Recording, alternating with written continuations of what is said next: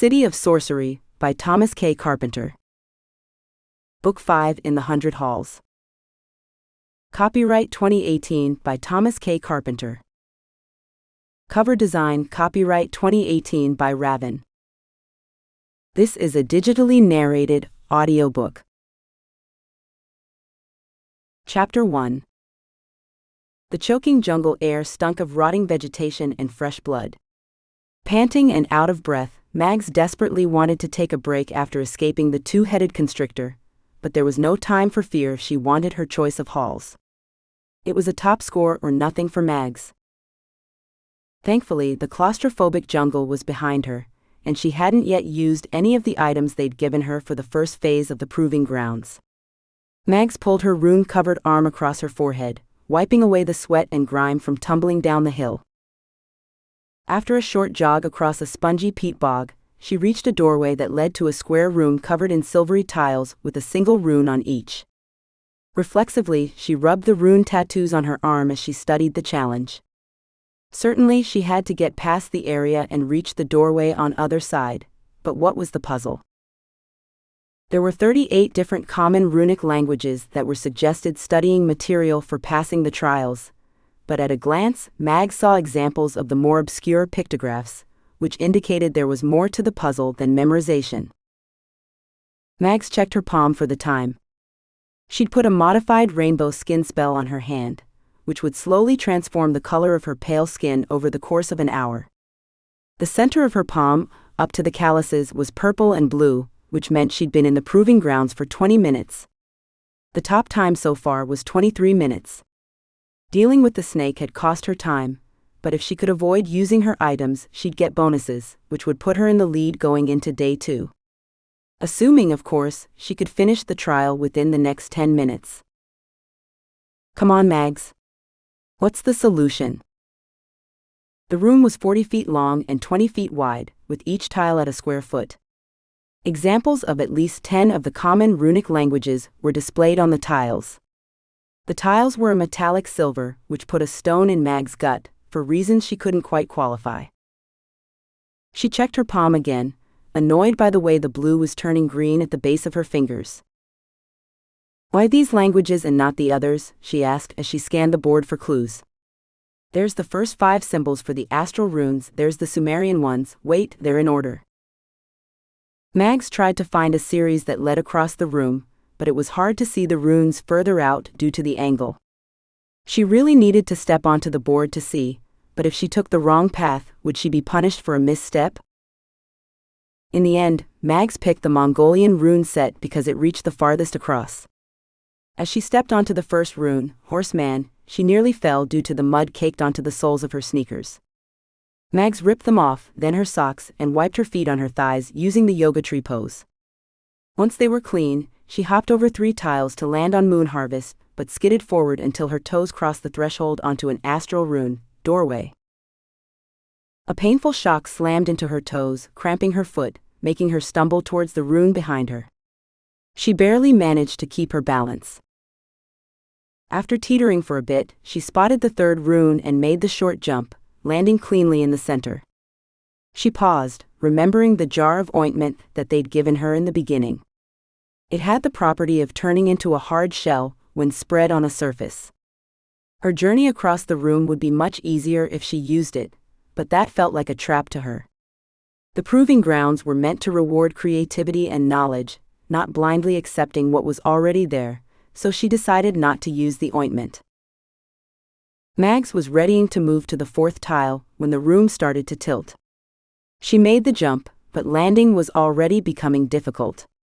With her arms wheeling for balance, she found the 5th arrow and made the jump successfully, trying to spot the 6th as she flew through the air. Landing, her feet lost traction for a moment, but she gripped with her toes and managed to hold on.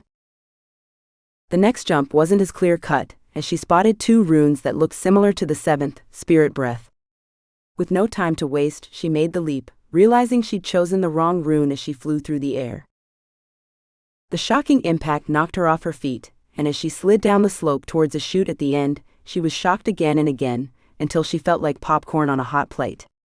Mags barely registered the slide through the metal chute, but eventually she was deposited on a little island surrounded by a massive chasm. Every muscle ached. It felt like she'd been hit by a wrench about 24 times across her body. Some of the shocks had hit hard enough to scorch her arms, creating a lingering burnt hair smell. Lying on her side, Mags punched the hard stone. Fuck. At 25 minutes, she had no chance to get a top score, and now she risked going into day 2 with a dangerously low score, and possibly not even finishing the course, which would knock her out of the trials. As she checked her surroundings, she realized it was even worse than she thought. The chute had left her near the beginning of the jungle. It was a decent jump across a gap to reach the edge, but doable with the rubber ball, which would give her extra spring if she swallowed it. Mags doubly cursed herself for not taking extra time at the puzzle. If she'd only found a way to scout the whole floor, she could have made her way across in rapid time, avoiding the extreme floor tilt. Her impatience had cost her. And now she had to go through the jungle again, a prospect that was less than inviting. She knew there were at least 3 other two-headed snakes in trees. She'd been lucky that she'd only had to battle one. She wouldn't be lucky a second time. The chasm behind her was at least 100 feet across, but it looked like it reached the area near the end of the proving grounds. The whole setup was U-shaped. It was possible to get caught back up if she could make the jump. Suddenly, the idea of finishing at the top was back on her mind. If I can get across, I won't be last. But when she looked over the edge, the vast emptiness was imposing. She couldn't see a bottom and didn't want to waste time dropping something. The island was only 10 feet across, not enough for much of a running start. Mags eyed the runes on her arms. She knew a way to suppress them, but it would be dangerous, and she didn't know if it would be enough to get her across. I've got to finish at the top. She stared at the tantalizing cliff edge across the gap. Fuck. Why am I even thinking about this? The blue-green on her palm was turning yellow. Time was running out. Mags moved towards the jungle on her little island, backing up until her heels hung over the edge. The spell to suppress the runes wouldn't last long. She wasn't even supposed to know about it, but it was hard for the doctors to hide it from her when she had to go back to the hospital for semi-annual checkups. For a moment she considered not using the rubber ball, but decided her impatience had cost her at the last obstacle. Better to make sure she crossed the gap than be filled with fatal regrets. The rubber ball tasted a little like vomit, which made swallowing it difficult, but once it was past her esophagus, it dissolved and she could breathe again. Mags gave the jungle one last longing look before suppressing her protective runes with a simple spell that was only 3 words and 2 gestures. Her body tingled with phase, indicating it had taken effect, and she felt buoyant but vulnerable. I hate snakes anyway, she said, before sprinting towards the far cliff, slamming her foot down to leap across at the last moment. She flew through the air and realized that she might not make it across. Mags cast the suppression spell a second time, which seemed to lift her higher in the air. She floated like a feather on a breeze. She hit the rocky soil on the other side, tumbling into a messy roll that left her dizzy when she came to a stop. It took a few moments to notice that she'd broken her left arm, a couple of fingers, and at least 3 ribs. The protective runes had snapped back into place around the time she'd hit, but not fast enough to keep her from injury. At least it wasn't my legs, she muttered as she climbed to her feet, grimacing as the broken ribs put a spear into her side. Mags found a path and followed it down a slope to a darkened archway. Getting past the final challenge was going to be extremely difficult with broken bones, and she didn't know any healing spells. She stepped through the threshold to be startled by a triumphant gong. She was back in the entry room. Exhausted and injured but elated, Mags limped into the main area, and as she did, her name went up near the top of the list at number 8. Margaret Dubois. There was brief scattered applause, but it died quickly. Mostly she received glares from those lowest on the board, who were further at risk of not making it past the trials due to her score. Mags was going to find a healer, when she noticed one of the fifth years working the far side of the room, handing out toiletry packets for the night in the dormitory. With her broken arm held against her side, Mags made her way over, blurting out as soon as she reached her, "Awesome Aurie." Aurelia Silverthorn was standing behind a table in her formal dark robes. Her shoulder-length black hair had been straightened, the bangs cut across the front. She looked different to Mags than she remembered, harder, wiser, as if Aurie had been tempered in hot flame. There was something that suggested danger, the same feeling Mags got when she saw a patron up close, but there was also kindness and warmth in her gaze. Aurie's mouth worked the air, but no sound came out. She glanced at the board, then back to Mags. "Elegant, Emily." Mags limped away from the table, feeling something akin to a sunbeam trying to burst out of her chest. Aurie joined her. "I'm not supposed to go by that anymore. Margaret's my middle name, and Dubois is my mother's maiden name, but you can call me Mags." Being near Aurie was making Mag's face tingle. Her feet felt like she was floating inches off the floor, so she checked to make sure her runes were still intact. "Wow, you're so tall now, but I guess that happens," said Aurie, laughing.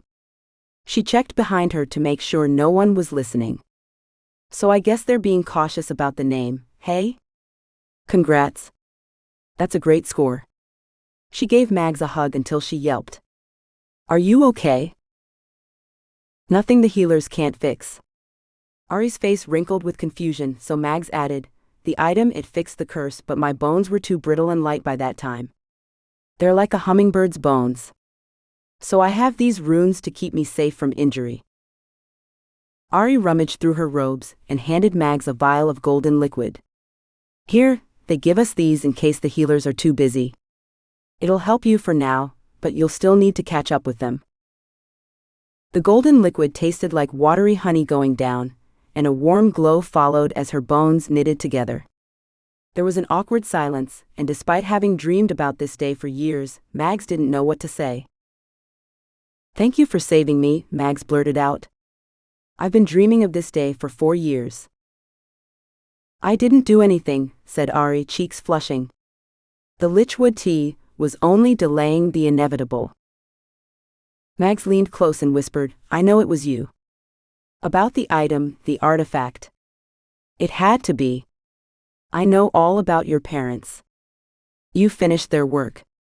I wasn't supposed to know what it was, but I figured it out later." "Don't tell anyone," said Aurie quietly. "I wouldn't dare. You gave me back my life. I owe you everything." Aurie frowned. "You owe me nothing." "But I do. That's why I have to get into Arcanium. I want to make you proud, be the wind dancer you said that I'd be." "It's all I've ever wanted," said Mags, not knowing what to do with her hands.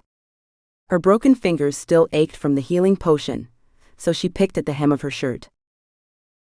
"Magic. The halls. It's all very dangerous," said Aurie with the look of a worried mother. "As they say, there are no B students in the halls, only dead ones."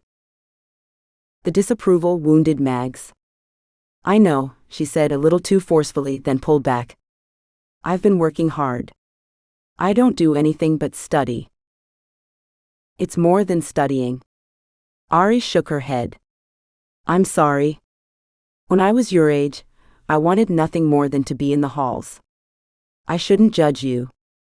I guess I get protective of people I care about." It was Mag's turn to get red-faced. When she'd been stuck in the children's wing at Golden Willow, Aurie had been the only thing that had given her hope.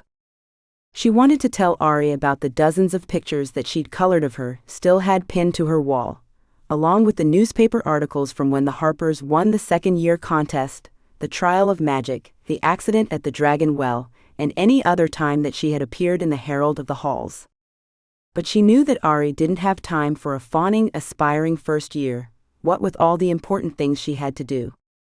Aurie hadn't even graduated, and she was more famous than alumni that had been out for a decade, or at least she was more famous to Mags. "What are you going to study for your 5th-year project?" asked Mags. Aurie took a deep breath and kneaded her hands together. There was a weight on her shoulders, an unresolved tension that was keeping her wound up like a spring. I haven't totally decided yet. For a while I thought about following in my father's footsteps, Arcanium style, but I can't help thinking about other items out there, things that can help people like you. You could be a great discoverer, like that one guy who had a TV show, said Mags breathlessly. I'm not interested in fame. I've had enough of that, said Aurie.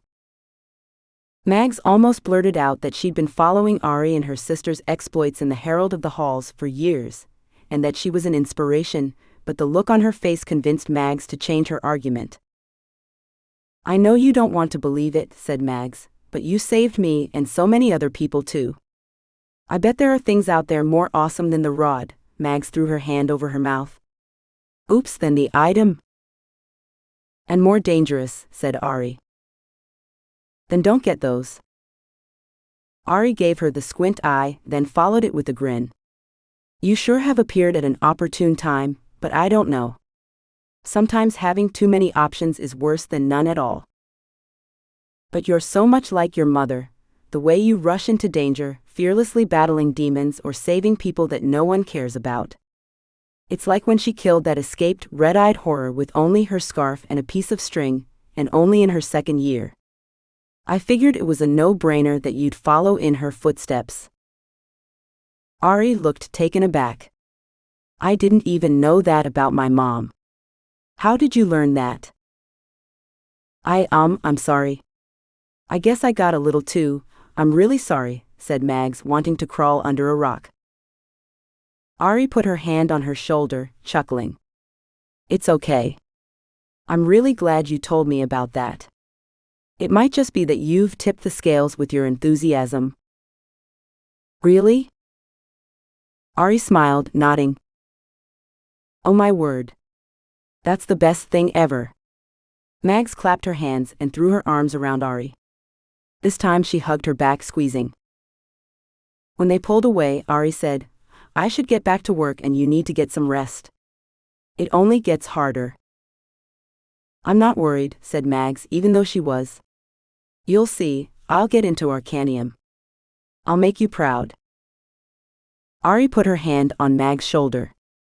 I'm already proud. She patted it, before gently pushing her towards the healer tent on the other side of the auditorium. Go get healed. Get some rest. I'll see you when you're finished. Thank you again for everything.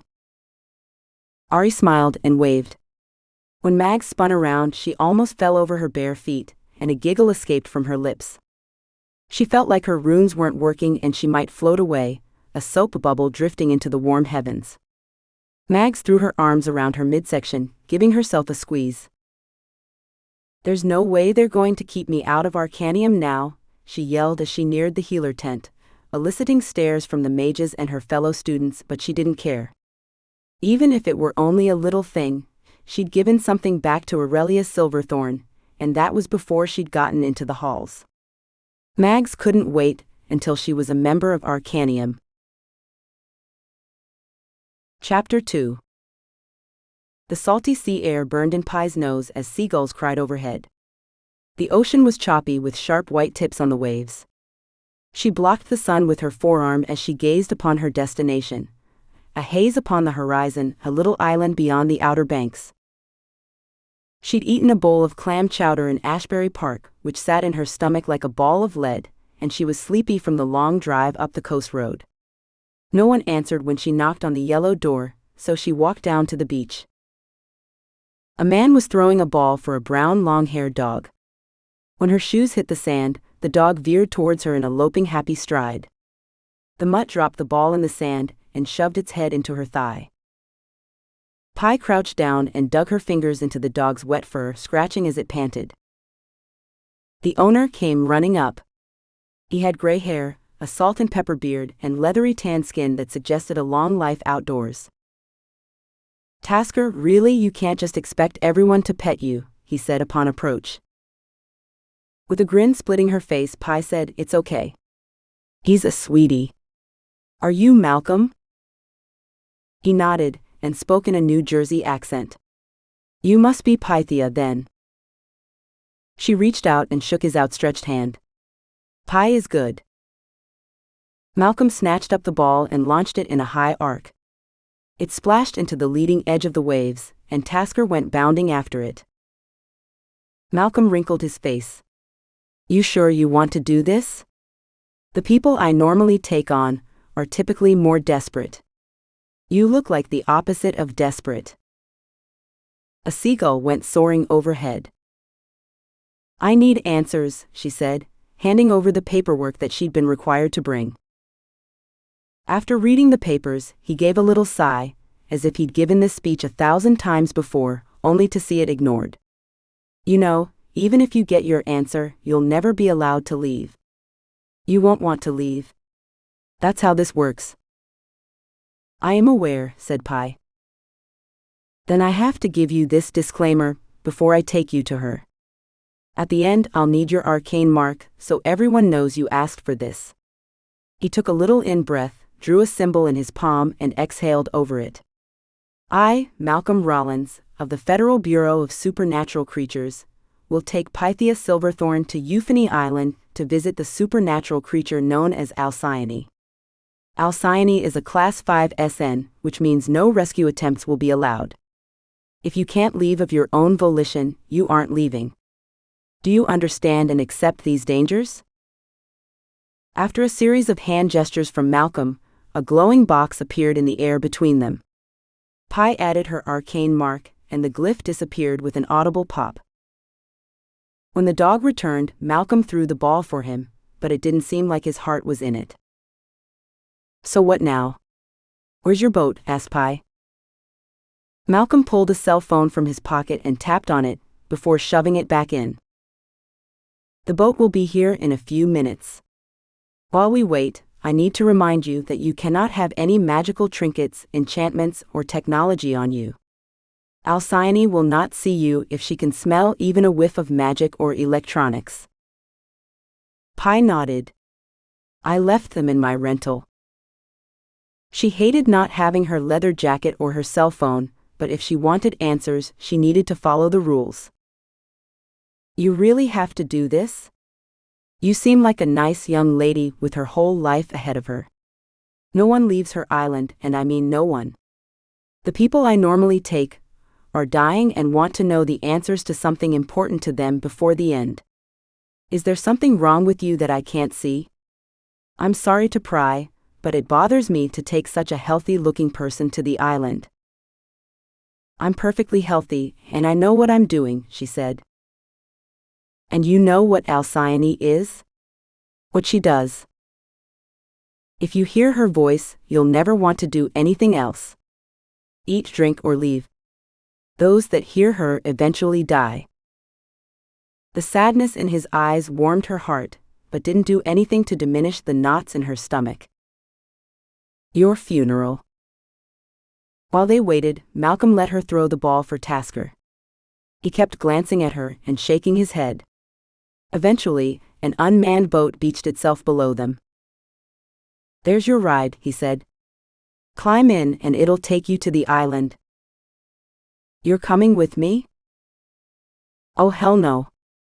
Thank God for technology. I have an app that controls the boat.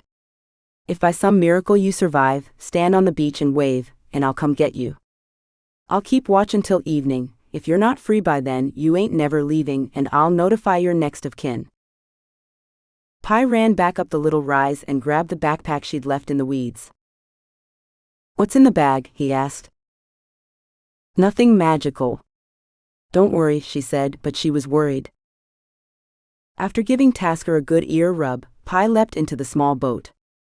The little motor revved into life, dragging the craft back into the waves, before turning and heading towards Euphony Island. As the boat hopped through the choppy waves, Pi unzippered her backpack. Might as well get this over with. She pulled out a pistol attached to a cup. The gun was a theater prop filled with blanks.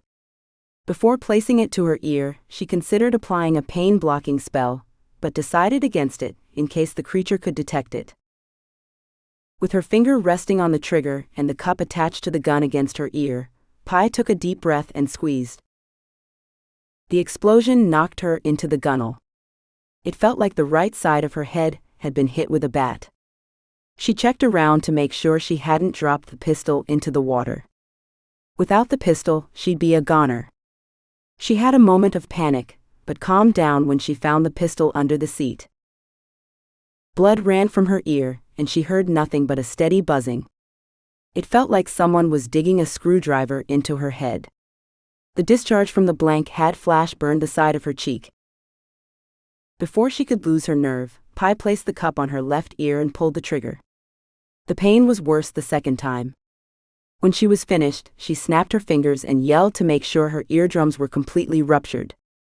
She didn't hear anything but buzzing. Pi tossed the gun over the side, so Alcyone didn't get the wrong idea. It disappeared into the waves. Then she cleaned the blood from the sides of her head. There was nothing she could do about the migraine pounding the backs of her eyes. She wished she'd brought a pair of sunglasses. The sun hadn't bothered her before, but now that her head was throbbing, each glint of light on the waves was a dagger to her brain. When the boat hit the rocky beach, Pi threw the backpack over her shoulder and leapt out, soaking her sneakers in the foamy wash. She paused as she made sure she still couldn't hear, and in that moment of reflection, she realized the beach wasn't as rocky as she first thought. Scattered bones covered the gray-black sand. A few feet away, a silvery blue fish was trying to wriggle its way up the beach, side heaving as it slowly died. From her vantage, Pi saw other fish, turtles, and sea creatures making their way towards the center of the island. She worried that bursting her eardrums might not be enough to protect against Alcyone's voice. Pi made her way towards the center, stepping over the many bones. The further she went inland, the harder it was to avoid crunching the sun-bleached carcasses. "They're just sticks," she mumbled to herself as she wobbled up the slope. Pi was woozy and sick. The explosions had damaged more than her eardrums. A copse of beech trees formed a ring at the center of the island. Pi was surprised that the beech trees could survive in sandy soil, until she remembered the dead animals providing nutrients. Further in, a general rotting smell assaulted her nose. She wished it had been her olfactory senses blown out, rather than her hearing. Combined with the motion sickness from damaging her eardrums, Pi felt ill and had to keep swallowing back bile. An upthrust of rock lay at the center of the beech trees, which contained many dead seagulls in their boughs. Near where she stopped, a half-rotting sea turtle with one flipper chewed off remained. Other bones and carcasses in various states of decay were littered around the area, but none were in the water, which was curious. At least 3 sets of bones were human-shaped. One had a head of hair on the skull. A darkened cave peered from the stone, and as soon as she saw it, a chill went down her spine. She knew she was being watched. "Alcyone," shouted Pi, "I bring a gift in trade for your wisdom." It was strange to speak and not hear oneself. There was a vibration in her head that let her know she was talking out loud, but she had no idea if she was shouting or whispering. A shape moved from the darkness of the cave. When Pi saw her, she steeled herself from recoiling, lest she offend. Alcyone had long, stringy hair that clung to her naked, emaciated body. Her breasts were nothing more than bumps on her chest, and her ribs and shoulder blades protruded from her skin. Nails longer than her fingers, caked with dried blood, hung at her side. Alcyone approached within 20 feet, looking warily at Pi. When the creature spoke, Pi heard nothing, but her eyes followed Alcyone's lips, revealing her words. Weeks ago, Pi had ingested 3 books about lip reading. "You're different than the rest," said Alcyone, leaning on one leg. "I need an answer," said Pi, shifting the backpack to the front. Alcyone surged forward, pointed her claws at Pi and said, "Stop or I'll cut your throat." Pi froze. "I brought a gift." "Your life is my gift," said Alcyone. "Not today." Alcyone sniffed, then her face screwed up in anger. "Where is the enchantment that hides your hearing? How are you deceiving me?" "That doesn't matter," said Pi. "What matters is that I've come to your island without magic or technology, and brought you a gift in exchange for your wisdom." Alcyone spat on the rocks. Fuck your gift. Fuck your wisdom. I want your blood. I want your flesh. Every ounce of Pi wanted to call up Phase and do battle with Alcyone, but she knew that's what the creature wanted, for Pi to break the agreement. If she let even a thimbleful of Phase into her mind, Alcyone would attack, and Pi wasn't sure about her chances of surviving. A Class 5 SN on its turf was about as dangerous as it got. The Sphinx she'd tangled with a few years ago was only a Class 3, and she'd had Ashley with her to escape it. Before the creature could take another step closer, Pi pulled the gift from her backpack and threw it across the distance to land at Alcyone's feet. Alcyone crouched down and scooped up the glittering headband with both hands. The diamond-encrusted tiara cost around $8,000, but if it got her the answer she sought, then it was worth it.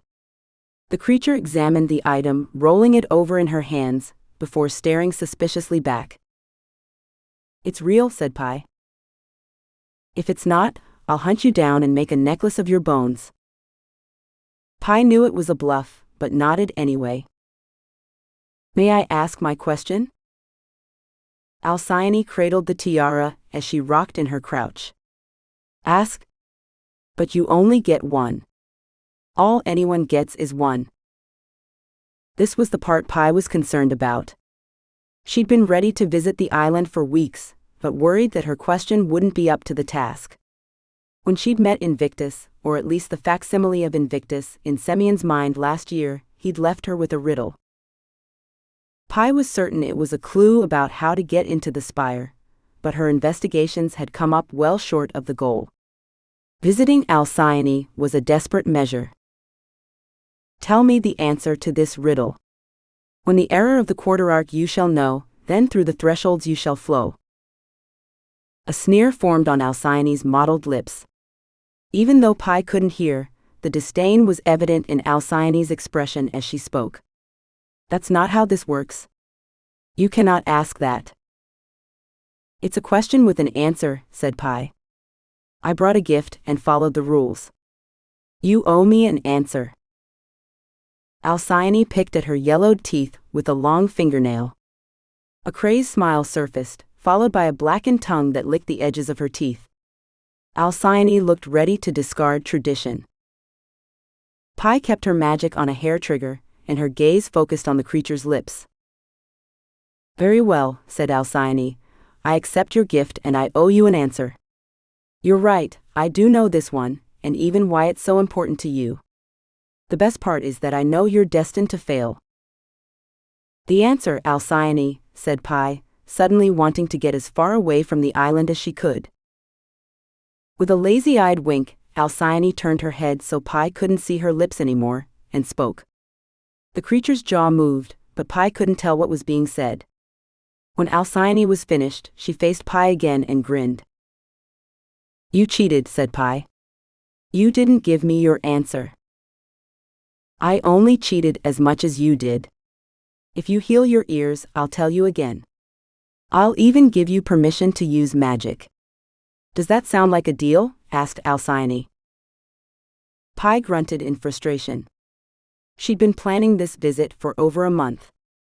She was sorely tempted to do as Alcyone suggested, and heal the damage to her eardrums, but that would make her susceptible to the voice. "Fuck," said Pi under her breath. "It pains you to be thwarted from your goal," said Alcyone. "Your goal was to drink my blood." Alcyone gave a half shrug. Girls got to have something to pass the time. Especially looking like this. "I should take back the tiara." Alcyone pushed it onto her bony head. The glittering tiara looked odd on the corpse-like body. "Try it." "Can we trade something else?" "I need that information," said Pi. "My terms are clear." "It's not my fault you didn't think it through," said Alcyone. After a moment of consideration, Pi said, "I'll do it." Alcyone's lazy eye fluttered. "No tricks. The spell can only heal your hearing, nothing else." "Agreed," said Pi, wondering if she was insane for agreeing. I will only tell you the answer if you can hear me. No lip reading, no recording, nothing but hearing, said Alcyone. Pi nodded. I'll be here when you're ready, said Alcyone, crossing her bony arms. Pi concentrated her spell on her right ear. It wouldn't matter if she could hear out of both. The spell was straight out of the Golden Willow Hospital manual. While eardrum rupture was rare, it occurred enough that the doctors kept the spell at the ready. Thankfully, it didn't require material components. The hard part was enunciating the spell without being able to hear, especially with the lexology modifications. The phase tickled her ear on the way in as it healed the rip in the tiny organ, and then sound rushed in like an ocean. Despite her deafness lasting less than an hour, it felt like she was hearing for the first time in years. Pi crumpled to her knees. Damn, that hurts, she said, cringing at the volume. Okay, I'm ready to hear the answer. Alcyone licked her lips. The answer is that it's a light shining your way into the spire, the path to taking control of the 100 halls, to replace the wizard known as Invictus. Yes, I know that, said Pi, and halfway through speaking the seduction of Alcyone's voice took hold. It was like hearing the greatest pop song of all time on repeat, without getting sick of it. Pi managed to get one more phrase out before her thoughts were sundered by the enchantment. You promised an answer that's not an answer. It's the answer you need and the one you paid for, said Alcyone. Now sit back and rest because I'm not going to wait for you to die. I'm going to slit your throat right now and taste your hot blood rushing into my mouth. The words bounced around in Pi's mind, and somewhere deep inside she knew this was bad, but the rest of her didn't care. It was worth her life to hear Alcyone speak. Pi vibrated with a pleasure that would have slayed a bus full of heroin addicts. Alcyone approached. Disgusting, hag-like Alcyone, who had the voice of a billion angels. Pi watched in rapture, trembling as if the universe had an orgasm, and she was its conduit. Whatever reasons she'd had for coming to visit Alcyone were lost to the voice. When Alcyone put a bony hand on Pi's shoulder, the fingernails scratching her shoulder blade, she leaned in for the embrace. In that moment, as Alcyone leaned down to tear Pi's throat out with her yellowed teeth, the world returned to its previous thump-thump-deaf state. The spell that Pi had put on her eardrum wore off, and the rip, carefully knitted with phase, sundered again. Without Alcyone's voice keeping her enthralled, Pi was horrified by the creature's touch.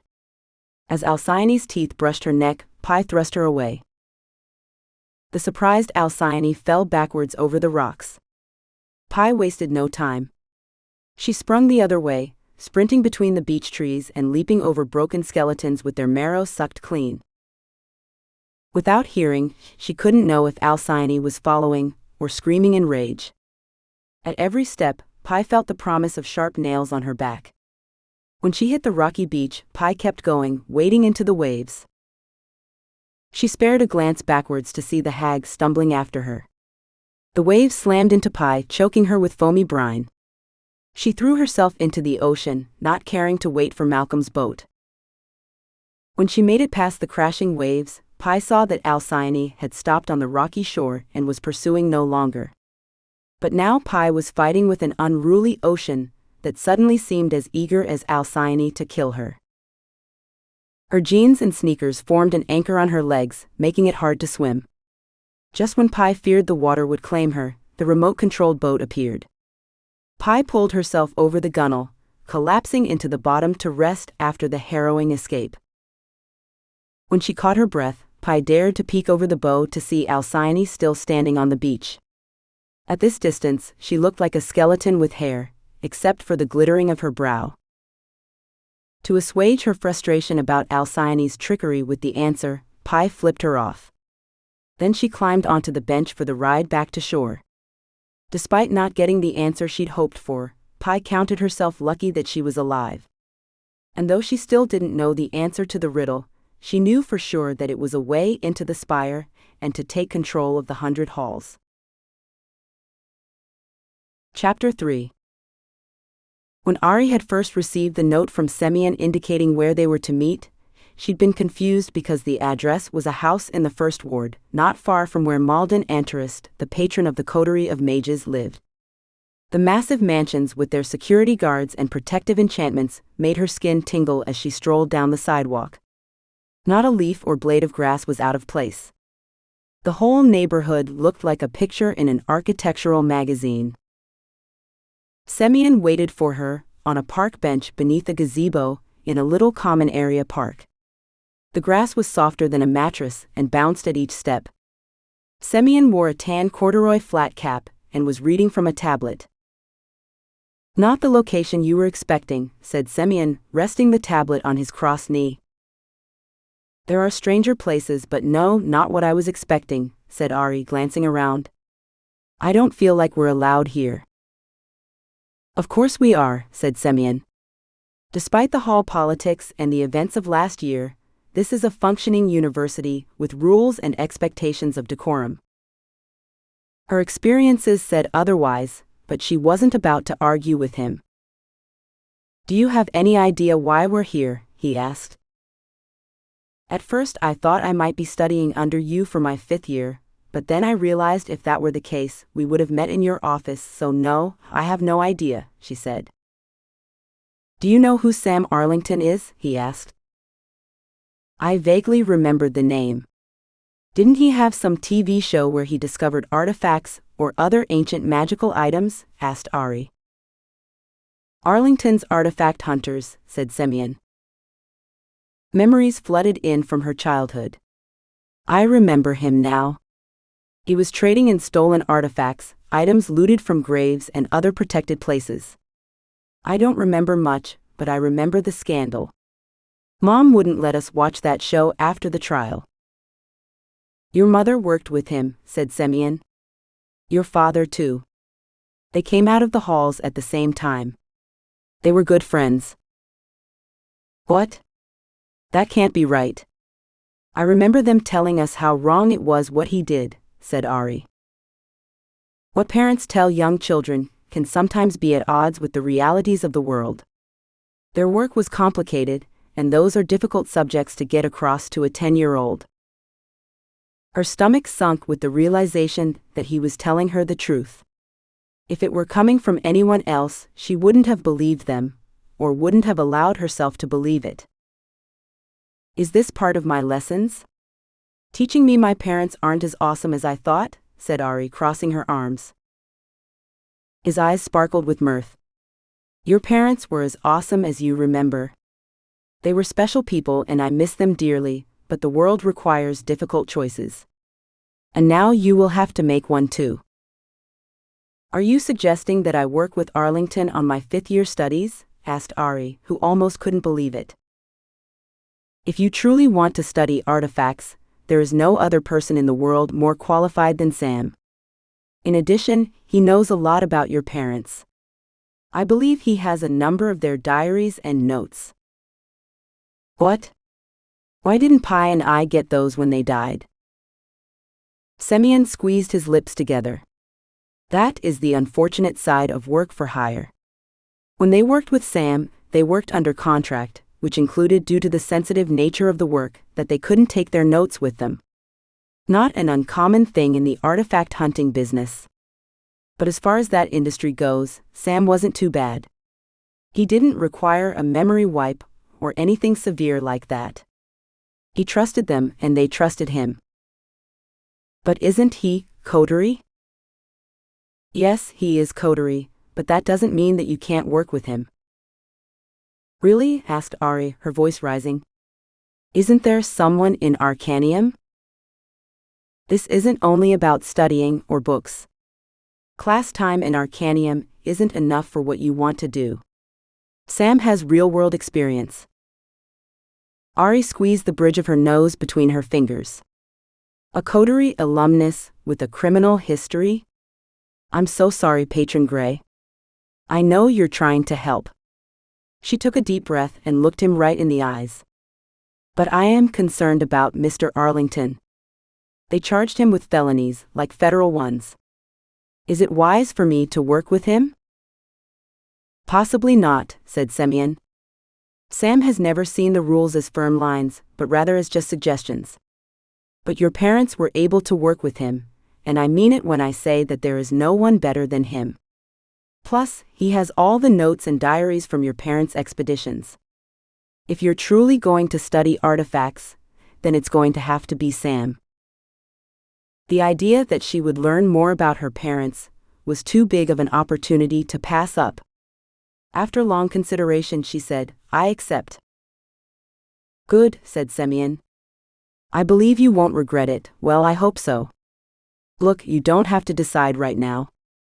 Meet him and then make your choice." His sudden hedging made her stomach tumble. "Am I supposed to meet him here?" asked Aurie. Semyon nodded towards the end of the street. "See that house with the wrought iron fence with the pyramids on it? He's waiting for you there." "You're not coming?" asked Aurie. "It's best if I'm not seen entering his house." He tapped his flat cap. "I have some obfuscating enchantments, keeping our little conversation private." "What about me?" "There's nothing we can do about that," said Semyon, "but given your parents' history, it won't be a surprise if you're seen with him. And remember, after graduation, the various halls work together more often than you'd think. You've been here during a very difficult time." He stood up, tipped his cap, and winked before he walked in the other direction. She assumed he'd be taking the garden network back to Arcanium. The wrought iron gate to Arlington's mansion swung open when she approached. By the time she reached the door, her heart was in her chest. An older gentleman with a bushy beard, dusty blonde hair, and crystalline blue eyes greeted her. Before he'd gotten arrested for trafficking stolen artifacts, they'd called him the real Indiana Jones, and his fashion choices hadn't changed much since then. He looked ready to join an archaeological dig at a moment's notice. "Aurelia," he said in a warm tone as he shook her hand. "Come in, I'm so glad you've agreed to work with me." He was handsome enough that standing in his gaze put a flutter in her chest. "Thank you, Mr. Arlington. I appreciate the opportunity, though I haven't agreed yet." "Fair enough, and please call me Sam. I was a great admirer of your parents. Their passing was tragic, and it still grieves me. I cannot imagine how difficult it was for you and your sister." He led her into a great room with a fireplace large enough that one could walk into it without ducking. Scattered around the room were glass cases containing objects she assumed were artifacts. The nearest one had a stone knife with a wicker wrapping around the handle. As she passed it, Aurie had a vision of a wicker altar in the forest with blood splattered across it. She reflexively put a hand to her chest when it felt like the stone knife was getting shoved between her ribs. "You felt that, didn't you?" "It's awful, but thankfully it only happens the first time," said Sam excitedly. "That's a prime example of an imbued artifact, one that started out with a minor enchantment, but through extended use and being continually soaked in phase became more powerful." "What does it do?" she asked with revulsion. "Nothing good," he said. "After centuries of sacrifices, its purpose became to perpetuate its use. An artifact like that was once thought of as sentient, but now we know better." "Is it dangerous to have around?" she asked, keeping a healthy distance between her and the stone knife. The wicker knife, as it's known, was able to continue the ritual sacrifices because of the superstitions of the time. Knowledge shields us from its effects, another reason to collect and protect the artifacts of the world. In the wrong hands, they can be dangerous. "What if you're the wrong hands?" she asked. He didn't flinch from her question. Rather, he smiled and held his hands up. "A fair point. I do have a history, but I promise you my crimes had more to do with a failure to fill out the proper paperwork than stabbing people in the heart to harvest their blood." She was about to make a pithy comment when she noticed a picture with her parents in it. They were standing in excavated ruins, along with two other people. Her mother, Nahid, wore a flowery headscarf, and her father only had on his cargo pants. The sun had brought out the freckles on his shoulders. They were young and full of life, with grins of absolute joy on their lips. Between them they held a dusty sword, looking recently rescued from the earth. She was so enamored with the picture of her parents, she didn't realize who the identities of the other two people were, until she examined them closer. That's you and Bannon Creed. What are my parents doing with him? Sam appeared by her side. Bannon financed the expedition. She traced her fingers across her parents' pictures. They look so young. That was their first big find. Do you know what sword that is? That's the fabled Excalibur, he said, excitement buoying his voice. Excalibur is real? He flicked the glass over the photograph. The legend over-exaggerates its usefulness. It was magically sharp and shone with light upon command, which in that time was a pretty good trick. Probably scared the shit out of its wielder's enemies. And now Bannon Creed owns it, said Aurie. Yep. That was the first and last expedition he funded, because he learned the hard truth about most artifacts, that they're crap compared to the magics we can make today. But not all, she said, thinking of the Rod of Dominion and the Engine of Temporal Manipulation. Spoken wisely, he said. But how did they come to work with Bannon Creed? He scratched his beard. When you're a poor archaeologist right out of the halls, you take the work where you can get it, even if it means you work with a shit stain like Creed. You don't like him? Asked Aurie. I think he's a human dumpster fire.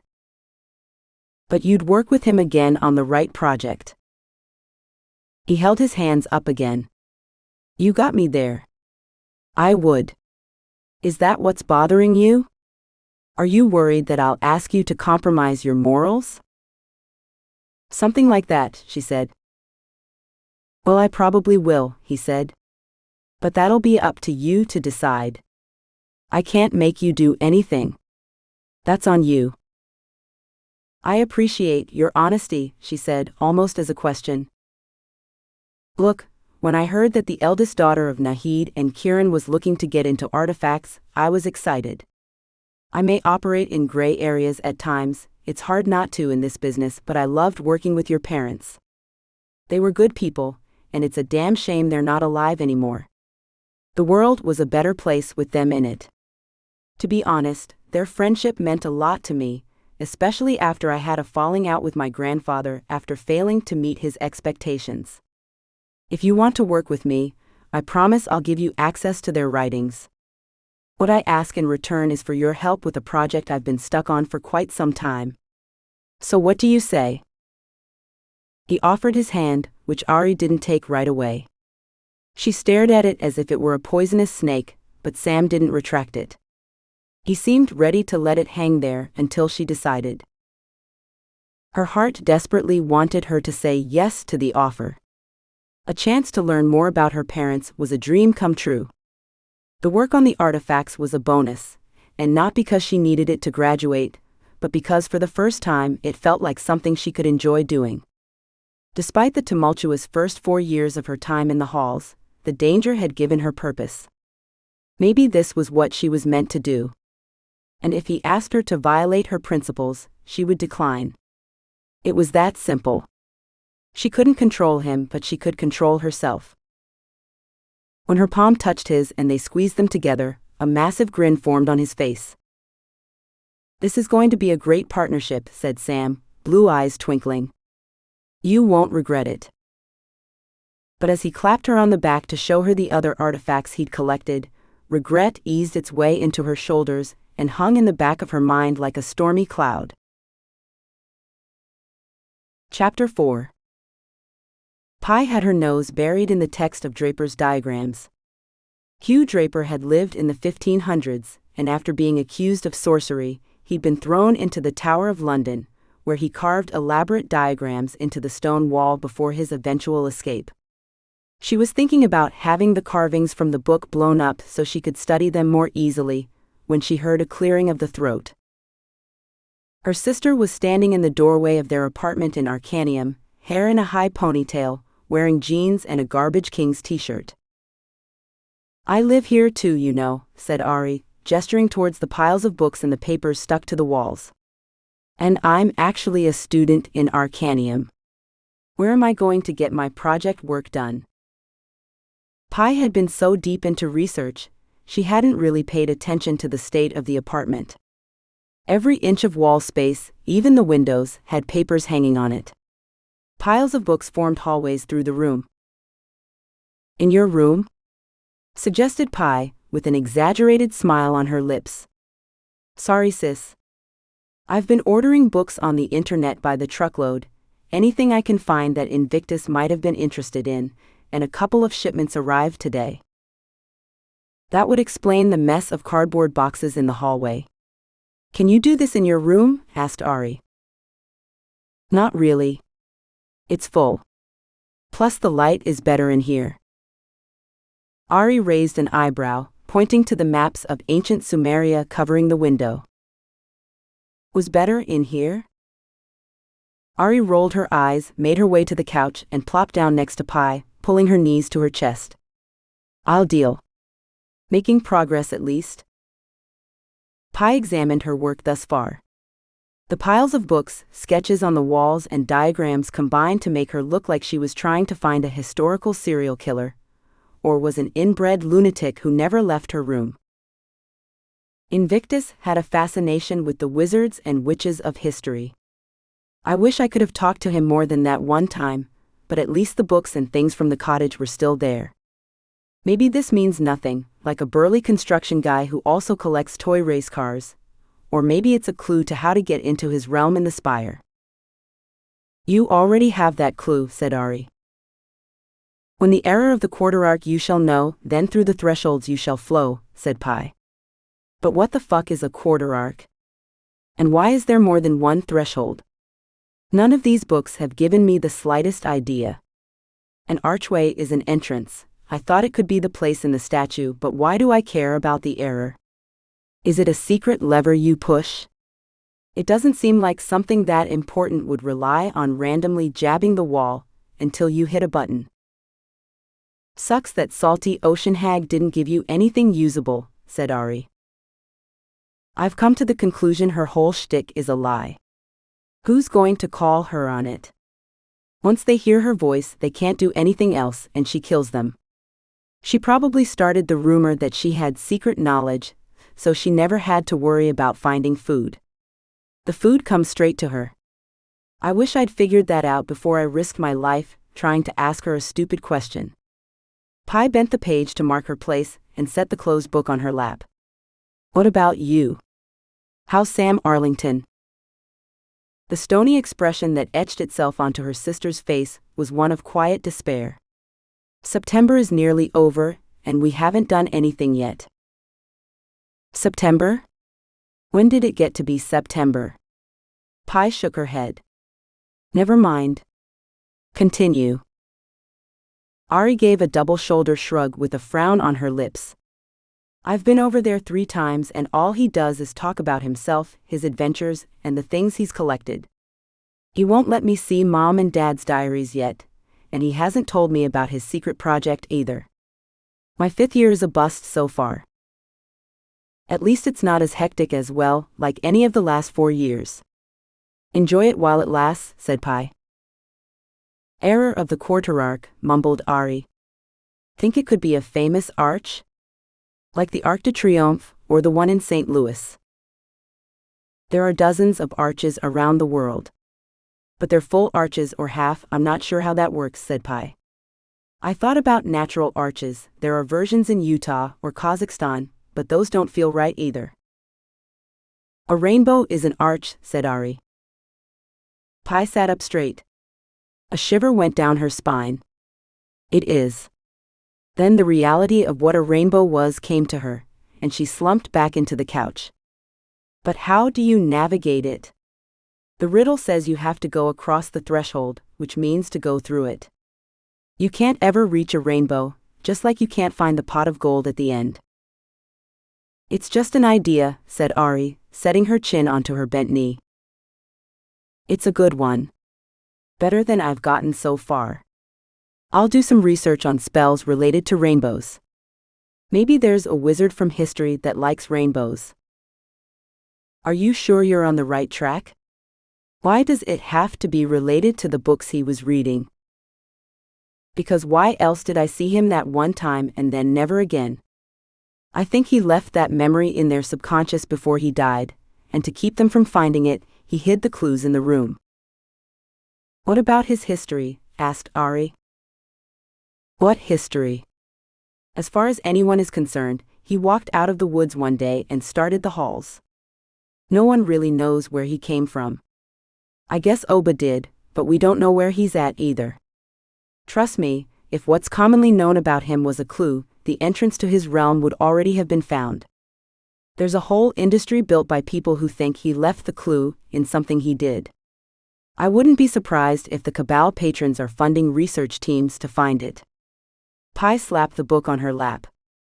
That cottage was important, I know it. I just need to figure out why. Chapter 5.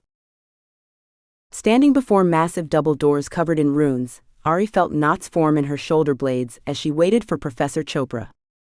He'd asked her to meet him beneath the Tower of Letters at the eightfold door for her lessons. Sam Arlington was her mentor for the fifth-year project, but that didn't mean she didn't have classwork. Aurie wasn't clear on what Professor Chopra was going to teach, but the runes on the door told her that a kill room lay behind, a place designed to protect those outside of it from adverse magical effects escaping. Which meant that whatever she and the professor were going to be doing was highly dangerous. A rattle of keys announced the professor's arrival. He held an iron ring with one big key. "Good morning, Miss Aurelia. Are we ready to get started?" he asked, as he tried 3 times to get the key into the lock. "Born ready," she said. He gave a nervous laugh. "Morning jitters, I suppose. Haven't had enough coffee." Or too much, Aurie thought. When the tumblers clicked into place, Professor Chopra yanked the doors open and stepped inside with his arms wide in a victory stance. The sleeves of his formal robes fell around his arms. Ta-da! The professor nearly tripped over himself as he spun around. She could see by his expression he'd been planning this moment to be special, but he looked more like an overexuberant teenager on his first date than an experienced professor. While his entrance wasn't impressive, the room was. Aurie let out a soft whistle of appreciation. The room had good bones. Rather than steel girders or concrete pillars, real stone arches buttressed the high ceilings, suggesting the room had been constructed in the previous centuries when the hall was newer. The floor had scars where acid or other corrosive liquids had been spilled. The holes had been patched, but the marks remained. The air was musty from being closed up for a long time, even though the professor had been in the room already. There were a couple of plastic folding tables set against the wall, with newer instruments sitting atop. In the back of the room, a glass water tank taller than Aurie sloshed with the implication that something was swimming through it, although there was nothing visible in the water. She wanted to move closer to investigate, but Professor Chopra looked eager to speak. "Big room for the 2 of us," she said. Plenty of room, plenty of room. I bet this is nice having space to do work. Perks of surviving to 5th year. Perks, yeah, that's what those are," she said, rolling her eyes while facing away from him. "So what are we doing in here?" He clapped his hands together, eyes casting about the room, before he hurried to the plastic folding table to retrieve a thick tome with yellowed paper and worn edges. He hugged the book to his chest. "We're going to make a magical trinket," he said, eyes wide. "I heard your focus study was on artifacts, so I thought we'd tackle something smaller." "You're the professor." He nodded enthusiastically. "I have a text that explains how. It's a little old, but it's hard to get the patent rights on modern trinkets.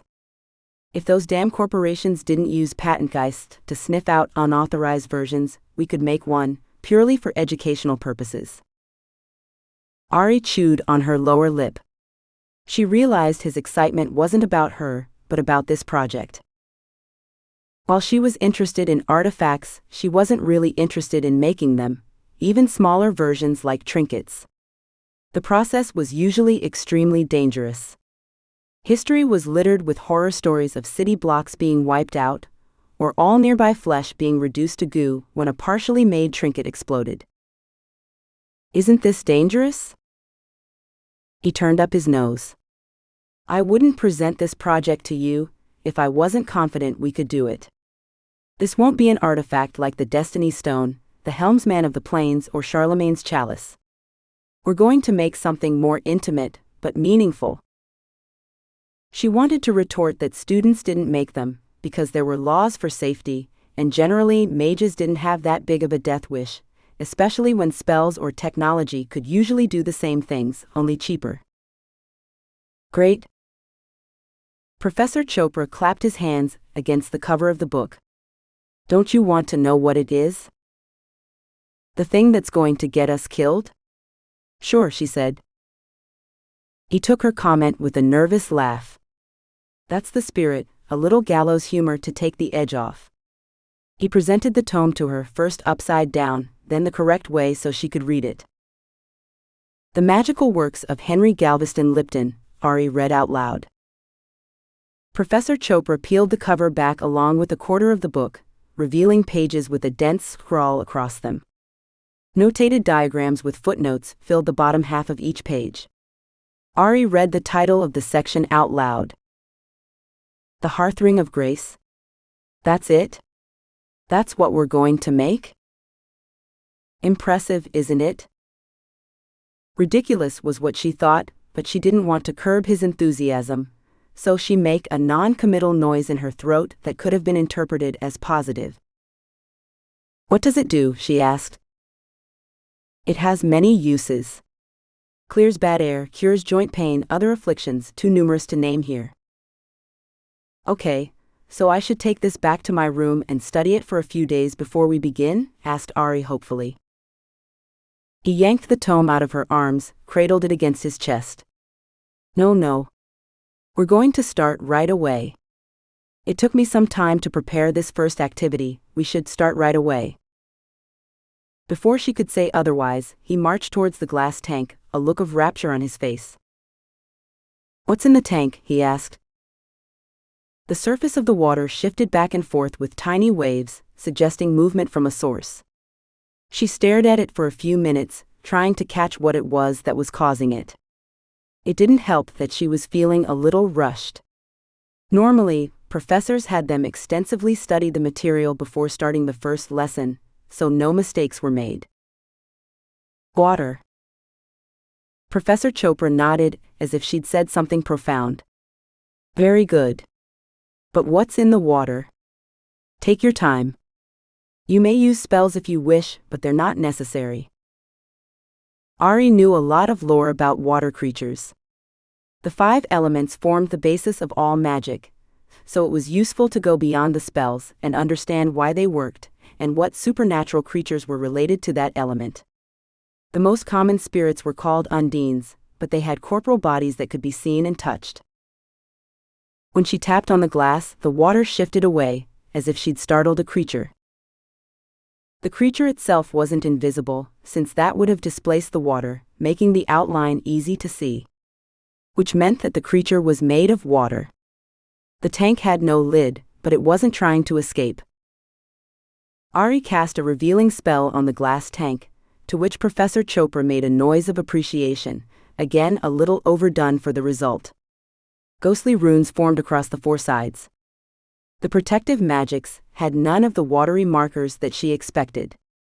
Some suggested demonology, while she'd seen others on air pollution controls. This isn't a water creature, she said. Good, he replied. But what is it? Why would the professor put it in water, if it wasn't a water elemental? Unless the water itself was a layer of protection. Did it absorb water? Acting on a hunch, Aurie turned her head so the tank was at the edge of her vision. Then she unfocused her eyes and thought about prime numbers. 2, 3, 5, 7, 11, 13, 17, 19, 23, 29, 31, 37, 41.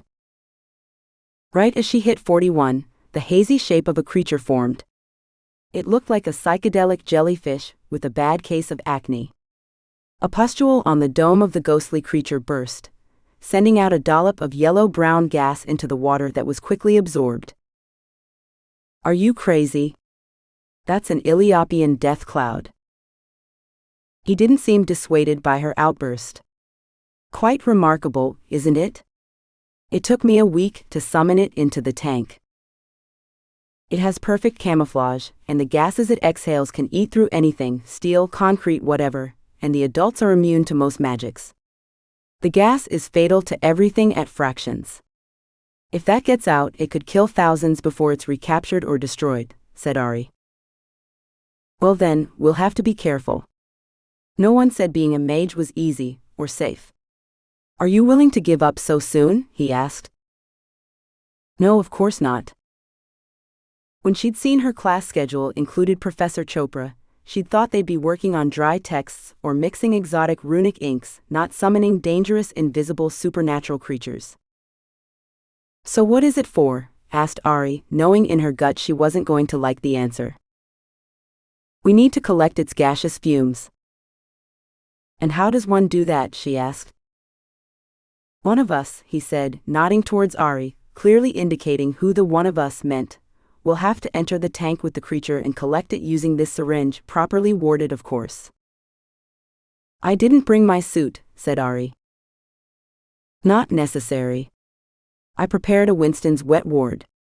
You'll feel as dry as a desert in there. And how do I go about collecting the gas from the death cloud? You know, without it murdering me, she asked. Well, the theory is that the female death cloud, while submerged in water, is completely docile. Theory? You mean this hasn't been tested? She asked. The initial summoning worked as advertised, and I've seen no attempts by the creature to escape or even test the protective runes, said Professor Chopra without a hint of concern. So I believe the next phase will work fine. How do you know it's female? The females have the bright colorings, while the males are gunmetal gray. Are you afraid of going into the tank? He asked. She wanted to blurt out that of course she was afraid. The thought of entering a cage with a dangerous creature gave her the cold sweats. It was thought that the plane the death cloud came from had been thoroughly wiped clean by their deadly gases until there was nothing left. Aurie looked at the tank, the tables of materials, and the eager look on the professor's face. He'd gone through a lot of trouble to set this up. Risked his own life when he summoned the death cloud into the tank in the first place. Are you sure it's a female? She asked. Positive. A male would be throwing itself against the glass, trying to break out. I wouldn't be standing here if it were a male. That's what took so long with the summoning, making sure I got the right half of the species. A male would turn the water into hydrochloric acid within minutes. Why do they act so differently in water? Professor Chopra shrugged away her comment. Nobody knows. But we're not here to study death cloud behavior, we're here to take samples. Are you good? I'll be good, she said, eyeing the stairs leading into the tank with trepidation. I need to psych myself up before going in. Professor Chopra taught her the spells she would need for the gas extraction. The first would allow her to breathe and speak underwater for a few minutes. The next would help her see the death cloud, but she couldn't cast it until she was in the water due to the runes on the tank, and the final would stun it so she could plunge the enchanted syringe into a pustule. Then once she'd climbed out, the gas would be placed into a holding field. Professor Chopra had already constructed one, and left it on one of the plastic tables. Aurie climbed up the stairs and stared into the water.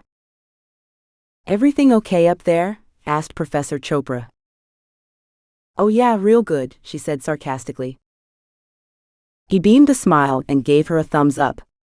Whenever you're ready. The moment the water-breathing spell took hold, she felt a little dizzy. She could still breathe regular air, but it felt like she was at a high altitude. The body had a difficult time conforming to both. The water was colder than she expected, like slipping into a mountain stream. She dangled her left leg in the water for a few seconds to make sure the death cloud wasn't going to attack. When nothing happened, Aurie slipped a little further into the water, pausing occasionally, until she was ready to submerge her face. The cold water going over her eyelashes tickled. The water was clear. The hazy form of Professor Chopra standing outside the rune tank was comforting. She relaxed a little, realizing that the professor's preparations were working. She'd entered a water tank with a female Ethiopian death cloud, and was still alive to talk about it. Maybe he'd gotten a bad rap over the years, and the stories had been exaggerated because he was a bit of a stick in the mud. "All right, let's get this over with," she said into the water, partially because she was as nervous as a fly in a glue factory, and partially to test her voice in the water before she started the next spell. As the phase flowed from her lips and into the water, the outline of the death cloud came into view. Her earlier impression of a jellyfish with acne remained, except it pulsed menacingly, like a warning light. Thread-thin tentacles with tiny fibers across their length waved beneath the bulbous body. In its own way, the death cloud was beautiful, even when that beauty came with a side of global extinction. Professor Chopra tapped on the glass to get her moving. She'd been hovering along the back side, getting her nerve up for the final part. She would have to act quickly once she stunned the death cloud. Aurie crossed the distance between the glass wall and the creature. The syringe was stuck into her pocket with a protective lid on the needle. As she started the spell, the death cloud floated away from her as if it knew what she was about to do. When the stunning spell hit the creature, it stopped pulsing. It was as if she'd stopped a beating heart. Edging near, Aurie readied the syringe. There was a ripe pustule on the shimmering blue-green dome that she wanted to harvest. As she reached out, the death cloud shuddered as if it were waking up. Aurie pulled back until she realized it was an involuntary reaction. The creature wasn't moving, and the hairy thread-like tentacles hung limply beneath. Careful not to brush against the death cloud, Aurie jabbed the needle into the pustule and quickly pulled back the plunger until the barrel filled with a yellow gas. The death cloud twitched a few times, but otherwise made no motions towards her. It wasn't until she was putting the cap back onto the needle that she realized something was wrong. She'd been so focused on the death cloud, she hadn't noticed the coin-sized droplets falling into the water from beneath the dome. Before she knew it, there were 20 or 30 of these little balls in the water that she quickly realized were baby death clouds. And to her dismay, at least 50% of them were gunmetal gray. As Aurie swam backwards away from the death cloud, the little males surged towards her. Professor Chopra banged on the glass, his voice muffled by the water, but she could sense his intent by the sharpness, indicating she needed to get the hell out. Before she could escape, the tiny males had her trapped in the corner. They looked like tiny bubbles being yanked along by invisible strings. The water around each one was turning yellowish-brown. Aurie had a terrible realization why the females were docile in the water. It was because they gave birth in the water, and when she'd stunned the mother, it had released its children. Learning this was little solace to the fact that she was about to die once the baby death clouds brushed her skin, or when the water finished turning to deadly acid. Already her face tingled, a slow burning that erupted across her exposed eyes and lips. Trapped in the corner, Aurie sent a few waves at the baby death clouds, creating currents to pull them away from her, but she couldn't hit them all, and they kept coming back. Even if she could keep them away, the water was turning poisonous and she didn't have long to live. Aurie had no idea what Professor Chopra was doing outside the cage, but she did the only thing she could think of to escape certain death: she broke the glass. The tank exploded, sending a flood of broken glass and polluted water across the concrete floor. She tumbled onto her side, rolling away, hoping she wouldn't impale herself on the glass, trying to get away from the baby death clouds. The mother lay like a technicolor lump on the ground where the tank once stood. She was more of a psychedelic ooze than floating sphere of annihilation, but the gooey skin was twitching with the implication that she was waking. The babies were slowly rising into the air, a tiny armada of death. Hoping that fire would provide a thorough cleansing of the poisonous gas, Aurie produced a wildfire of flame. The closest babies popped like bubbles. Some escaped her wrath as they'd been scattered wildly about the room. To her left, she spied the unconscious form of Professor Chopra, lying like a rag doll beneath the plastic tables. A trio of baby death clouds hovered near his body. Aurie roasted them out of the air, and though it felt like using a flamethrower on a mosquito, it got the job done. But not all the babies were coming after them. Some of the females were burrowing upward through the concrete ceiling, using their corrosive gases to eat away the stone. If even one baby death cloud got away, there could be dire consequences. Like an exterminator going after termites, Aurie cleansed the stone with flame, ignoring the backblow that singed her hair and roasted her exposed skin, deciding that a few third-degree burns were worth not dying from deadly gases. She blackened the stone and her fingernails as she sent geysers in all directions.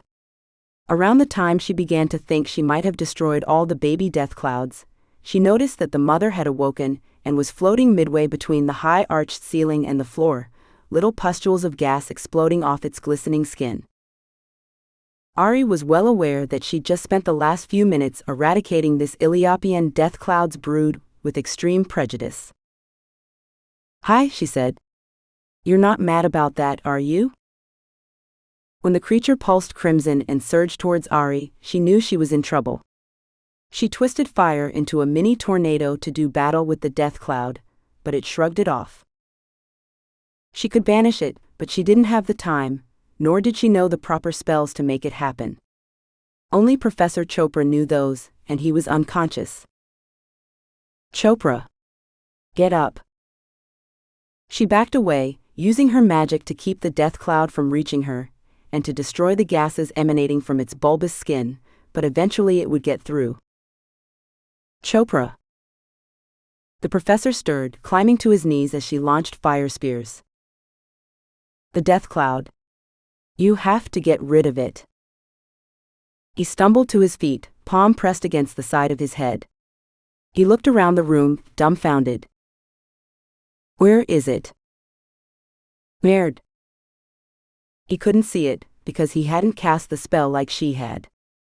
But there wasn't time. The death cloud had her trapped in the corner.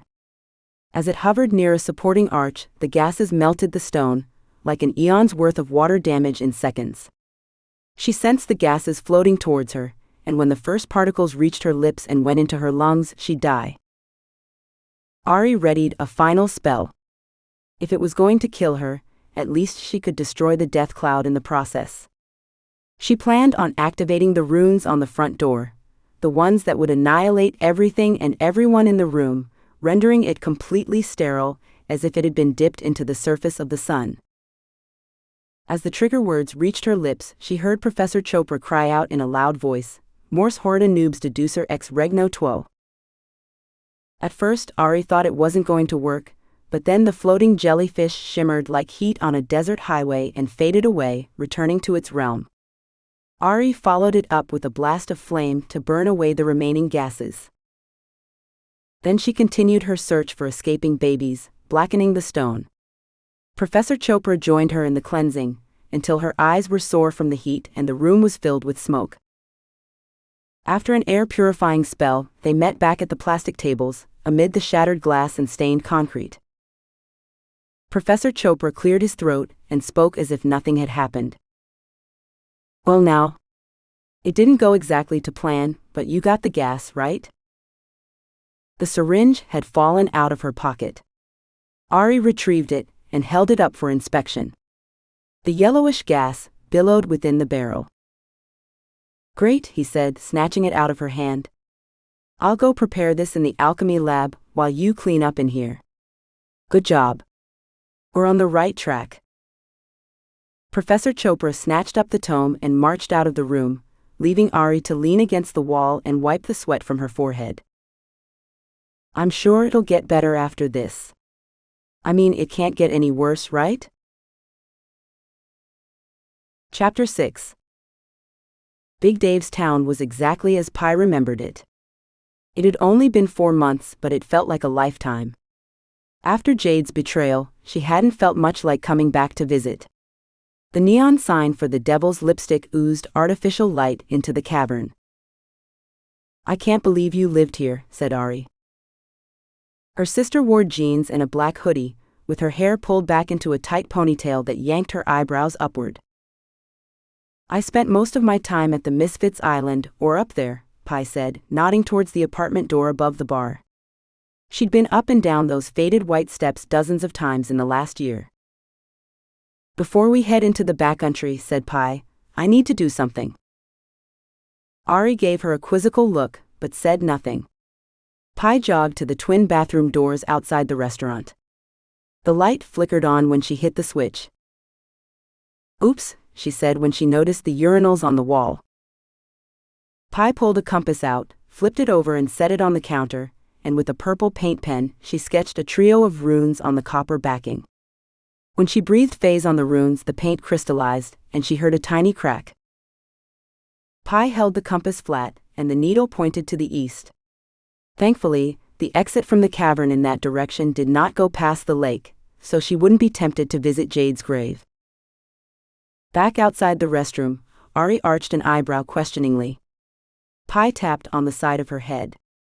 You'd be amazed how many people don't care when you go into the wrong bathroom. They marched away from Big Dave's town with mage lights floating ahead. Every 100 yards, Pi threw a handful of dust onto the stone behind them. Breadcrumbs? Asked Aurie. Keeps anyone from following us. Or at least messes up any magical tracking. Paranoid? Asked Aurie. Given the subject we're researching, I think that's prudent. Her sister gave an exaggerated sigh. Do you really think this is the way to? Aurie. Sorry, but I think it's a bit of a wild goose chase. Yeah, I know you saw him, but he's a pretty important figure in their lives, all our lives, so of course Invictus would have been in his dreams. If you don't believe in what I'm doing, then why did you come? She asked. The Undercity is not a place to go traipsing around by yourself, especially in the uncharted areas, said Aurie. And this is safer for me than working with Professor Chopra. My biggest worry with him was that he was going to be boring, or such a stickler for rules that it would annoy even me. I never thought that he'd turn into an excitable trinket nerd with zero common sense. Anything from Sam Arlington? Asked Pi. He's been away for the past month, but we're supposed to meet again this weekend. He sent me a text earlier today that just said MoMA Tuesday 1 p.m. Once the compass led them into the open caverns, they stopped chatting and focused on their surroundings. They were led past bottomless sinkholes and minor forests of luminous fungi. At one point, they heard a bird trilling, but declined to investigate, knowing a predator probably lurked nearby. After a 4.5-hour hike, they arrived at their destination, an oddly round cave with natural walls and half of a stone arch in the center. Pi shoved the compass into the inside pocket of her jacket. You think this is the quarter arc? Asked Aurie skeptically. Pi pulled out her phase-sensing goggles and placed them against Aurie's face, who then let out an appraising whistle. Damn, said Aurie. With the goggles back upon against her face, Pi examined the room and the arch, which was awash in phase. The whole place glowed radioactively. The error of the quarter arc, said Pi. I think it means that we have to fix it somehow. Her sister was craning her neck, looking all around. How'd you find this place? A mind-numbing amount of reading. There was nothing in any book I'd read about Invictus indicating an archway or portal that wasn't already a part of the garden network, so I'd pretty much given up on finding it. I was bored and started reading some books about natural arches and found a diary about a couple of hall students climbing on this quarter arc. They mentioned the heavy residual phase, and I did some guesswork on its location based on the description. This cavern is roughly near the center of the city, where the spire is. How do we get in? Asked Aurie. That's what I'm here to figure out, said Pi. Can you put some wards near the entrance so we can examine this at our leisure? Anything for you, sister, said Aurie. While her sister was working, Pi moved up to the stone arch. As far as she could tell, it was made of granite rather than obsidian as she'd hoped. Obsidian was the best, though not the only conduit for portal making. The quarter arc looked like a thick finger, bent and hanging in midair. The whimsical curve reminded her of a Dr. Seuss book, which seemed to support the idea that it was the true portal to Invictus realm. Pi started with the simplest spells, attempting to understand the purpose of the stone before trying to activate a portal. If it were truly broken, utilizing it in an incomplete state would be dangerous, and even if it was working properly, she knew that Invictus wouldn't have left it unguarded. Of the many things she'd learned about the head patron, he was paranoid. Like capital P, paranoid. But she supposed that was to be expected. Growing up in the dark ages of magic, when looking at someone funny got you drowned or burned at the stake. After the first 2 hours, she'd exhausted the spells she had planned, and she tried to improvise. Pi checked the area for runic switches, a common mechanism for portals, and other similar devices. An attempt at shaping the stone to complete the arch resulted in a minor earthquake, while probing the stone for hidden levers only brought sarcastic remarks from her sister. Exhausted from the heavy drain on her face, Pi slumped against the arch and sipped from a water bottle. "Is that it? You're giving up?" asked Aurie, who'd been reading a dog-eared copy of the unauthorized biography of Henry Lipton. "I thought you came to help." Aurie set the book on her knees. "I came to make sure you're safe. This is your deal. I don't have the slightest idea how to solve the riddle. Plus, I'm trying to prepare for my next class with Chopra. He won't let me see the spellbook, so I'm doing the next best thing, reading about the artificer himself. Did you know he spent time in prison for money laundering? His early years were filled with complaints that his trinkets didn't really work. They called him the Kentucky Quack." "Sounds like a nut job," said Pi. "That's not even the half of it. He traveled the country with a circus, hawking his wares. Towards the end of his life, he came here. Tragic ending, his wife was really sick, she died, and no one heard from him again after that." "I'd never even heard of him before your class with Chopra," said Pi. "Can't you put your book down and try to help me for a little bit? We hiked a long way to get here. I'm not ready to go back yet." Aurie stretched and yawned, climbing to her feet and rubbing her backside, which was sore from sitting on the uneven stone. "My ass fell asleep anyway, so sure. I'll help. What do you want me to do?" Pi tugged at the short hair on the left side of her head. "If I knew that, I'd try it myself." Aurie cracked her knuckles one at a time as she approached the quarter arc. She circled it once, then probed it with her fingertips. When she put her ear to the stone and knocked on it as if it were hollow, Pi said, "Quit screwing around." "Okay, fine," said Aurie with a self-satisfied grin. She grabbed a handful of salt from the backpack and made a circle around the stone. She spoke in the language of demon summoning, and while Pi didn't know the spell, there was a certain cadence that made it easy to follow the longer she listened. When Aurie finished, the salt exploded into sparks, sending stings against their faces.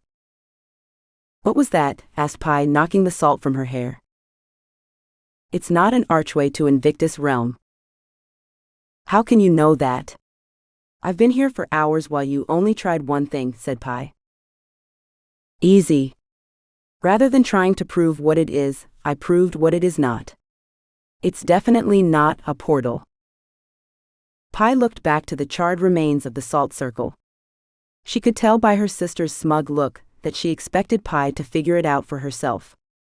Why would she purposely fail a demon summoning spell? And why put the quarter arc at the center of the circle?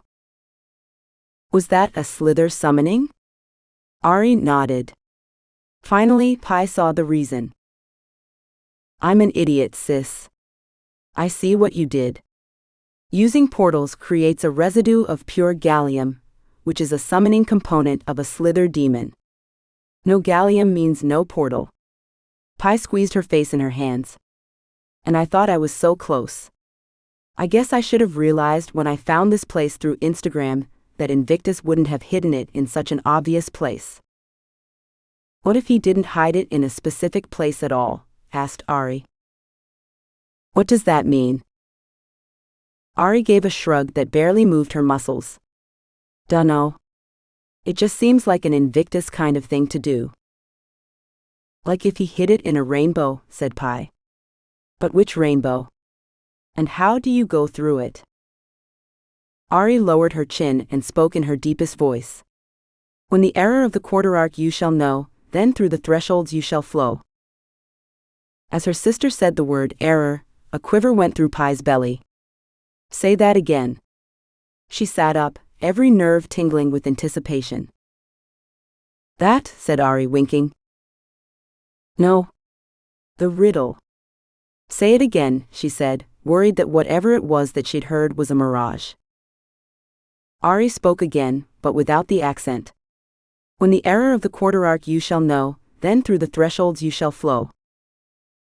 No, like the first time. There was something in the way you said it, said Pi, and when her sister repeated it the third time, she knew what it was she heard. It's not error but air. I heard the riddle wrong, or maybe it was intended to be confusing, said Pi. Or maybe that doesn't mean anything at all. But how does that help?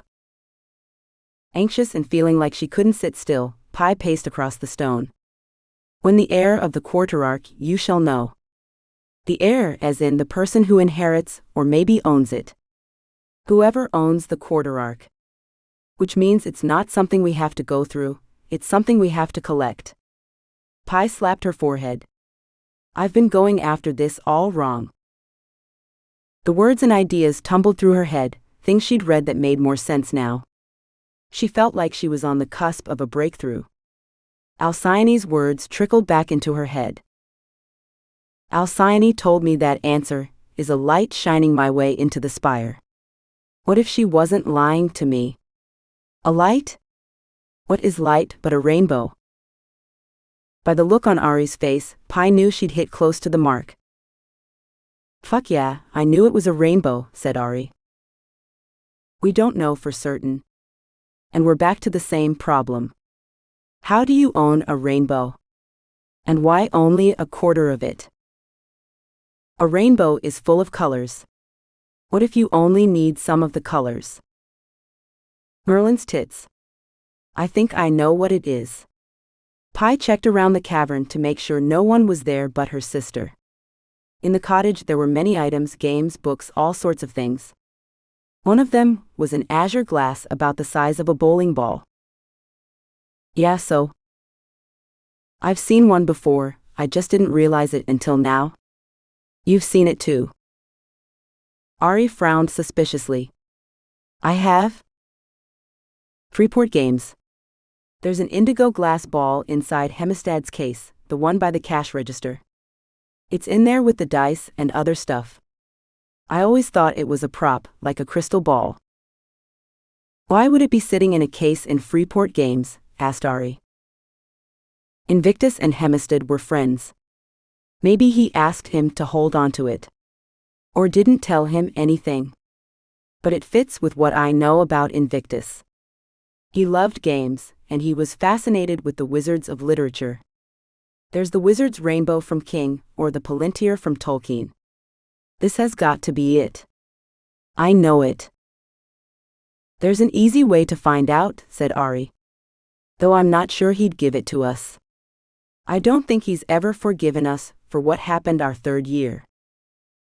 Let me do some checking around first before we go to Freeport Games. I need to decide if we're going to ask him for it, or if we're going to acquire it another way. I hope you don't mean steal it, said Aurie. We both know he's out of our league. Not sure whose league he's in, maybe Oba's but not ours. Yeah, that's why I want to do some checking first. Pi grabbed her sister by the shoulders and bounced. But I think we're close. I really do. This feels right, really, really right. I believe you, sis. She glanced around the cave. Does that mean we're done here? I'm starving. I was thinking we could stop by Wizard Burger on the way back. They went back the way they came, and the whole time, Pi plotted how she was going to steal the glass ball from Hemistad. She felt slightly bad that she wasn't going to involve her sister, but if things didn't go as planned, she didn't want Aurie in trouble with Hempstead too. Chapter 7. The guard at the entrance of the Museum of Magical Artifacts waved Aurie through once she showed her ID. They didn't make her go through the metal detector, or examine her for malicious auras or subversive trinkets. It felt downright odd to waltz into a place that employed Blackstone security and not have her personal space invaded. She was so weirded out that she almost forgot to enjoy her first visit to the museum. The front half of the building had been styled after the Pantheon, while the back was more like Versailles with gilded columns, although it did have marble gargoyles at every roof corner. The story about the architects who built the MoMA was famous enough that Aurie knew it. When the design was awarded to the first architect, the second one cursed the first so that he died halfway through the construction, and the job was passed on to the second. But when he tried to finish it, the curse rebounded and killed him too. The curse killed 3 more architects before they realized it was bound to the building, and after it killed the demolition crew, they had to leave the original construction in place while finishing the building in a completely new style. Sam Arlington, in khakis and a neatly pressed tan safari shirt, greeted her in the Bronze Age wing, his handsome and familiar face drawing onlookers and the occasional flash of a cell phone camera. Unexpectedly, he gave her a hug that made her face flush with embarrassment. He smelled like aftershave. "I told the security that you're my niece," he whispered in her ear, before he grabbed her hand and pulled her towards a velvet rope that blocked a side room labeled Chalcolithic Era above the door. A Blackstone security mage with an earpiece and a sidearm unhooked the velvet rope and let them pass. Without the bustle of the crowd, Sam's hard-soled boots rang out against the marble floor, echoing off the glass cases. His calloused hand was rough against hers. When he let it go, she wiped the perspiration from her palm onto her jeans.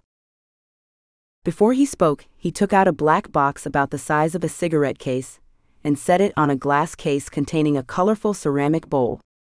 He whispered a trigger word, and a high-pitched whine made her squint momentarily, then it faded away. "What is that?" she asked. "It'll keep our conversation private," he said, and when she made a face towards the camera in the corner, he added, "It's okay. I told them I was going to do that. When you're the largest contributor of artifacts to the museum, they give you perks." "That must be nice," she said, glancing around the room, trying to guess the reason he'd brought her. "You look very sharp today," he said, catching her off guard. "You remind me of your mother." "Thank you, I guess," she said, smoothing the fitted aquamarine coat around her midsection as warmth rose to her cheeks. He was more than twice her age, and she wasn't at all interested in him. She'd worn a more professional outfit for the visit to the museum, thinking they'd be meeting with the administration about the artifact that he hadn't yet told her about. She hoped he hadn't gotten the wrong impression. "I brought you here to show you something," he said, gesturing towards a case set haphazardly in the corner with a sheet over it. The clarification of purpose let the tension release from her shoulders. Sam yanked the sheet from the case with a flourish, like a magician with his best trick. Inside the glass was a crimson skull made of some unknown material and covered in glossy black stones. Upon closer inspection, the artifact looked cheesy, as if it had been made to give away at a strip mall carnival. There was no placard. "What is this? A fake or something? I almost expect it to be made out of macaroni," said Aurie. He smirked. "It's a placeholder. The crimson skull has never been found." "And you want to find it?" "Well, of course," he replied. "Why?" "It's an artifact, and I'm an artifact hunter." "Does there need to be any other reason?" he asked, his shoulders lifting in careless shrug. His dismissal seemed so practiced and perfect, she knew it wasn't the full truth. Aurie steeled her face from frowning, a reaction that Pi had called her on more than once. While Sam Arlington wouldn't know her tells, she needed to practice hiding her reaction when she thought someone was lying. "What does it do?" she asked, keeping her voice light. He put his hands on the top of the case, leaned down, and put his face near the glass. No one knows, he said, drumming his fingers. That's why I want to find it. Then how do you know it's a real artifact? She asked. He winked. Because I know these things. He chuckled as if he didn't believe himself either. There are rumors, of course, but it's hard to separate the truth from the fiction. While the shape of an artifact often indicates its use, sometimes it just happens to be the item most convenient to the maker, or the one that was imbued with the magic from repeated enhancement. Or from the blood of sacrifices, she added. Or that. He turned to her. So you can imagine the properties associated with the Crimson Skull. He gave her that shrug. But I don't think they're true. What do you think it does?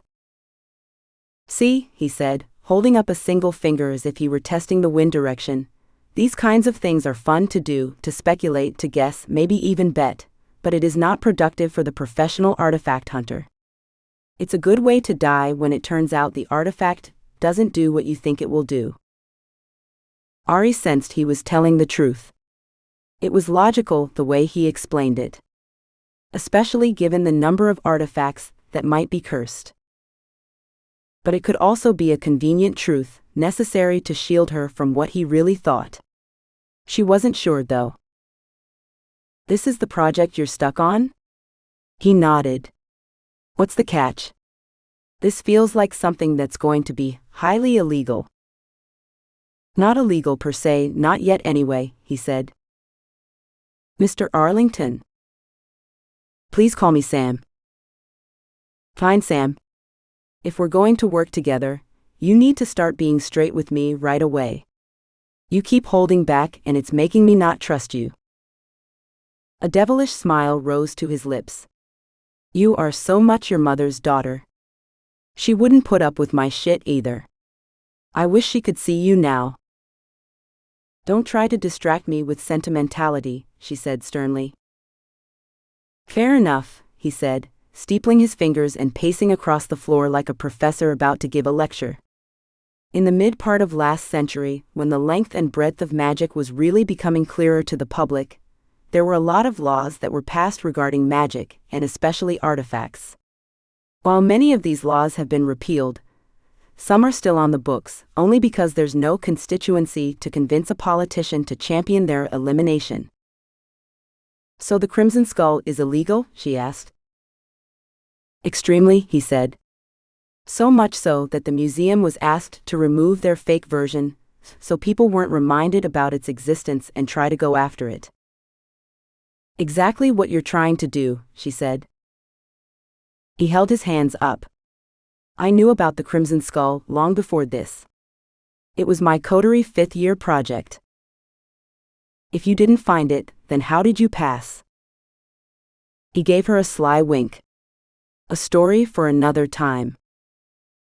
I'm not doing anything illegal. I haven't asked you to. What I am asking is for you to help me find it.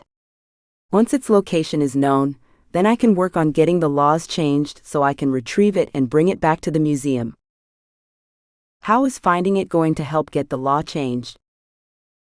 No politician is going to stick their neck out until they know it exists and they know it's not dangerous, he said. You believe it's not dangerous. He drew an X over his chest. Cross my heart and hope to die. So we're just finding it. Not retrieving it or anything like that? She asked. I promise.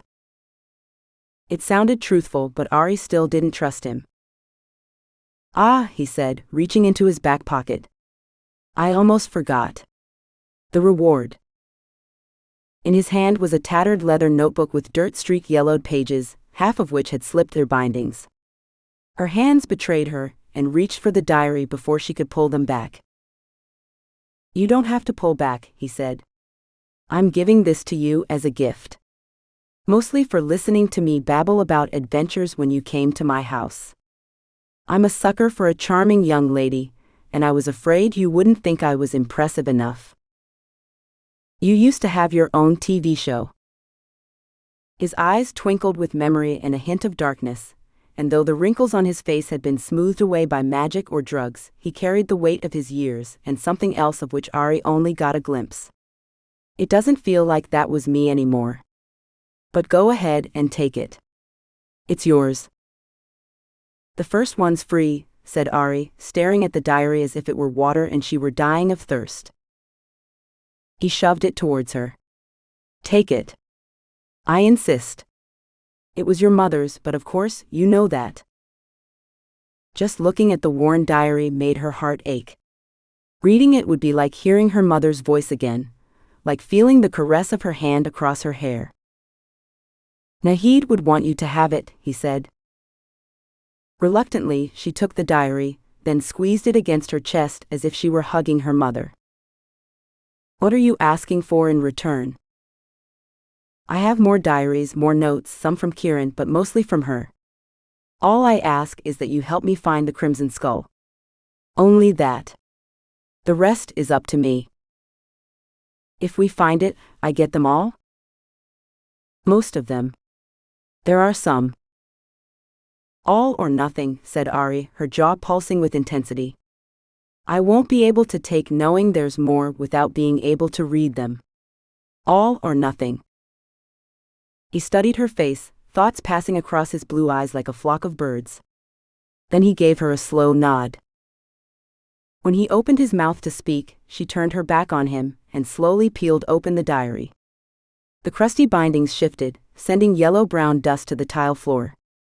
In her first year, the notes she'd found in the margins of the Artifacts of the Kings had been dry scientific texts dealing with the minutiae of her work. As she read the first paragraph of Nahid's diary, Aurie swooned with emotion, stumbling to a bench along the far wall, collapsing against it as her eyes drank in her mother's words. The pride of lions that made their home near the dig site came to investigate last night. The big one with the scar on her right haunch, probably the result of a run-in with a hippo, came within 50 feet of the tents, sniffing and pawing at the dirt where we'd placed the wards. The thrill of seeing the big cat up close was something I'll never forget. I wish I could have the girls here with me, but despite the protections, it's not the safest place for children to play. I'll have to get them a lion stuffy on the way through London. Maybe two. They're both so fierce, my little Aurie and Pythia. I miss them every day. The work would be perfect if I could see them at night, hold them in my arms, smell their sweet hair.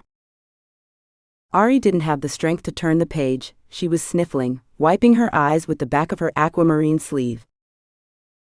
I'm going to get my jacket filthy, she said to herself, sighing and staring the pile of papers in her lap with eager reluctance. She didn't know if she could handle reading about how much her mom had missed her. They'd had those lion plushies for years, the ears ragged from being dragged along the floor, the fur worn thin, only losing track of them between orphanages. Aurie had never had a single doubt about her mother's love, but reading the words reminded her how deep those feelings went. Aurie skipped ahead to a different section. The pages were brittle, stained at the edges with coffee. She could almost smell the dark roast that her mother loved. Kieran sent me an enchantment he's been working on to protect against the curse. It's brilliantly designed, but I don't think it's going to be enough. He hasn't seen the analysis. Sam flew in 2 experts who said there's no way past the protections. They called it the witch's dilemma and suggested that we give up on the rod. Her heart soared as she thought about her parents, who'd figured out a way past a no-win situation. While she and Pi had retrieved it, it wouldn't have been possible without their parents' work. Aurie peeled away the pages, selecting an entry towards the back. She found a sheet shoved in that, judging by the lighter coloring of the paper, might have been from another diary. August 18, 2002. I want to tell him not to go, he's too important to me. I'm torn, really torn. It's hard to learn this and then know that it's ending. I show. The cryptic words had only one meaning for Aurie, and it wasn't good. Checking the date against the other entries confirmed her thinking. Whomever her mother was talking about had not been Kieran, since he was clearly back in Philadelphia during this time. Her gaze fell upon Sam Arlington, who was studying a bronze knife on the wall with his hands behind his back. He'd been at the dig site during that visit. He was handsome and had his own TV show. Did her mother have an affair with Sam? Or had it been someone else? A desperate need to read the rest of the diaries, not only to reconnect with her mother, but to find out if her mother had cheated on her father, consumed her. First she'd learned that her parents had worked with Bannon Creed, and now it appeared there were infidelities in the marriage. Her parents were turning out not to be the people she thought they were. Semyon had warned her this would happen. Aurie marched over to Sam Arlington, cleared her throat, and when he turned she gave him a terse demand. "I'll agree to work with you if you give me more of her diaries during the process and not just at the end." "You already made your demand and I agreed," he said. "You can't change it." "Mr. Sam," she said, holding her emotions in check. "Reading even those few small sections brought feelings that, well, I can't explain. Look, I know what you did when you gave me that. Reading it was like mainlining heroin. You can't really expect me not to want more? I can't wait until the end. That would be too distracting. And you want me to be focused." At first Sam was tight-lipped, skeptical. But the more she talked, the softer his expression became, until he looked reticent. "And how do you suppose that I dole out the diaries?" he asked, a frown hanging on the corner of his lips. "At your discretion." He raised an eyebrow. "And you won't complain about the pace? More demands after the agreement?" "Nope. You give me that, and you've got yourself an enthusiastic worker," she said. Aurie thrust her hand towards him. It hung in midair a few seconds before his face broke into a grin, and he shook with her. "Welcome aboard," he said. "We're going to have a lot of fun. Just like your mom and I did back then." "I'm sure you did," said Aurie, holding the diary tightly against her side, steeling herself from reacting. "I'm sure you did." Chapter 8. The security lamp inside the entrance of Freeport Games buzzed with a low intensity, barely audible above the wind.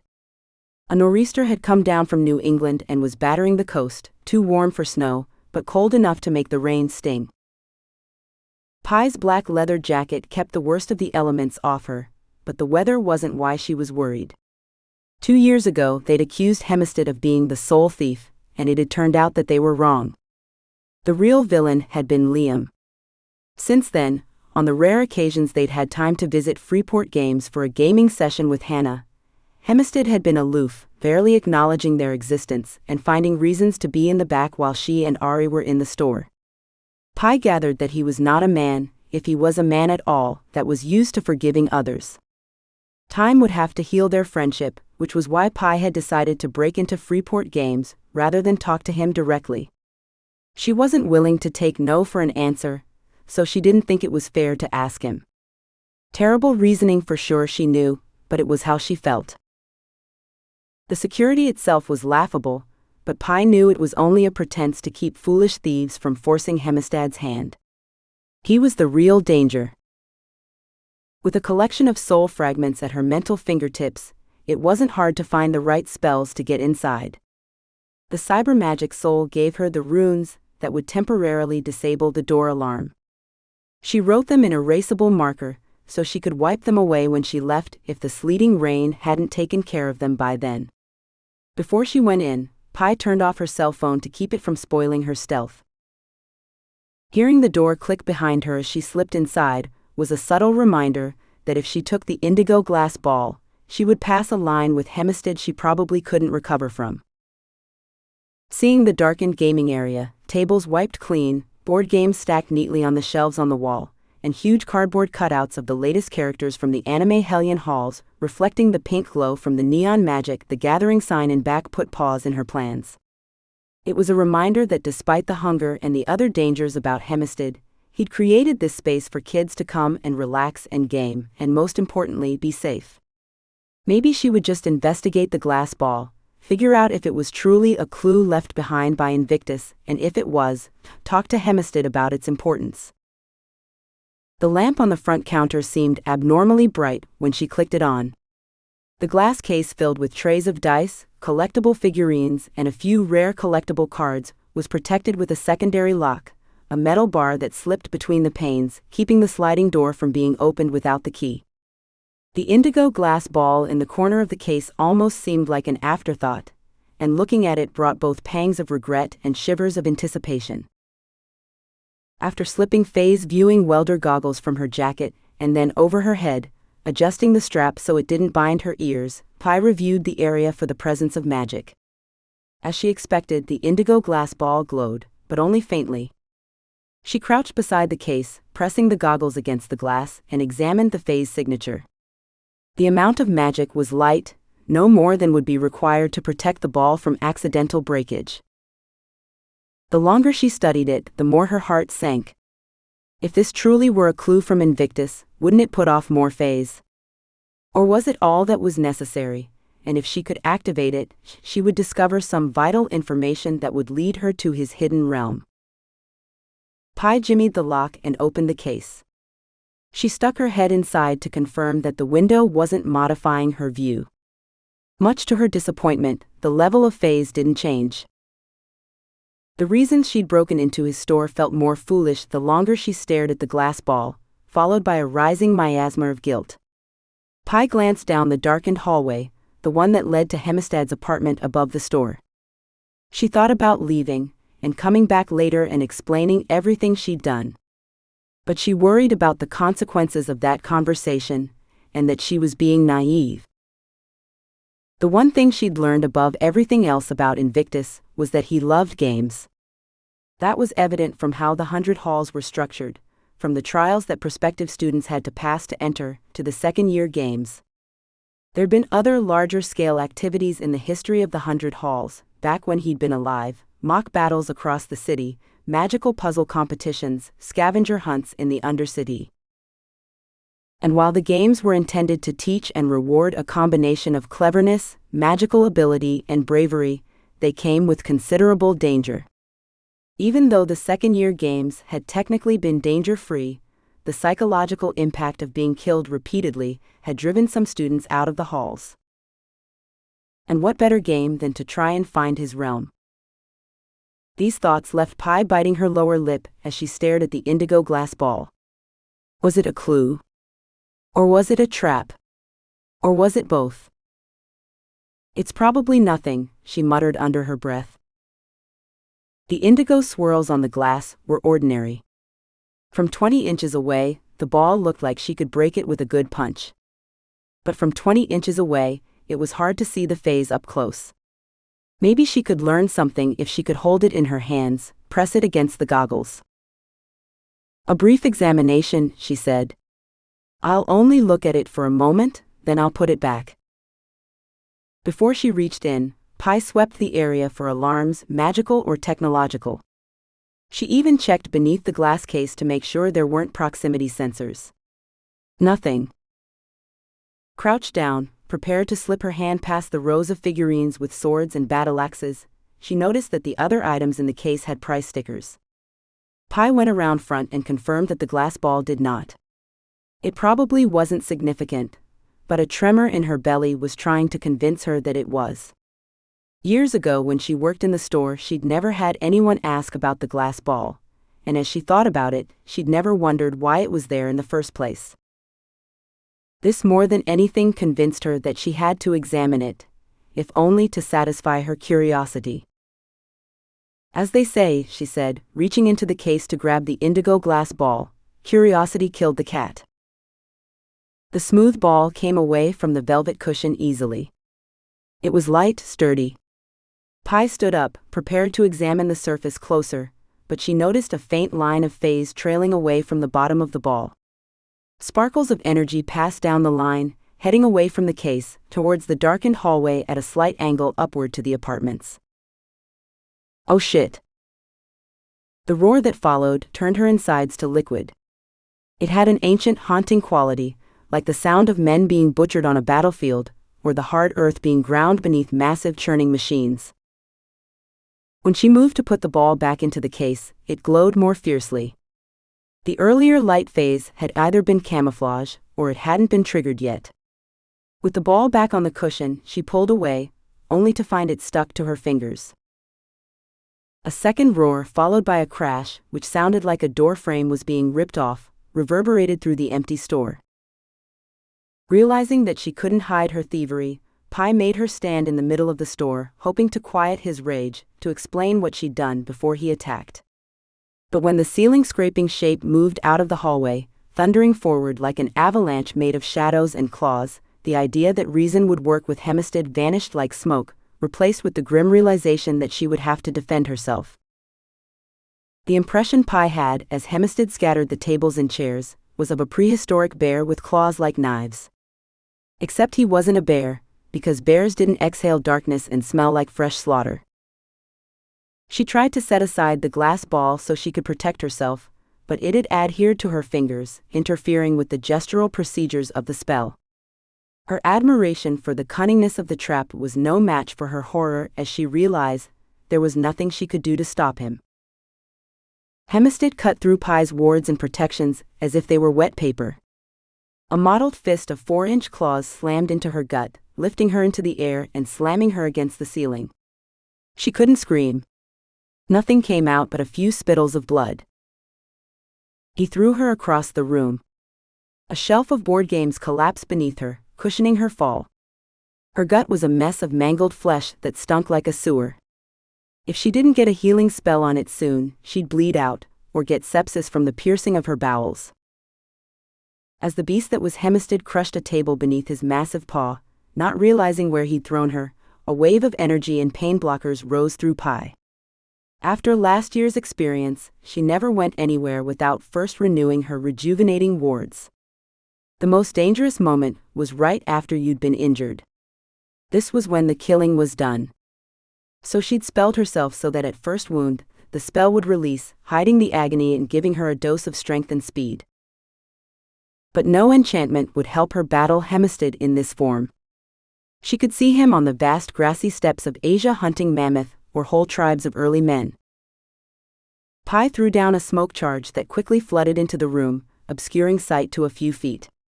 But her goggles gave her the vision necessary to escape, and since Hempstead was blocking the front entrance, she fled towards the well that went into the Undercity.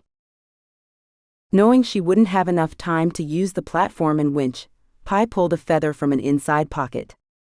The escape from the glass elevator last year had taught her to be prepared for heights. She reached the well room, finding the platform raised to the ceiling. But that didn't matter, she was planning on jumping. He wouldn't be able to follow her then, unless he could survive a 400-foot fall. With her free hand, Pi shoved the feather into her mouth. The barbs tickled the back of her throat as she chomped down on the hollow shaft, snapping it in her teeth.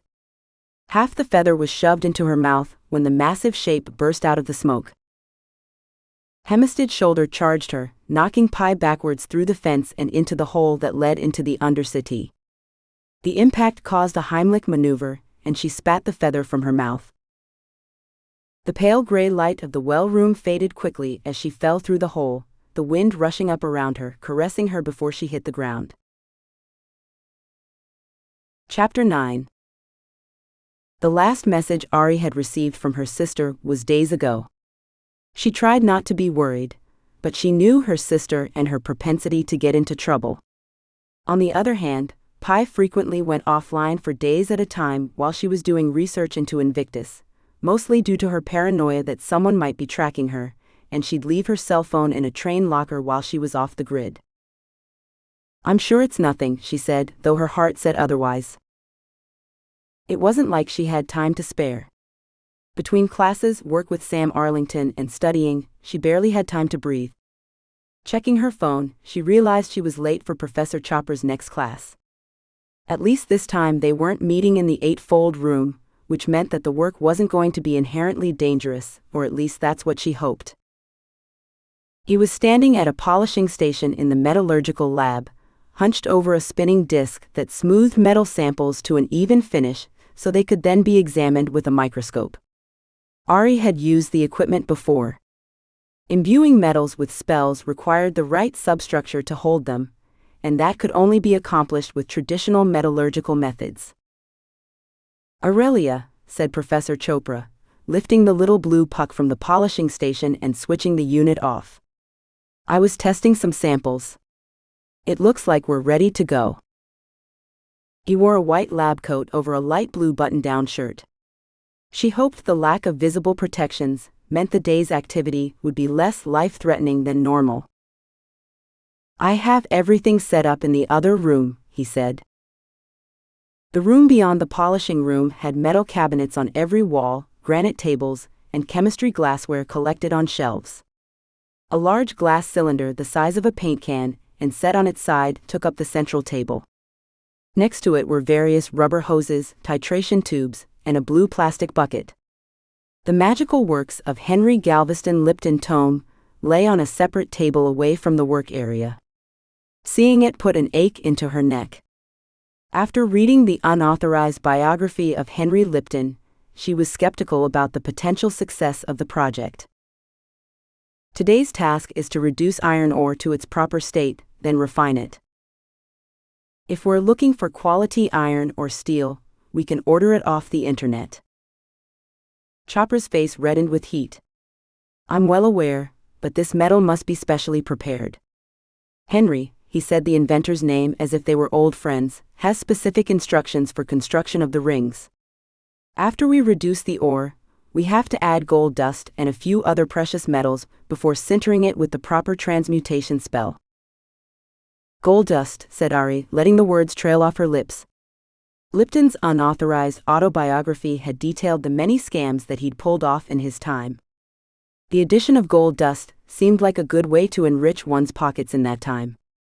But on the other hand, not counting the near-death experience with the pregnant Ethiopian death cloud, the steps to make the trinket had been successful. After donning leather aprons and safety goggles, they loaded the ore into the glass cylinder and heated it up with Bunsen burners. A clear rubber tube pulled the waste materials from the cylinder, which included hydrogen sulfur, a noxious yellow paste that stunk like rotten eggs. 2 hours later, they broke the raw iron out of the cylinder and placed it in a ceramic bowl. The next stage involved a lot of measuring and weighing of the gold, silver, titanium, a copper beryllium alloy, a bunch of magnesium, and a few other trace elements. They had to get the mixture exactly right for the enchantments to be effective, or at least that's what the professor told her. But Aurie had her doubts about Henry Lipton and his hearthrug. Once the final mixture was ready, Professor Chopra instructed Aurie on the proper spells, opening the tome to the correct pages. While she was practicing the gestures, he received a call, his face lighting up the moment he heard the voice. Yes, this is Alan Chopra. So good of you to call me back. Yes, but excuse me for a moment." With his hand over the bottom of the phone, he said, "I have to step out and take this.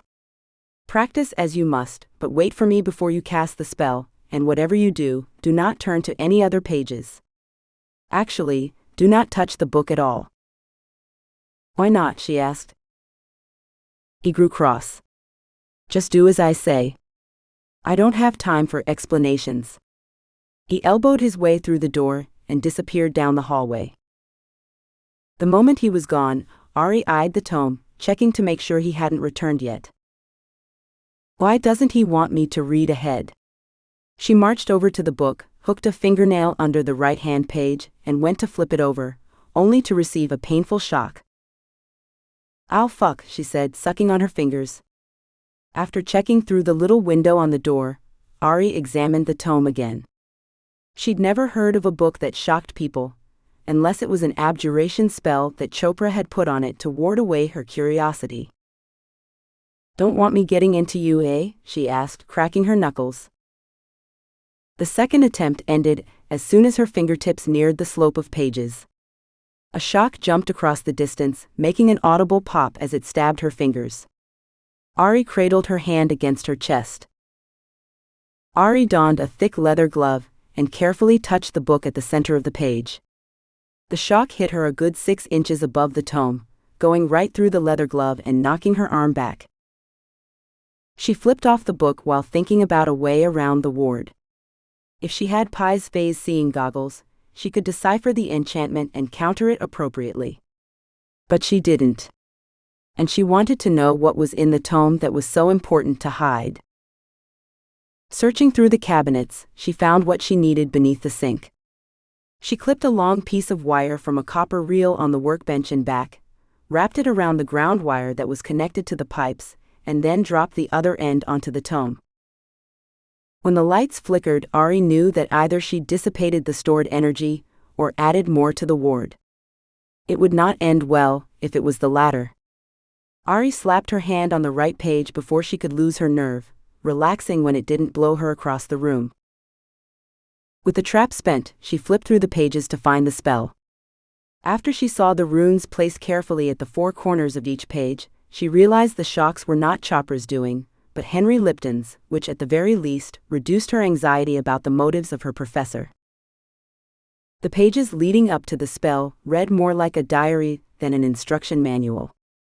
She saw words like deepness and sacrifice and wanted to read more, but she didn't have time if she wanted to learn the spell, so she turned the page to the correct section. Aurie skimmed the spell to better understand the task. When her gaze fell upon the passage explaining how the spell should interact with the ore mixture, she slapped her forehead. If I do that, it'll turn into a bomb. Magnesium was highly flammable, and would have a thermal reaction when she laid the phase on it. She might have thought Professor Chopra was trying to kill her, except it would injure him as well. She was about to examine the next section, when she heard the polishing room door close. He was headed back. Aurie riffled the pages, looking for the spot the tome was supposed to be open to, finding it right as the door clicked open. She kicked the copper wire across the floor before he saw it. Sorry about that, he said warmly. Are we ready for the next step? I was wondering if we shouldn't confirm the procedure once again. I'm still a little gun-shy after the Ethiopian death cloud problem, she said. Terrible. Terrible it was, but I learned my lesson and have triple-checked the text for errors. No need for a fourth, he said. But a second set of eyes. His amiable demeanor turned sour.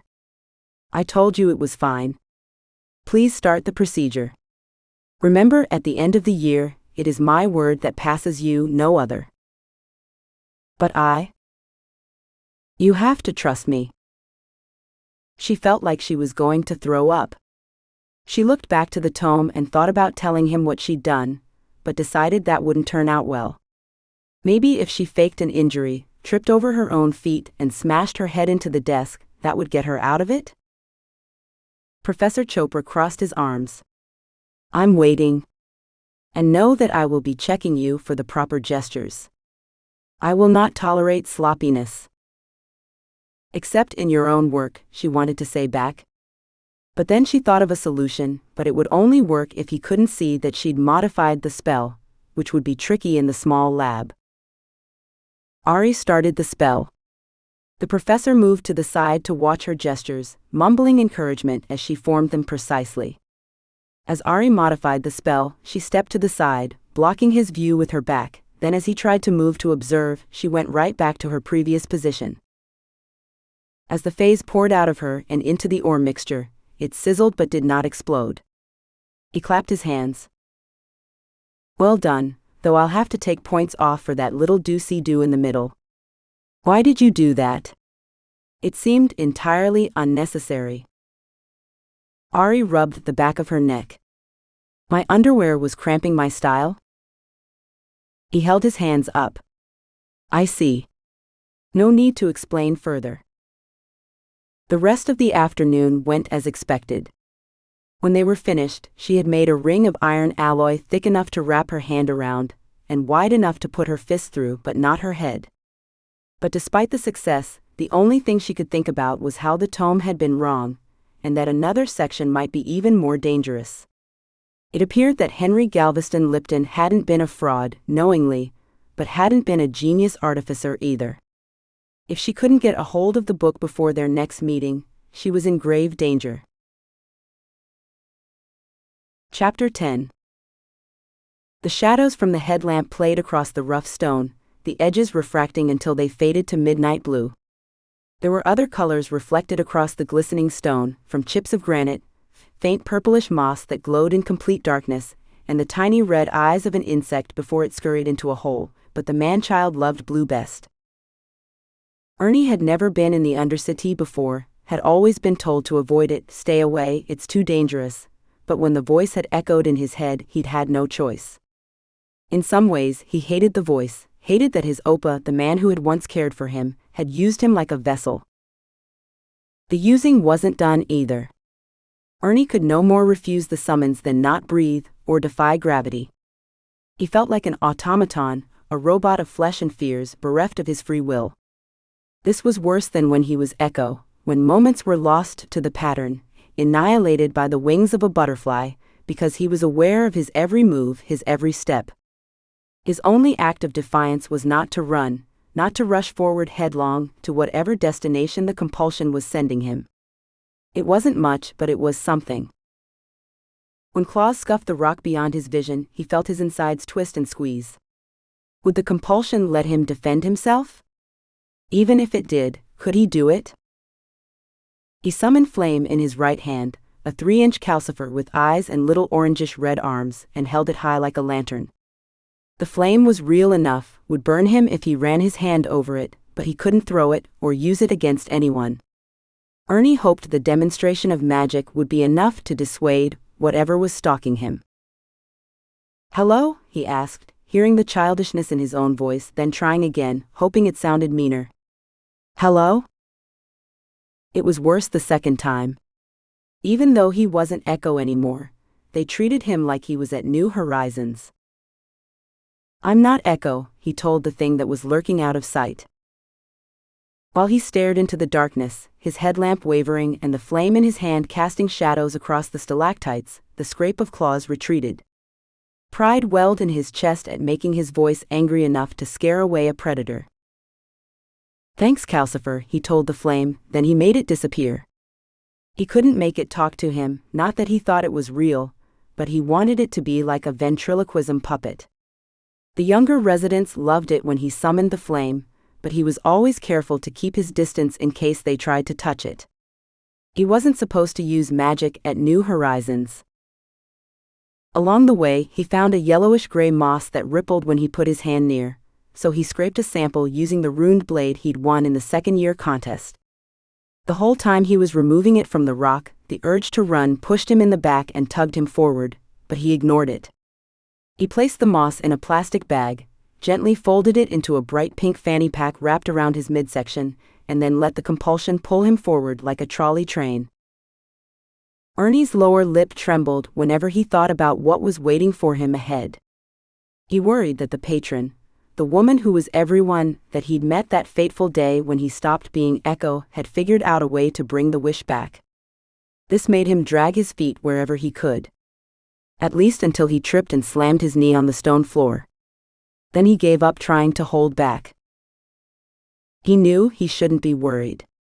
The compulsion wasn't the same as when he had the wish in him, but it was similar enough that it worried him. Why Invictus had done this to him, he would never know. It still hurt that he'd been tricked into accepting the wish, and it appeared that hadn't been the only thing he'd been misled about. When he saw a faint light in the distance, Ernie almost raised his voice and called out, but then remembered the thing that had stalked him earlier. It was better if he was small and quiet. Then he remembered his headlamp, which made him so visible anyone in this vast cavern would be able to see him from the other side. He fingered the switch before deciding to leave it on. As he neared, he realized the light was purple, almost like a backlight, and it was lying in a pale cradle. It wasn't until he was almost upon the light that he realized it was a person holding a spear.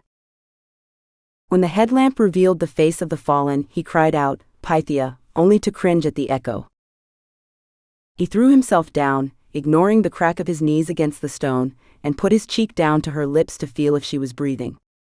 He felt nothing. She looked so pure, so preserved, like a body in a coffin. Except her eyes were blackened. Dried blood hung from her lip like a barnacle. When he touched the front of her black shirt, dust crumbled away, covering his fingertips like rust. "How did you get here?" he asked, glancing around. To better examine her, he tried to remove the indigo ball, only to find it stuck to her hands. Ernie put his fingers against her neck. "That's what they did on the TV shows, right?" He didn't feel anything there either. So he moved his fingers around. "Nothing." "Pythia," he whispered.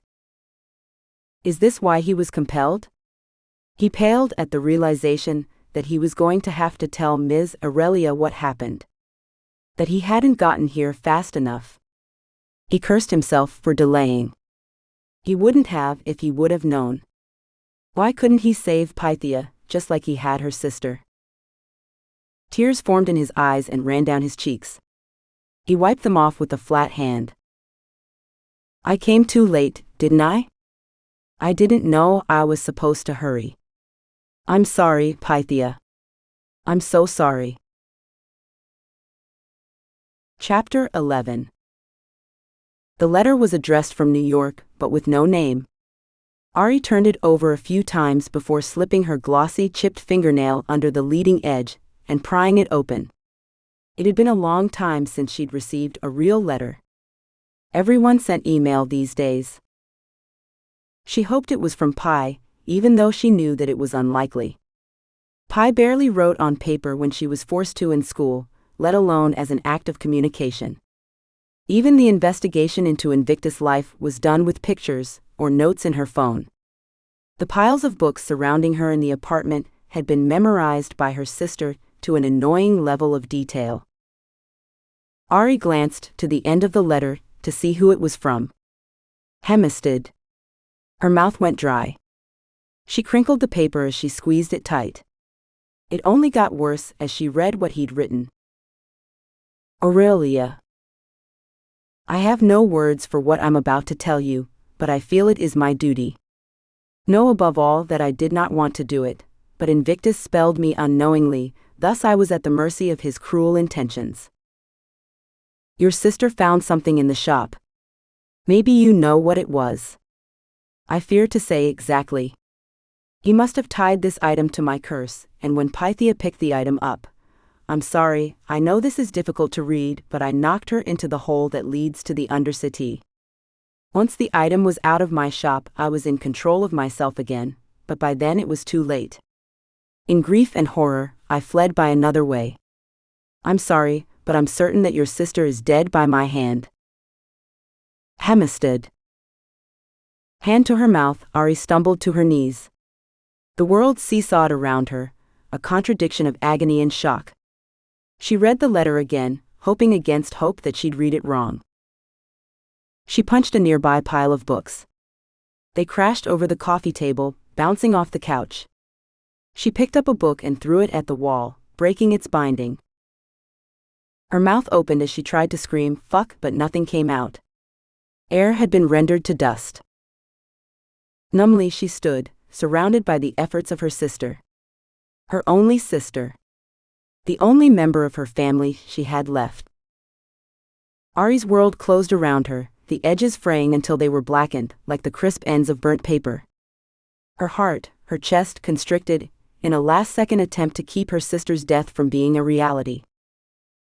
She wished it was a trick or a lie, propagated by a member of the Cabal, or a Hempstead turned against them, but her mastery of Varamancy and Mendancy told her every word had been written in absolute truth. She could see the shaky penmanship, the blotch of a teardrop at the corner of the paper, the looping scrawl of the H that began his name. These couldn't be faked, they couldn't be a trick, which meant that only one thing was true. Pi was dead. It didn't matter that it was hubris. It didn't matter that the bastard Invictus had left Hempstead as a trap. Nothing mattered, not even the 100 halls, because what was the point if she was alone? When the door opened, she was prepared to tell the intruder to kindly get the fuck out, but when she saw who it was, she couldn't help but stare. Pi? Looking like she'd been beaten with a bag of bricks, Pi stumbled into the room, closed the door behind her, and leaned against the wall. She held a trash bag that contained something spherical. Her gaze fell upon the letter in Aurie's hand. Fuck me, I didn't get here in time, did I? No, said Aurie, voice cracking. You idiot. You went and broke into Hemistad's place anyway. Is that letter from him? Is he pissed? Aurie wiped the tears from her cheeks. No. He's broken up about what he did to you. Pi looked away. I'm sorry. I only went to investigate. It got bad real quick. It was probably a good thing I went in like I did, because I was fully prepared. Had we gone in and had a chat with him, he might have killed us both. Aurie shook the letter at her. What happened? He said he knocked you into the Undercity. It's a long way down, said Pi, letting the trash bag slip out of her fingers and thunk on the floor. I swallowed a partial slow fall spell. Not the whole thing, mind you, but enough to keep me from reaching terminal acceleration. The impact? I'd prepared a trinket for a moment like that. Expensive thing, mostly drained my bank account, but it worked. Converted the impact, well, most of it. She pointed at her blackened eyes. Where have you been? Asked Aurie. It saved me from the fall, but put me in a protective shell. You won't believe this, well maybe you will, but Ernie found me. That fucker Invictus put more than the wish in him. He also put the second clue in Ernie. Aurie's eyes flitted to the trash bag. So it is a way into Invictus' realm? Her sister nodded soberly. Yep. Where's Ernie? Why didn't he come back with you? She asked. He left afterwards. I gave him quite a scare when I popped up. He'd thought I was dead. The trinket held me in that stasis until someone came along. I wish I could kick Invictus in the nuts for what he's done to that poor kid, said Aurie. Me too. Deserves every bit of it. Aurie saw the dried blood. Are you still hurt? Not terribly. Not anymore anyway. Hemistad put like 4-foot claws into my gut, stuck me against the ceiling like a piñata. 4 foot. Pi shook her head. Exaggeration. Felt like 4 feet when they went into me. What is he? Pi shivered, then shook it off. Her gaze was etched with shadows.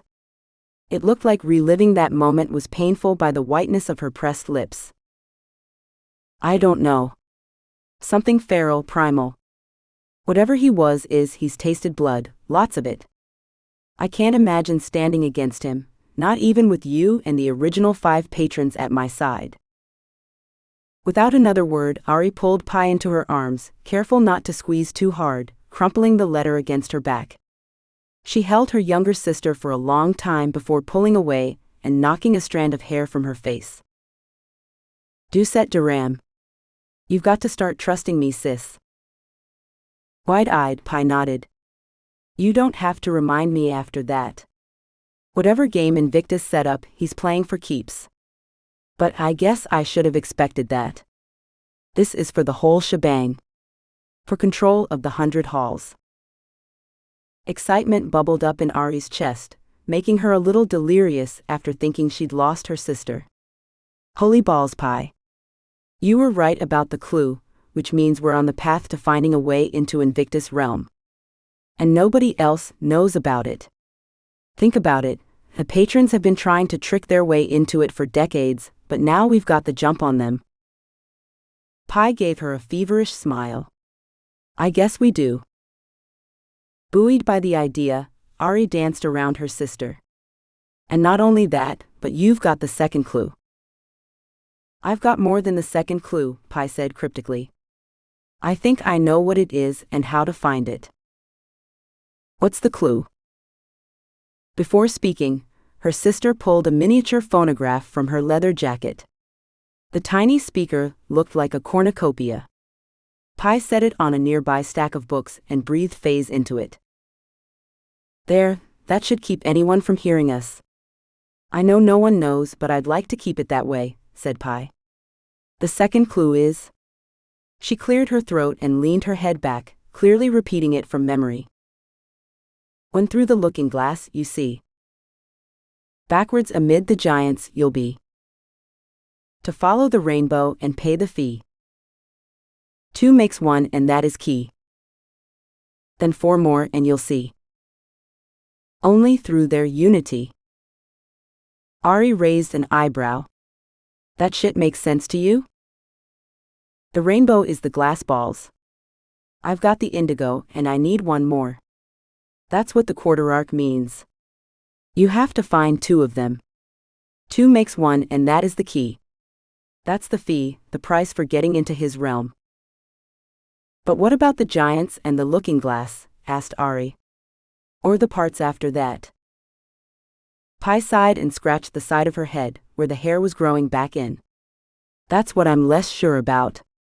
I don't know what the giants are, but I can guess that the looking glass is some sort of scrying device. Maybe a crystal ball, or a divining stick.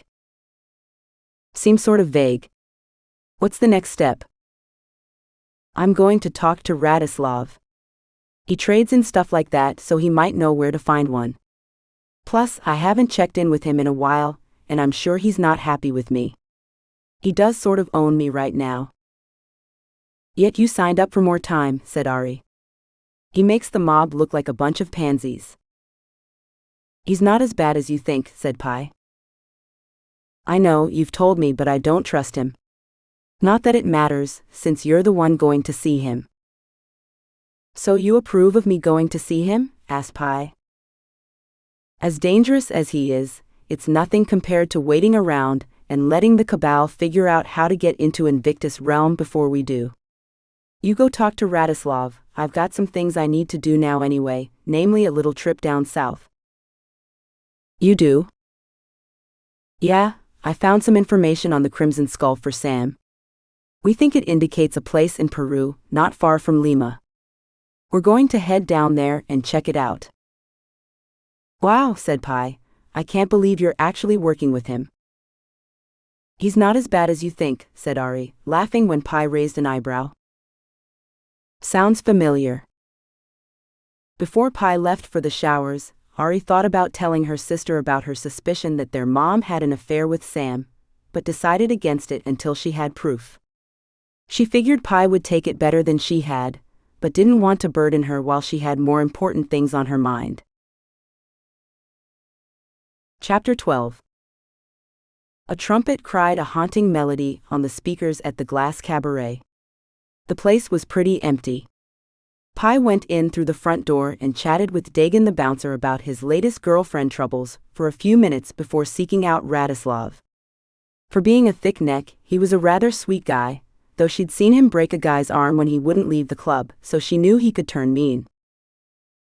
Nellie was behind the bar, polishing a highball with a rag. She wore the traditional white shirt and black tie combo with her dirty blonde hair up in a high ponytail. She was as straightforward and efficient as a mechanical pencil, which was why she'd lasted as Radislav's assistant for so long. Pi noted that the rag was actually wet, and that she was actually cleaning the glass, which meant that her boss was going to be out for an extended period. Nellie, along with everyone else that worked the bar, had not a spark of faze in her. When Nellie's gaze reached Pi, the corner of her left eye twitched a little, but she turned to hide the loss of control. Hey Nels, said Pi, leaning against the bar, do you know when he's gonna be back? Nellie pursed her cobalt blue lips, which made Pi almost ask if she'd ever been confused for a robot, before making the barest minimum of a shoulder shrug.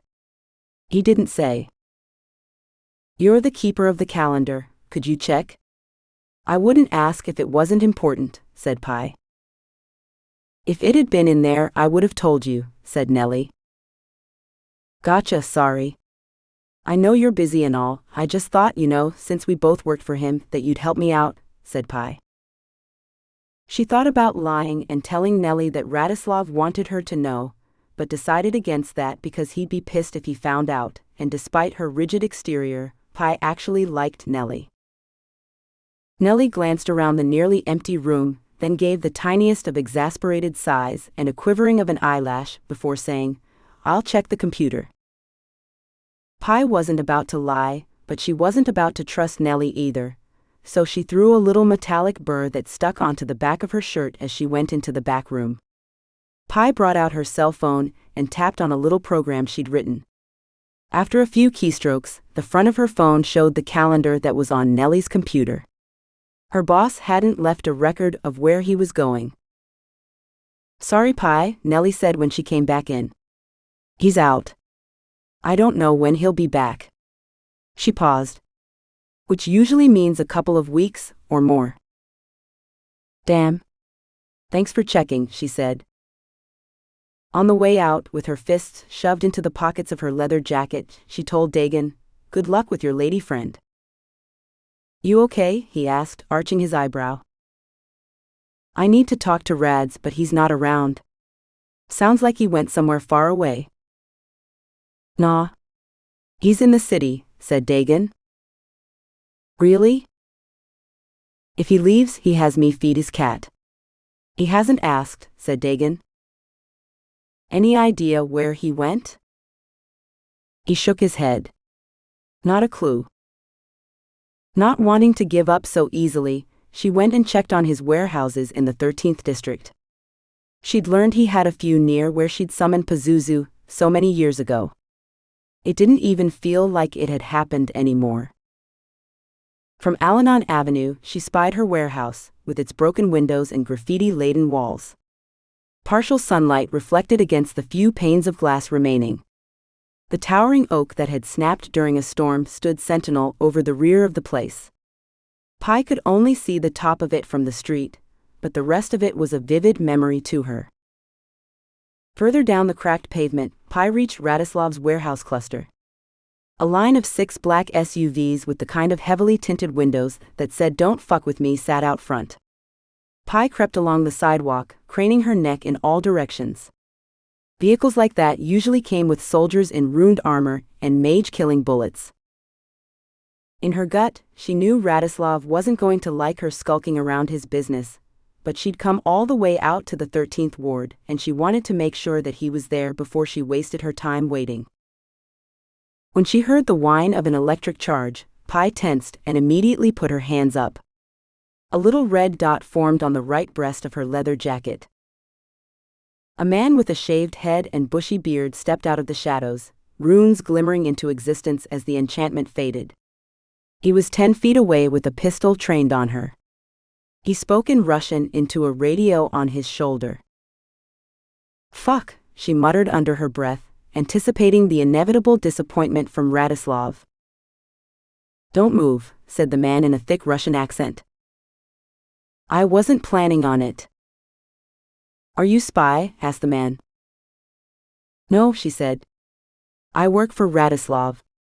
I came to see him. I didn't know he had a meeting." She pointed one finger back the way she'd come, careful not to make it look like spell casting. "No harm done. I can come back later." The soldier shook his head. "Harm done." He motioned the barrel of his pistol towards the warehouse. "Come, we see about this. Spy." He pushed her forward, making her stumble. "Not necessary, I'm happy to come along," she said. "Happy," he said derisively. "No spells or dead wizard." "I gathered that," she said, mostly to herself. The warehouse, which had looked pretty beat up on the outside, was the complete opposite on the inside, indicating it was being obfuscated. The hallway had been freshly painted. There were frosted windows on the doors, and Pi heard the riffling of paper on the other side. She'd screwed up more than she'd initially thought. She'd always known that Radislav dealt in acquiring and trading items of interest, but she hadn't realized his operation was this large. The inside of the warehouse was full of neat rows of metal shelves with crates labeled with scanning codes and 8-digit numbers. Pi wasn't sure why she was surprised that it looked like a government warehouse, considering the orderliness of the glass cabaret, but she'd thought his peculiarity was a function of his personality, not a pathos that extended to a larger operation. She liked thinking he was merely a misunderstood trader, who sometimes specialized in dangerous items rather than the head of a criminal organization. Radislav stood over an open crate that glowed faintly, surrounded by a dozen men with shoulder-holstered automatics. He looked as he always did, thin, milky pale, edges cut with a razor, like staring into the night sky above a city, knowing infinite stars were there but not being able to see them. He was talking to a gentleman, whose blonde frosted hair and untucked island shirt made him look as if he'd recently arrived from the Caribbean. His very presence seemed the antithesis of Radislav's existence, yet her boss had a faint grin of amusement on his lips as he stared into the crate.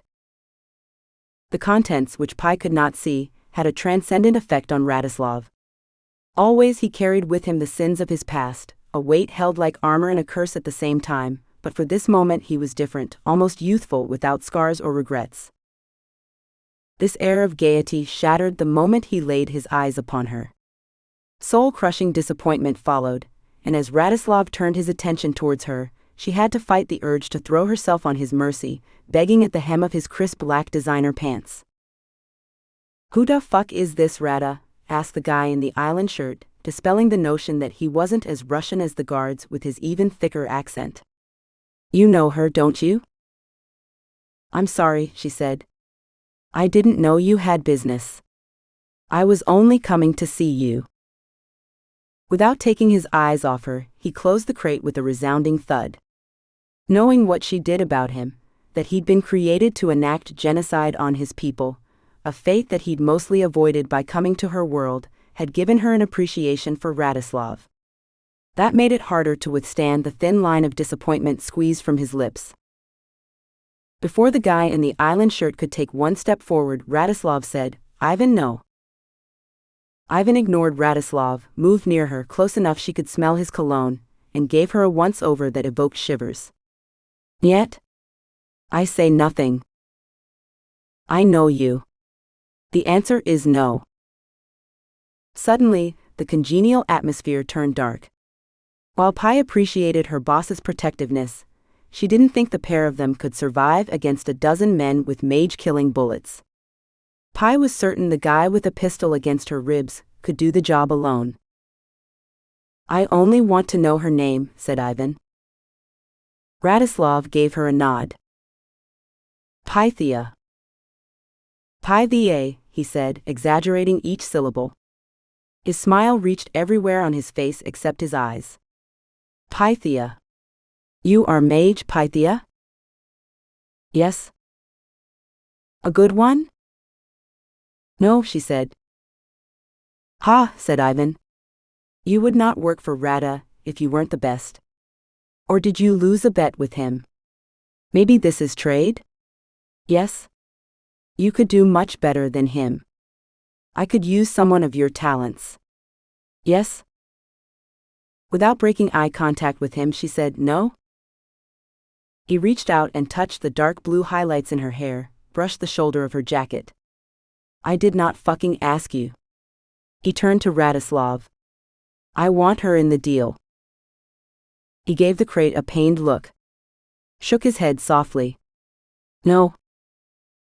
The answer was like dropping a glass in a quiet room. The earlier cooperation broken by one word. Pi tensed, trying to find escape routes without looking like she was. "Maybe we take her." Like a black crystal growing into existence through a boiling mist, a massive two-handed obsidian sword covered in green runes slowly appeared in Radislav's hand. The runes seemed to drip with pulsating jade light, hungry and unrelenting. Every eye in the warehouse was on the blade. The taste of acrid fear rose up in her throat. "Then deal is off," said Ivan without so much as a glance. Pi had no idea what was in the crate, but there had been joy on Radislav's face when he was looking at it.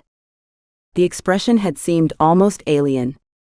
She knew there was a greater than zero chance that she was projecting her emotions onto him, but the fact that she'd ruined his deal made her cold with distress. "I will work for you," said Pi. Ivan's face lit with victory. Radislav glared back with betrayal. "One day only," she said. "You can use my talents as a mage?" When Ivan's lip curled with disappointment, she added, "It's the best you're going to get." She sensed he was about to take his men and the crate with him, so she concentrated on her vocal cords, thrumming them with phase vibrations as she said, "Take off your clothes." Without a moment's hesitation, Ivan reached up and started unbuttoning his island shirt. She'd only directed the use of the voice at Ivan, but the two guards behind him started tugging off their shirts. It wasn't until his tanned, hairy chest was exposed that Ivan realized what was happening. The longer he tried to resist the compulsion, the wider his eyes got. Radislav watched with lazy anticipation. As Ivan unbuttoned his pants and started to pull them down, Pi husked out a breath that released the spell on them. When she'd used the voice, it was like chains had been attached to her vocal cords, linking them to the men, and the relief at releasing them was palpable. Except the after effects made her feel like she'd been punched in the neck. She swallowed and stared back at Ivan as he stood silently in contemplation, pants loosely undone. "One day," he said finally. "My choosing. You come when I call, and you perform without hesitation." "One day," said Pi. "Come, friends," said Ivan to his men as he buttoned his pants, leaving his shirt open. "It is time to leave. A deal is a deal." As the men left, the press of a gun removed itself from her spine, letting Pi breathe again. "Until we meet again," said Ivan, as he strolled past as if he were merely walking down a boardwalk avenue. When only she and Radislav remained, he said, "You shouldn't have done that." "I screwed up your deal," she said. "I had to fix it." "Not with Ivan," he said, then noticed the blade in his hand. He shook his fist, and the weapon disappeared into smoke. "It took me a long time to set up this deal in a way that would not endanger my lifestyle.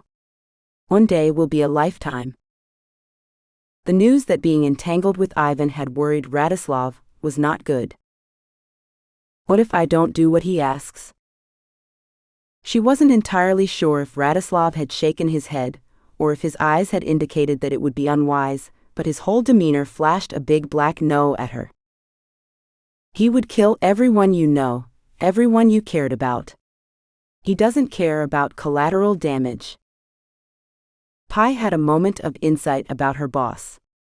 He'd wiped out a whole wing of the Maitri Society, and could put fear into a queen, so he was not personally in danger from a gangster like Ivan, but if he went to war, then Nelly Dagan and his other employees would be brutally murdered. "Well, I had to see you. It's important." Radislav studied her, his black eyes the veils of night.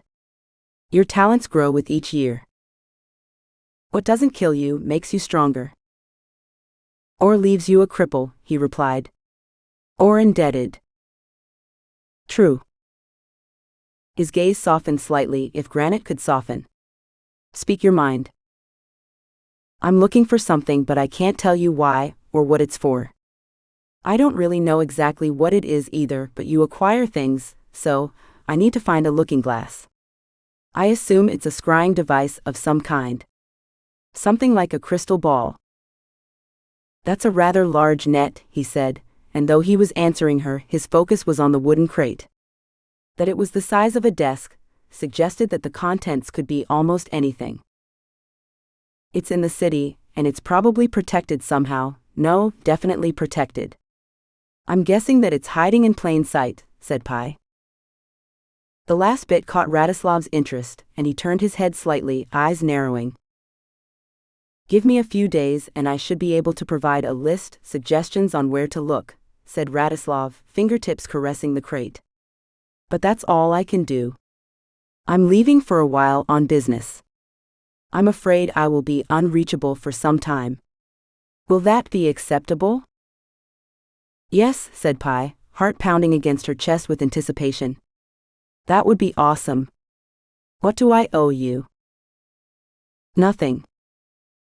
Pi had been prepared for any request, like more years of service or a specific task, but not that. She knew that he hated being out of balance with his debts. That all deals had to be for something in trade. Altruism was a foreign concept to him. "Thank you." He nodded, a clear indication that it was time for her to leave. She would never accuse Radislav of impatience, but this was on the road to it. Before she left the warehouse, he called out, I'm leaving you in charge of the glass cabaret. Stop by from time to time, and make sure everyone is doing okay. I will, of course, let them know about this arrangement before I leave." The news that she would be in charge gave her pause. Was this the cost? Or was this a benefit? Either way, it was another thing she had to worry about. She nodded her acceptance, and her last image of him as she stepped through the door was of him leaning against the wooden crate, milky white fingers splayed and bent, a hunger invading him that left her cold. Pi hoped whatever she'd given up for information was worth what she had wrought. Chapter 13. The herd of tourists in their day-glow rain jackets and day packs marched down the asphalt road towards the rows of buses. They were smiling, anticipation for visiting the Inca ruins, Machu Picchu, making them talk too loud. It had been over a day's journey to reach the eastern part of Peru, so Aurie did not share their joy. Sam had taught her a spell to ward against the altitude sickness, but she hadn't been ready for the scale of the mountains themselves. The eastern coast of the United States had not prepared her for the jagged rocks jutting into the sky, and a horizon that seemed both everywhere at once and so distant that it was unfathomable. "Beautiful, isn't it?" said Sam, whose clothes and gear fit him like a second skin. He looked to be in his natural habitat, surrounded by rocks and trees. She breathed out a yes, but it felt insignificant against the backdrop of their surroundings. Sam jogged down the slope to an old Toyota truck the color of old rust, and hopped into the back. Aurie joined him, and before she could get completely situated, Sam tapped on the roof and the driver took off. During their 2-hour drive into the mountains, Sam extolled her to drink water constantly. "When you're on expedition, you can't rely on magic for everything. Get used to building up your muscles, learning the old ways of archaeology," he said. "You don't want to be in the middle of nowhere when your spells fail you, and they will. Invictus is a natural home for magic. I've always thought it works better there where we understand it. But out in the wild, things happen. You can't expect to fireball your way out of a mess." Aurie mostly kept her mouth shut. Though the spell had kept her from getting nauseous, she felt exhausted by the higher altitude, and the stark differences between the Peruvian countryside and her city took getting used to. Back in Invictus, it was almost Halloween, and the weird circus would be on street corners practicing their bone-shaping magic. It was also the time that foolish students would often attempt summonings, only to have the demon escape its bonds, kill the student, and rampage through the city until it was banished or killed. It was chaos, but chaos she understood. The truck left them on the side of a mountain, where they headed up a dirt road. Her backside hurt from the bouncing across gravel roads, and before long her shoulders ached from the backpack. Dizzy and sore, Aurie regretted her decision to come on the expedition. "What am I doing out here?" she asked herself. But as difficult as it was, she refused to give up. Maybe it was pride, maybe it was remembering that this was what her mother had experienced, but she pushed through it. After an hour, a military jeep loaded with soldiers came flying down the road after them. Sam took one look at them, a frown tugging on his lips, and said, "Let me talk to them." As the jeep skidded to a stop, sending up a plume of dust, Sam walked towards them with his hands in a neutral position, speaking to them in Spanish. Aurie had ingested a couple of books on the language before the trip, but having the knowledge and understanding were two different things. Still, she could tell that they weren't supposed to be on this road, and the soldier in charge was letting Sam know that. From a distance, it sounded like an argument. The soldiers in back were fingering their guns. Aurie kept her hands on her hips and a spell on her tongue in case things went bad. Halfway through the discussion, the tone changed, and suddenly the soldiers were laughing. Aurie hadn't seen Sam cast a spell. However, within minutes they were shaking hands, and the jeep turned around. The soldiers gave her a wave as they drove off in a cloud of dust.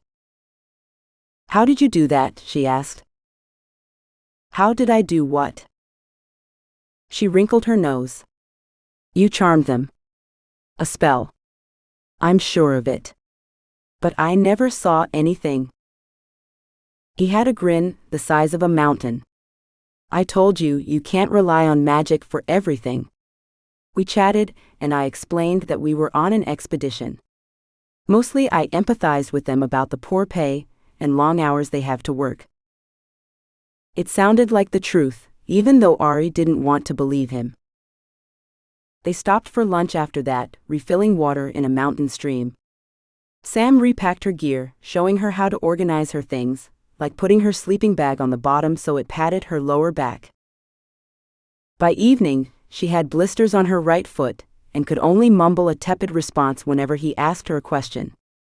The whole purpose of the trip, to follow up on a lead about the Crimson Skull, seemed ancillary to the pains in her feet. In her 24 years, she couldn't remember ever hiking anywhere, not even once, and especially not in the mountains. Sam, on the other hand, looked 20 years younger. He had a spring in his step and a song on his lips. He was TV handsome back in Invictus, but he had an honest glow to him in the jungle mountains. Had he been closer to her age, she could see falling for him. But knowing that her mother might have had an affair with him made the whole idea rather squicky, leaving her with a simple appreciation of his good looks. That evening, while they were sitting around the fire, he offered to show her how to make a grass rope. "And why would I need to know how to do that?" she asked. "You never know," he said. "Your magic could fail you at the worst possible time." "My magic has never failed me." He raised an eyebrow at her. "I get your point," she said. "But I'm exhausted. Your mother showed me how to make a grass rope on one of our first expeditions together. I thought it might be something you'd like to learn," he said, giving her a strange look. The mention of her mother brought a tug of guilt to her midsection. "I would like to learn," she said, "assuming I get to stay off my feet." His face broke into a grin. "Once we pick the grass." They didn't make a long rope, but Aurie worked at it enough to understand the principle. When she was finished, she kept a section of it hanging from her belt, in memory of her mother. The next morning they ate trail bars and some edible flowers that Sam had picked. Her feet were a mess, so Sam put a preservation spell on them that would help the blisters heal quicker. But that didn't save her muscles from their aches. By lunchtime, her feet felt like they were made of tree roots. "How are you doing?" he asked as they munched on dried fruit. Aurie stared at the sticky bar in her fingers, trying to convince herself she needed to eat it. "I feel thin. Like I'm a ghost, trapped in eternal agony." He chuckled. "Such eloquence suggests you're doing better than you think. If it makes you feel any better, during my first expedition with Nahid, we had to stop on a mountain for 2 days while I threw up and cried. She nursed me through the worst of my sickness, and once I could get food back in my belly, the rest of the trip went great." Aurie nibbled on a corner of the fruit bar. "What was she like?" His eyes twinkled with thought. "I think she wore that flowery headscarf so people would think she was soft and underestimate her. But she wasn't. She was hard. In all my years, I never outworked her. She never gave up, never came unprepared. When I graduated from coterie, I was a cocky mage with too much appreciation for my own talents, especially magic. But when I struggled, she never chastised me, never treated me differently, even though our halls were rivals. I cared very deeply for your mother." His eyes grew pained and he looked away. Aurie sensed that he was embarrassed by his revelation, and he went for a walk, claiming he had to water the trees. When he returned, they broke camp and headed further into the mountains. By lunch, Aurie felt better, and though her muscles still ached, especially her shoulders and feet, it felt like she'd moved past the worst of it. Sam slowed to walk beside her. "We're nearing our destination. You're the lead researcher on this. What's the game plan?" Aurie hesitated. She hadn't expected him to put her in charge of this part of the expedition. She had a plan, of course, her brain wouldn't let her not formulate one, but the idea of actually putting it into action seemed to shatter it in her mind. The Crimson Skull is associated with sacrifice, which makes it rather hard to find, since there are countless ancient civilizations that relied on sacrifice to fuel their superstitions. This is especially true of this region, since there were human sacrifices at Machu Picchu. But the skull is older than this settlement, which means it's unlikely that it was used here. But I did find a reference to a valley that locals avoid. The place is associated with death and sometimes sacrifice. This again is unremarkable, except that there was a report from the 1800s when explorers got lost and wandered into this valley. They said the place gave them vertigo, like altitude sickness, even though they'd been in the mountains for weeks. They claimed that a bloody demon attacked them, taking 2 of their members, and when they eventually found them, they'd been killed, and the final note about the event, written in Spanish, was Cráneo Carmesí. Crimson Skull, you've told me this before, said Sam, nodding. What are we going to do? I'm getting there. Sorry, I guess I need to work myself up to it. My theory is that the skull, if it's real, must take control of someone. It wasn't a demon, it was just a man covered in blood, and he probably scalped them, hence the Crimson Skull, said Aurie. But really, I don't expect to find anything. Honestly, when I brought this to you, I didn't expect that we would come here to investigate. I thought you'd tell me to keep looking. What made you believe that it was a good idea? He wore a wry smile. I didn't. It does sound like a story, rather than the truth, but I've been banging my head against this artifact for decades, so I thought it'd be worth giving it a try. Plus, it's probably for the best that our first time out is uneventful, to give you a taste for how real artifact hunting works, which is that it's mostly hiking, reading ancient texts, and filling out paperwork. Before heading into the valley, they layered themselves with protective enchantments. Sam pulled a holstered pistol from his pack and hooked it to his belt. There was no trail to follow, they had to hack their way into the jungle, which slowed their progress to a crawl. Up to that point, the cool mountain weather had kept Aurie mostly dry, but swinging a machete left her drenched with sweat. If anything had kept Sam and her mother from getting together, it had to be that they stunk like weasels and were covered in grime during their trips. Near the bottom of the valley, near a stream that meandered over rocks and under roots, Sam paused. Did you hear that? He asked. Aurie tilted her head. No? When they resumed, Aurie felt an uneasiness creep into her shoulders. The pack made her feel slow, and she wished they'd been able to leave them at the entrance to the valley. When something flashed through the trees somewhere to their right, Aurie froze. Did you see that? She asked through gritted teeth.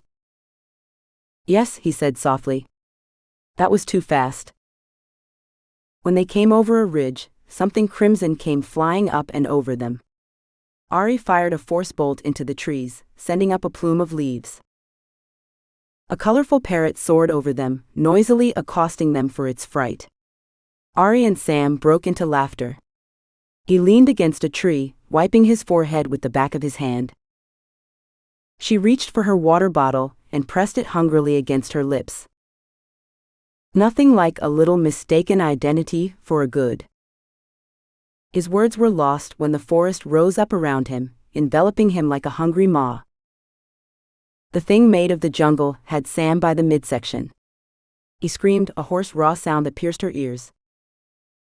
She saw red eyes and a massive collection of leaves, moss, dirt, and vines that whipsawed around them. Aurie dropped her water bottle and sent a twisted flame spear at the creature. The jungle thing rumbled, dropping Sam onto his back, and he tumbled down the slope, his shirt torn, exposing raw flesh. When it surged towards her, Aurie hesitated. It was like an avalanche of jungle and earth and rocks, except it was moving up the slope rather than down. Aurie threw herself to the side. It clipped her feet, sending her rolling after Sam. The jungle thing smashed into the trees, snapping trunks as wide as her leg like toothpicks, roaring with frustration. She rose to her feet next to Sam. His side was bloody, flesh raked. He set his feet and squared his shoulders towards the creature as it crashed towards them. Together, flame. Shoulder to shoulder, Aurie and Sam blasted the jungle thing with a whirling vortex of fire, a miniature apocalypse. The attack slowed the creature, but it punched through the fire, scattering flame and ashes in all directions. Like a massive gorilla made of plant material, it charged after them, red eyes glowing with menace. "Run!" yelled Sam. As they escaped through the trees, limbs and leaves whipping their faces and arms, Sam fired his gun at the creature, but it helped even less than the fire, so he tossed the gun away and pulled out a metallic ball the size of his fist. "Just keep running," he said, as he launched the silvery ball behind him. She kept her legs pumping forward, but when she heard the tearing of earth, the grinding of stone on stone, and the roar of the jungle thing, she glanced back to see a stone wall rising from the ground. "It's not going to stop it," he said. "We have to find another way." They each downed a potion that gave them more strength and speed, but the way the rainforest was exploding behind them told Aurie that they couldn't outrun the creature.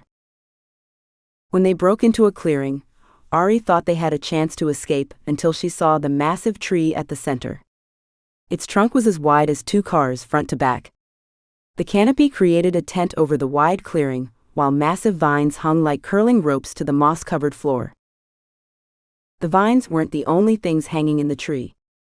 Dangling from the limbs were hundreds of animals, necks strangled by vines, skin from their skulls rotted away until only a crimson mush remained. Aurie saw the boots of a soldier near the back. The soil was littered with old bones, cracked and sucked of marrow. "A carnifex tree," said Sam. "I didn't think those were real." "Neither did I." The veneer of the experienced traveler was wiped clean from Sam. Aurie was witness to the naked fear in his gaze. He looked shaken by the realization of what was after them. As the jungle roared and shook, he turned to her. "I'm out of tricks. Drop your pack. You'll move faster. I can distract it for a little while. Long enough for you to escape from the valley. It won't follow you once you're out of its range." "I'm not leaving you," said Aurie. "Don't be stupid. At least one of us should survive. I'm better off keeping you alive. If I'm alone, I'll probably get lost and die of starvation. We're both getting out of here." He nodded grimly. "We don't have to kill it," said Aurie. "Just distract it, or slow it down enough for us to escape." "Suggestions?" he asked, keeping one eye on the jungle. "I don't know," she said. "I'm working on that." "Work faster." When the jungle thing came rumbling from the trees, Aurie hurled chunks of rock mixed with force at it. The spell concoction broke into dust when it hit the creature. Sam was chanting, his fingers gesticulating through a complex spell. To give him more time, Aurie fired alternating 5-element spells at it, but it still didn't slow. When it neared, a vine limb came whipping out, sending her tumbling across the clearing to land in a pile of bones at the base of the trunk. She looked up in time to see the carnifex engulf Sam before he could finish his spell. His screams pierced the valley. Aurie was about to fire at the creature again, when she remembered that it derived its power from the tree. She couldn't attack it directly, but maybe she could hurt it in its heart. She put her hands against the gnarled trunk, thought about what would harm it most, and started whispering lies to it that its bark was dry and turning to dust, and that beetles were boring into its weak flesh. The bark around her hands crumbled, and air hissed out of the decaying wood beneath, but it was far too little against a tree that was the size of a small building. If she had a few days, maybe she could rot a large section, but they'd both be long dead by then. At the sound of a second scream, Aurie looked up to see Sam break free from the jungle thing as steam and popping noises erupted from the pile of vegetation. His flesh was bloody, and most of his clothes had been scoured from his body, but he pushed his way free as if it were giving birth to him. Aurie ran over, grabbed him by the hand, and pulled him free. He crashed to the ground. There was a sizzling sound from inside the mound of living vegetation. Aurie didn't wait around to see what would happen. They ran up the slope, following the path of destruction. Sam had lost his boots, gear, and most of his clothes, and he looked like he'd been flayed with whips. His skin was bright pink, bubbly in some locations, but he was alive. "I sucked the water from its body," said Sam as they climbed up the valley. "It turned to steam as it came out, roasting me. But that won't stop it for long." How are you still moving? She asked, eyeing his ruined flesh. Just keep moving, he said hoarsely. The jungle thing resumed its chase when they were halfway up the valley. The potions they'd ingested were wearing off. Aurie wasn't sure how Sam was still standing with so many injuries, but they'd deal with it if they escaped. As Sam slowed, she put her shoulder under his arm and took some of his weight, helping him up the mountainside. They'd lost their original path, so they had to force their way through thick vegetation. When they came to a rocky stream cutting across the slope, Aurie stood on the mossy stones in the middle of the stream and helped Sam cross. She looked up in time to see the jungle rise up, vines whirling around her. One grabbed her ankle and yanked her backwards. Aurie put her hands around the vine and shouted mendency at it, and it crumbled to wood dust. She got up and ran, jumping across the stream as Sam blasted it. Landing face first in the leaves, she thought it would reach her again easily, but then when she got up she found the jungle to be silent again. I think it left us, he said. We made it past its barrier. She looked at his broken, bloody skin. We're not out of danger yet, she said. Can you make it to the trail? He nodded, but she could see the pain setting in now that they weren't being chased. By the time they made it to the top, Sam was nearly unconscious. She quickly set up a tent, placed what little healing spells she knew on him, and laid him inside. His flesh was on fire and she feared it would get infected, so she boiled the remainder of their water and used a rag to clean the dirt and leaves embedded into his bloody flesh. He moaned and cried, but otherwise stayed unconscious. As she was cleaning around his hip, she found a tattoo that appeared as she touched it. The design was of a swirling shape that made her think of a galaxy. Late that night, with care and the frequent reapplication of enchantments, his fever broke, and he fell into a deep sleep. Exhausted, Aurie curled up outside the tent and slept until morning. She woke with insects attacking her lips. After eating a meal of dried nuts and fruit, she refilled their water from the stream on the slope, being careful not to cross to the other side. When she came back, he was awake, sitting outside of the tent. Thank you, he said. Thank you for not leaving me.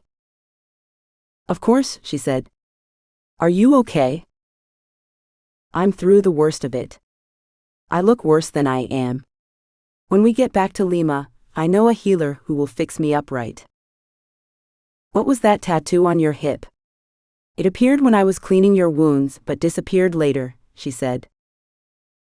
His lips thinned. Something from when I was younger. Nothing important. Now let's break camp. It feels like I have the worst sunburn ever, and I don't have boots anymore. The journey back to Lima took 3 days, due to his lack of footwear. They caught a ride with the soldiers in the jeep once they made it back to the main dirt road. They seemed amused by the damage he'd sustained, joking that she'd caused it.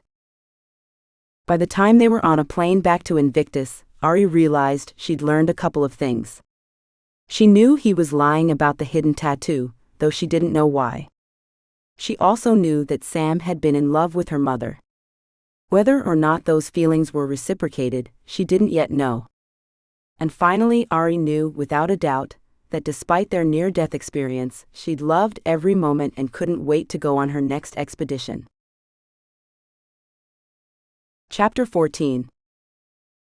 Aurie was waiting for Pi at the 8-fold door beneath Arcanium. Her face was a little wind-burnt from the journey through the Peruvian mountains, but Pi had never seen her sister so alive. She looked like she was bursting at the seams. What's the deal? Asked Pi. You said you needed a place for a summoning, said Aurie, tapping on the ruined door with her knuckles. I provide. I thought only the professors had access to this room, said Pi. Aurie produced a thick iron key from a pocket and opened the door. He leaves his office open all hours of the day and night. How are classes with him? They're not. I've been too busy working with Sam. I've missed the last 3 classes. Don't you have to have his approval to graduate? Asked Pi. After the trip to Peru, Aurie was starting to wonder what the point of graduating was if she was going to be an artifact hunter. She planned on graduating, but mustering the energy to attend one of Chopper's classes when they were potentially fatal had been difficult. "I'll figure something out. There are more important things, like Invictus Spire." Pi whistled at the massive stone room and meandered around, admiring the scars in the concrete. After hearing her sister describe the battle with the Ethiopian death cloud, she could almost see it in her head.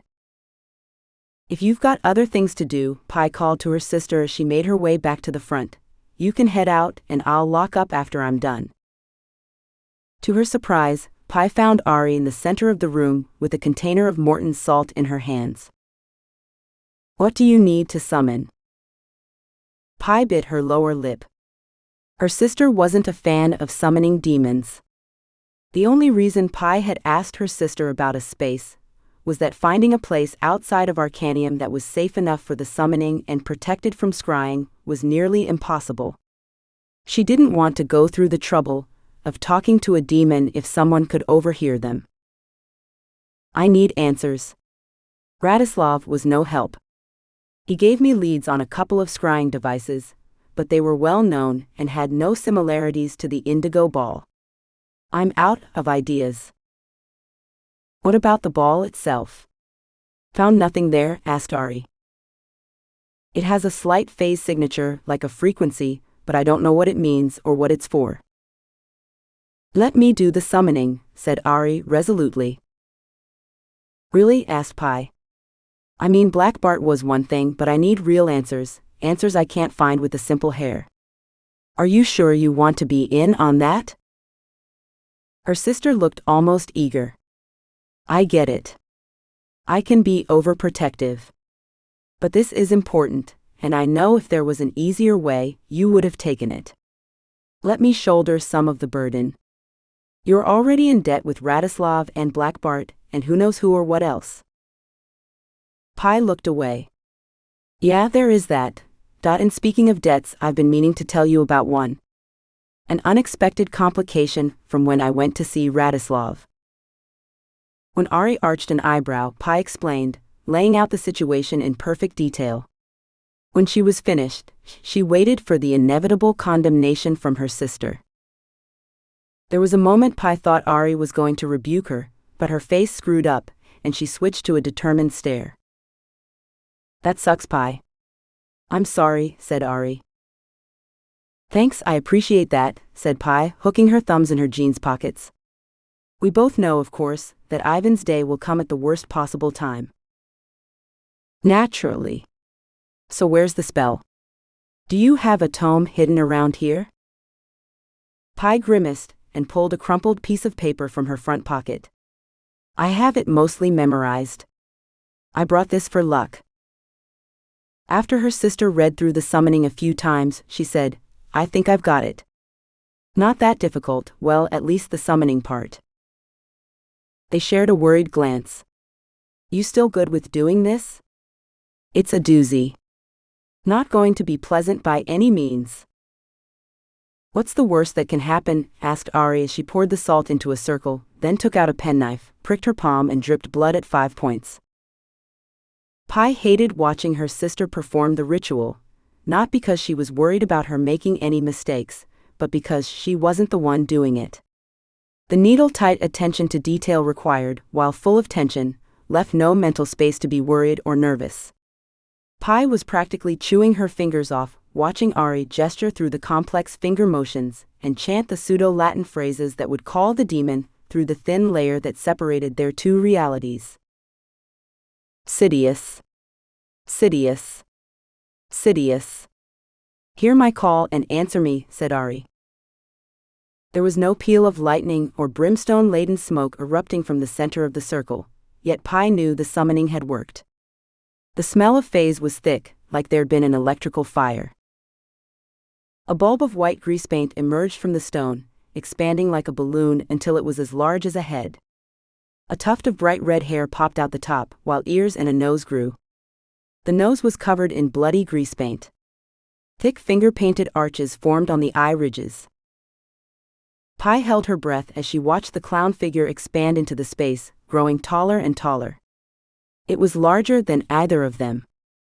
All Pi could think about was the clown demon getting loose and dragging her back into the stone. Aurie, on the other hand, did not look impressed. She had her arms crossed as she stared back at the demon clown, nostrils flaring. The clown demon hissed, showing teeth like yellow-brown razors. Aurie said nothing. Before their eyes, the white greasepaint skin bubbled, deforming the clown until it was an unrecognizable blob. This didn't last long. It hardened into a sleek black alien creature, with a bony exoskeleton and slaver dripping from its jutting jaw. Still watching with a resolute stare, Aurie looked almost bored. The demon changed form again, this time into a hulking man who looked suspiciously like Bannon Creed. "Nope," said Aurie. The demon Creed's skin turned bright red, the head expanding until it looked like a sports mascot. Pi almost expected it to have a t-shirt cannon, or a basketball under its arm. The mascot demon opened its mouth, revealing the yellow-brown razor teeth again, and said, "If I don't get what I want, neither do you. Stop resisting. Let me in." Aurie closed her eyes for a moment, then uncrossed her arms and let out a big sigh. "Fine. Do your worst." The big plastic eyes on the mascot spun, and the demon broke out into laughter, unsettling Pi. The bulky form shrunk, red felt covering changing to freckled skin. As soon as Pi saw the coppery hair, she exchanged glances with her sister. Aurie's forehead was knotted. "You killed me, eh?" said Demon Kieran. "You failed your mother and me." The Demon Kieran held his arm up, and his skin bubbled bright red with burns. "Blew me up. Told you to watch yourself. Careful with your magic, but you didn't listen. And look what happened." The shock of seeing Kieran was etched on her sister's face. She didn't look frightened but sad. Pi considered ending the summoning, until the demon Kieran shot her a look and curled a finger at her. "You failed her too. She was a nice young girl until you started watching her," he said. "I know," replied Aurie. "But she still turned out pretty damn awesome. Come on, demon. If this is the best you can do, then you probably don't have the answer we're looking for. I think I'll send you back." "No. No," hissed Demon Kieran, showing his yellow-brown teeth. "I'm just getting warmed up. You were right to summon Sidious. You're paying for my information. You'll see, you'll see." Pi wasn't surprised when the figure of their father turned into their mother. Despite knowing that it was a demon in disguise, her heart ached with seeing her in her flowery headscarf. At least until the demon Nahid opened its mouth. "You think you can follow in my footsteps? You think you can do what I couldn't do? Who do you think you are, Aurelia? Look what happened at the clinic, heck, look what happened a few weeks ago. You nearly got Sam killed, just like you do everyone else." Aurie's eyes grew watery, but she did not look away, taking the demon's abuse with her chin held high. The demon Nahid marched to the edge of the salt circle, staring at Aurie with a smirk on its lips. Yes, I see it. Your fear. It eats at you because you know it's true," said Demon Nahid. Alarm registered in Aurie's face. "No. Shut up." The covert glance in Pi's direction made her say, "What's going on?" The demon Nahid cackled, completely ignoring that it was damaging the illusion, but whatever it had gleaned from Aurie's head had been injurious enough that it didn't care. Demon Nahid curled an arm in midair, as if it were hugging someone close to it. Then it did the same with its leg, and started humping the air. "She knows the truth, that I used to fuck that Sam Arlington. And who wouldn't? How could I keep my hands off him on expedition? I loved to crawl around the campfire." "Shut up. Shut the fuck up." Aurie surged forward, and for a moment, Pi was afraid she'd crossed the salt circle. But she stopped short. Pi didn't realize she was scowling at her sister until the demon looked back at her, and grinned with yellow-brown razor teeth showing. She hasn't told you, has she? How delicious. It's only a speculation, said Aurie, pleading with her eyes. I would have told you if I learned it was true. Pi was annoyed that Aurie hadn't told her. She bit back her anger. It's fine. I understand. No, screamed the demon. You should be mad. You should be angry. She's keeping secrets. Aurie's expression of concern melted into relief.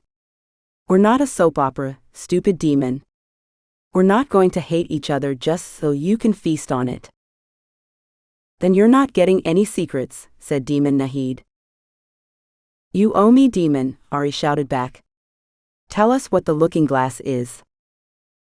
It laughed. You didn't give me enough of the good stuff. You got enough to give us an answer, said Aurie.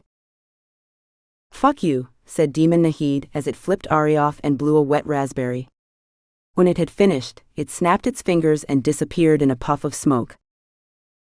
As soon as it was gone, Aurie put her fingers to the bridge of her nose. I'm sorry, sis. I was going to tell you. Doucette Duram.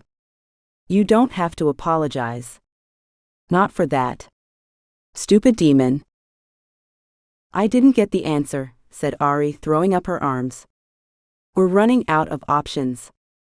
Any other demons would want too much for the answer, and it's not like we can find the answer on the internet. Yeah, I wish, said Pi, and as soon as she did, she looked back to her sister, who had the same expression. Or can we? What if the looking glass is the internet? Asked Aurie, pulling her cell phone out of her pocket. Maybe it's like Sam was telling me on our expedition, you can't rely on magic to solve every problem. What if he wants us to use the tools we have? I think you're right, sis. Damn. Why didn't I see this before? Asked Pi, pacing around with her hands shoved into her hair. I know what I need to do. It'll take me a bit to program, but I can do an image search. I bet it's in there somewhere. Pi ran over and hugged her sister, kissing her on the forehead. You're the best. It might take me a few days, but be ready. I think we're going after the second ball soon. Chapter 15. A ghostly dragon with pink feet as long as a freight train soared over the glitter dome, while colorful fireworks exploded around it. The city was alive, chest-vibrating booms and endless crackers providing an overlapping cacophony. Smoke hung over the buildings, as if the streets were a battleground. The display was visible to Aurie, who was in the 10th ward, standing outside Wizard's Wax Museum as her sister bypassed the security systems. The museum was a shadow-esque 3-story building with turrets and steep angled roofs. The street was completely empty, so Aurie hadn't bothered hiding, and they had face-obscuring enchantments to protect them from cameras. New Year's Eve is a great night for thieves, mused Aurie. No one is home, everyone is looking at the sky, and they're drunk as a skunk who fell into a wine barrel. Are you suggesting we're thieves? Asked Pi, crouching before the locked back door. The coloring of her leather jacket had gone matte black, absorbing the light rather than reflecting it. Aurie admired the usefulness of her sister's trinket, wishing there'd been a pair of them that day. Something shimmered at Pi's hip, but Aurie turned her attention back to the fireworks above the city center. Not thieves, said Aurie. Scavengers, like on a scavenger hunt. Are you going to tell me why we're not out with our friends? There will always be more nights to make fools of ourselves.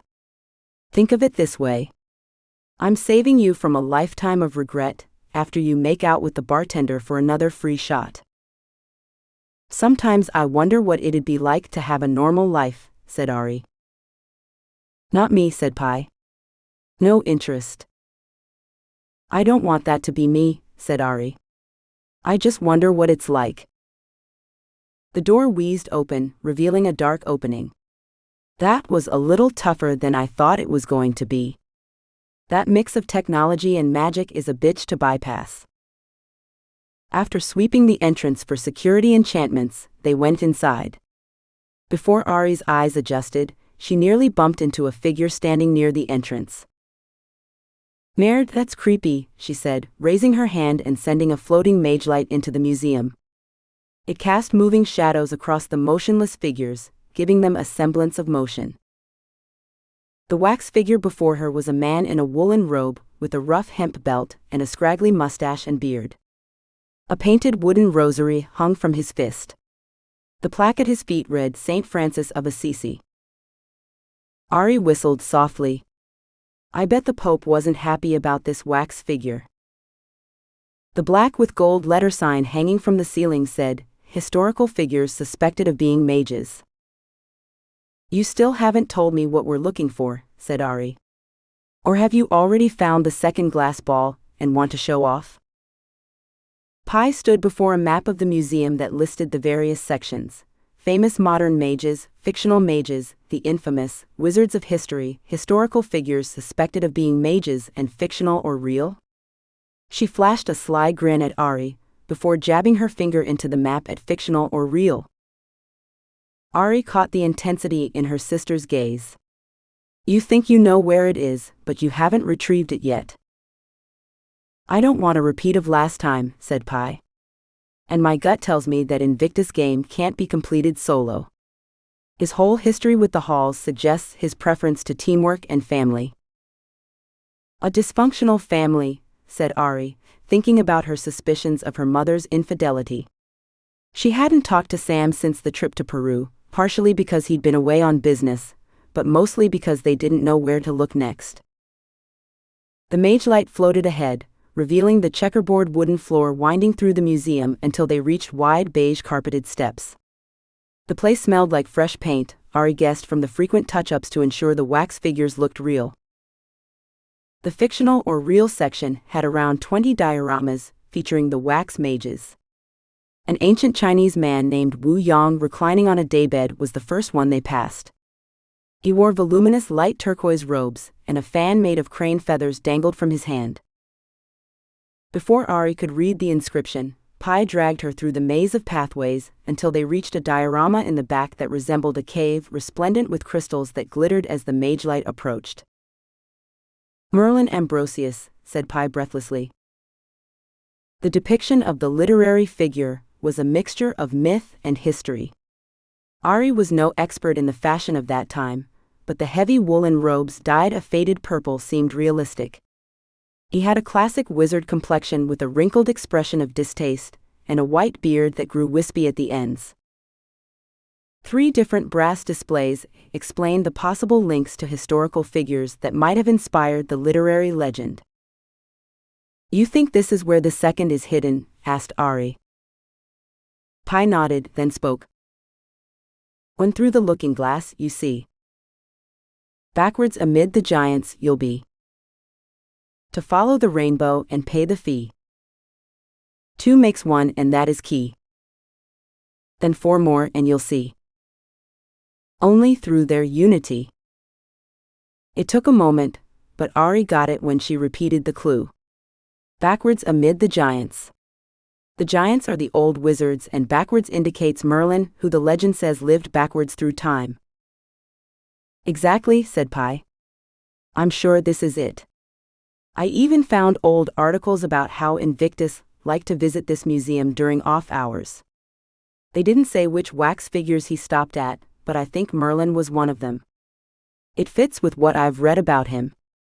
He had a fascination with the mages of history. 2 of the books in that cottage were the Maharal of Prague and the Diary of Farmer Weathersky. Both figures are here in the museum. Aurie examined the crystal cave, touching the stone to find it was painted foam blocks. Do you think it's a hidden chamber? I don't know, said Pi. I thought it might trigger from the first ball. Well, let's go back and get it, said Aurie, confused. Her sister reached to her side and lifted something heavy that Aurie couldn't quite look at. Every time she tried to see what her sister was handling, Aurie felt the strong urge to look away. What's causing that effect? Asked Aurie, when Pi pulled the indigo ball from what seemed like empty air. It wouldn't fit in the jacket, so I had to come up with something better. I gleaned the spell from the enchantment placed on the glass ball when it was in Hemistad's shop. We'd been standing next to it for years and had never thought to ask what it was. It took some work to reverse engineer it, but it works great. Aurie whistled in appreciation. We should armor up. It took a few minutes, but they layered themselves with enchantments. If there was to be a battle, they wanted to be ready. With the indigo ball in her hands and facing the wax figure of Merlin, Pi said with grim determination, "May the games begin." She moved forward one step at a time, stopping for a breath before continuing with the next step. Aurie kept her head on a swivel, expecting an attack to come from everywhere. When Pi gently touched the wax figure with the ball and nothing happened, Aurie deflated. Pi wore a scowl. "I'm sure it's Merlin. I really am." "I believe you, sis. It makes sense. Walk around the diorama. It might be something in the cave that triggers it." After Pi wandered around the diorama, holding the indigo ball out like a divining rod for 10 minutes, covering every inch of the area, she returned to the front with Aurie. Her sister's shoulders slumped while her jaw pulsed. "I know this is it. I know it. What am I doing wrong?" Aurie rubbed the back of her neck, working at a burr in her thoughts as she repeated the clue. "When through the looking glass, you see. Backwards amid the giants you'll be. To follow the rainbow and pay the fee. 2 makes 1 and that is key. Then 4 more and you'll see. Only through their unity." "See," said Pi. "It's gotta be Merlin. Something you said makes me feel like we're missing something, but I can't pinpoint what it is," said Aurie. She read the texts on the 3 historical possibilities of the legend of Merlin. He might have been a madman named Merlin Wilt, or a Romano-British warlord named Ambrosius Aurelianus, or an unnamed druid from the 6th century living in southern Scotland. When she was finished, the burr remained. "It's not this. Not here." Aurie snapped her fingers. "It's the thing you said about family and teamwork. What if you need a second person? That it's gotta be a team of at least 2 people? 2 makes 1 and that is key. 2 makes 1. Maybe 2 people make a team, then the 1 more is a key." A sense of revelation took over Pi's face, and she handed the ball to Aurie. The glass was cool in her hands, smooth. Aurie slow marched to the wax Merlin, her heartbeat doubling at each step, skin crackling with anticipation. The moment her shoe scuffed the edge of the platform, a shimmering shield exploded around her. "What the?" She looked all around her to find she was trapped inside a bubble. Pi stood on the outside, her hands hovering near the shield. Her expression was a mix of excitement and concern. "This is it, I knew it." "What's going on? What's happening?" asked Aurie, panic rising up in her chest. She forced herself to take a deep breath so she wouldn't hyperventilate. A scream made Aurie jump. She turned back to find her sister sucking on her fingers. "Don't touch the shield. It shocked me." When the wax figure of Merlin twitched to life, Aurie set the indigo glass ball on the checkered flooring and prepared for battle. "M. Wolof Sias Nemos," said Merlin. "Shit. What is that?" "Was that a spell?" asked Aurie, glancing back to her sister, but not looking too long for fear of missing something. "I don't know," said Pi, forehead wrinkled. "Keep watching." The shimmering electric cage made her feel like a prisoner. Her leg bounced as she waited. When Merlin lifted his hands and gestured with his fingers, Aurie almost missed it because she jumped a little. He made the finger signature for the 5-element spell of fire. "Maybe he wants me to copy him," said Aurie, and she performed the finger movements. When she received a tiny shock, it jolted her arms. "The shield got smaller," said Pi from outside. "I copied him perfectly." "How did I get it wrong?" asked Aurie. Before she could reply, Merlin made the finger gesture for fire again. Aurie repeated it, making absolutely sure that every movement was as crisp as a military salute, but the shock came right away when she finished. "Damn it," she said. "I did it exactly right." "Maybe you don't copy him," said Pi.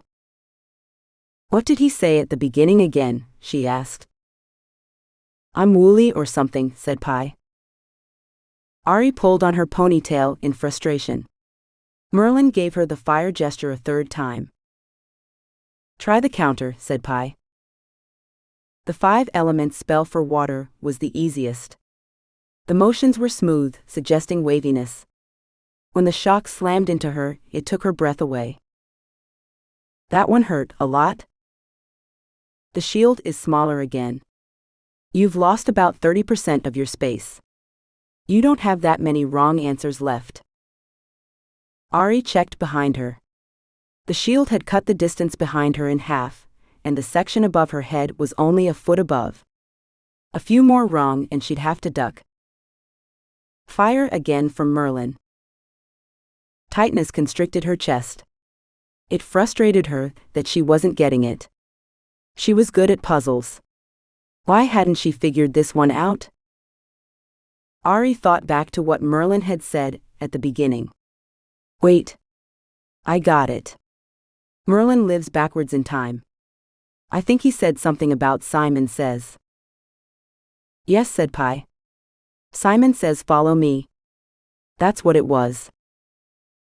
Aurie had never tried to cast a spell backwards, but 5 elements were simple enough that she could envision it. She was about to try when the shock hit her for a 4th time, and the bubble shrank again. That sucked. I didn't even get to try. "I wonder what happens if I don't have room left," said Aurie. "Focus on the gestures so you don't find out," said Pi grimly. When the fire gesture came for the 5th time, Aurie was ready. She made it in reverse, which felt like trying to do break dancing with her fingers, but when she was finished she received no shock, and the shield didn't move. Aurie almost jumped for joy, which would have jammed her hands into the shield above her head. She kept them near her shoulders and clapped. Merlin gave the earth sign. Aurie worked through it in her head before making it backwards. Success. "You got this, sis," said Pi. "Do set Duram." Aurie stayed focused on Merlin's fingers. She used the time in between to picture the other 3 in reverse. When he gave water she was ready, and she gave it right back. He went back to fire. Check. Water, then spirit. Fire twice. Air 3 times. Back to earth. Water. She made each one. Then Merlin gave her a little bow, and Aurie expected the shield to go down, but he waggled his fingers as if he were stretching them, and she realized the real game had begun. The opening sequence was a warm-up to teach her the rules. He started with fire, and as soon as she completed the gesture, he moved to the next, rather than pausing between. Water. Earth. Air. Spirit 3 times. Earth. Earth. Fire. On the last, Aurie started to do earth again, and had to switch mid-finger hook, but she got shocked right away. The shield shrunk, until it was only an inch from her head. "Almost," said Pi. "That was great. Now do it again, but longer." "Easy for you to say," muttered Aurie, but she had no time to think as Merlin launched into the game again. Fire. Air twice. Earth. Spirit times 4. Earth times 3. Fire. Water. Air. Aurie fell into a rhythm. She gave herself a quick mental check before she started each spell, but the longer the game went, the faster Merlin's fingers flew. After a minute, she found it hard to follow his motions. She barely had time to read what spell he'd performed before he was doing the next. Beads of sweat formed on her forehead and rolled into her eyes, but she couldn't wipe them for fear of missing a reversed spell. Her fingers cramped from making gestures she was unused to, and before long she was mentally screaming for the contest to end. Water. Fire. Air. Earth times 3. Air times 2. Fire. Spirit. Earth. The game kept going, and Aurie found herself struggling through each spell. Her fingers were giving out. Her shoulders were hunched, and her mind was worn to a nub. She knew a mistake was only a matter of time. Water. Water. Water. Water. Water. Water.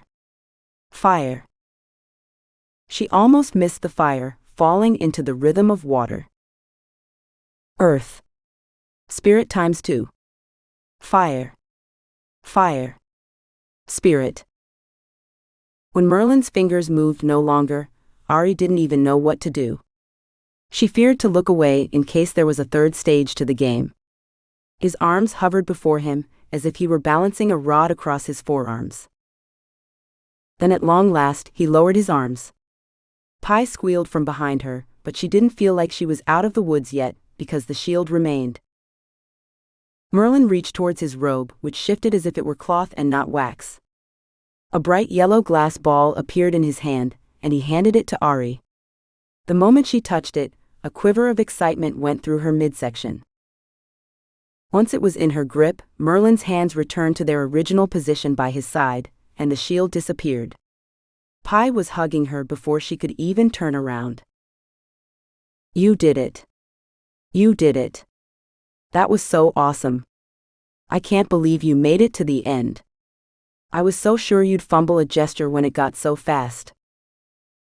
With the glass ball under one arm, Aurie wiped her forehead with the other, trembling with the aftereffects. "I didn't have time to worry." Pi grabbed her by the shoulders. Her eyes were wild, a little crazed. "Do you realize what this means? We've got 2 balls already, and no one else even knows about this. We're going to do this." In her gut, Aurie knew that it was only going to get harder. Invictus wouldn't make it easy for them.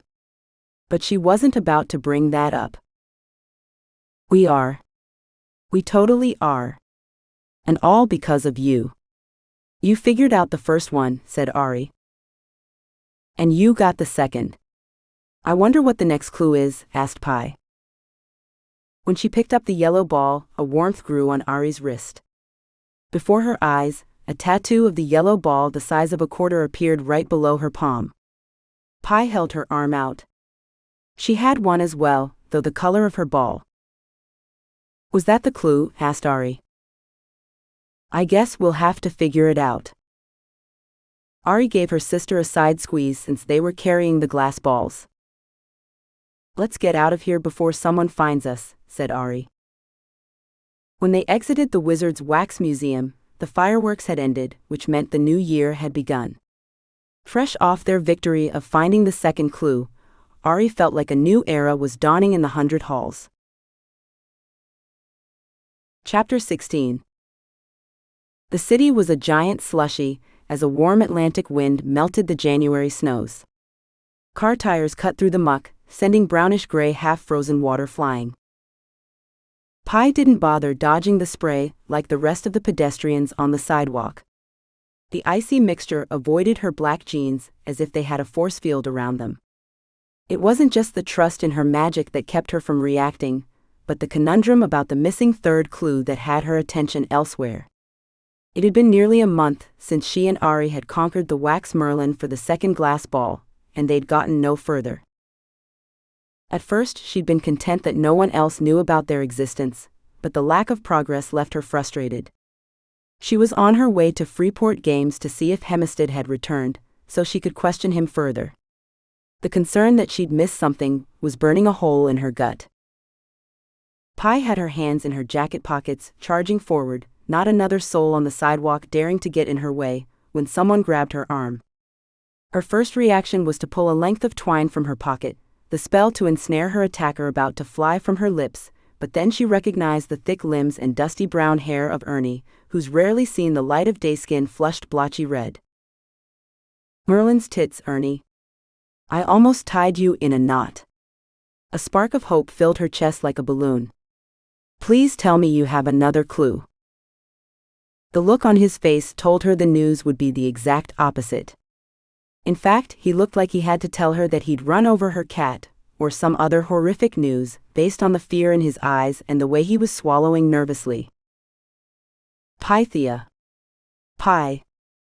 I'm sorry. I couldn't help it. I had to, he said frantically. You had to what? She asked. He shook his head feverishly, as if he couldn't get the words out. Are you okay?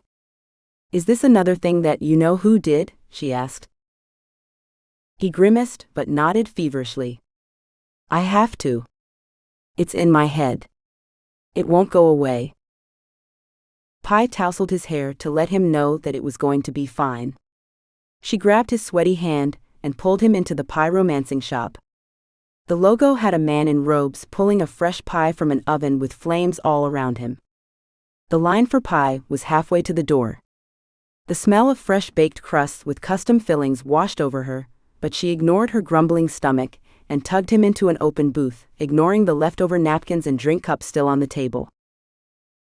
After casting a no eavesdropping spell, she asked him, what happened? Ernie's gaze roved around the room before settling on her. He gave her a weak smile. Pi and Pi. She patted his hand. Whenever you're ready. He seemed to relax until he tried to speak, then his body cinched up as if it had a drawstring. I didn't want to tell them. I really didn't. I can't help it. A sense of foreboding washed over her. The thing you told me in the Undercity. He nodded his head, looking partially relieved that she understood.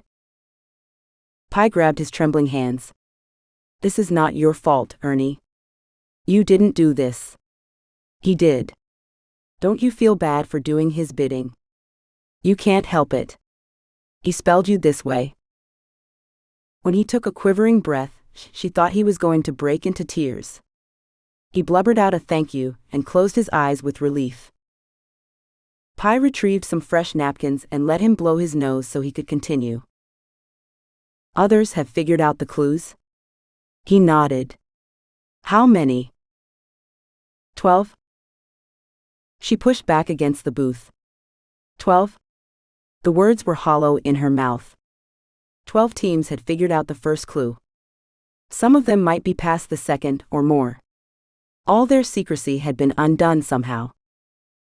It also meant there was more than one set of glass balls. Which wasn't a surprise, but she'd hoped that wasn't the case. Did they say anything about how they figured it out? He shook his head. Do you remember their names? She asked. I don't know, maybe. I remember one girl. She made fun of me when Aurie took me to Freeport Games, he said.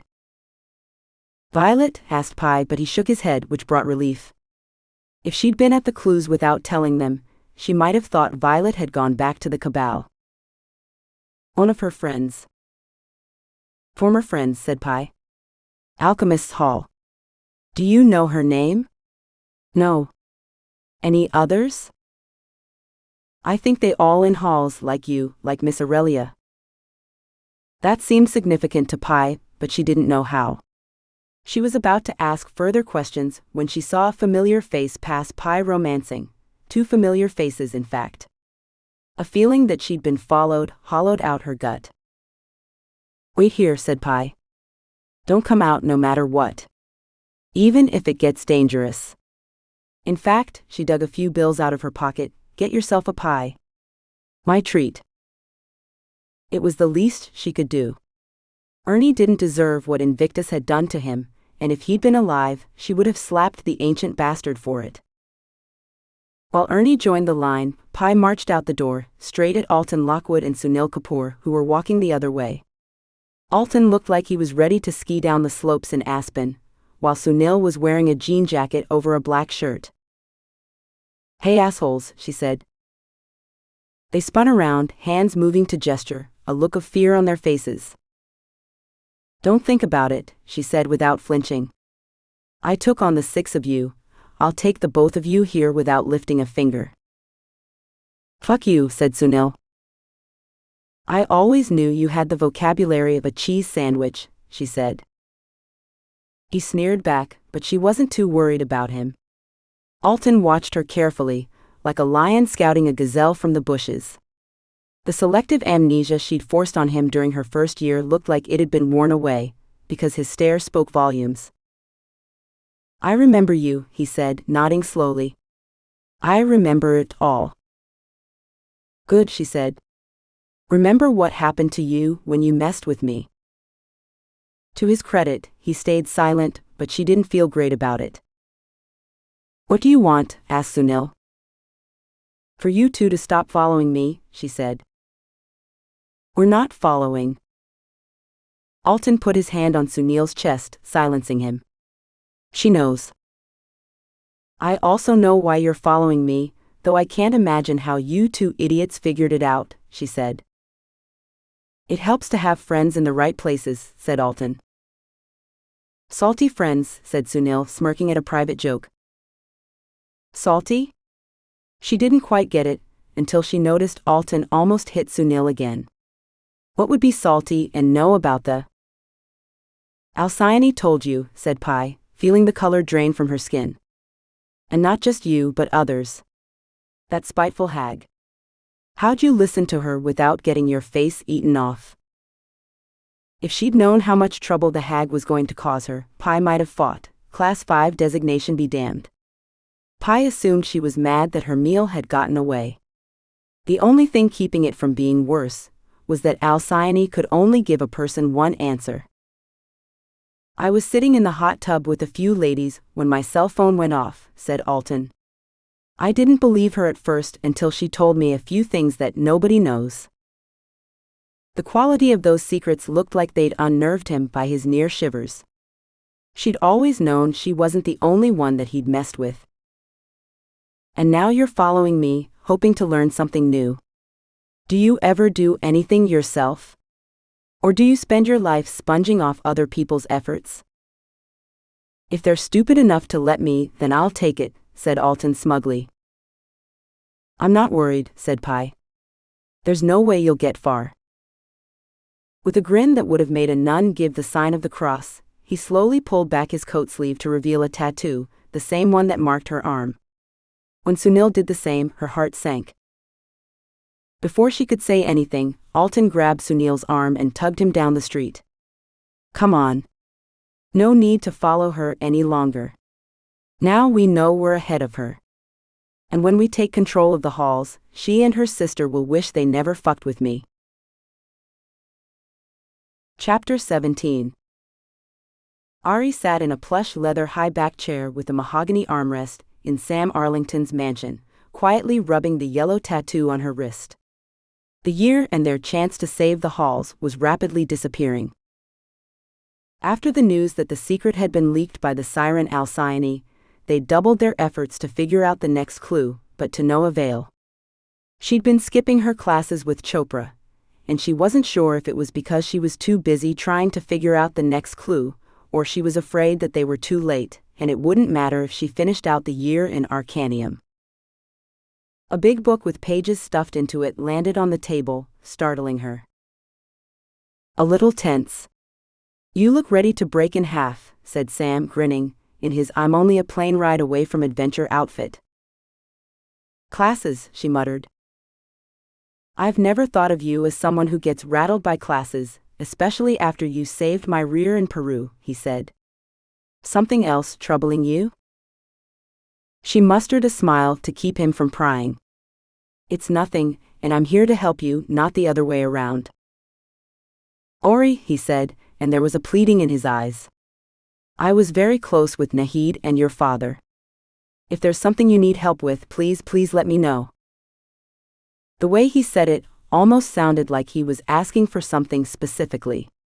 Was he suggesting that he and Nahid had been more than just colleagues? It would help me a lot if we could focus on the Crimson Skull, said Aurie, pulling the book with the guts spilled out closer to her. As her gaze fell upon the contents, she noticed a picture of her mother standing in a black forest with a strange squat metal jar in her hand and a look of victory on her face.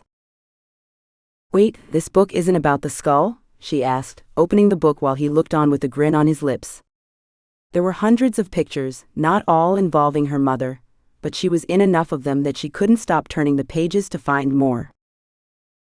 I appreciate the gesture, Sam, but I really should be back in Arcanium studying. I thought you needed my help, she said, fingertips caressing the leather edging of the tome. I do, and that's why I'm offering my payment ahead of time. We have a trip to make, a shorter one, but I need you, he said. You can leave the book here, we can stop by later, or I can send it along to Arcanium when we're done. Aurie picked up the photograph of Nahid with the squat metal jar. As she looked closer, she noticed runes on the item. Her mother's patient handwriting read, Forest Mother's Pestle, then in another location written at an angle, I can't wait to see his face. Were you on this expedition? She asked. He shook his head. The pestle? Do you know where it went? She asked. No. Why do you ask? She gave a little shrug. Curious. If he'd had the pestle, then she would have assumed the his in the note was Sam, but since he didn't have it, it was probably her father, Kieran. He could be lying, but if so, he was good enough she couldn't detect it. He drove them to the 8th Ward in a black Suburban with tinted windows. The gray skies of winter hadn't quite left, nor had spring returned. Aurie felt in limbo, much like the weather. When her phone rang unexpectedly, she worried something had happened to Pi, until she saw it was Violet calling her. She excused herself and took the call, crouching into the corner of her seat. Hey. Sorry to bother you, Aurie. I was hearing some rumors, and I thought I should pass them along. Is it safe to talk? Mostly. The tension in her shoulders twisted. I assume this is not a good rumor. There was a pause on the phone. No. Then another. A month ago, I started hearing rumors about some items being found, that the halls might be led by a head patron again, and that certain sisters I know were in the hunt. Aurie glanced over at Sam, who was busy turning onto Fate Avenue, avoiding a taxi that had gone speeding past with a warning honk. Those rumors are true. I also heard that progress is being made, said Violet. But not by us. I heard that too. In fact, that's why I'm calling you, said Violet. Aurie shifted in her seat and banged her head against the window. She closed her eyes, settling her forehead against the cool glass. They've gotten in, more than one group. Shit. Aurie made a non-committal noise. She didn't want Sam to know how important the call was. The entrance is in the place we both know about. The last place you saw your uncle. The statue of Invictus. Only it's under construction again, and I don't think anyone is getting in. It was the worst possible news, well, nearly so. Alton and Sunil had figured out the next clue, and they were blocking the entrance. They'd theorized that there were 7 glass balls to be retrieved, which meant there was still time, but Aurie felt like their chances were dwindling. Thanks. Anything else? Yeah, said Violet. It sounds like only 7 teams of 2 can be active at a time, and they have to be from 2 different halls. That's good to know, said Aurie. I'll let you know more if I find out. Not many know about this, but I'm sure the news will get out soon. I'd better go. I have a board meeting in a few minutes. Thanks and good luck on the test, she said before clicking the phone off. Get some primo intel on an upcoming test? Asked Sam with a grin. Yeah, said Aurie numbly. The fact that Ernie had told them about 12 teams, but only 7 could be active, meant that some of the students had died, or been knocked out of the contest somehow. She hoped the latter, but didn't expect that to be true.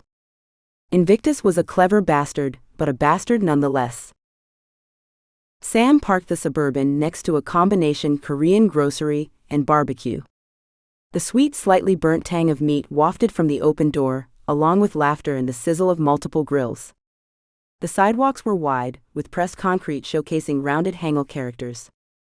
Flowery camellia trees populated the street, their pinkish blooms too early for the spring. Aurie had never been in this section of the city. It appeared by the number of businesses and the subdued conversations from its denizens that there was a vibrant Korean-American community. "Be alert, careful," he said softly, appearing to have contained his normal extroverted self. Sam led them through an arched passage between buildings that ended in a hidden courtyard, suggesting a time from centuries past with steep roofs and a gravel floor. An old woman with dark hair threaded with gray sat on a park bench facing the other way, throwing feed to pigeons that cooed and pecked amid the rocks, tiny feet scratching. A light sense of unease fell upon Aurie's shoulders, making her glance around for a hidden source of danger. Something didn't feel right about the scene. "Ne-yong," said Sam, inclining his head forward in a semblance of a bow. Ne-yong looked like she was about to attend a business meeting, wearing a gray jacket with a tree pattern and black pants. Despite her wrinkled appearance, she lifted and sipped from a teacup as smoothly as a teenager, eyes containing a smoldering danger. In her limited time dealing with the supernatural, Aurie had learned they could hide their appearance all they wanted, but the truth always showed in their eyes. "You have a lot of nerve coming to see me here, Sam Arlington," she said, clucking her tongue at the end with a note of finality. "My apologies, Nay. I heard you were in town and wanted to pay my respects," he said, trying to appear small and unthreatening like a mouse hiding in the grass. The old woman's gaze passed briefly over Aurie. She felt no overt threat, but Sam seemed to be feeling it. The whole courtyard felt off to Aurie, but she couldn't leave his side to investigate, so she kept her head movement small and searched the area with her eyes. Ne-yong took another sip from her teacup, using the moment to glower at Sam. "You fucked me on that deal. I paid good money for that dig, and you produced nothing but publicity for yourself. You're a preeny, glossy attention hound. Why should I even allow you in my presence?" As I said at the beginning of that project, not every search is fruitful. Not every artifact can be found, he said. Artifact? She clucked her tongue. That was my necklace, not some fancy. I'll never forgive that girl for losing it in the Mi-Kiang River. As Aurie shifted her vision, intentionally blurring it, she caught fuzzy edges that shouldn't be there. There were glamours on the courtyard, a sense of largeness that shouldn't be there. "Who is she?" asked Ne-yong, jabbing a wrinkled finger, flaring her nostrils. "I know her smell." Before Sam could speak, Aurie stepped forward. "I'm Aurelia. You can call me Aurie." "Why should I?" Aurie blurred her gaze again, catching more hints. "Why are you hiding what you're doing?" Ne-yong's eyes widened. Sam put a hand on her shoulder, but she shook it off. "I don't mean your form, whatever it is. The pigeons, the tea, your clothes." "Really? It's a lie. You're doing it because you think we care about appearances." Sam shifted slightly. "Drop the illusion. We don't care." Ne-yong narrowed her gaze. "Millennials. You ruin everything." The scene shifted. The pigeons disappeared along with her teacup, and her clothes and appearance shifted, replaced by a young-looking Korean girl in a gray shirt with pink hearts, a black frilly skirt, and impossibly tall heels.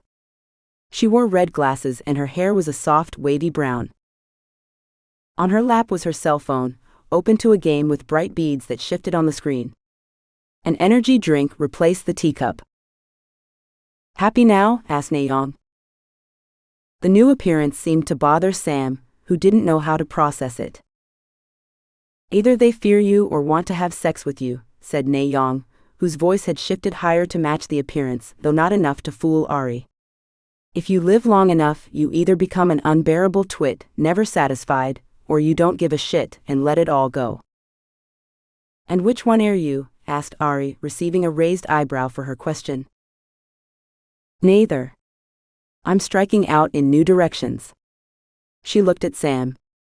"So what do you want?" "I'm looking for something," he said. "You're always looking for something." She smiled, a hint of darkness in her gaze. "No need to tell me." I can smell it on you. You're looking for a bit of luck, aren't you? Ne Yong chuckled as if it were a private joke. Sam looked like he was going to ask a question, then he reached into his front pocket and pulled out a small, delicately wrapped package tied with red string. When it was in her hands, she shook it, sniffed it. A mien of disappointment cast shadows across the young face. You expect answers? Sam shook his head. I expect nothing. Ne Yong gave Aurie a secret smile. He lies well, that one. He hasn't told you, has he? Ne Yong, said Sam insistently. Aurie turned to him. What? She's messing with you, he said. Which was true, but Aurie sensed something else. Is it about Nahid? A spark lit in his face, but before Aurie could question him further, Ne Yong clucked her tongue. Nahid's daughter. That's why I recognized your scent. This news made Ne Yong lift her chin and appraise Aurie in new light. It also confused Aurie, because if Ne Yong had just become aware of who her mother was, the information that Sam was withholding couldn't be about her. Your roots go deep, said Ne Yong, tapping the glass on her cell phone with long pink fingernails. Quite a family. My family is dead, except for me and my sister. Ne Yong shifted her cross leg, smoothing the ruffles on her black skirt.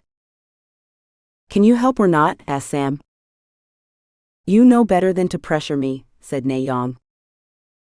I'm beginning to think it's not worth it, he said. Her lips thinned from anger. I'm not worth it? I'm not worth it. Then her eyes rounded before narrowing. Wait. You're trying that patented Arlington magic on me, aren't you? That was subtle, so subtle I almost missed it. Cocky of you to think you could influence me like that. Sam's cheeks reddened, but he said nothing. Fine, she said, rolling her eyes, I'll tell you. But only because you have amused me for a brief spell. Not because of your gift, which is entirely outdated. She tossed the box onto the gravel. What you seek is in the city, and you're not the only one looking for it. That's all I know. In the city? Asked Sam incredulously. But how? Aurie was surprised to learn that the Crimson Skull was in the city as well. Sam seemed to be taking the news hard. He was shaking his head, as if she'd told him he had 5 minutes to live. Ne Yong crossed her slender legs, tapped on the cell phone idly and shrugged her petite shoulders. Who knows? I hear things, and as luck would have it, they're often useful. Sam nodded soberly. My thanks, Ne Yong. I'm afraid we must leave. As Aurie turned to follow, she said, Good fortune to you. Ne Yong seemed to find her comment amusing. As she left, Ne Yong's voice followed her out. You should get him to tell you his secrets. At the black Suburban, she asked, what was that about? What secrets? His eyes raced with thought. He started, but it almost looked like he'd been frozen, as if something was preventing him from speaking. There's a time and place for everything, but not now. I couldn't even if I wanted to. If others are looking for the Crimson Skull, then we have to double our efforts. Why? Asked Aurie. I thought this was a personal project.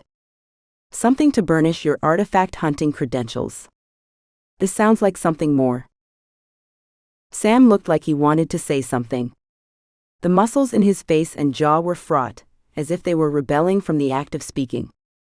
Eventually he was able to calm himself and take a deep cleansing breath. He put the vehicle in drive. Neither of them said another word the whole way back.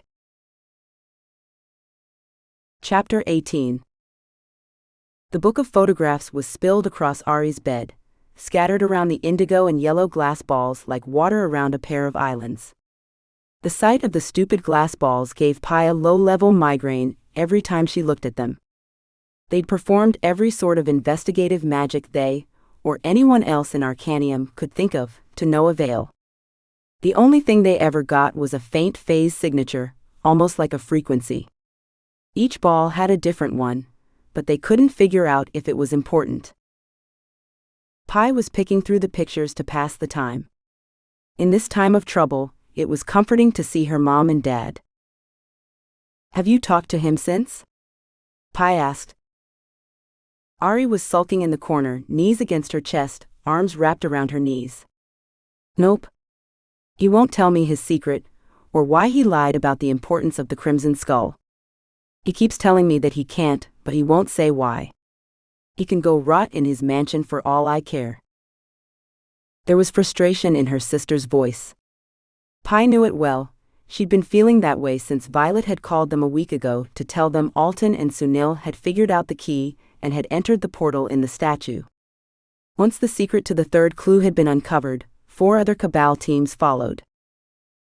"I don't understand how they passed us," said Aurie.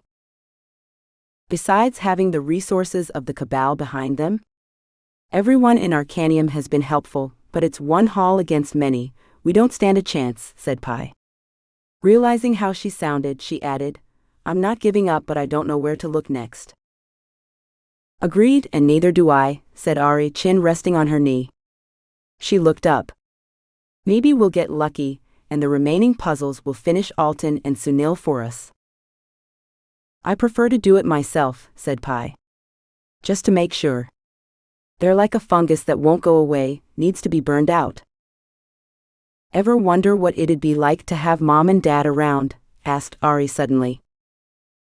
"All the time," said Pi. "Yeah, me too. It's weird to miss someone you don't know that well." Pi frowned. "Of course we know them. They're our parents, they only showed us one side of themselves. Not even counting the fact we were little bitty for the majority of our time with them. We don't really know them at all," said Aurie.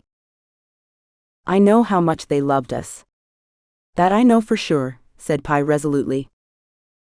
"Without a doubt," said Aurie. "But what if they weren't the people we thought they were?" A knock on the door interrupted them. "It's me, Deshawn." He had bags under his eyes, and his clothes were rumpled. "Find anything?" asked Pi hopefully. "Nope. Another all-nighter in the library, but nothing. We're gonna burn the biblioscribe out at this pace," said Deshawn. "Well, thanks for trying. We'll figure it out eventually," said Pi. Deshawn scratched the back of his neck. "I didn't come to tell you about my exhaustion. I just heard that they found the 4th clue." No one had to say who they were. Pi punched the bed, spilling photographs onto the floor. "I can't believe we're losing to those 2. As Deshawn rescued a photo, he said, "Hey, wow. Is that your mom? She's beautiful." He had a Polaroid in his hands, studying it with his mouth slightly open. "Wipe your mouth, drool boy, since that's our mother you're panting over," said Pi. He wiped his lower lip and examined his hand, wincing when he realized she was messing with him. He picked up a few other photos and started looking at them. "I didn't know your mom had a tattoo," said Deshawn. "What?" said Pi, hearing Aurie say the same thing. "You must be mistaken," continued Pi. "She doesn't have one."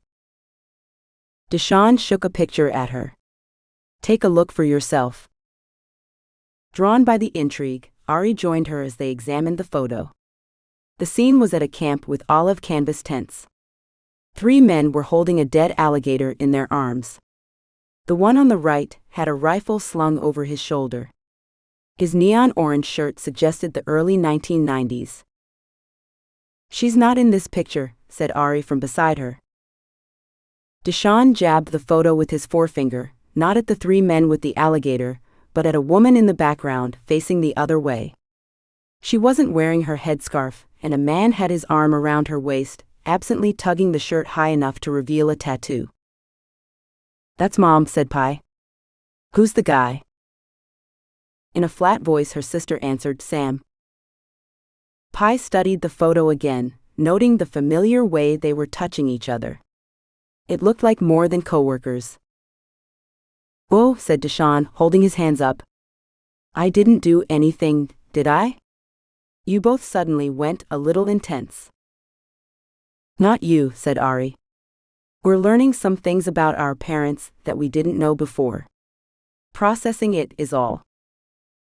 Is this what you were talking about earlier? Asked Pi, receiving a nod from her sister. Let's focus on the tattoo, said Aurie. Anyone know a spell that will blow it up? I have a suspicion. Pi snatched the picture out of Aurie's hands. Spell? Sometimes, sis, I think you forget we have computers. She placed the photo on their combination printer and scanner. Soon the picture was blown up large on her laptop screen. After running the area through some pixel cleaners, the hazy shape of a swirling tattoo was apparent on her hip. That's the same tattoo I saw on Sam, same spot and everything. Do you think? Asked Pi. Possibly. Aurie shook her head. Probably. Pi cupped her hand over her mouth. I can't believe that. I mean, I do, but what about Dad? What are you two being all cryptic about? Asked Deshawn. We think our mom cheated on our dad with Sam Arlington, said Aurie. The TV show guy, Artifact Hunter? Asked Deshawn. Wow. I mean, sorry. That's messed up. Does a tattoo really mean that? Asked Pi. Aurie became introspective. It's not only that. I've found other little notes and things in her diary. I don't think Sam knew they were there, or he wouldn't have let me see them. Like this picture. It's so rare that she didn't wear her headscarf that I didn't even notice her. We don't know for sure she did anything, said Pi. And even if she did, I'm not judging her. I'm not judging her either, said Aurie. You certainly look like you are. Aurie shook her head. It's hard to process, that's all. She frowned. The other thing I'm wondering is why the tattoo disappears. That's easy, said Deshawn. If you've got a side chick or dude and you want to get matching tattoos, there's a way to make them disappear unless certain conditions are met. His hand is touching her hip, said Aurie. Like when I was cleaning his wounds and it appeared. Maybe because I'm her daughter, I triggered it. Wait a second, said Pi, staring at the indigo ball tattoo on her wrist. What if there's more to these tattoos than what we see? She placed a finger against the center of the indigo ball and let a little phase travel into it. A few sparkles appeared on her wrist, but quickly faded. Her sister performed the same trick but without sparkles. After a moment of thought, Pi snapped her fingers. Phase was the energy of magic, and any type of energy had a signature. Phase in particular had similarities to musical frequencies, which was why some halls used magic or their voice. The frequency on the indigo ball, she said, and Aurie's eyes went wide with understanding. Pi applied phase to her tattoo again, this time adjusting the frequency to match the glass balls. A list of formulas appeared across the length of her wrist, bringing with it a surge of excitement, like butterflies had taken roost in her chest. When Aurie matched her trick, revealing similar but different formulas, they cheered. What do they mean? Asked Deshawn. Before anyone could answer, the formulas started to fade, so they did it again, this time taking pictures and printing them out so they could study them. There were many lines of formulas, but many of them were repeats. They identified 7 unique formulas. I don't get it, said Pi. None of them make sense. They all equal infinity. Aurie squinted at them, before agreeing. What's the catch? Are we supposed to derive an infinite frequency? Or is there a clue hidden in them? Let's try eliminating those that are the same. Maybe the leftovers will tell us something, said Pi. She grabbed a red marker and X'd out the numbers and symbols that were found in other formulas. When they were finished, they'd eliminated them all. I guess that's not it. Any ideas from your math magic mind? Asked Aurie. Deshawn, who'd been quietly ruminating, spoke softly and quietly as if afraid he was going to disturb a thought. What if it's not so complicated? What if infinity is the point? We're looking for more clarity, not less, said Pi. Deshaun blinked a few times, clearly looking for a way to explain his thought, before reaching out and grabbing both of their wrists. He turned Aurie's arm and placed it next to Pi's. Infinity, he said. The symbol. The sideways 8, said Pi. She jammed her arm against Aurie's until the tattoos touched. Nothing happened. Apply phase, said Aurie. When they each added the proper frequency of phase, the tattoo of a ball morphed into a key. It worked. Pi kissed Deshaun on the cheek, making him blush. Aurie was still staring at the key tattoo on her wrist. What about the last clue? To follow the rainbow and pay the fee, 2 makes 1, then 1 more is the key. I thought we'd need 3 to get in? I don't know, sis. Maybe we're not understanding it as we should, but the tattoo on our wrists is enough for me. We can go through the statue portal now. Aurie bit her lower lip. If we can get in.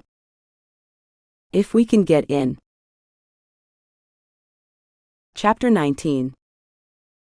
The square containing the statue of Invictus looked like a war zone rather than a tourist hotspot. Aurie stood in a luxurious apartment in a nearby high-rise, leaning against the sun-lit glass, watching soldiers with automatic rifles, black runed armor, and Blackstone security badges roam around the barricaded area. The official story was that the barrier between this world and the infernal one had thinned, endangering the city with demonic incursions, which technically was true. They'd let a few demons rampage through the area to help with the cover story. The souvenir shop had been barricaded with cinder blocks. Oblong portal-like magic detectors were set up outside. Anyone going in was subjected to a lengthy examination to confirm they were who they said they were. Impressive, isn't it? Said Violet as she strolled into the room wearing a sleeveless mauve pantsuit. Her hair was a soft strawberry blonde. You should be proud they're worried about you and your sister enough to put up such protections. They shared a warm hug. I'd prefer they underestimate us.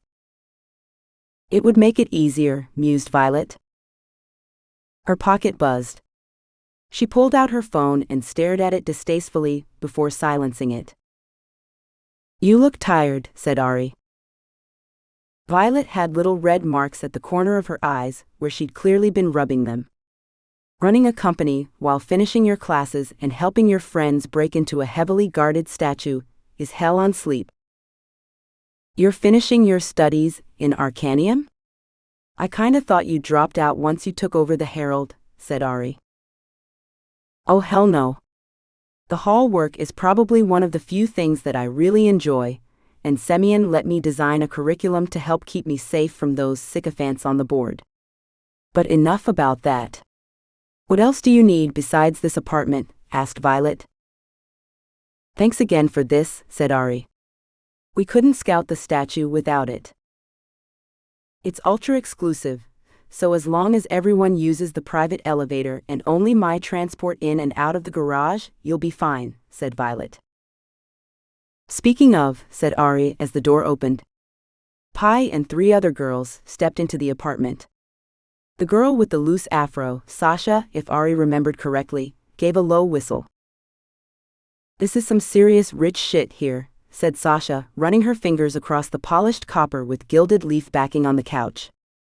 A tray covered with a white towel sat in the center of a glass table.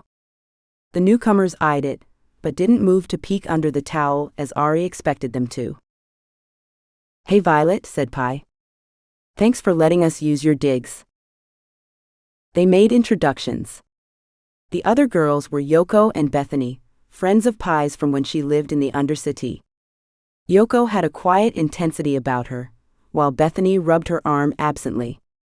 Her neck turned translucent for a moment, revealing muscle and tissue, and veins pumping purple blood.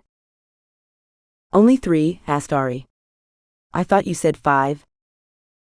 Sasha, who had her thumbs in the loops of her belt, said, Nobody knows what happened to Cece. She took off after we left the Undercity. I miss her, but you know, she was creeptacular. And Stone-Arm Nancy, she's working in the city for some dude, but we couldn't get a hold of her. Probably on business and couldn't get free. Is this everyone? Asked Violet. Hannah had a test, otherwise she would have been here, and the gang at Arcanium is available for whatever we need, said Pi. So yeah, this is it. There's one more, said Aurie, hating to contradict her sister. He's late, but we're going to need his help if we're going to get past all that security. I thought we weren't going to involve him, said Pi, crossing her arms. We need him, his expertise, said Aurie, feeling the heat rise to her cheeks. The others were looking between Aurie and her sister with confused looks. What's going on? Asked Violet. I thought you two had a plan worked out. We do, said Pi. But it's not going to work without him, said Aurie. Pi tilted her head. Are you sure this is about the statue? Anger flared in Aurie's chest. Do you really think I'd risk everything just for that? Her sister bobbed her head a little, as if she were considering the argument. Good point, but it doesn't matter because I'm already here. Everyone turned to find a handsome, dark-skinned guy with a boyish smile and webbing tattoos across his arms, sitting on the white couch with his feet on the glass table. His ice-blue gaze roved around the room confidently, and when Aurie locked eyes with him for a moment, a shiver of good memories went down her spine. Everyone, this is Zane Carter, said Aurie. Violet stepped forward, throwing her arms up. How did you get in here? My security is the best. Zane breathed on his fingernails and polished them against his skin-tight black shirt. Obviously not the best. But don't worry, part of your protection is that nobody knows that you're here. Without Aurie telling me how to get here, I would have never known. Aurie checked her sister, who was frowning. If there'd been any other way, she would have left Zane out of it, but their plan had holes in it without him. Zane is a graduate from the Subtle Arts Hall, said Pi flatly. Violet spun around. You let a Cabal mage in here? What are you thinking? The other three women were glaring at Aurie. She caught Sasha glancing towards the door as if she were having second thoughts. I promise you that Zane is on our side, said Aurie, holding her hands up. He helped us a few years ago, at great risk to himself, and against the wishes of his patron. Sasha shook her head. No way. That's the whole point of his hall. They get all double and triple agent on people. He could be playing you. Bethany poked Pi in the arm. Is that true? That he could be a double agent? The room was getting away from Aurie. She thought they'd take the help, especially with her and Pi vouching for him. Trust me, he's on our side, said Aurie. You're only saying that because you were sleeping with him, said Pi. Every one of them turned and appraised Zane with this new knowledge. A few noises of appreciation were given. Zane put his hands up. Hey. Am I a piece of meat? Violet shook her head, as if she were waking up from a good dream. I think that news makes your judgment suspect. How can we trust him? We're putting ourselves in enough danger as it is. Isn't control of the halls worth it? Asked Aurie. Sasha shook her head dismissively. Nope. I will walk away from this shit if we're not going to do it right. Even the quiet Yoko looked uneasy about Zane's involvement, chewing on her lower lip. I don't know, said Aurie. What can I do to convince you? We need him. Think about it. Did any of you see him come into the room? He sat 2 feet away from you, Sasha, and you didn't even notice until he spoke. Sasha rolled her eyes. Doesn't prove anything about his loyalties. Zane stood up, prompting the others to step away. What if I put a faithless curse on myself? This idea seemed to appeal to the others, and they nodded in agreement. Zane, are you sure? Those are notoriously unreliable. Curses like to interpret the triggers in the worst way, said Aurie, her gut twisting. Look, he said, I know how important this is. I know Alton Lockwood better than you all. If he was the one to take over the halls, he'd turn the school into his personal petting zoo, if you know what I mean. I'll let you stay if you take the faithless curse, said Violet. The others added their agreement. Everyone but Pi. Pi? Asked Aurie. She gave an exasperated sigh. It's not that I don't like you, Zane. No offense. But you could have other hooks in you. A faithless curse is pretty rock solid, said Aurie. Come on, sis. You know it's the only way. Pi heaved a heavy sigh. Fine, I'm in. Like you said, it's worth the risk, said Pi, but the way she looked at Zane suggested she wasn't going to trust him. Aurie knew what was bothering her sister. She'd asked Pi about Zane, and when she'd said no, she'd brought him along anyway. It was another time that she'd tried to be a parent to her sister. So what's the plan? Asked Zane, strolling to the window. Curse first, said Violet. Right, he said.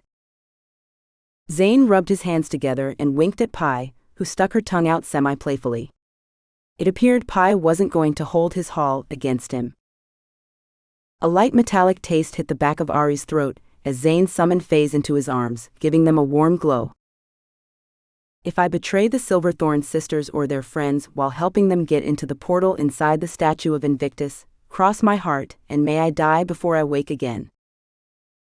He drew a big X on his chest with a finger. The glow faded within seconds. His jaw tightened and he closed his eyes. When he opened them, he said, "Are we good?" Pi nodded. "We're good," said Aurie. "So what are we facing?" asked Sasha. The first line of defense, as you can plainly see, is Creed's personal army, also known as Blackstone Security. There's at least a 50-foot gap between the outer barrier and the cinder block wall around the old souvenir shop. Crossing that without being detected will be a doozy. The next line of defense is a magic detector that provides a way for them to confirm there are no doppelgangers or other polymorph folks trying to sneak in using someone else's identity. Aurie gave a heavy sigh. If we get past that, there's the inner portal, which is keyed with a password. This is probably the easiest part since we've been through there. The portal will take us inside the statue. Once there, things get really tricky. There are more guards, a heavily warded two-man door which can only be opened from the inside, and finally, at the inner portal, there's an invisible Gorgonmancer. What the hell is a Gorgonmancer, and why is it invisible? Asked Sasha. A Class 5 supernatural near-invisible entity that can turn you to stone with its gaze, has 3-inch claws that can slice through ruined iron, and is meaner than a rhino on speed, said Aurie. Why would something invisible need to turn things to stone? Wouldn't you need to see it for that to happen? Asked Bethany. This isn't a Medusa, said Pi. It only needs to see you, not the other way around. That sounds awful, said Bethany. It is, said Aurie. How'd you get all this information? Asked Zane. Violet has connections plus magic of course and old-fashioned scouting, said Pi. Bethany tapped on the window. What's the big deal about the security? Can't we just figure out how to bypass the statue walls? Get right in without having to bother with guards, magic detectors, and invisible guardians? That's the first thing everyone thinks of, said Aurie, and it makes sense. Except we've been inside the statue, and we know what it's made of. There's no way to teleport in, or even break through the outside. The whole place was designed this way not by the Cabal, but by Invictus. Got it, said Bethany. Now what's the plan? Asked Sasha, tapping her foot. You haven't even told them the best part, said Violet. Oh yeah, almost forgot, she said, laughing at the joke. They've got a rotating group from the Order of Telepaths, checking anyone in the square for thoughts about breaking into the statue. So there's no way to approach without getting picked out by them. They're housed right inside the souvenir shop on the first floor. Aren't telepaths notoriously unreliable? Asked Zane. That's why they have a group of them, to cover for mistakes, said Aurie. So while we're breaking into the statue, we're going to have to not think about it. That's impossible, said Bethany. Not impossible, said Pi. But not easy either. This has been one of the areas that's been tripping us up about getting in. Why it's taken us weeks to get to this point. Why is that? Asked Zane. With dramatic flair, Aurie ripped the cover from the tray on the glass table, revealing a dozen squat jars filled with a yellowish liquid that pulsed eerily. Because everything we're going to tell you, said Aurie, you need to forget. Chapter 20. Pi couldn't remember why she was standing on the corner of 5th and Hex in the early morning, without her leather jacket, and only a cell phone in her hand. It was chilly, and she squeezed her arms around herself, rubbing them for warmth, examining her surroundings for clues to why she was there. She didn't recognize the exact location in the city, though she guessed it was an outer ward, since the spire could be seen through some residential buildings to her right. The buildings were mere outlines as muted pinks colored the sky above. A gentle wind gave the air a fresh smell as if it had been washed clean. A taxi passed her, slowing to see if she needed a ride, so she waved it on, bumping a hunk of broken glass with her boot. It skittered over the edge of the curb and into the sewer drain. Other chunks of glass lay on the street before her, as if she'd dropped them. People can be so rude, she said, knocking the dangerous shards into the drain. After she was finished, she surveyed her surroundings again. Why am I here? She asked, checking the phone to see if it had an answer. As she turned her wrist to check the screen, she noticed a message in her handwriting on her wrist. Watch the video. Her mind, hazy and unclear as if she'd woken up from a decade-long nap, struggled to comprehend the word video. Eventually, she fought through the fog, opening up the phone, and found a video ready to play. As her fingertip brushed the triangular play button, her face appeared on the screen. Hey, it's me, Pi, or really it's you, said Pi from the video. She hit the square stop button, reeling for a moment at the strangeness of the situation, when a black limousine with tinted windows pulled up. Pi wondered if she was supposed to watch the video longer when the door opened, revealing only darkness.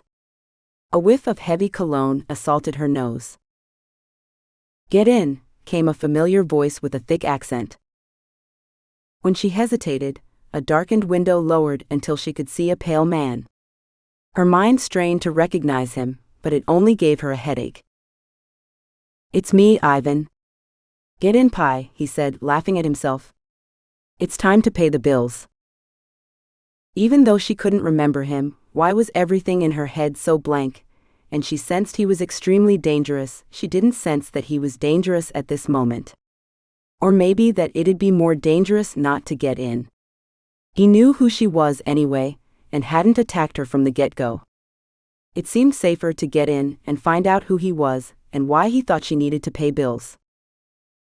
The seats were dark crimson leather that crunched when she sat on them. Ivan wore an island shirt with coconuts and parrots.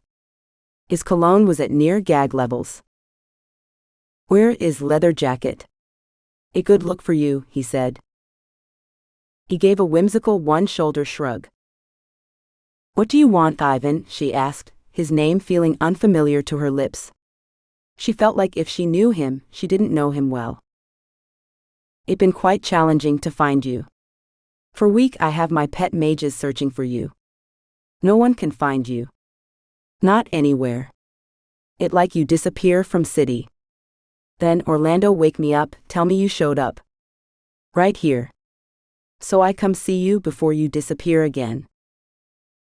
Not that she wasn't concerned before, but having a man of his means searching for her with mages that were operating around the clock suggested this was no ordinary encounter. That's how you found me, but not what you want, she said flatly. You owe me debt I intend to collect, he said. I'm busy, she said. He waved a single finger at her, as if it were a wiper blade on a windshield. That's not how deal works. You promised a day. Anyway, it doesn't matter, I want you to keep doing what you're doing. Then what do you want? He smoothed the wrinkles in his pant leg. When you win, when you take control of the 100 halls, I want my own hall. Part of her screamed to get out of the car. Whatever he was talking about was something she didn't want to hear, but she knew sudden movements would probably get her killed. She'd heard the click of a gun from the window behind her when she first sat down. Sure, she said, hoping to make him go away as fast as possible, whatever you want. You think I don't know what you are doing? Everyone in the fucking city knows, everyone who is anyone. I will not be left out, he said, slapping his knee on the last 4 words like percussive punctuation marks. The tension had risen until she was suffocating. Without knowing the whole picture, she didn't know what to say, so she kept her lips sealed. Ivan broke into laughter. It does not matter what I say, it only matters what I do or what I can do. That is the way world works. He pulled out his cell phone, which only reminded Pi of the video waiting to be played on hers. He flashed a picture at her, and this time the face was familiar enough that she recognized it, though it took a few seconds to conjure the name. Ernie. He was tied up and sitting on a pea-green couch.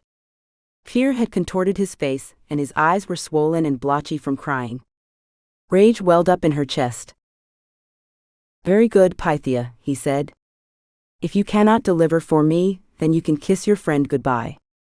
He snapped his fingers. Time to get out.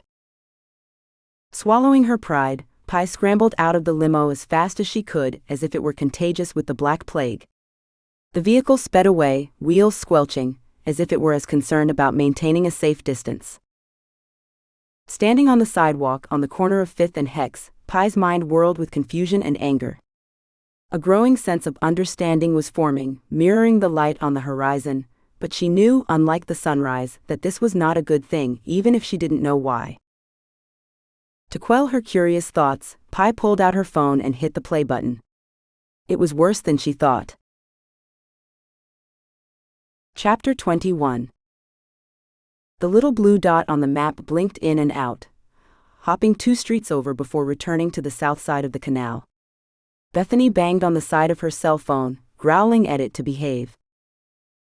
They're going to kill me if I mess this up, she said, anxiety mounting in her chest.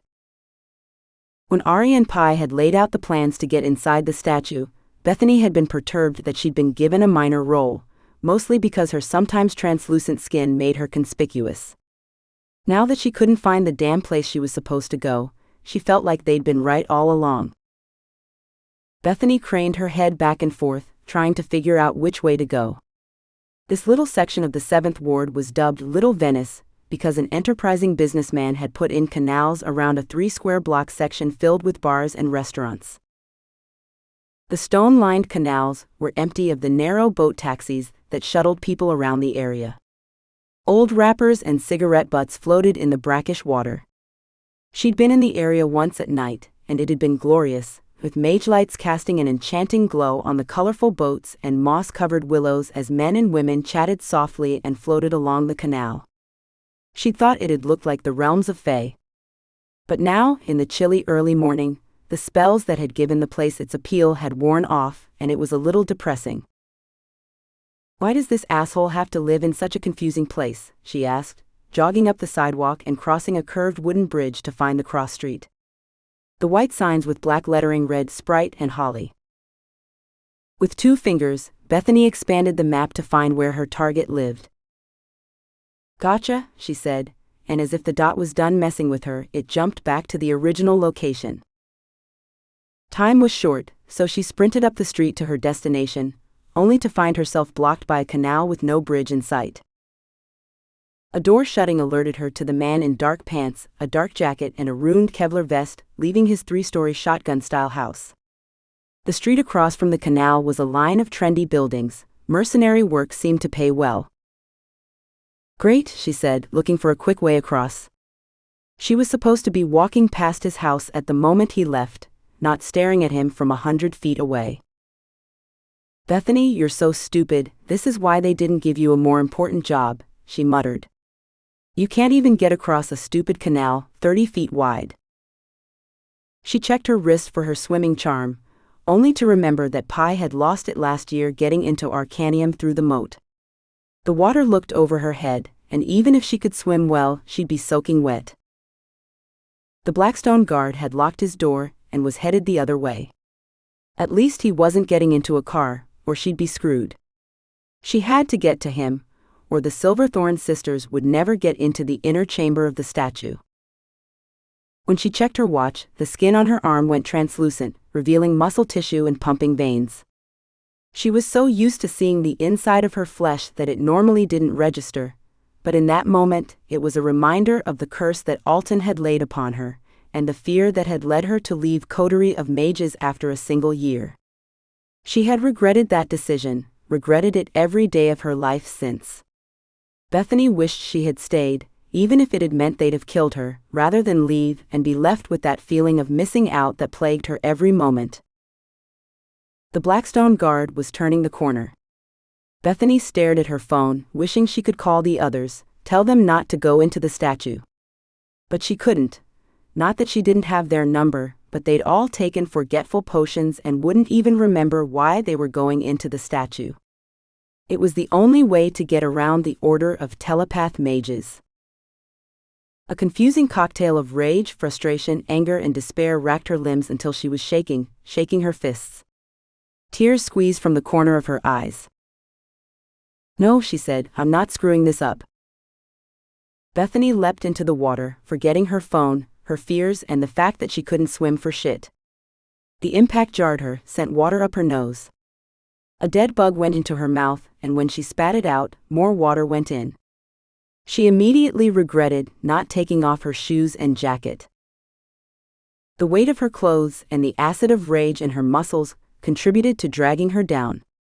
She flailed at the water, slapping, going nowhere, making more noise and splashing than progress. There was a part of her that justified this failure. That she never bothered to learn the simple act of swimming, hadn't been able to hack it in Coterie, and was failing spectacularly at the simple task she'd been given. Maybe it'd be better if she stopped fighting and let herself get dragged to the bottom. No. The word was cacophonous in her head.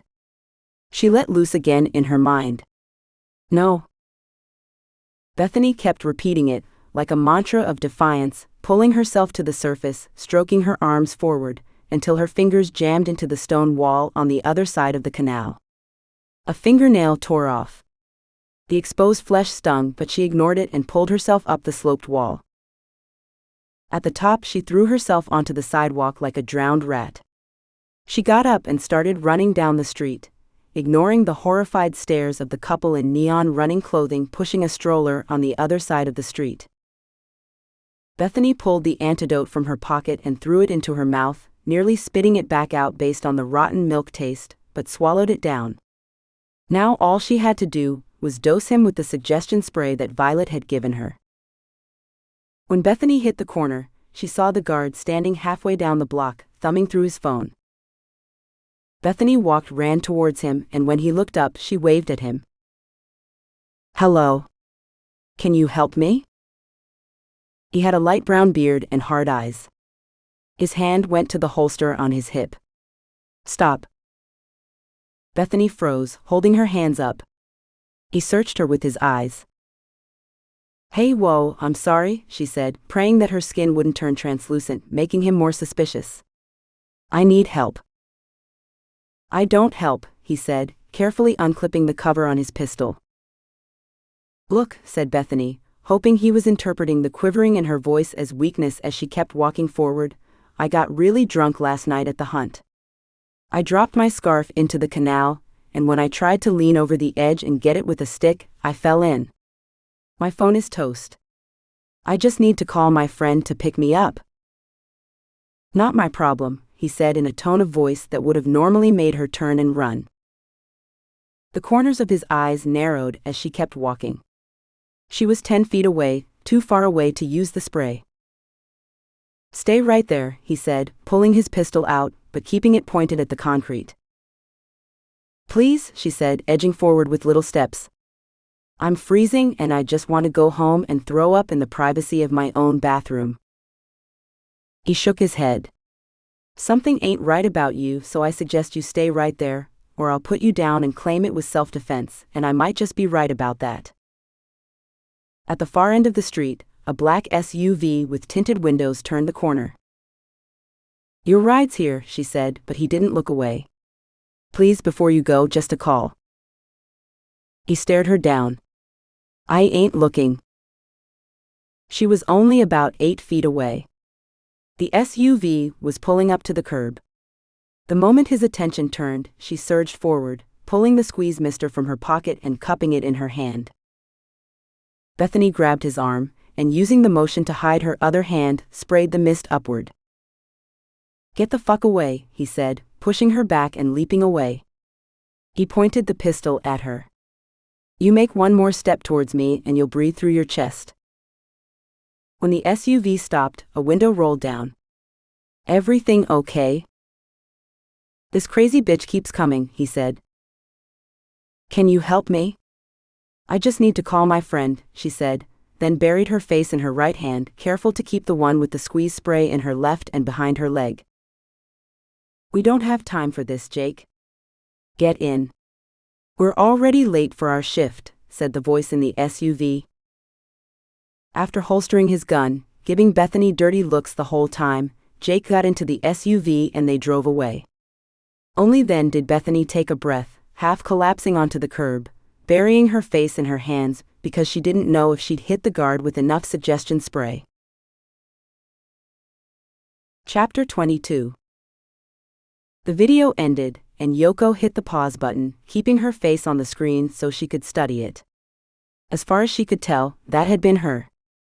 The Yoko in the video had talked about the time when she was 6 years old when she lived in Tokyo with her parents, and she'd stolen a kiwi from the fruit vendor, but had felt so guilty about it, she'd hidden it under her bed rather than eat it, until it had turned mushy, covered with mold, and when she went to throw it away, a beetle the size of her thumb had crawled from the inside. Yoko was sitting in a cafe near the statue of Invictus. A half-eaten Reuben on a plate with fries was in front of her, along with a glass of tea and a second glass, empty except for a trace of pulsing yellow liquid in the bottom. The cafe was mostly empty. The soldiers in the square had probably run off their clientele. She pulled the earbud out, shoved it into her pocket, and scanned the skies. The Yoko in the video had said to start the illusion when the storm rolled in, but the skies were light blue, and the sun, though behind an apartment building on the east side of the square, was shining. Yoko knew she was going to do what the video of Yoko had explained, but the question was if she could do it. She'd never made an illusion that large or complex, with that many moving pieces. The guards in ruined Kevlar jackets milled around the square behind the barriers, automatic rifles slung over their shoulders. As she studied the cinderblock walls, the silvery arch of the magic detectors, and the general layout, she realized that she knew the area. Though it was hard to place a conscious thought onto any one thing, the place had an intuitive memory to it, like returning home after years away and walking to your favorite shops without remembering what their names were. Yoko knew the storm was coming before she saw it, and not only because video Yoko had told her. The sharp metallic scent of phase hit her nose, only for a moment. The guards glanced around, sensing it as well, but she doubted that they knew the difference. Phase smelled like an incoming storm when the sky was green and the wind had died. A gust of wind blew through the square, throwing their hair around, scattering dust into mini plumes. Her napkin was blown off her table, and she had to squint. The bushes between her and the square rustled. A car alarm went off in the distance. Part of her knew that other mages, friends from Arcanium, were standing on the buildings surrounding the statue of Invictus, summoning a storm, but she knew she wasn't supposed to think about it. As the first fat droplets of rain splashed down, thudding into the awning, making the guards glance into the sky with disappointed frowns, Yoko retreated inside the cafe. She stood at the window, as the sheet of glass wouldn't affect her magic, and started picturing the illusions she wanted to form. When a stab of lightning hit the statue, she could hear the guards shouting at each other. Rain came down in sheets as they debated. Drawing forth her phase, Yoko highlighted the area she wanted to affect with her mind. The illusion covered the rain-soaked area, right over one of the guards. It was impossible to match the rain or his motions with her illusion, so she replaced the scene en masse, hoping the blurring motion of the rain would hide any mistakes. She caught a shift of motion at the edge of her illusion. Her gut twisted with the thought of what might have happened, and a little guilt wafted up, but she pushed it away and focused on the next illusion. Once she was ready, Yoko used her phone to call a number the Yoko on the video gave her. When someone on the other end answered in a semi-familiar voice, was it that good-looking Arcanium student Deshawn? She said one word, now. A second bolt of lightning drove down into the square, this time hitting the cinder block building. Sparks went everywhere. As the guards ran to the entrance to the statue, Yoko concentrated on the guard she'd placed the illusion on, hiding a large suitcase at his side as best as she could. This guard made it into the entrance before the others, slipping through the silvery archway, and then he was out of her range, and there was nothing more that Yoko could do for him. She hoped whatever she'd come here to do had worked, and slipped down the alleyway as the storm petered to a light drizzle. As Yoko walked down the subway stairs, she heard the sounds of sirens. Chapter 23. The antidote to the memory potion tasted like black licorice. One moment, Pi couldn't remember why she'd ridden in an extra-dimensional suitcase into an industrial basement, and then the memories came flooding back, and vertigo sent her vomiting behind a light green generator with rusted hold-down bolts. Pi wiped her mouth with her sleeve. Zane was closing the latches on a suitcase, standing next to a ruined archway, which placed them in the basement before the statue of Invictus. Aurie came around a row of shelves, spitting and making yuck faces. I shouldn't have eaten scrambled eggs with hot sauce this morning, said Aurie. You two back in business? Asked Zane. He held himself like a dancer. His eyes never stopped moving. He was simultaneously perfectly still and a bundle of energy. Everything go okay up top? Asked Aurie. Zane paused. I think so. The telepaths never detected me. You think so? Asked Aurie. He pulled out a cloth and wiped the water from his face. It should be fine. No one figured out I'd taken their place. How do you do that?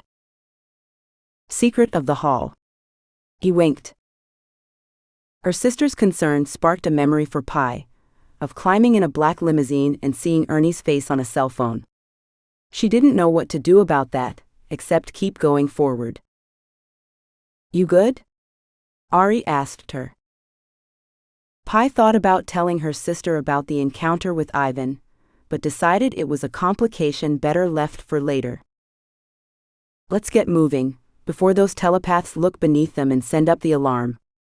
Once we're in the statue, we're good, said Pi. Aurie said to Zane, you should get out of here. And thanks, we owe you big time. You owe me nothing. I'm doing what needs to be done, he said. And maybe when all this is over, we can go on a real date. Something normal. I know a great Korean barbecue joint. Will it ever be over? Asked Aurie, and Pi could see in her sister the conflicting emotions of desire for Zane and weight of responsibility. Come on, you two, stop mooning over each other. Aurie stuck her tongue out while Zane rolled his eyes. They were nice eyes, her sister had chosen well. Side by side they stood before the archway. You know, if the password has been changed somehow, we're screwed, said Aurie as she reached out to trigger the correct runes in order. Before her hand touched the stone, Pi grabbed her sister's arm. Wait. Let's armor up before we go in. But they don't know we're coming, said Aurie. I thought we were going in blank, in case of magic triggers or anything like that. I'm not sure, but I feel like it's our best move, said Pi. Aurie's forehead wrinkled. Is this the Oculus Soul? Pi hissed at her sister. Sorry, forgot, she said. But is it? I don't know. Aurie searched her face. All right. You look a little spooked about something, I'll take your word for it. Armor up. The enchantments took a minute to apply. Pi worried the whole time she was making a mistake, letting her fears get the best of her. Ready? Pi nodded. When the third rune glowed silver, Pi's world rotated around her. The moment of vertigo was lost amid the barking explosions on the other side. 3 soldiers with semi-automatic weapons and runed armor blasted them with bullets. The shield deflected the majority, but some got through at a slower speed, hitting her in the chest and arms with a heavy punch.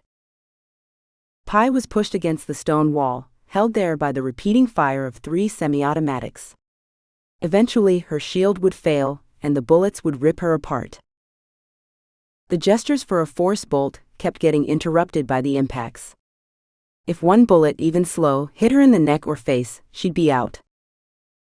When the soldier on the left had to reload, it gave Pi a tiny window, and she sent a force bolt into the other 2. Aurie followed up with a twin fire spear that charred the soldiers into twitching corpses. "Oh, the smell, that's horrible," said Aurie. Pi tried not to look at the dead soldiers. Even though they'd been trying to kill them, she felt remorse for their deaths. "Let's keep going," said Pi. "I guess they know we're coming." "I hope one of those isn't the guy we need," said Aurie with a frown, nodding towards the corpses. They jogged up the stairs, finding, as expected, a wall with a door.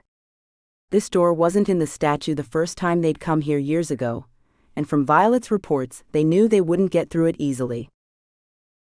A camera hung above the door, and servos whined as it centered on them. "Hi," said Pi, waving.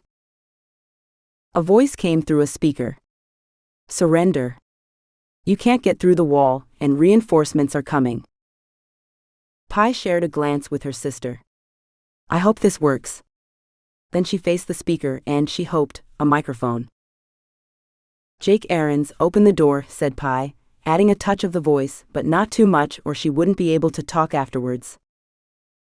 There was a pause, then shouts came over the speaker and fighting followed by gunshots, which they heard through the wall too. "I don't know how you turned him, but we killed him," said an out-of-breath voice over the speaker. "You're not getting through."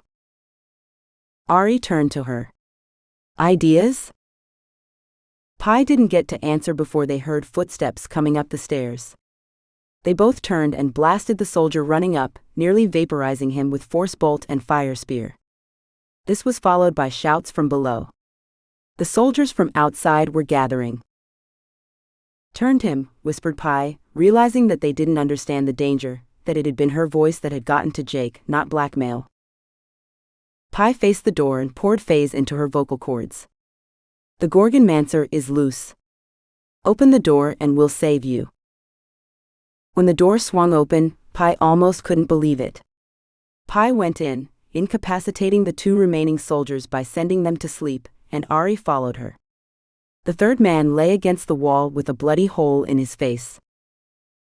They closed the door behind them but couldn't lock it, since that required a password. There was another door on the backside, leading into the chamber with the final archway. "It won't matter if we lock it, the soldiers fear the Gorgonmancer," said Aurie. "Apply the spells." "My voice is shot," whispered Pi. "I'll have to go in without." "But the Gorgonmancer will turn you to stone without them, and I can't cast them for you," said Aurie. Pi touched her neck and gave a shrug of "what can you do?" She didn't want to speak any longer, and ruin what little voice she had left. "Okay," said Aurie, "once we get inside it won't matter. Stay behind me, use me like a shield. If the no-look spell keeps it from looking at me, turning me to stone, then maybe you'll be fine." Neither of them believed that, but they had to keep going forward. Pi could only imagine what they were doing outside. She had no doubt that at least one of the patrons would be coming to the statue. When they went through the door, Pi was crouched behind her sister, trying to stay as small as possible. They crept up the hallway towards the main chamber. Since the Gorgonmancer was invisible, they didn't know where it was. Aurie paused at the corner, craning her head around it. Pi had her hands on her sister's back to let her know where she was. Without looking, Pi knew the archway was on the other side. Her sister scissored her fingers like a person walking fast, pointing in the direction of the archway. Pi nodded, again with the why not shoulder shrug. Crouching into the starting position, Aurie held her fingers above her shoulder. 1, 2, 3. Pi took off too soon and almost became tangled in her sister's feet, but they made it away, sprinting towards the archway. As it loomed larger, Pi felt victory rise up in her chest. They were going to make it. They were going through the portal. Then a massive silvery ruined door came crashing down, right in front of the archway. The impact reverberated through the statue, alerting the Gorgonmancer to their presence. Pi hit the door, smashing her fist into it. "Damn it," croaked Pi.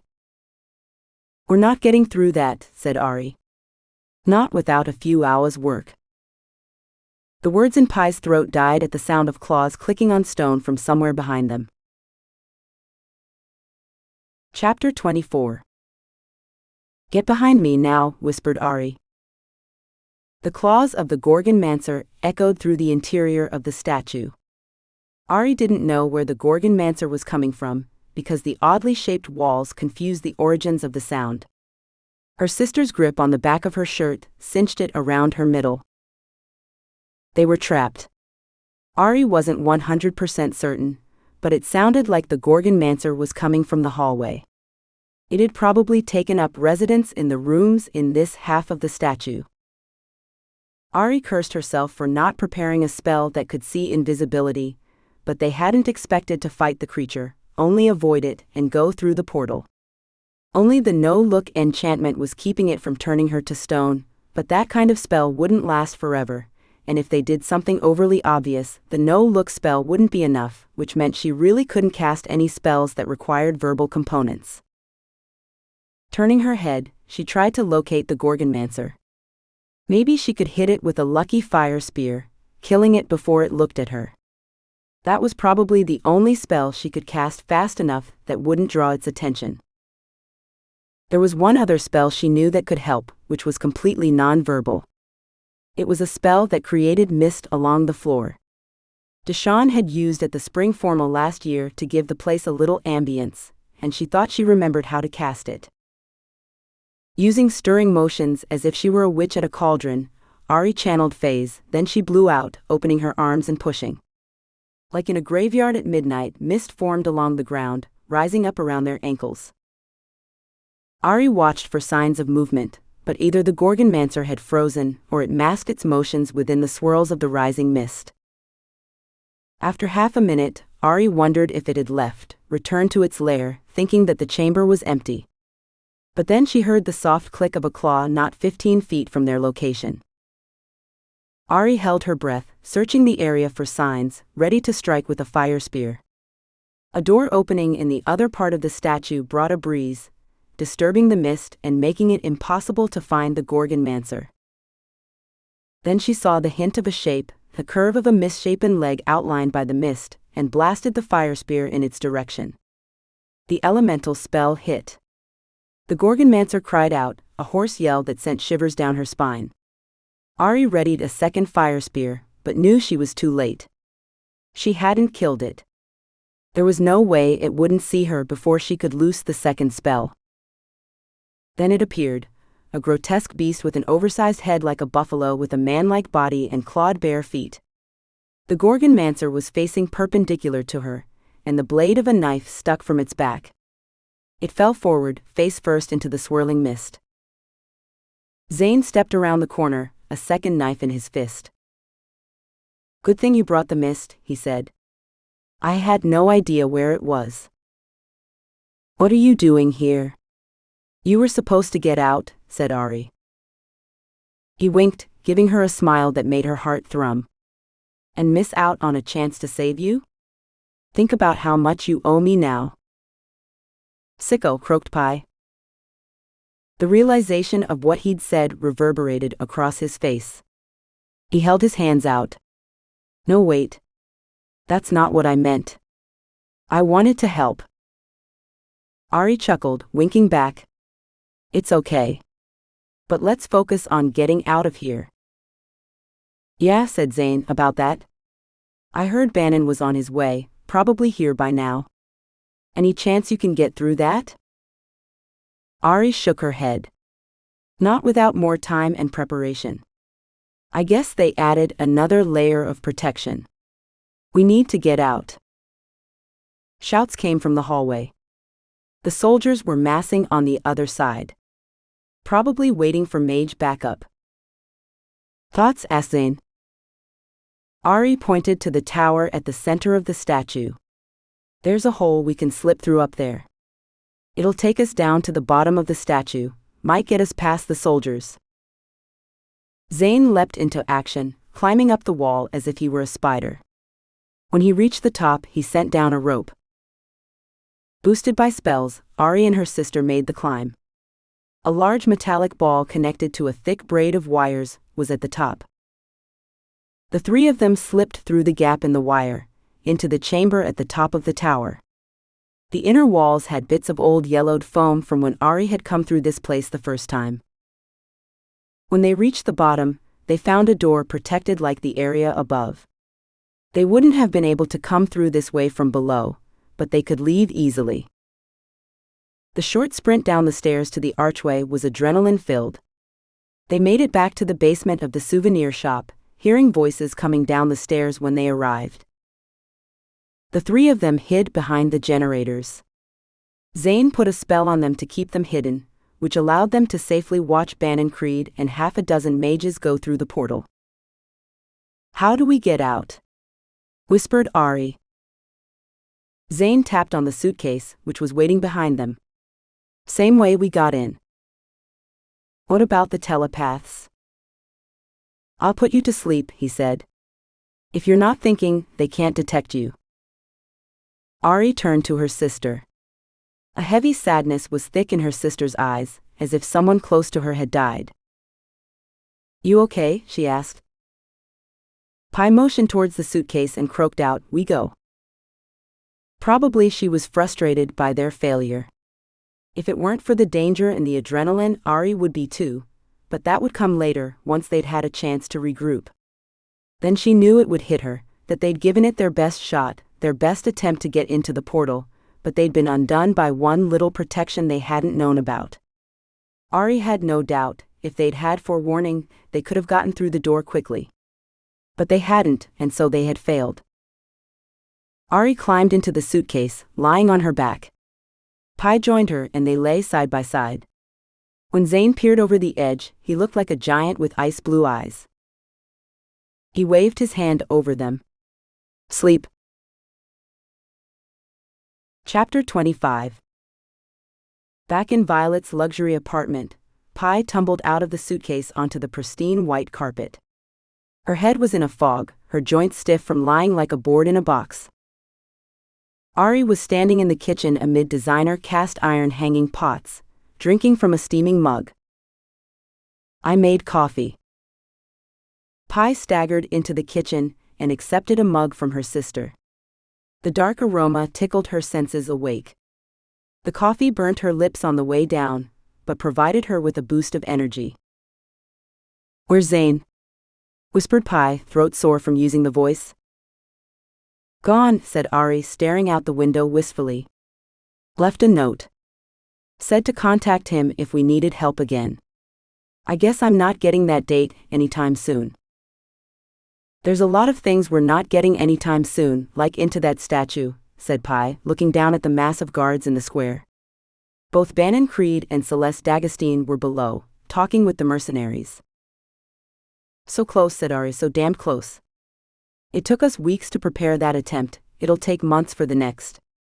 They'll be in charge of the halls by then. We've got another problem, more pressing than getting into the spire, said Pi. She explained her encounter with Ivan, and the picture of Ernie on his phone. Aurie flew into an unexpected rage, slamming her mug down, spilling coffee over the kitchen counter. He can't do that to Ernie. Let's go get him, burn that fucking Ivan down. That rage was there for Pi too, but it smoldered deeper. She felt a calmness about it that unnerved her, and she didn't think it was the side effects of the sleep spell. It might come to that, said Pi, but let me try another approach first. What kind of help do you need? Asked Aurie earnestly, gaze fraught with concern. Nothing yet, said Pi. But you might want to let the rest of Arcanium know about Ivan, the danger he presents. Can he really be that dangerous for a hall full of mages? Asked Aurie.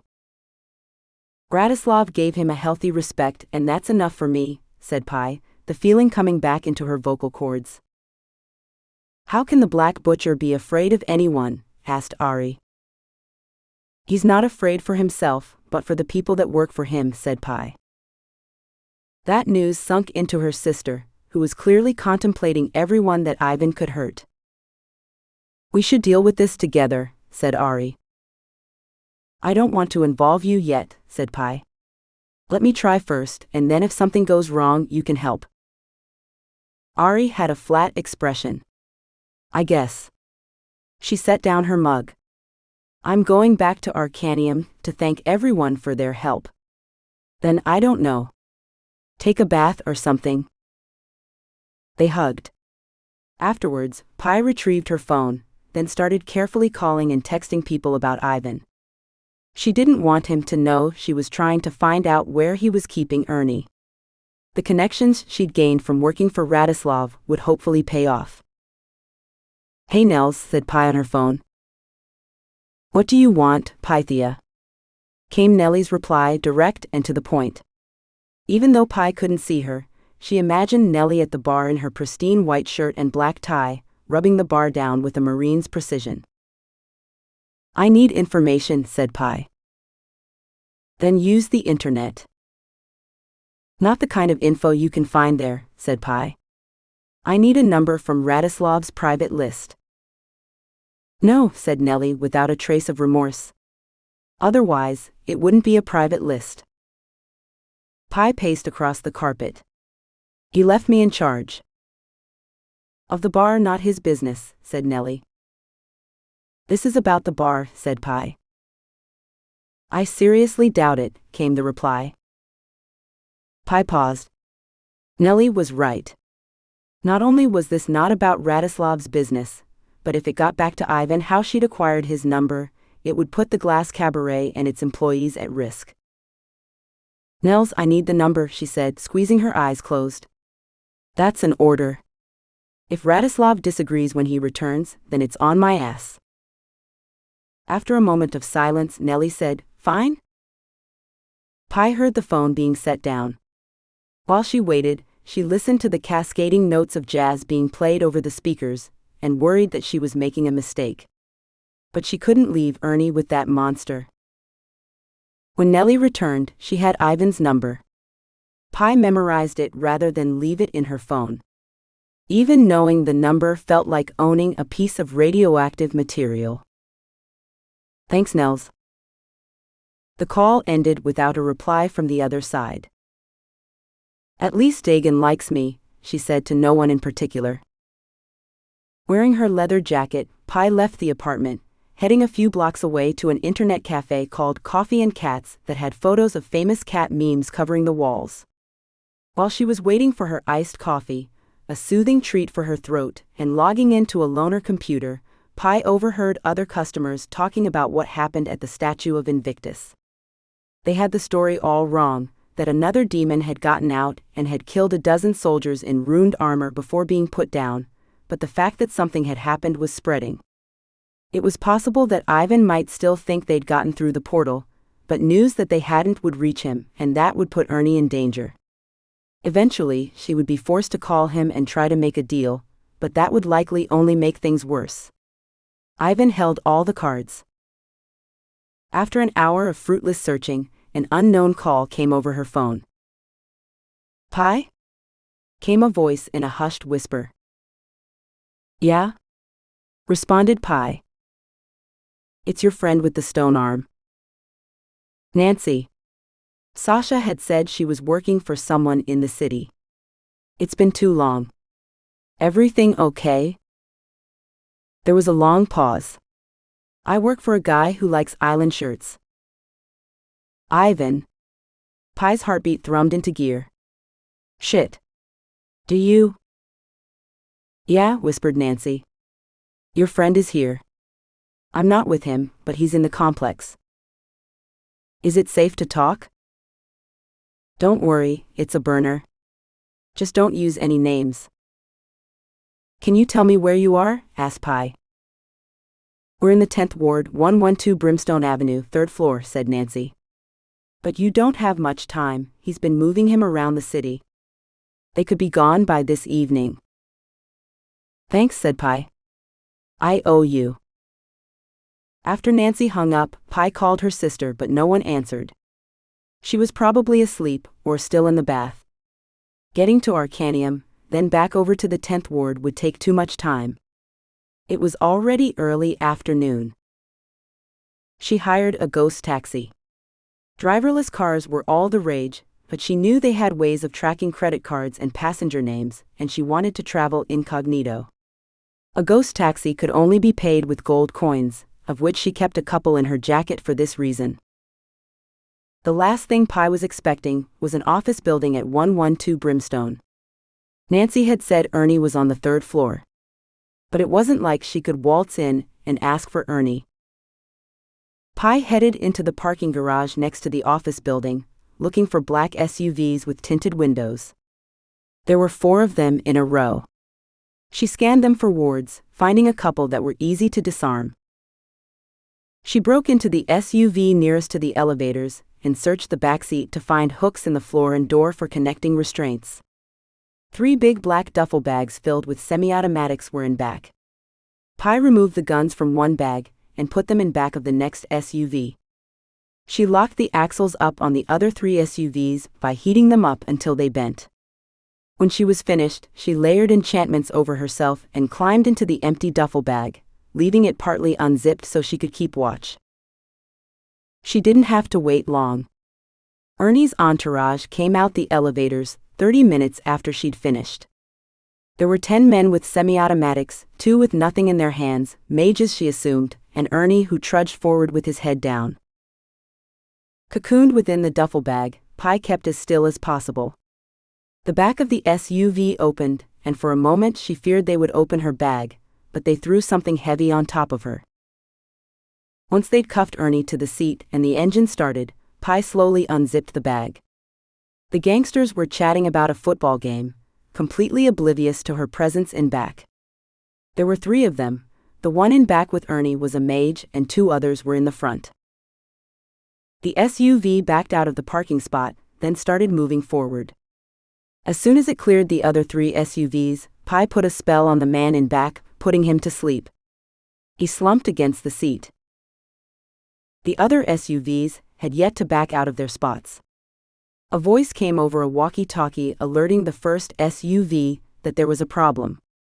As soon as the driver stopped the vehicle, Pi put him and the other guard to sleep. "Pythia," said Ernie, his voice high and reedy as she crawled over the back. "Let me out. Let me out." He rattled his cuffs, jerking against them. "I will in a sec, but first we have to get away." The men in the other SUVs were getting out, looking under their vehicles. Pi climbed into the front seat, unbuckled the driver's seatbelt, opened the door and pushed him out so she could get in his spot.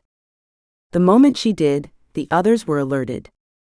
She slammed the door shut, put the SUV into drive and sped off. They ran after her shouting, weapons drawn, but none fired, since the SUV was likely bulletproof. She drove up the block, made sure that no one was on foot, then parked. She quickly dragged the 2 men out of the vehicle, setting them on the sidewalk. An old woman walking her dog gave Pi the side eye as she went by, but said nothing. "It's for a practical joke show," said Pi. "You can see it on Hall TV next week." Before she got back into the SUV, she rescued the keys from the mage and unlocked Ernie. Then she got back into the driver's seat to pull away. Ernie was rubbing his wrists in the back seat. "Are you gonna be in trouble, Pythia?" "Possibly." She drove back to Arcanium, calling Deshawn on the way. She sent Ernie inside with him, giving instructions to take him directly to Semyon, and to find anyone who wasn't in the hall and make them come back pronto. Then she parked the vehicle a few blocks away and called the number she'd memorized earlier. You're not very smart, young woman, said Ivan right away. Pi took a deep breath. I didn't call to debate, I called to give instructions. You dare give instructions to me? Pi focused on keeping her voice calm. It would do no good to show weakness. If she didn't get this right, there would be war with his organization, which was the last thing they needed. When I agreed to work for you, it was for 1 day and 1 day only, she said. Deals change. Not this one, said Pi. You made a mistake. No, you have. She put a spark through the phone, enough to get his attention when it bit his lip. You might want to do some checking around before you mess with me and my friends. I summoned Pazuzu, the demon lord of storms, before I joined the 100 Halls, walked away from coterie when I was only a first year, saved the Jade Queen from an assassination attempt in my second. Congratulations, he said, undaunted. You are accomplished mage. I would not want to face you. But can you save your friends? When we spoke this morning, you said you didn't want to be left out, that you wanted your own hall. This is true. The deal hasn't changed. I still owe you that, she said. You do? Yes, she said. I keep my word. A word means nothing without means to fulfill it, he said. Since you are talking to me, it means you did not get into Portal, and now it is unlikely you will ever get in. Don't bet on it. I have, and I've backed the losing horse, he said. It doesn't cost you anything to keep me in the game. If you come after me, then I won't get in for sure, but if you back off, then you still have a chance at getting what you want. You ask a lot, he said. Maybe I don't care anymore. Maybe I only want to teach an ambitious mage a lesson. My reputation is worth more than what you have to offer. That's my only offer. Take it or leave it, it's up to you, said Pi. The silence was unbearable. She waited with her ear to the phone, wanting to speak, even if it was to ask if he was still there, but she knew as soon as she did it would diminish her. After what seemed like 5 minutes, he said, Very well. I leave you and your friends alone. For now. But if you lose, then I will have to remedy the situation. He hung up. Pi stared at the phone a long time before returning to Arcanium. Chapter 26. It was a gorgeous sunlit day in the city of Sorcery, and Aurie didn't care. 3 weeks before, they'd broken into the statue and nearly gotten through the portal, but for nothing. Aurie sat on her bed, looking through photos of her mother on expedition, while she played the messages on the antiquated machine in her room. 3 were from Professor Chopra, who reminded her that if she did not finish his project, she would not graduate. 4 were from Sam Arlington, asking if she would come over and talk. At least 20 were from reporters, trying to verify if she and Pi were the 7th holders of Invictus clues. The final one was a message from Violet, letting her know that Alton and Sunil had found the 5th glass ball. Looking at the pictures didn't help her mood, because it only reminded Aurie that her mother had cheated on her father, and that she wasn't the person she'd thought she was. This, in its own way, was worse than everything else combined. It weakened the foundations of who she thought she was. Aurie held the picture that showed Sam with his arm around Nahid, accidentally revealing the matching tattoo. Next to her leg was the diary. August 18, 2002. I want to tell him not to go, he's too important to me. I'm torn, really torn. It's hard to learn this and then know that it's ending. It had only taken a Wikipedia search to learn that Sam had left his expedition life and started his TV show right after this. This note, and the one that read, I can't wait to see his face, was clearly about Sam. It wasn't that Sam was a bad person, it was that he wasn't her dad. Aurie couldn't take it anymore. She left a note for her sister, marched out of Arcanium, and took the train to Sam's neighborhood. The wrought iron gates with pyramids swung open upon her arrival. When she reached the door, Sam was standing there, a warm smile on his face. Aurelia, he said. I'm so glad you came by. I've been worried. Aurie knocked his arm out of the way and went right inside. As her heart climbed out of her chest, she wheeled on him.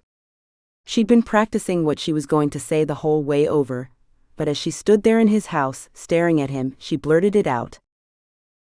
You're a jerk. What? Why didn't you tell me? His face went through contortions. She could see the recognition in his gaze, but it was like his mouth wouldn't cooperate. You and my mom had an affair, she said finally, feeling relief at saying it out loud. His eyes widened, then narrowed. He crossed his arms and tilted his head like a dog listening. Where did you get this idea? He asked. The diaries. The matching tattoos, she said. At the word tattoo, his hand flinched towards his back. Aurie took the picture from her back pocket and flung it at him. He rescued it from the floor, examined it. After a few seconds of studying, he handed it back. That's an impressive amount of investigative work, but I'm afraid you've got the wrong idea. Your mother and I never had an affair. I can promise you that, he said with such surety that Aurie suddenly doubted herself. But why the tattoos? And why hide them? I found entries from my mother talking about missing someone, and she wasn't talking about Kieran. He leaned against the door jamb in a relaxed pose. I can't say who or what she was talking about in those diary entries, but I assure you that it wasn't about me, at least not romantically. I've read the entries. In other places she called me a pretty boy, or a spoon-fed rich kid whose family connections had opened all doors, which at the time was true. Aurie had read those entries as well. That doesn't change the fact that you got matching tattoos. He straightened. His jaw tensed, wiping his hands on his jeans. I'm afraid, I cannot. The distress in his face gave him wrinkles around the eyes. I can't tell you, that's all, he finished rather forcefully. You can't tell me? What the hell is that supposed to mean? You were sleeping with my mother, you should at least have the decency to come clean about it, barked Aurie. I can't, he said. Bullshit, she said. It's not like you have a cryptic curse on you. The flat look he gave her spoke volumes. He went completely still. You do have a cryptic curse on you? She asked. He nodded his head. Gooseflesh ran up her arms. She had the sudden realization that she'd been missing something important. Mages imposed a cryptic curse when they wanted to ensure secrecy amongst a small group. You couldn't talk about it or share information purposefully. The only way was to take the curse on herself, but she wasn't ready to do that yet. The curse has to do with the tattoo? She asked. He stared back blankly. Did my mother have one? She asked. Again, nothing. Does the curse have to do with the Crimson Skull? When he tried to shake his head, she couldn't tell in which direction. He convulsed as if the curse was shocking him. After a moment of wrestling with himself, he gave her an apologetic shrug. The only way I'm going to learn the truth is if I take the curse myself. She held her hands out. Don't hurt yourself trying to tell me one way or another. I know you can't. But I need to work this out for myself. If you're telling me the truth, that you and my mom were not together, then you got the tattoos for something important. Something you were working on. The Crimson Skull is the obvious choice, but that doesn't seem important enough for a tattoo and curse. It had to be something more, something that required absolute secrecy. She thought back to the diary entry. I want to tell him not to go, he's too important to me.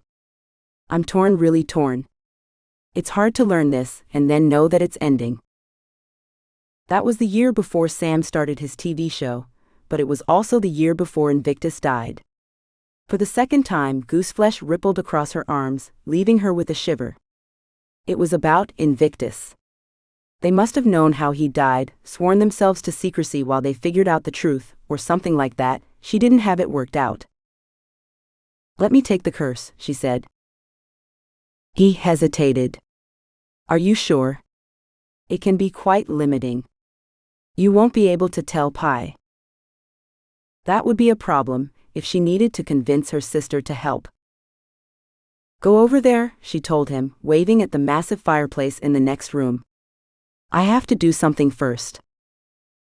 He seemed concerned but followed her directions, leaving her alone.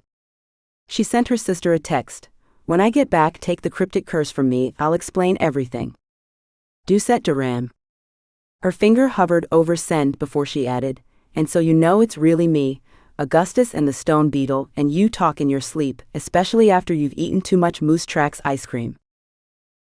Hopefully the final part would convince Pi to take it. With that settled, she called Sam back over. Taking the curse was relatively simple. Magic like that was akin to Chinese finger cuffs or a choking knot. Easy to make and get in, but hell to get out of. The moment the curse trickled over her skin, like having crushed mint rubbed across her body, Sam heaved a sigh that could only be existential relief. But he didn't speak right away. Instead, he led her into the bar, a room with more mahogany than any one place should have, and found a bottle of whiskey, pouring a drink for himself and one for her. She left it on the bar, studying Sam for clues. Now that he was free to speak, he seemed reticent, or maybe overwhelmed. He always had a cheery glint to his brown eyes, but now they were sharp, questioning. Invictus is alive. The words were a thunderclap in her head. She almost didn't believe him, except for the deadly serious expression on his face. What? I don't understand. She showed him the tattoo on her wrist. How can this be possible? He took a belt of his whiskey. I don't know for sure. I suspect that he's in a suspended animation, a defensive spell triggered at a moment of near death. It's the best we can surmise, given the data available. Well, he said. It was once a we, now it's just me. It was what Nahid and I determined. He rattled the ice in his glass. You see, Invictus was convinced that the barrier between this world and the demon-haunted one was breaking down. At the time, only Nahid believed him. I failed to see the truth, mostly because of what it would mean for me. I wasn't ready for such burdens. He tried to deal with the problem on his own. He was a great oracle and thought he was destined to succeed, but it's clear he was not, as prophecies and visions are often fool's gold. You said only my mother believed him, suggesting others, said Aurie. He grew maudlin, took another sip of whiskey. The tattoo. The Order of Merlin. Mages, that would help him defend the city of Sorcery. Your mother met his criteria, but not so much with me. My failures led him to rethink its purpose. You're doing what you can now, said Aurie. I failed them, he said, tight-lipped and grim.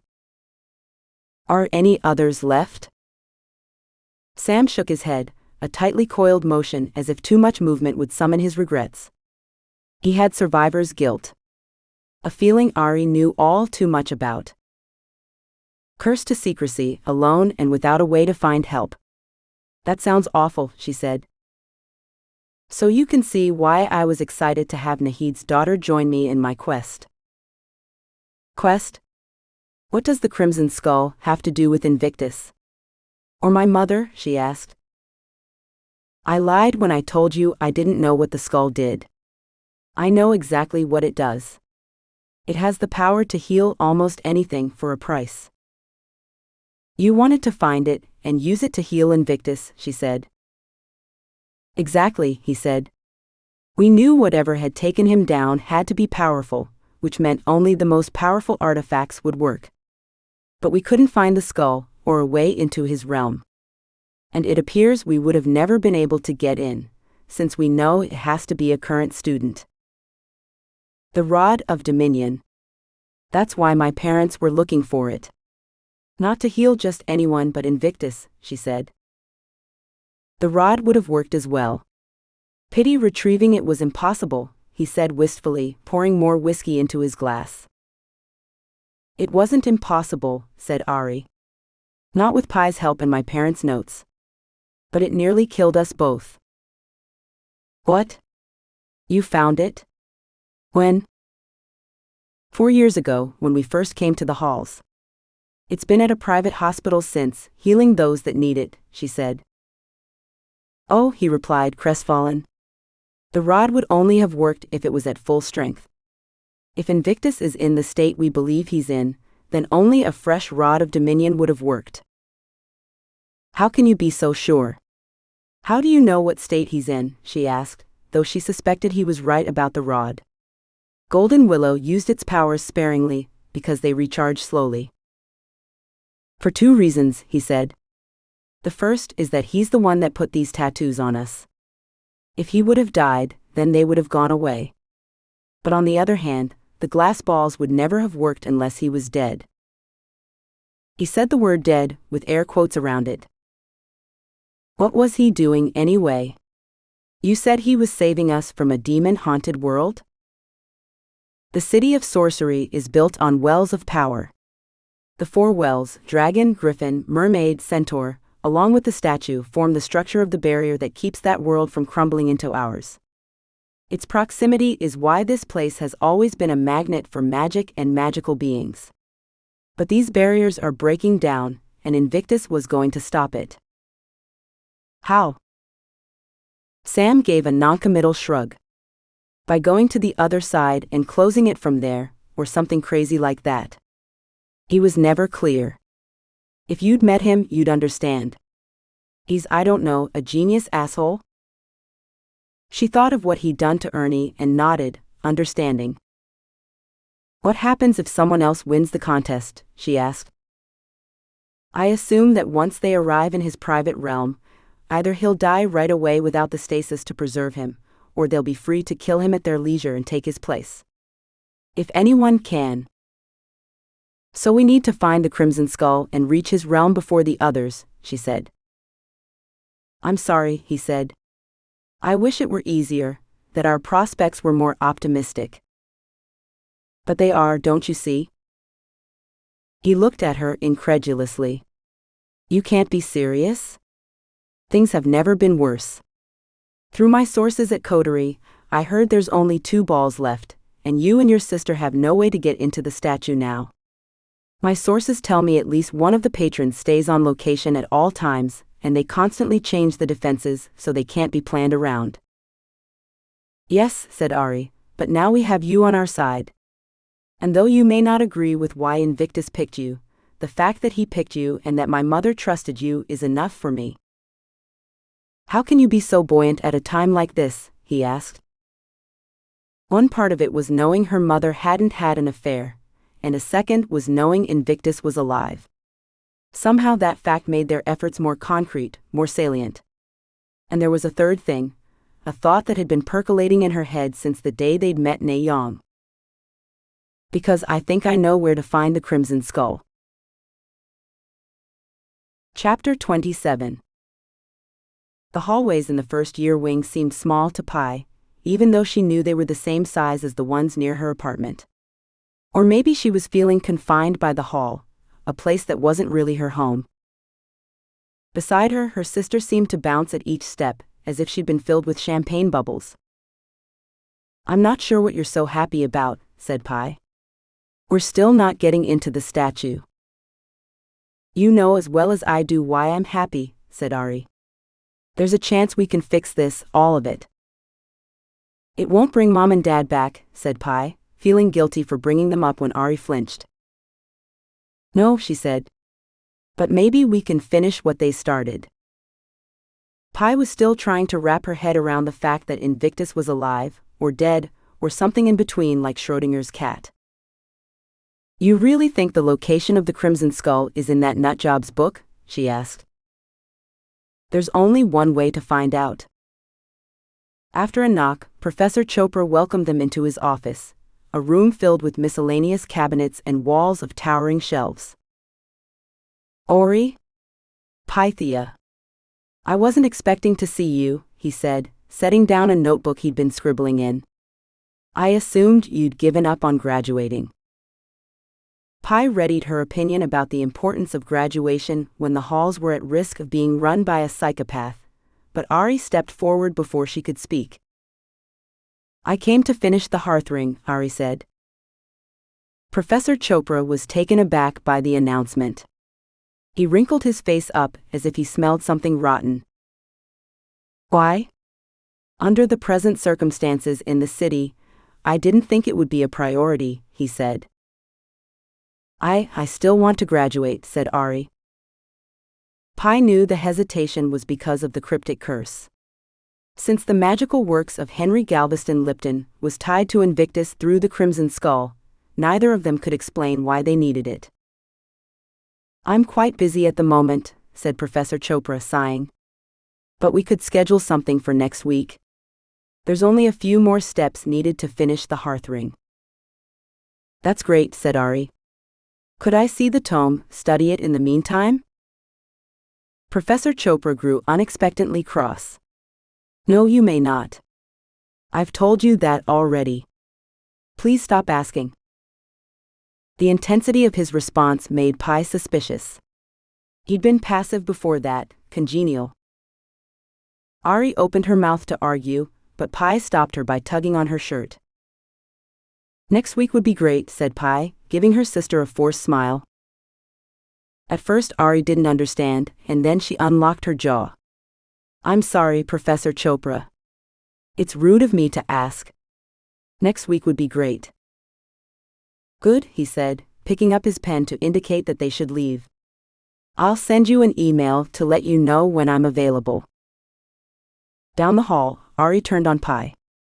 "What was that about?" "I don't know," said Pi, but asking him about the tome wasn't going to work.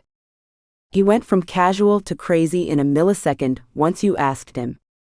"We'll have to get the book when he leaves his office." Aurie glanced back down the hall. "You're probably right. I wonder why he's protecting it." "I guess we'll find out." They waited in the study room in the first-year wing, listening for when Chopra left his office. Once he was gone, they hurried down the hall, and after dispelling the wards, broke into his room. "Where do you think the tome is?" asked Aurie. Pi went right to the lower cabinet, beneath the towering shelves.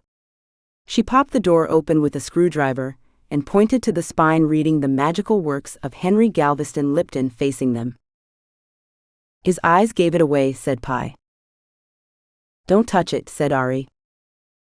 Together they removed the enchantments that would have shocked them, allowing Pi to pick up the book.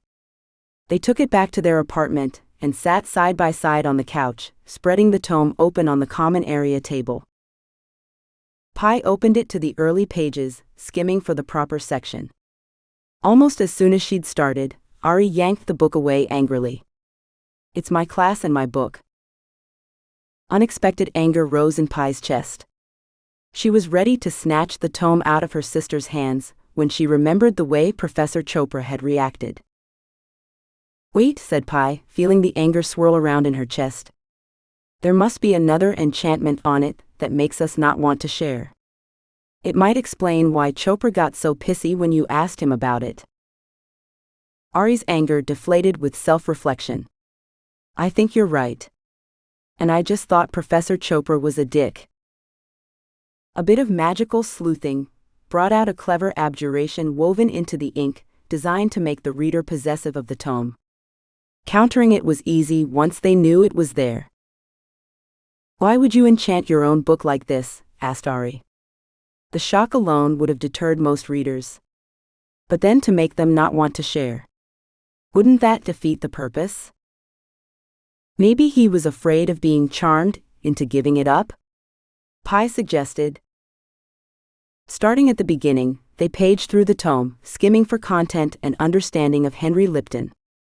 Unlike a typical magical tome which had a central theme, this one was disjointed, part diary, part sketchbook, part magical fragment collection. In one area, he'd made expert sketches of his wife, Grace, in the nude, lounging on a couch or bed. In others, he wrote poems about how the local bovines were out to kill him. There were snatches of spells, typically ones that had rhyming verse, or runes written with weird inks that neither was willing to guess as to the source of the pigment.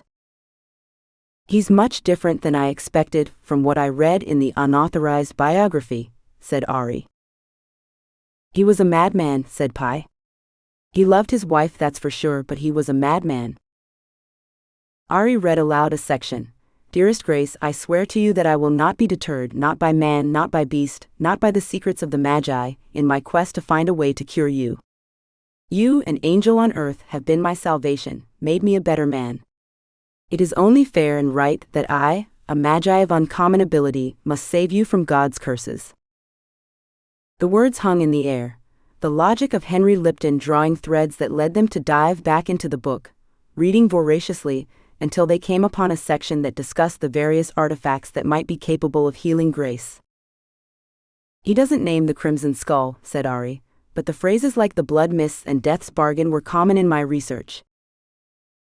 They skipped past the section detailing how to make the Hearthring of Grace, looking for more mentions of the skull. The further they read, the more Henry's penmanship grew shaky and his prose wandering. By the end, he stopped writing left to right on a level plane, but scrawled across the pages in whatever direction he meandered at the moment. Pi could sense his derangement, his desperation, as he described Grace's rapidly declining health. Pi jabbed her finger at a passage. "The trail has led me to the place I feared it might be all along, the city of sorcery. If it is so, then I worry that the price will be greater than I can pay. Time is running out." "It's here," said Aurie. "As Naeong said, it's in the city, but where?" The last section had account numbers and banking records, including ledger entries and lists of purchases. It appeared he'd started a company. "Persephone Inc., said Aurie. "Daughter of Zeus and Queen of the Underworld. The purchases were for digging equipment, payments to workers. That must be why he was scamming people. He needed money to find the skull and heal his wife." "It has to be in the Undercity," said Pi, leaping over to her laptop and bringing up her browser. Her skin tingled. "When I was in that race with Inari, the Voodoo Run, one section went past a quarry with old digging equipment. There didn't seem to be a bottom to the hole, and it bothered me to even be near it." Pi found entries about Persephone Inc.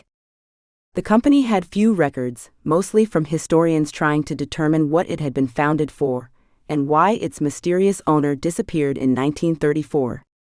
In later decades, other companies took up the mantle of Persephone Inc., but each met the same fate as the first.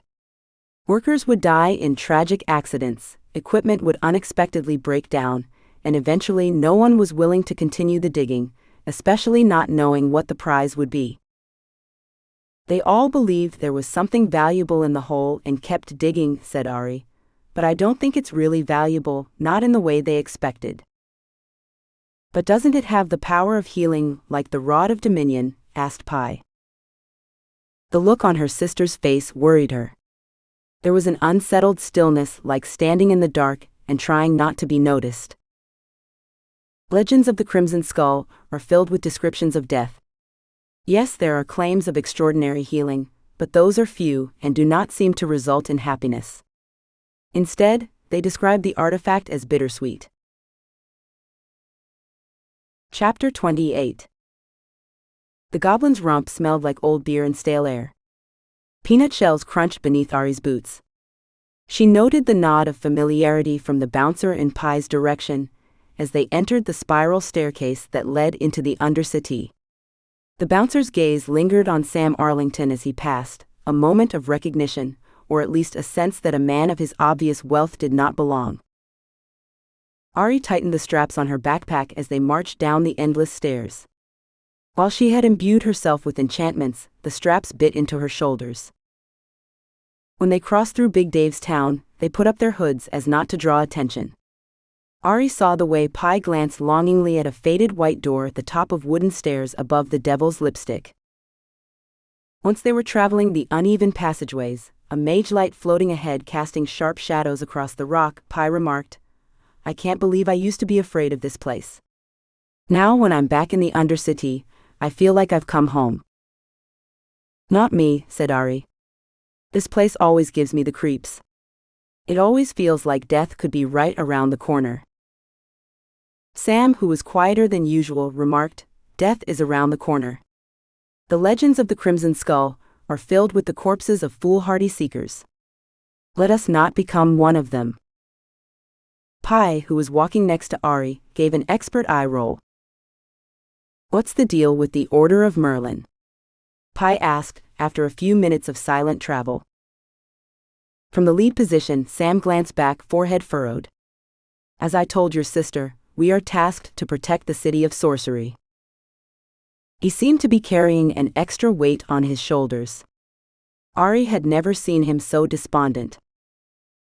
"Why not the patrons? Don't they care?" asked Pi. "I think Invictus was concerned that they'd forgotten the reasons the halls were formed in the first place. Mutual protection, a light in the darkness to cast away superstition." "Then why wasn't Kieran in the Order of Merlin?" asked Pi. Sam's stride faltered. He paused, shadows collecting beneath his eyes. "I would guess as to Invictus' reasoning, but that is a path to madness. I can only say that I would have welcomed his fellowship." After speaking, he strode ahead, creating separation between him and the sisters. "I hadn't even thought to ask that," whispered Aurie. "I assumed he was a member like Mom." "He's not being completely honest with us," said Pi. "What do you mean?" asked Aurie, though she had felt it as well. He had something on his mind that was making him churlish. "I wish I knew, but should we really trust a coterie alumnus? He's lied to you before about the skull, why not now?" asked Pi. Aurie didn't know how to explain to her sister that she trusted Sam, but she'd also sensed he was not being honest, or that something was bothering him. "Fair point. Keep your guard up." Voodooland, the Appalachian-esque town near the quarry, was abandoned. One of the shacks had been charred in half, as if a great fiery sword had come down on it. Broken glass reflected magelight across the stone. Windows had been smashed and ground into tiny pieces. "This is why I never let my guard down here," said Aurie. Pi kicked at the broken glass, which sounded like sand beneath her boots. "Nothing we can't handle." Sam stood ahead of them, staring into the darkness. When they caught up, he jumped a little. Aurie shared a worried glance with her sister, who only gave her the told-you-so face. She felt the quarry long before they reached it. The air grew colder, the echoes deeper. A rusted bulldozer greeted them at the edge, treads broken and dark orange with rust, the gray-green paint peeling off in crumbling sheets. To their left, circling the quarry, Sam found the way down. Before they got very far, he conjured a ghostly cage with a pale, translucent bird in it that floated ahead of them. "For bad air," was the only thing he said. The crunching of rock and the slow traverse put Aurie into a trance. Her ears popped a couple of times on the way down. They stopped after an hour and ate a meal of dried fruit and nuts, washing it down with cold water. "This is taking forever," said Pi, glancing over the edge. "Round and round on the world's deepest screw." "We could go faster," offered Sam, "but I think that might be dangerous." He nodded towards the cage. After another 2 hours, they reached the bottom, or a bottom Aurie gathered. The air had grown much warmer. Under the straps of her backpack, her shirt was sweaty and gross. "It's getting harder to breathe," said Pi. The floor spread out before them. Sam sent questing mage lights ahead, shining light on the walls and floor, revealing additional digging. There were more pits, and shafts that went horizontally. The walls were littered with holes. "They must have thought it was around here," said Aurie. Pi, who had her phase viewing goggles on, whistled appreciatively. Then she handed them over to Aurie, who gasped when she put them on. "If phase was radioactive, then we'd be dead," said Aurie, handing the goggles to Sam, who shook his head in agreement after putting them on. "How do we find the skull?" asked Pi. "There are 2 kinds of artifacts," said Sam. "The first are made by powerful mages, who upon their deaths leave deadly traps to keep them out of unwanted hands." "We know all about that," said Pi. "The second," continued Sam, undaunted, are artifacts that are created naturally. These often do not have purposeful protections, but sometimes develop defenses based on the nature of their creation. Like the wicker blade, said Aurie. Exactly, said Sam. And which type is the skull? Asked Pi. I'd always thought it was the first, man-made, said Sam, but now that I am close to it, I suspect it's the second, which is more dangerous because its defenses might be more insidious and harder to detect. Wonderful, said Pi as she kept watching the exploring mage lights reveal more tunnels and shafts. Do you think Henry Lipton ever found it? Aurie considered it. I suppose it's possible, which gives me an idea. She pulled an item from her backpack, a plastic arrowhead, which was a cheaply made souvenir, and jammed a nail into it. Then Aurie drew out a knife, pricked her finger, and smeared a droplet of blood on the arrowhead. After chanting, and releasing a puff of phase, she held the arrowhead by the nail at its bottom, and it spun around a few times before pointing to the left, away from the questing mage lights. What is it looking for? Asked Sam. Old bones, said Aurie, the oldest in fact. After starting his company, Henry Lipton was never heard from again. What if he died down here? They might be in the wrong direction, said Sam. Then we'll try something else, said Pi, who when Sam turned his back gave him a scowl.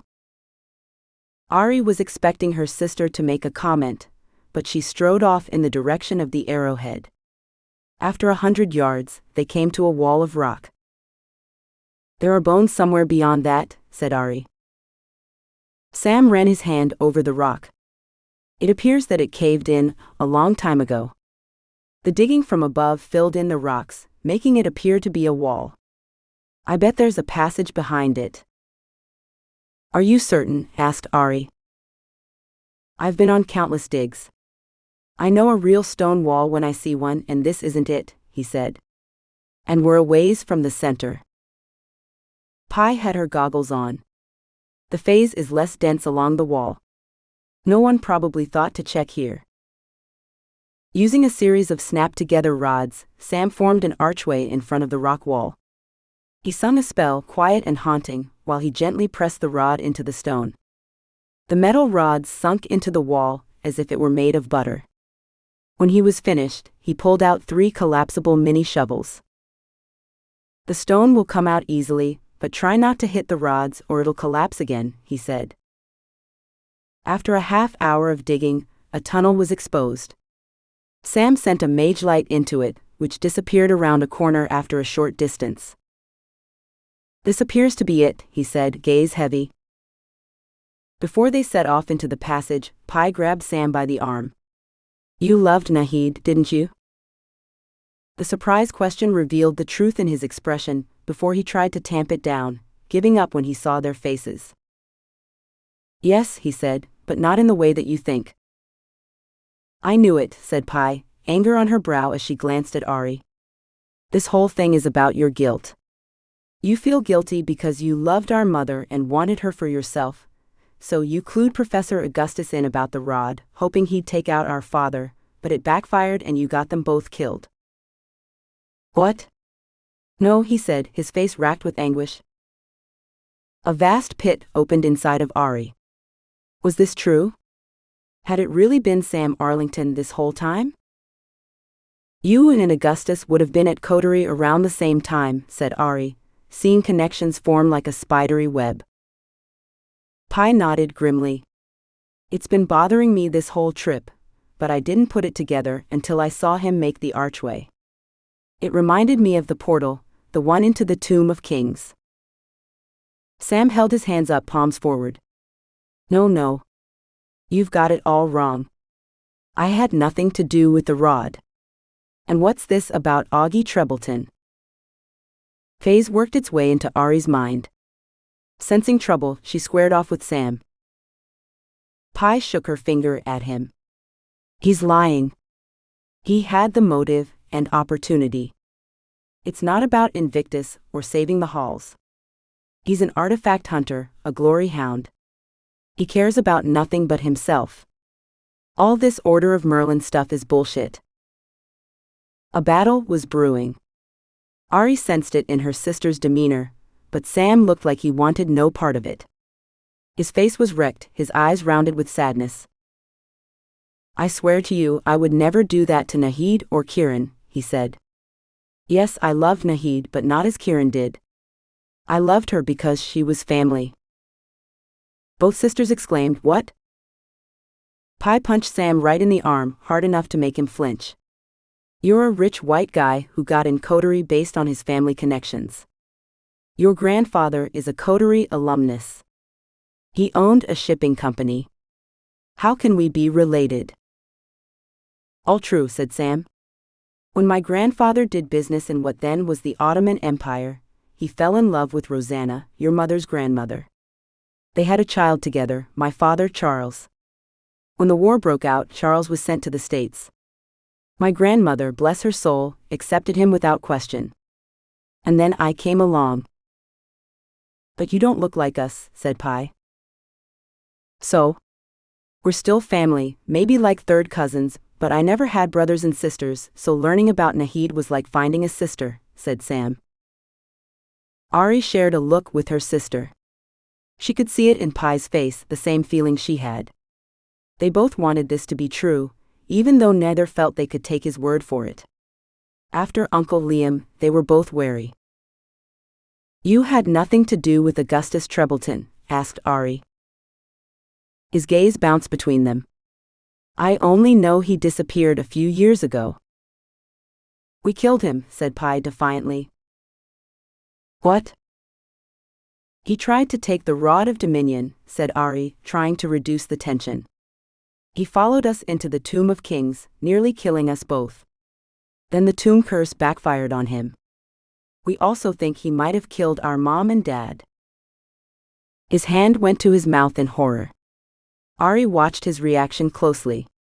She needed it to be true, wanted it badly, which made deciding whether or not to believe him even harder. "I liked Augie," he said, his eyebrows wagging up and down with thought. "How could that be possible? That he would do that?" "Jealousy," said Pi. "He felt disrespected in coterie, because he didn't have the pedigree that others had." His shoulders softened, a repentant sigh. "It's a shame too, because the hall has so much to teach. I'm sorry, I really am. I had no idea. I would have killed him myself, if I'd have known what he'd done." "I believe you," said Aurie, seeing him honestly and clearly. "You do?" asked Pi with an arched eyebrow. Aurie checked inside herself, parsing his response through the filter of her truth magic. She gave a sure nod. "Well," said Pi, "this changes things." Aurie caught a tightening of Sam's eyes at the comment, which meant there was still something he wasn't telling them, but she sensed they would find out soon enough. "I know how you feel," said Sam. "I wasn't told about my origins until I was headed to the halls. My father wanted me to know about Nahid, to look out for her. I'm afraid it never worked out like that. She was always the one looking out for me. I was a poor student at first." "We should get moving," said Aurie, "but when all this is over, we want to hear more stories about our mom and dad. The real stuff." "When this is over," he said heavily. The tunnel was markedly different from the other shafts. The walls were held up with old timbers and had been carved with shovels and picks, maybe a bit of dynamite and magic, but mostly by human power. The whole thing felt like it could collapse at any moment. It went about 200 yards straight out, before opening into a cavern about the size of a Walmart. The phase was so thick, Aurie's tongue felt coated with metallics. The hairs on her arm were standing straight up. "The barrier between this world and the demonic one is thin here," said Sam. "Stay alert. If we have to use magic here, it'll be like wandering into a room with a gas leak and lighting a match," said Pi. As the mage lights explored the cavern, Aurie caught a glimpse of something bright red in the direction the arrowhead was pointing. A chill went down her spine. "Over there," she said. The patch of crimson was larger than a skull. It grew as they got closer, shapes made clearer by proximity, a powerful leg, multiple arms ending in claws the size of sabers, a chest as big as a Mack truck, grotesque horns curling from its enormous head. "Merlin's tits," said Pi, gaping in awe. "That's a demon lord turned to stone or some shit." The creature, long dead, was half in and half out of the wall in a semi-seated position like a king on a throne. At a close distance, Aurie realized the skin wasn't red, but that a fungus grew across the stone, covering the ancient dead beast. "Did you know this was the Crimson Skull?" asked Aurie. Sam's jaw hung open. He was mute with surprise. Eventually he came to enough to shake his head, then added, "No? God, no. But it makes sense. I'm not up on my demonology, but this is a necrocon. A lord probably, as you said. They heal themselves in battle by taking life from others." "I found something," said Pi from the left side of the demon protrusion. She held up a metal ring, about the size of a soccer ball. "They're bones too. I think it's Henry Lipton." Aurie gravitated to the ring. "This is the Hearthring of Grace. He created it." After poking around in the bones and old clothes that had nearly turned to dust, they found a chit of metal with the HGL in it. "Henry Galveston Lipton," said Aurie, turning the ring over in her hands. "But why did he die when he was so close to reaching his goal?" "He didn't," said Sam. "I suspect he succeeded, but at great cost to himself." The realization of what he meant hit Aurie. He healed Grace. Gave her life at the cost of his own. That's what the Crimson Skull does. It doesn't heal. It takes life from one and gives it to another. That's what's been bugging you this whole time. You knew this part. You're planning on giving up your life for Invictus. His sure and steady gaze told her she'd spoken the truth. "I failed him before, failed Nahid and Kieran too. But I'm not going to fail this time." Pi punched him in the arm. "You bastard. You lied to us back there. You said you'd tell us stories about our parents, but you knew this is what you were going to do. This is probably why you never told us we were related in the first place." "How does it even work?" asked Aurie. "We can't take that thing into Invictus realm." "It's bigger than I thought, but there's a way. This petrified demon is a repository for the phase building up in this cavern. It provides the mechanism. But I think we'll only need a piece of the demon, perhaps just a section of horn. I know the ritual to activate it. Then it'll require my life force, and the horn will be ready to take with you." "Your life force?" exclaimed Pi. "That means you're going to die. Like right now. How can you do that to us?" He wore a sober expression, like a guilty man at a sentencing hearing. "It's what needs to be done. And technically I won't be dead until the life force is discharged. Until then, I'll be in a comatose state." "I can't believe this is happening," said Aurie, her face numb. "We just found out that we have family, and we have to say goodbye already? Screw that. Invictus isn't worth your life. You said it yourself. He's an asshole. We don't have to bring him back. We can take control of the halls, do it our way." "It's not about the halls," said Sam, "though that's important too. We need Invictus to help us close the barrier. He said if it didn't work, that if he didn't close it, that it would only be a matter of time before the wells failed and the demon realm flooded into this one. Maybe within a few years, decades if we're lucky. Assuming nothing happens to the wells." "Shit," said Pi, pacing around with her hands shoved into her hair. "I damaged the wells when I summoned Pazuzu, and again when we took on the Cabal in the statue. We're complicit as much as he is." "Are you serious, Pi? You want to let him do this?" she asked. "No, of course not, but I don't think we have any choice. It's not like it's going to be easy, on our end. We still have to get into the statue, find the remaining 5 balls, and then get to Invictus Realm. All the while Alton and his merry band of assholes is trying to stop us. It sounds like we've got the shit end of the stick. All he has to do is lie here," said Pi. I'm sorry, said Sam. I shouldn't have told you that we were related. It's making this harder. No, you should have told us sooner, said Aurie angrily. Family tells you about the bad shit, even if it's fucking inconvenient. Don't you get that? He winced. I'm sorry. I told you I was never good at having family. I failed Nahid. I failed Invictus. That's why I'm trying to make it right now. It's what she would have wanted. Tears welled up in Aurie's eyes. You suck for even saying that, even if it's true. She put a fist to her head. Every choice was bad. Okay, fine. Fuck. I'm only agreeing because of Mom. If she thought it was important, then it is. Pi? Her sister was scraping a tear from her puffy eyes. Yeah. Sam climbed onto the stone demon, broke a half-a-foot section of the horn off and brought it down. The ritual was brief, only a few words and gestures, which seemed so antithetical to what would happen once it was finally activated. I'm sorry I didn't tell you both sooner. I should have said something years ago when you first got to the halls, said Sam, holding the horn tight against his chest. His dark hair was ruffled from the work, and his expression held grim determination. You're damn right you should have, said Aurie. But even still, it was good to know you, even if it wasn't for long enough.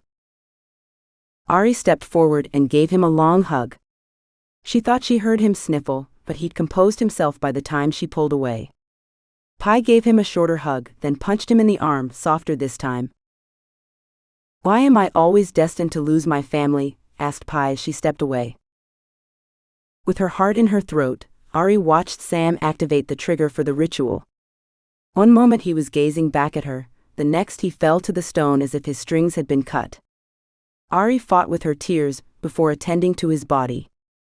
Pi helped her situate him into a more comfortable position. Then Aurie took the horn and placed it into her backpack. What if something comes in here and tries to eat him? Asked Pi. He's already practically dead, said Aurie. No, what if they eat him before the spell goes off, said Pi. Even a few rats or some determined insects could do some damage. Good point, said Aurie. She'd been planning on taking the hearth ring with her, but placed it on Sam's chest, wrapping his fingers around the metal hoop. They placed a few protective enchantments over him. Then when they were back outside in the bottom of the quarry, they removed the metal bars, collapsing the tunnel section, sealing Sam's almost dead body into a tomb. The weight that Sam had been carrying on his way in seemed to have transferred to Aurie's shoulders. What do we do now? Asked Pi. We have to make his sacrifice worth it. How are we going to get into the statue? We don't have time for subtlety, said Aurie. And I don't think the Cabal will listen to us when we try to explain the stakes, that the whole city is at risk. I think we're going to have to gather our friends, allies, anyone who will listen, and make an outright assault on the statue. Even if we could convince enough people to gather against Bannon and his mercenaries, are you really prepared to risk their lives? Asked Pi. Once we take to open battle, the 100 halls might never be the same. There are times when we have to do things the right way, using the systems and structures in place, avoiding danger, protecting others, said Aurie, clenching her fists at her sides. But when the halls themselves are broken, and the city and all those that live in it are at risk, we must stand up and fight, even if it means people will get hurt. Her sister's eyes glittered with excitement. I've been waiting 5 years for you to say that. Count me in. As they climbed from the quarry, deep in the Undercity, Aurie worried that she might break the 100 halls.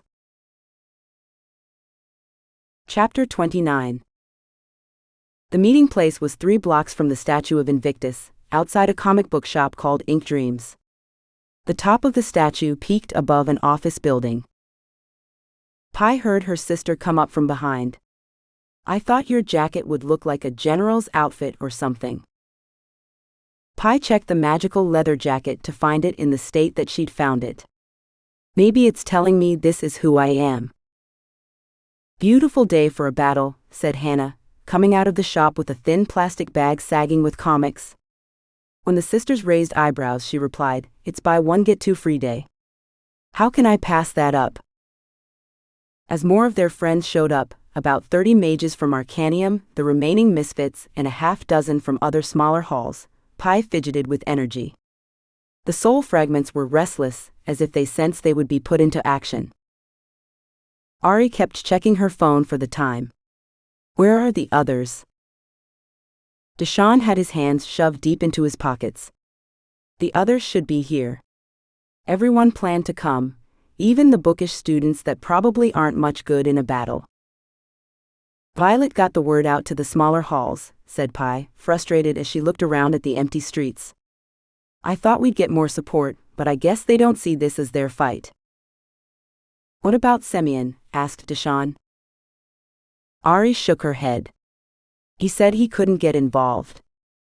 He was afraid what it would look like to the others, and I think he's still recovering from last year. Do we have enough? Asked Deshawn. Enough is who we have, said Pi. We have to do this, said Aurie, staring in the direction of the statue. Time is running out. There was a resoluteness in Aurie that made Pi proud. While there was no question that she would assault the statue, even if it were only her and Aurie, the way her sister composed herself gave hope to their friends who were having second thoughts. She knew it wasn't easy for them, as they didn't know what she and Aurie knew about Invictus. Hannah was holding her phone up. They've cut off coverage. No bars. That means they know we're coming, said Aurie. Armor up. If you don't know the anti-bullet spell, let me or Pi teach it to you. Pi pulled her sister away from the others. We need more support than this. It'll be a bloodbath. That armor spell won't work if they use spell-hardened bullets. We have to go for it, even if we die trying. You know the stakes. She glanced away, sighing. I thought Violet would come through for us. I hope the Cabal didn't get to her. The look was there, the worry that the old Violet Cardwell had returned. Maybe something happened.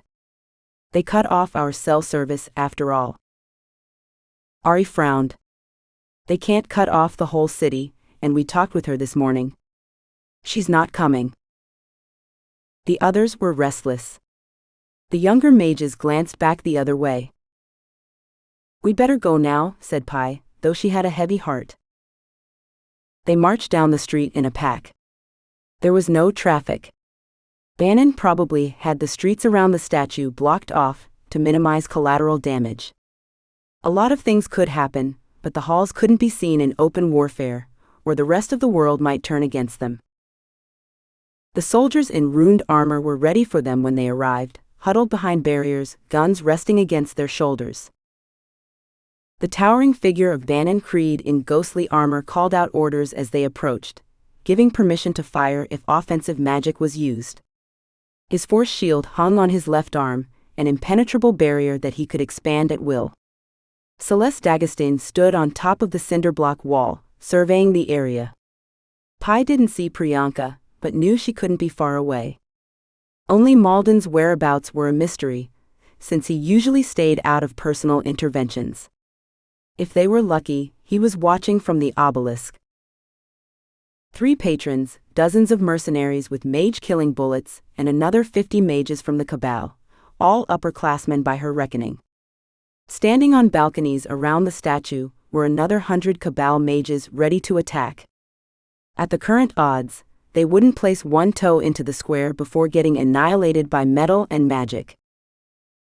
Pi's mouth was dry and her heartbeat was thundering in her ears. When she glanced to her sister, she had the brief hope that Aurie had come to her senses and had decided to back off, but she looked more resolute than ever. Have you come to surrender? Came a voice from the archway that led into the statue. Wearing his signature white suit and white tie, Alton Lockwood strolled into the square, glancing at Bannon as if he were his equal. Sunil joined them, along with the other sets of mages that were vying for Invictus realm. Seeing those two put a fire in her belly. What are you so afraid of? Or is it that you know we're better than you, so you have to keep us from competing? "This is part of the competition, my dear Pythia," said Alton. "You don't hand the advantage to your enemy when you've got them by the balls." "We're not your enemies," said Aurie. "We should be working together. The 100 Halls was meant to bind mages with common goals. We need that now more than ever." "And when we win, we'll bind you to us," said Alton, winking. "Finally, you'll know your proper place. As long as you don't cause any problems, we'll get along fine. But it'll be my halls, and we'll do it my way." Bannon, who'd been mostly quiet thus far, gave Alton a healthy side-eye. Pi suspected the Cabal patrons weren't happy that the position of head patron would go to a student, but they had no choice in the matter. They probably preferred Alton Lockwood as the heir because of his family's connections, and he'd been Malden's personal assistant before his fall from grace. "We don't want to do this," said Aurie, "but we have no choice." Alton smirked. "You have a choice. If you leave now and forget about getting into his realm, I won't disband Arcanium when I take control. If you defy me, then your hall and any others that side with you will be the first to go." From behind, Hannah was heard saying, "He can kiss my ass. I'm staying." It drew cheers from the others. "We're outnumbered," said Deshawn under his breath. "I'll go if you lead, but this is suicide." "You can leave if you want," said Aurie, "but I'm marching across that square and into the statue. If they kill me in broad daylight, then the halls are finished one way or another." From across the square, Alton called out, the first mage to take a step.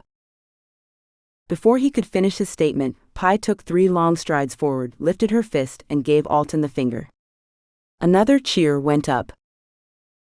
Staring at rifle muzzles from 30 feet away was making Pi's stomach churn, but there was no way she was letting that bastard intimidate her. Bannon put his hand on Alton's shoulder. He looked like a giant next to Alton. "Your courage is admirable," said Bannon, "but you'd be a fool to enter the square. Go back to your hall, forget about Invictus. We outgun you." "I expected more than this," said Alton, gesturing towards their small group.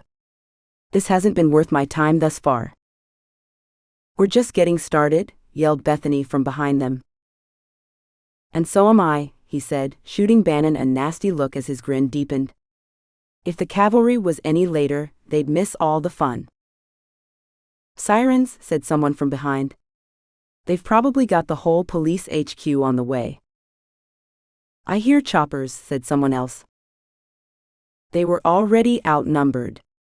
If the police, an organization filled with loyal protectors, arrived, then they didn't have a chance and would probably end up dead or in jail. The tide of momentum receded, only made worse when a helicopter came into view. She and the Misfits had worked all night on a shield that could withstand mage-killing bullets, but if the Cabal were using police choppers, they could fire from above. A second and third helicopter were approaching from other directions, the echoes from their blades bouncing off the glass buildings. Pi placed her hand on Aurie's arm to counsel a retreat when someone cried out, "Those are Herald copters." The crest for the newspaper was painted on the bottom of the gunmetal gray hulls. Men with shoulder-mounted cameras filmed the square. "Those cameras will be the first to go if you step a foot in here," said Alton, gesturing upward with one arm. Before Pi could answer, another voice called out from behind them. "If you do that, I'll sue your ass for everything your crooked family owns." Wearing a black double-breasted jacket over a long olive skirt, Violet Cardwell joined them. "Sorry I'm late," she said. "Those bastards have the police blocking everything. No one could get through until we convinced some of the patrons they had to get involved and open up the garden network." "My apologies," said Semyon, who appeared out of shimmering air. "I should have joined you the moment you asked, the optics of the situation be damned." Before Pi or her sister could speak, mages from the other halls came pouring into the streets surrounding the square. Not a trickle or a stream, but a flood. It was like the whole 100 halls had come to support them. Pi saw students she knew from Freeport Games, others that the Soul Fragments recognized. Mags, the first year who'd once been known as Emily, stood to the side, along with the other Arcanium students. There was a tall blonde-haired blue-eyed girl with a bodybuilding physique from the Daring Maids. A pack of lanky skeletal mages from the Weird Circus leered from their corner of the street, as did Brian Travers, Hannah's friend from Tinkers. Professor Delight, the patron who ran their Merlin trials wearing a yellow and black tracksuit, was there too. Pi's mind whirled with names and faces from her years in the city of Sorcery.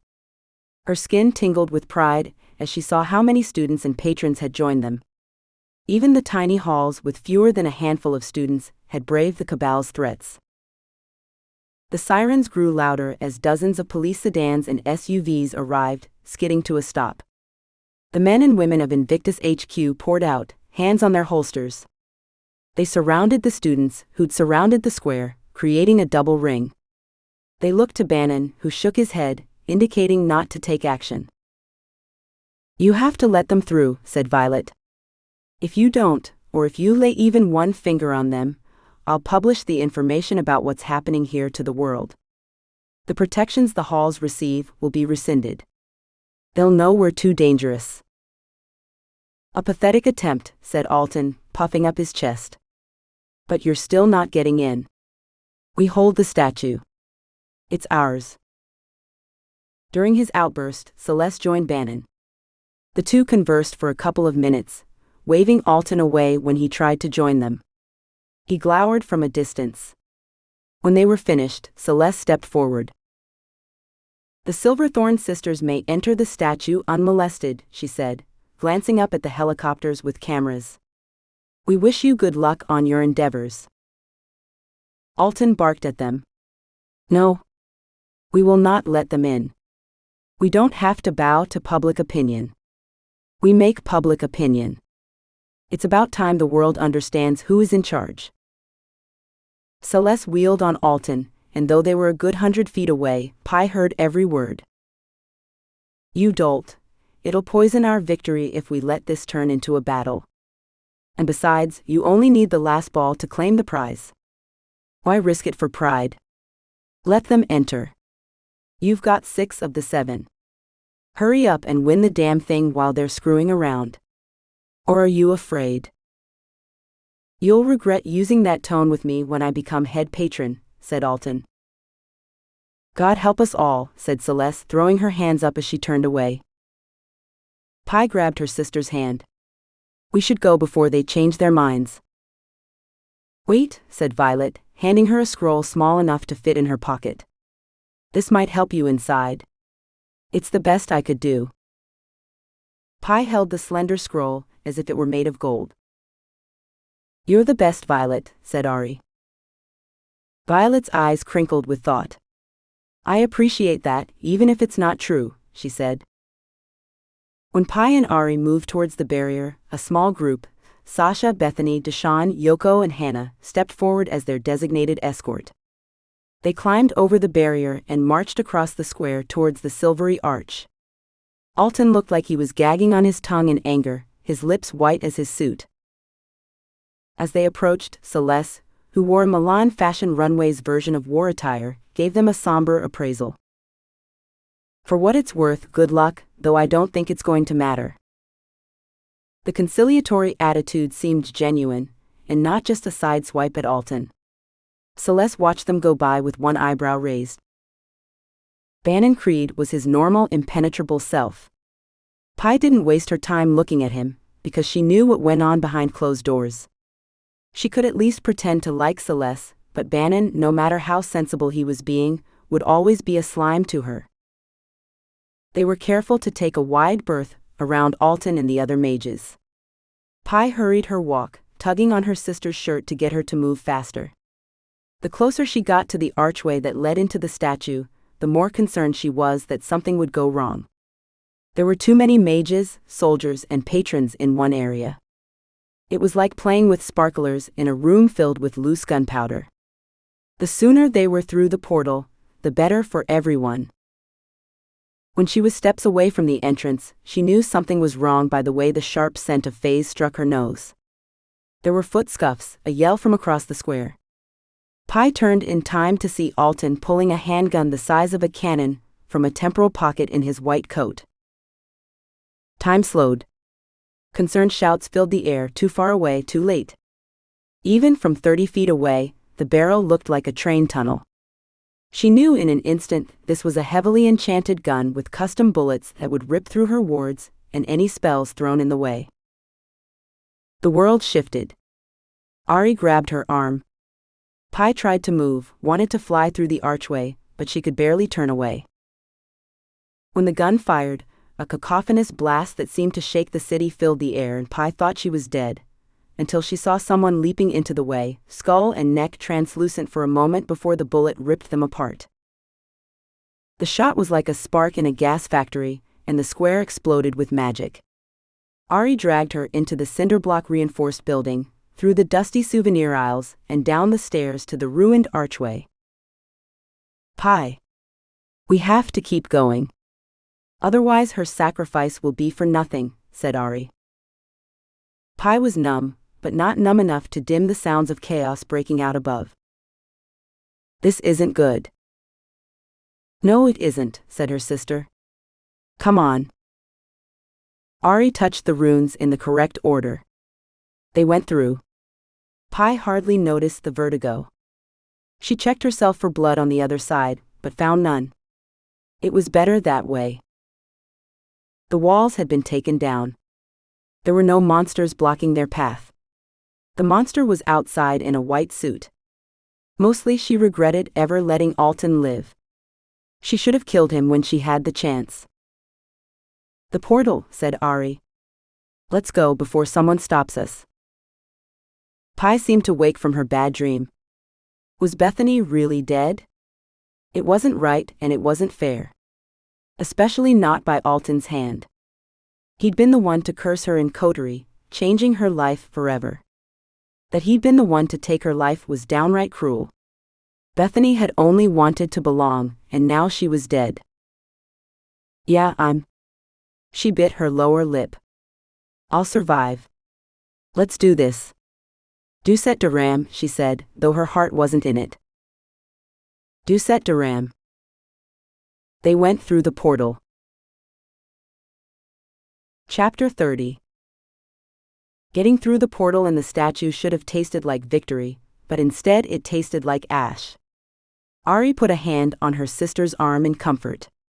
It was hard to imagine what she was going through. Bethany was her second friend in a year to die, a kindred soul who'd survived a year in coterie as well. Pi was like a taut bowstring. Alice in Wonderland, said Pi, startling Aurie from her sisterly examination. What? Aurie had been too busy checking on her sister to notice the little table against the far wall. 2 short glasses filled with a thick blue liquid, the color of Drano, sat at the exact center of the table. It's one of the books from Invictus Cottage.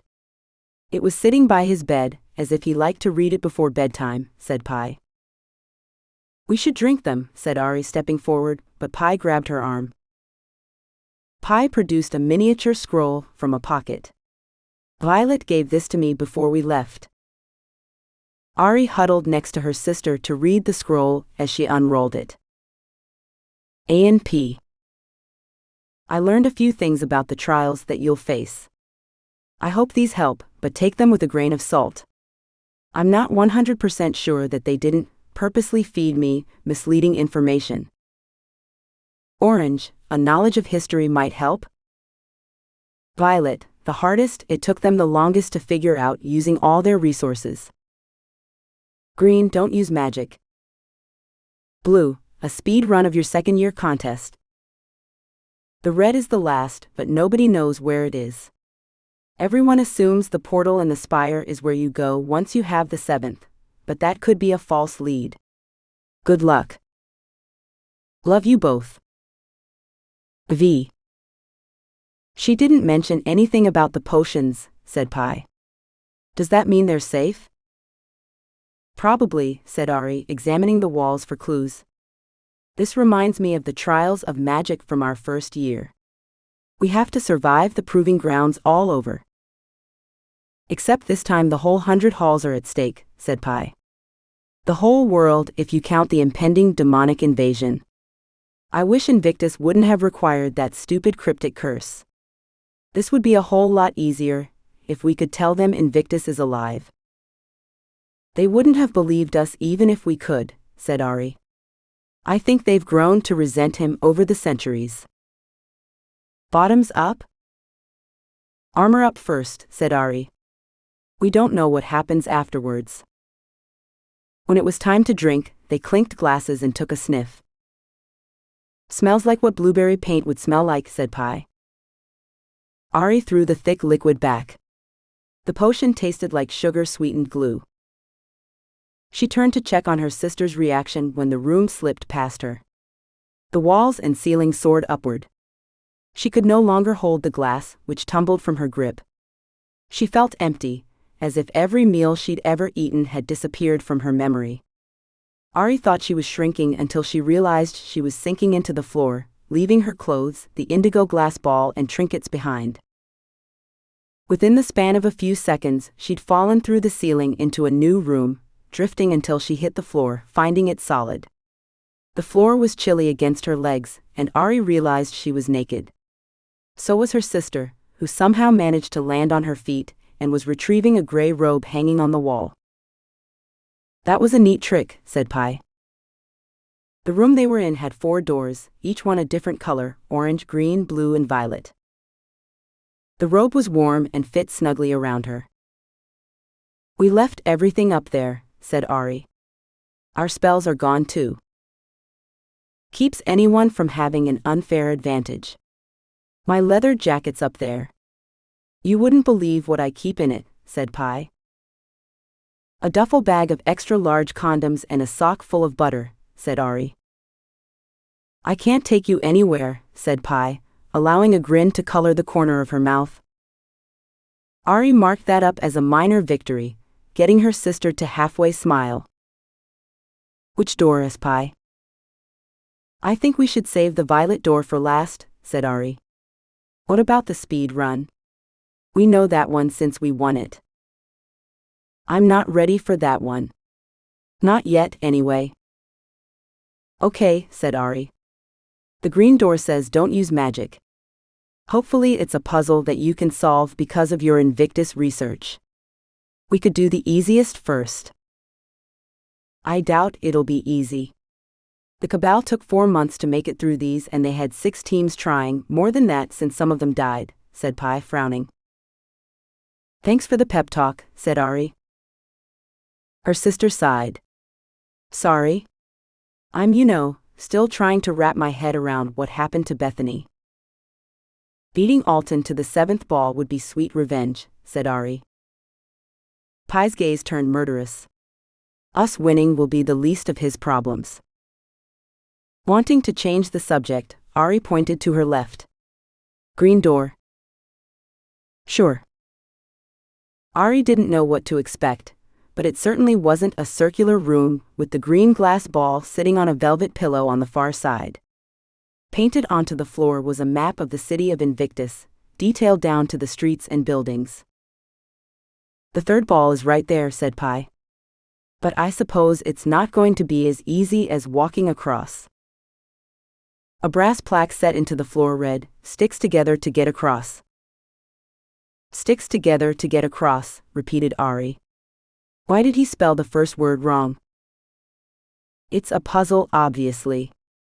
Invictus loved his games, thought they were a better teacher than lecture or study. His cottage was filled with them, every nook and cranny.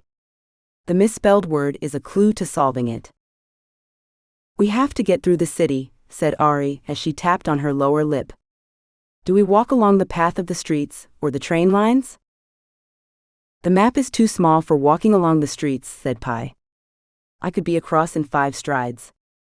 There's only a step between each ward. There's going to be a trick to it. Something we're not seeing. They paced back and forth, bringing up ideas and conjecture about Invictus' intent for a half hour. At the end of it, Aurie said, We have to try something. Staring at the 3rd clue when it's right over there is driving me nuts. What if Violet's concern that she'd been fed bad information was right? What if we're supposed to use magic?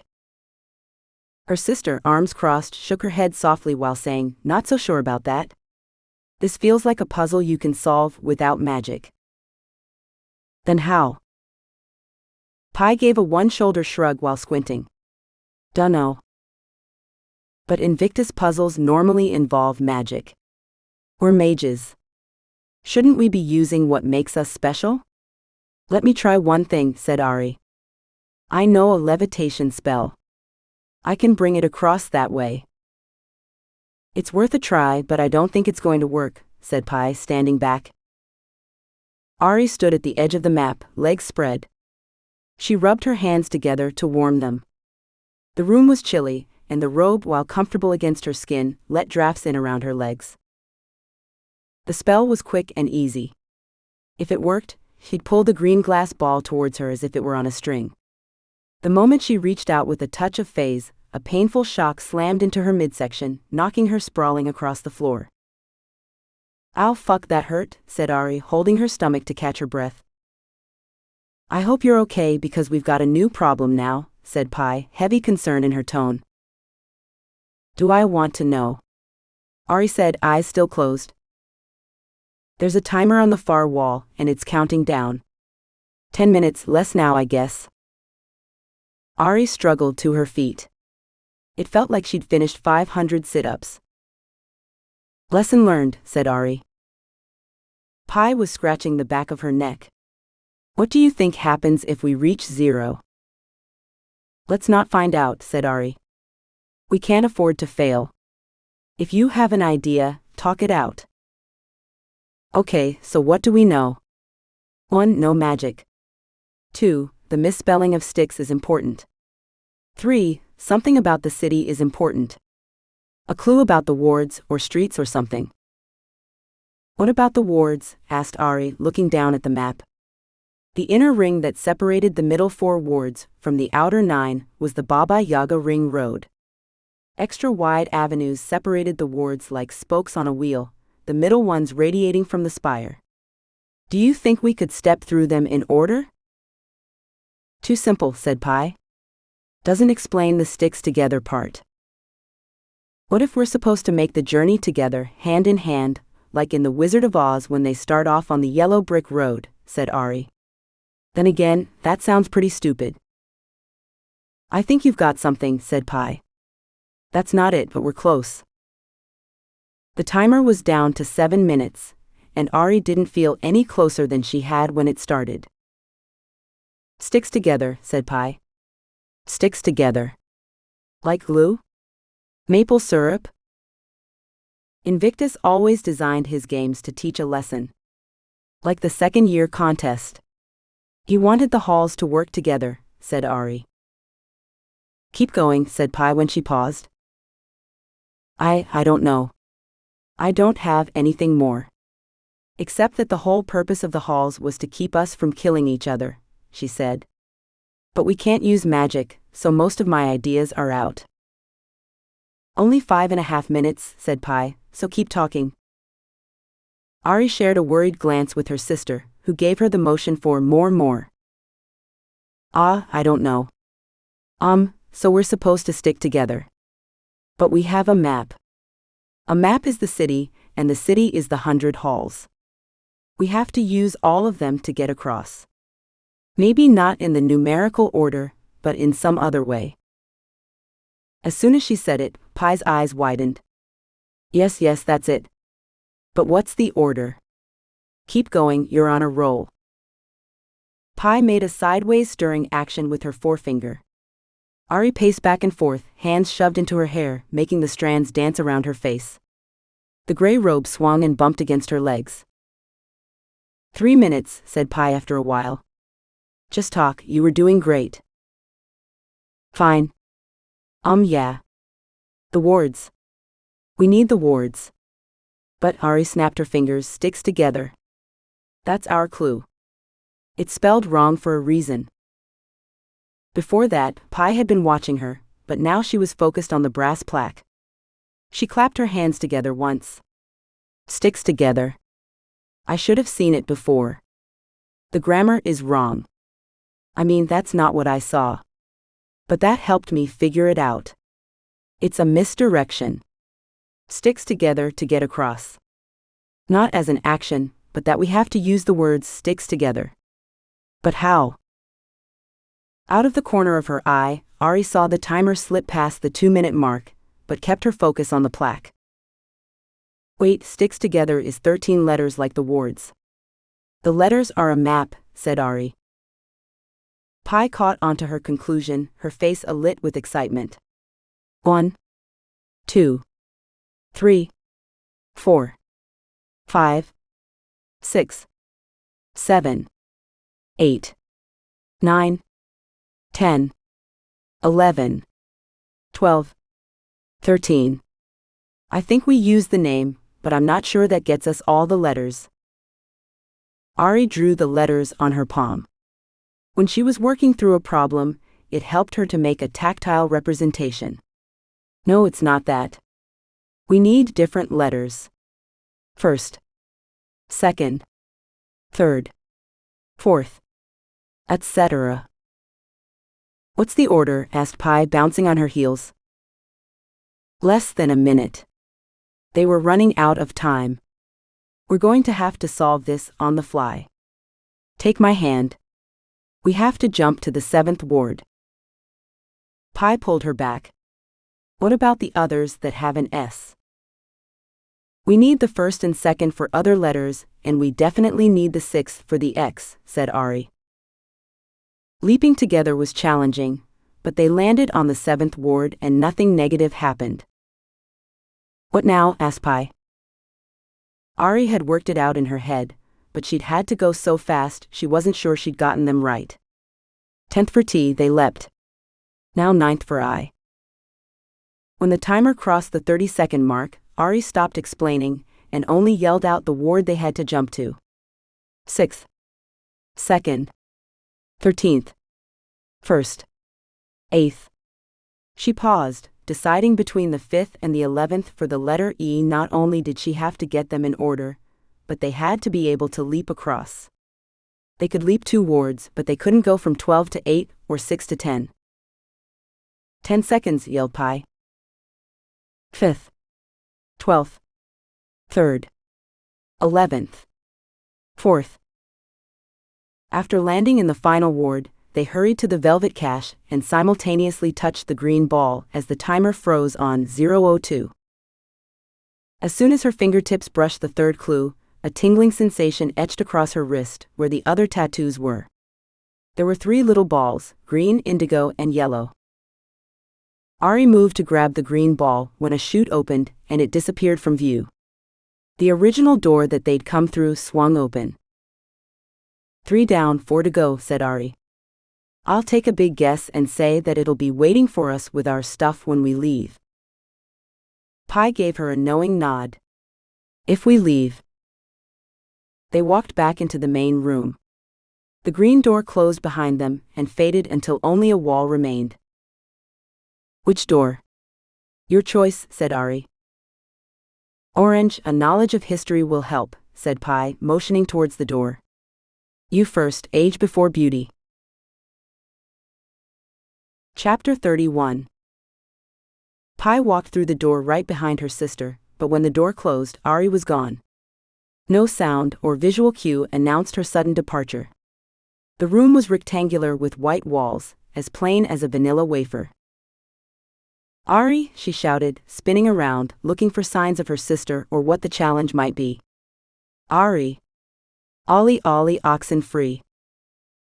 The children sang during games of hide-and-seek fell flat in the blank room, and her heart followed. These trials were meant to be solved together, right? She was about to cast a phase detection spell, when a soft rumble of machinery made her freeze. 9 holes opened in the floor like eyes. Rising from their depths, 9 mages appeared. She recognized Merlin from the Wax Museum, with his wispy white beard and expression of general disdain. The woman with the dark hair, who looked simultaneously young and ancient, holding a wooden pestle, could only be Baba Yaga. Some of the others were vaguely familiar, and Pi was wasting no time preparing for battle when a gravelly voice announced, "One is your sister. Choose wisely and you shall earn your reward, while the others will be destroyed." If you cannot choose after the allotted time, then it will be you who must die. Questions died in her throat as a timer appeared on the far wall reading 10 o'clock, and started counting down immediately. Another puzzle, great, she muttered, eyeing the lifelike simulacrums. Who are you all? Great wizards of history? But that can't be true because Baba Yaga is a story. Except Violet's note said a knowledge of history would be useful. But maybe that's the point. I'm supposed to find the one that's not an actual wizard of history? This is going to be impossible. I don't even recognize most of them. The wizards moved as if they were alive, shifting on their little daises as if they were waiting to be called on. An elderly Japanese man in enveloping robes and a black conical hat waved a peacock fan in his face for air, while another elderly man, this one wearing a tan toga and a scruffy brown beard, was picking at his fingernails with a bored expression on his jowls. Pi moved forward, stopped before Merlin, who was on the far left, and checked for phase, only to find the whole room was overwhelmingly blanketed with the golden stuff. Okay, so you're Merlin and you're Baba Yaga. She stopped before a man in a brown linen jacket, dirty trousers, and an odd puffy three-cornered hat. Who are you? She mused, jumping backwards when he replied, Farmer Weathersky. What the hell? You just about gave me a heart attack, she said with a hand over her breast. He'd spoken in a Scandinavian accent. I thought you were a fairy tale character. I remember your book from Invictus Cottage. The Diary of Farmer Weathersky. Is that what I'm supposed to do? Figure out which one of you isn't a real wizard? And that one will be my sister? Farmer Weathersky inclined his head. Are you picking me? No, said Pi right away. Can you tell me who my sister is? He glanced up and down the line, and responded with a shrug. Pi stepped to the next, a woman in a turquoise toga holding a crook. Who are you? Circe, she replied. Pi went down the line asking each in turn to identify themselves. The 9 mages were Merlin Aurelianus, Baba Yaga, Farmer Weathersky, Circe, Abe No Same, Edward Kelly, Aristotle, Khalid ibn Yazid, and Prospero. There were too many questions she wanted to ask. 10 minutes? She needed hours to question them to determine which was her sister. Pi held her hands over her mouth in a prayerful position, trying to figure out what questions might unlock the mystery of her missing sister. How could Invictus set up a puzzle and yet leave no time to solve it? She paused, letting the thought ruminate. Unless there is a way to solve it in 10 minutes. A shortcut? A clue? I've read about some of you in his books. Others I know from legends and tales. She marched up to a middle-aged man wearing a four-cornered hat that seemed like a bishop's mitre, though she knew it wasn't. He wore a deep frown and had a crease to his eyes as if he were in constant pain. You're Edward Kelly. I don't recognize your name, though I feel like I should. What did you do when you were alive? Edward Kelly visibly filled himself with sense of purpose, erasing the sadness, the doom in his gaze until he had a magnetic presence. The transformation was startling and eerie. I am Sir Edward Kelly. I lived during the English Renaissance, summoned spirits, practiced alchemy, and sought the philosopher's stone itself. A charlatan. Or maybe not, said Pi, stepping down the line. What did you do when you were alive? Khalid ibn Yazid bowed his turbaned head, stroked his black beard wisely and said, I was a prince and a chemist. I wrote texts about the elements, studied the stars. Fools like him, he hooked a thumb in the direction of Kelly, misunderstood my writings. All very interesting, said Pi, glancing at the timer, already at 6 minutes, but not doing me any good. This is taking too long. I'll never figure this out in time. Why did Invictus pick you? What's the thread that holds 8 of you together?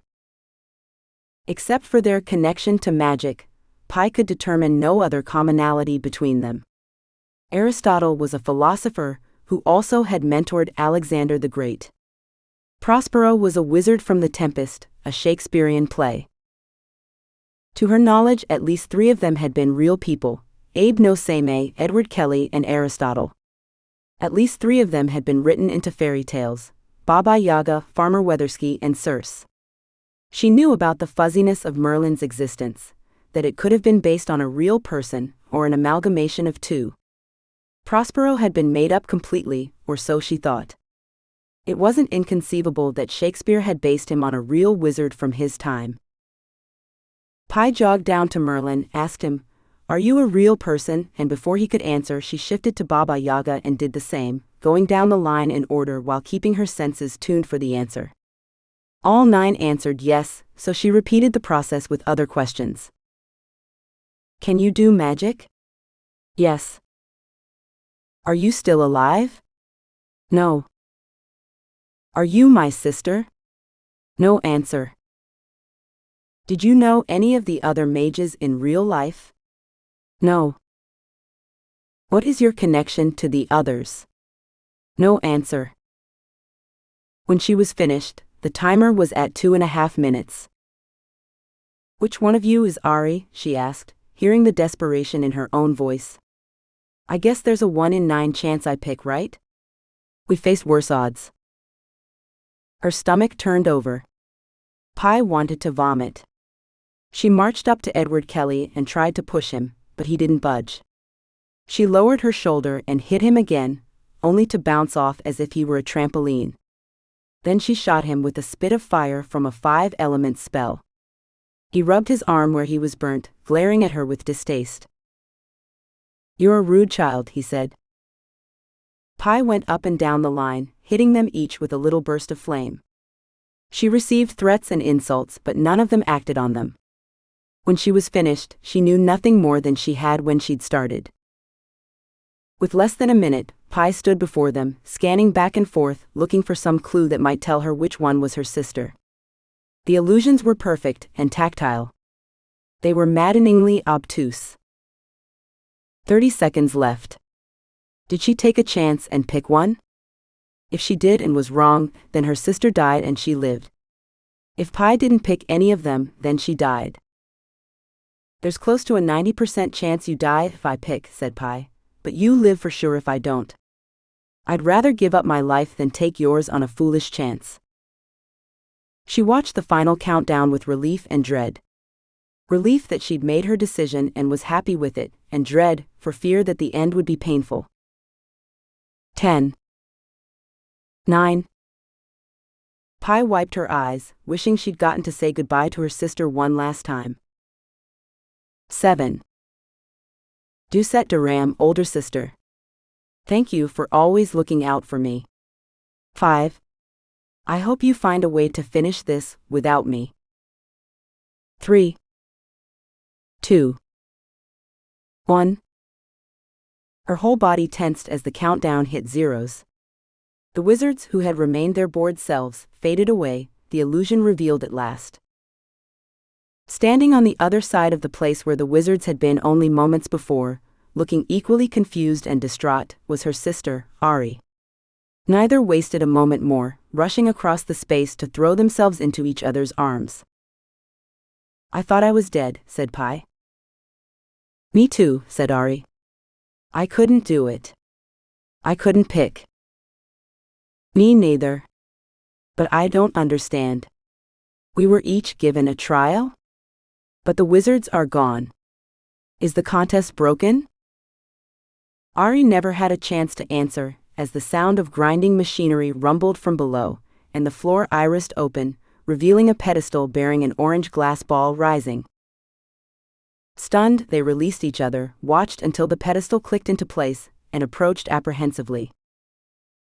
"We won?" asked Aurie. And suddenly the trial made sense to Pi. It wasn't about history or the wizards. It was a test. A test to see if you'd sacrifice your partner on the slim chance you might get it right, or give yourself up willingly rather than take that chance. "I guess so," said Aurie. "How in the world did Alton and Sunil pass this one?" "They didn't. Not honestly," said Pi. "That's why they kept reloading with new Cabal mages every time some died. They were throwing them at the contest, gaming it through sheer numbers rather than any skill. "Let's get our prize and get the hell out of here. This place creeps me out," said Aurie. When Pi touched the orange ball, a new tattoo formed on her wrist. When the pedestal sunk towards the floor, they left, returning to the central chamber to face the remaining 2 doors. Chapter 32. Speed run or the hardest? Aurie asked her sister as they faced the 2 doors, violet and blue. "It doesn't matter," said Pi. "We've got to do them both, eventually." The violet door was tempting, but Aurie wanted to get the blue out of the way. She'd been dreading seeing the bugs again, because of what had happened 2 years ago at her clinic. "Actually," said her sister, "let's do the blue door. After the last 2, I really want to unleash some magic." A lump formed in Aurie's throat. Her sister raised an eyebrow. "You thinking about what happened to Annabelle?" asked Pi. "Yeah," said Aurie, feeling tangled up inside. "You won't have to worry about anyone getting in the way this time," said Pi. "I don't think we're supposed to battle our way to the end," said Aurie. "A speed run implies avoiding conflict, getting to the end as fast as possible. Especially since there's only 2 of us." Pi frowned. "You're probably right. Which is a bummer. I kinda like squashing bugs. It was therapeutic. You think we might need to get to the queen bug?" "We might," said Aurie, though something about this challenge bothered her. She couldn't quite put her finger on it, but it felt like something was wrong. On the other side of the blue door was a small room with an obsidian archway.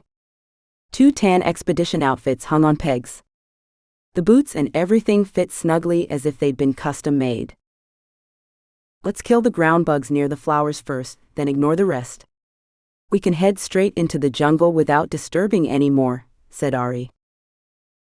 They went through the archway after covering themselves in enchantments, landing in the thick grass of the abandoned fort, stifled by a claustrophobic heat. The stone walls surrounded by jungle were exactly the same as Aurie remembered, which wasn't hard because she'd had nightmares about the place for years. "Yuck," said Pi, shaking out her hands, "I'm already dripping with sweat." Approaching the location of the first bug left Aurie buzzing with anticipation, like watching a familiar horror movie, knowing that scare would come even if she steeled herself. She hated the way the critters burst from the soft soil, driving towards them with razor-sharp mandibles. Killing the ones coming out of the trees was much easier because she could see them coming. Aurie edged forward to the spot she thought should trigger them. Pi gave her a raised eyebrow and stomped on the ground. When nothing happened, she took 2 steps forward, expecting the earth to swallow her at any moment. In a mini tribal dance, Pi stomped around the spot that should have contained the bugs. "I guess this one is different than the original.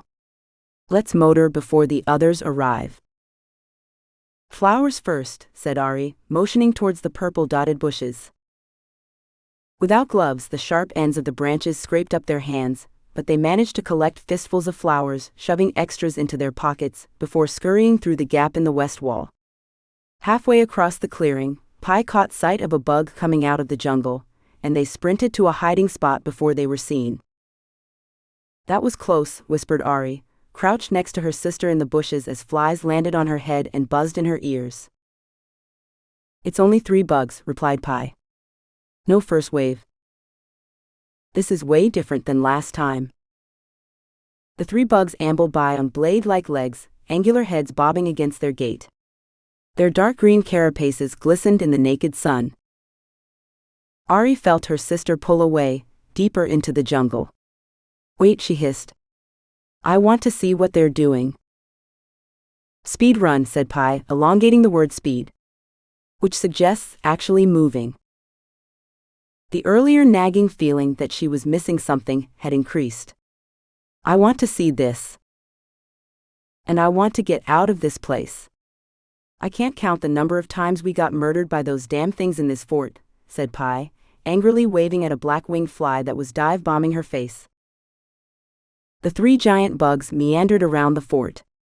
The tallest bug used a scarred foreleg, to dig into the soil like a terrier for a few seconds. A beetle the size of a hubcap burst from the ground, expanding its wings to escape before a bladed leg pierced it through the middle, greenish goo dripping into the grass. "Are you satisfied?" "It's making beetle kebabs for the queen," said Pi, tugging on her arm. "What if it's a misdirection?" "It looks pretty straightforward to me," said Pi. Violet's note was clear-cut. "Speed run from second-year contest. We were the winners, so it should be easy for us. None of the other teams even made it to the queen's lair." "Think about it," said Aurie, as she watched the bugs in the fort continue to forage. "Each ball has required a different solution. If this contest was designed to find a successor." "Or a pair of successors," said Pi. "Or a pair of successors," said Aurie, and something about that stuck in her mind. Why would there be two? But she dismissed it and finished what she was saying. "Then each ball has tested a different aspect of the mage's abilities. Think about it. The indigo ball was a test of pure power. Hemistid for you, equally ferocious beings for the others. I heard Alton took down a manticore for his. The yellow was a test of improvised skill, performing the 5 elements backwards. Then green was a puzzle that had no magical element to it, and it was only something someone who lived in the city could solve. Orange was a test of courage, to see if we would sacrifice our partner. Which is why I'm not sure about blue being a speed run. We've already had a test of skill." "What about the note?" Aurie gave a tight-lipped shrug. "Violet said it could be false information." "What are you suggesting?" She hesitated, only because she wasn't sure what she was suggesting, other than not doing the obvious thing. "I don't know," said Aurie, biting her lower lip. "But I don't see a countdown anywhere, and the bugs are acting differently this time." "That's true," said Pi, peering from the bushes into the sky as if the countdown would be shown up there. When she wiped the sweat from her forehead, the aroma of the purple flowers reminded her that she had 2 fistfuls of them. A thought struck her keenly, making her stand straight up. Pi dragged her back into the bushes. "Are you really my sister, or did a simulacrum replace you in the last room 'cause you're acting crazy?" "It does sound crazy, but I think I'm right. A bug fight sounds wrong. Why repeat what we've already done? When has Invictus ever repeated a game? Every year, the Merlin trials are new. Every year, the second-year contest is new. You said it yourself, he loves games. Why would he repeat one?" Pi squinted at her, as if that would reveal the truth. "Maybe he ran out of time. Or maybe it's meant to reward experience. Those who did the best in the contest would have an advantage." This idea took the wind out of Aurie. "That's a good point, but..." The jungle on the far side of the fort rustled as alien bugs came into the clearing in 2 lines like a procession. These had black and red carapaces. They marched like soldiers. Other bugs scurried out of the old fort, headed almost right for them, but entered the trees about 20 feet away and disappeared.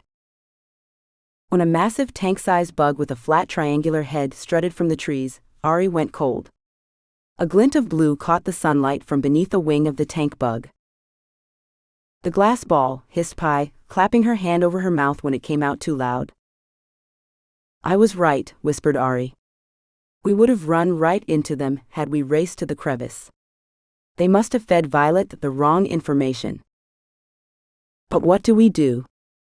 There's too many of them, and it's not like we can go up and ask them to give it to us," said Pi. For the second time in a short while, a thought sparked through her mind, making her quiver with both excitement and dread. "What if we can?" "You can't be serious," said Pi. "You're not an animalian, though I don't know if they can shapeshift into insects." Aurie looked at the purple flowers in her hands. "Let's weave a necklace." "What good will that do?" "We'll find out soon enough," said Aurie. "No," said Pi emphatically. Aurie glanced back at the giant insects in the old fort. They looked so stately, like imperial guards waiting for an emissary. She turned back to Pi. Then what's your idea? We can't take them, not easily, said Aurie. Her sister shook her head, eyebrows squished together. Then she sighed and pushed Aurie out of the way. Give me a moment. I know a spell. Pi worked her magic discreetly, barely a whiff of phase was wasted. She frowned as if she didn't like the result. The serene soul fragment knew a spell. That hall is obsessed with manipulating people with their voice, and they know what people are thinking, what their mood is. The spell told me that the bugs are calm, but anticipating something, an arrival perhaps. Us, said Aurie, working to control the volume of her voice. They're anticipating us?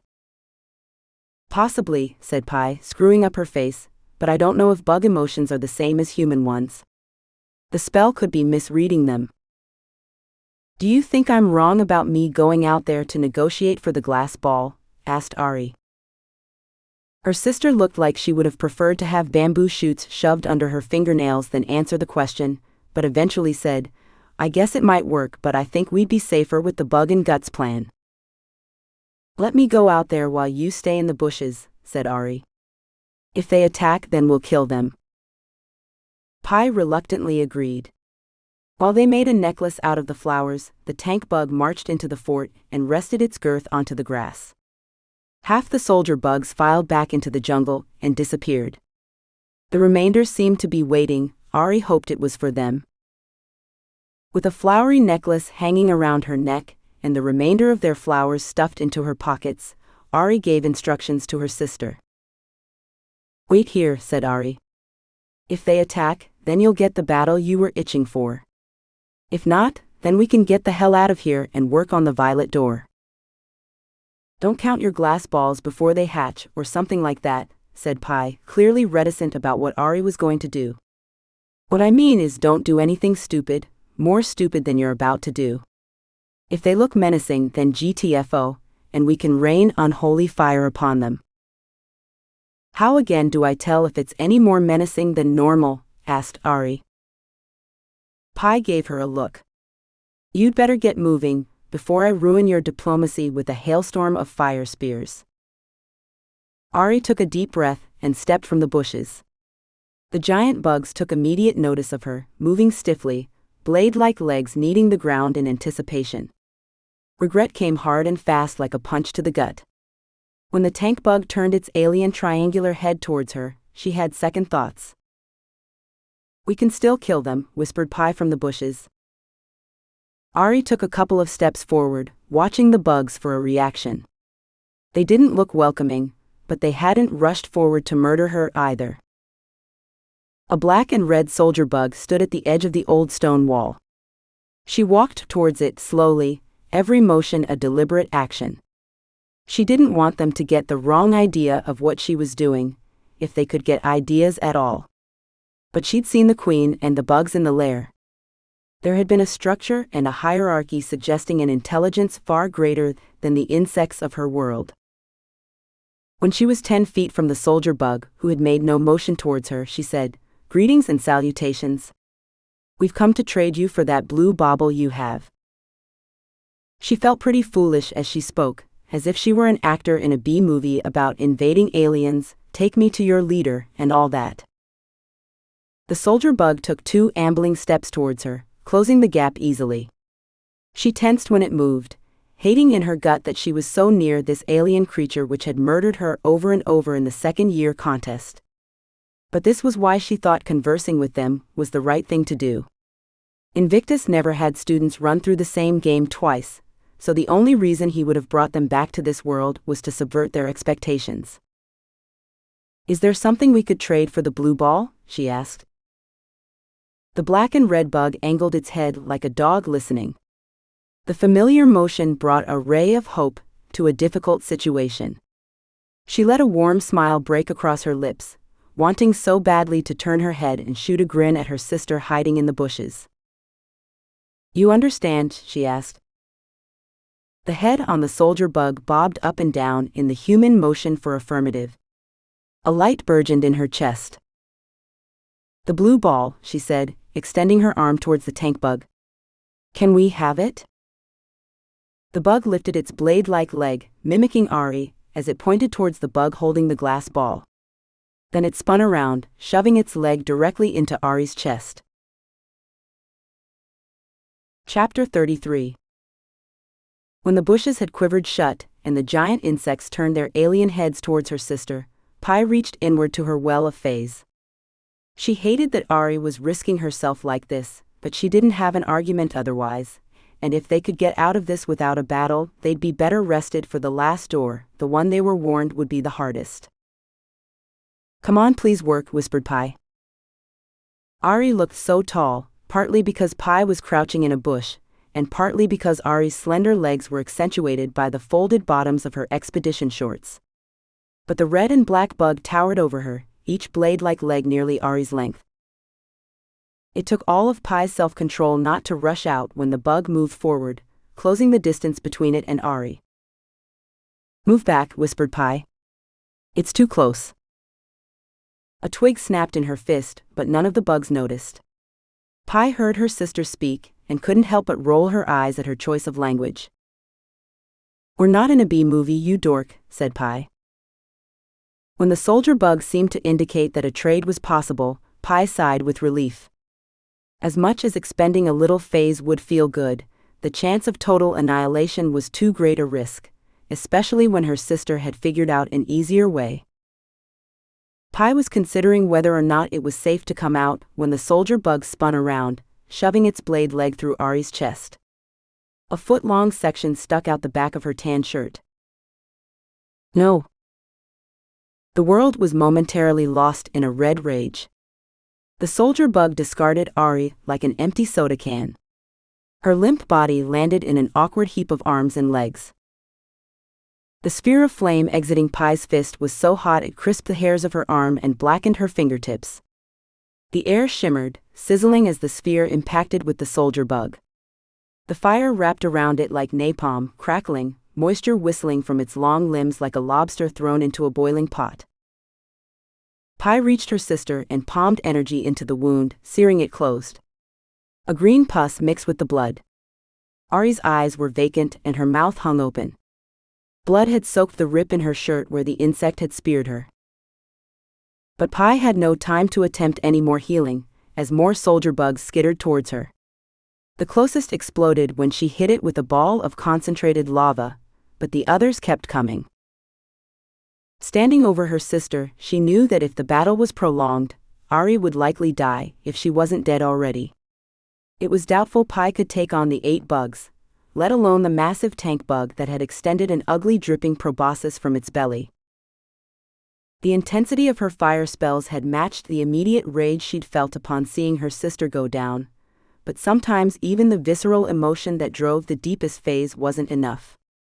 Even her sister, who had off-the-charts access to the raw stuff of magic, wouldn't be able to annihilate the incoming insects in time. There was an option that Pi knew existed, even if she'd never really thought about it because it was so horrible that her waking mind refused to consider it. But in this harrowing moment, she knew she would never forgive herself if she let her sister die, even if it meant doing the unthinkable. There were 12 souls in her. At one time she'd thought they'd assimilated into hers, but when she reached out to tap into their energy, she found them as separate and fragile as soap bubbles floating on a breeze. For most of the soul fragments, there was little more than a collection of thoughts and memories, barely a fraction of the person who had existed before the soul thief had gotten to them. When she squeezed a smaller one, it popped, sending what felt like limitless energy into Pi. She was transfixed by the rush, almost immobile in its embrace, as if she'd taken a massive hit of heroin. With preternatural awareness, Pi flung out her hand, and the wave of she didn't even know what, fire force, a breaking of the bonds of atoms, rolled through the insects, turning them into a charred mess of carapaces and limbs. And almost as quickly as the soul fragment had hit, it was gone, leaving her empty, bones aching from the transfer of power. The tank bug lifted its grotesque proboscis. Green-gray goo dripped from the end, a precursor of what was to come. A second soul fragment provided another burst of energy, and Pi launched a spear of fire, like the tongue of the sun itself, impaling the massive insect with it. The moisture inside, heated to the temperature of volcanoes, exploded into steam, ripping the creature apart, flinging liquid and shattered carapaces in all directions. The splattered goo burned when it hit Pi in the arm. Tiny droplets seared across her face and arms, sizzling. Acid. Ignoring her own pain, Pi crouched over her sister. A glob of acid had stuck to Aurie's neck. Pi scraped it off with her fingers, screaming as the liquid melted her skin.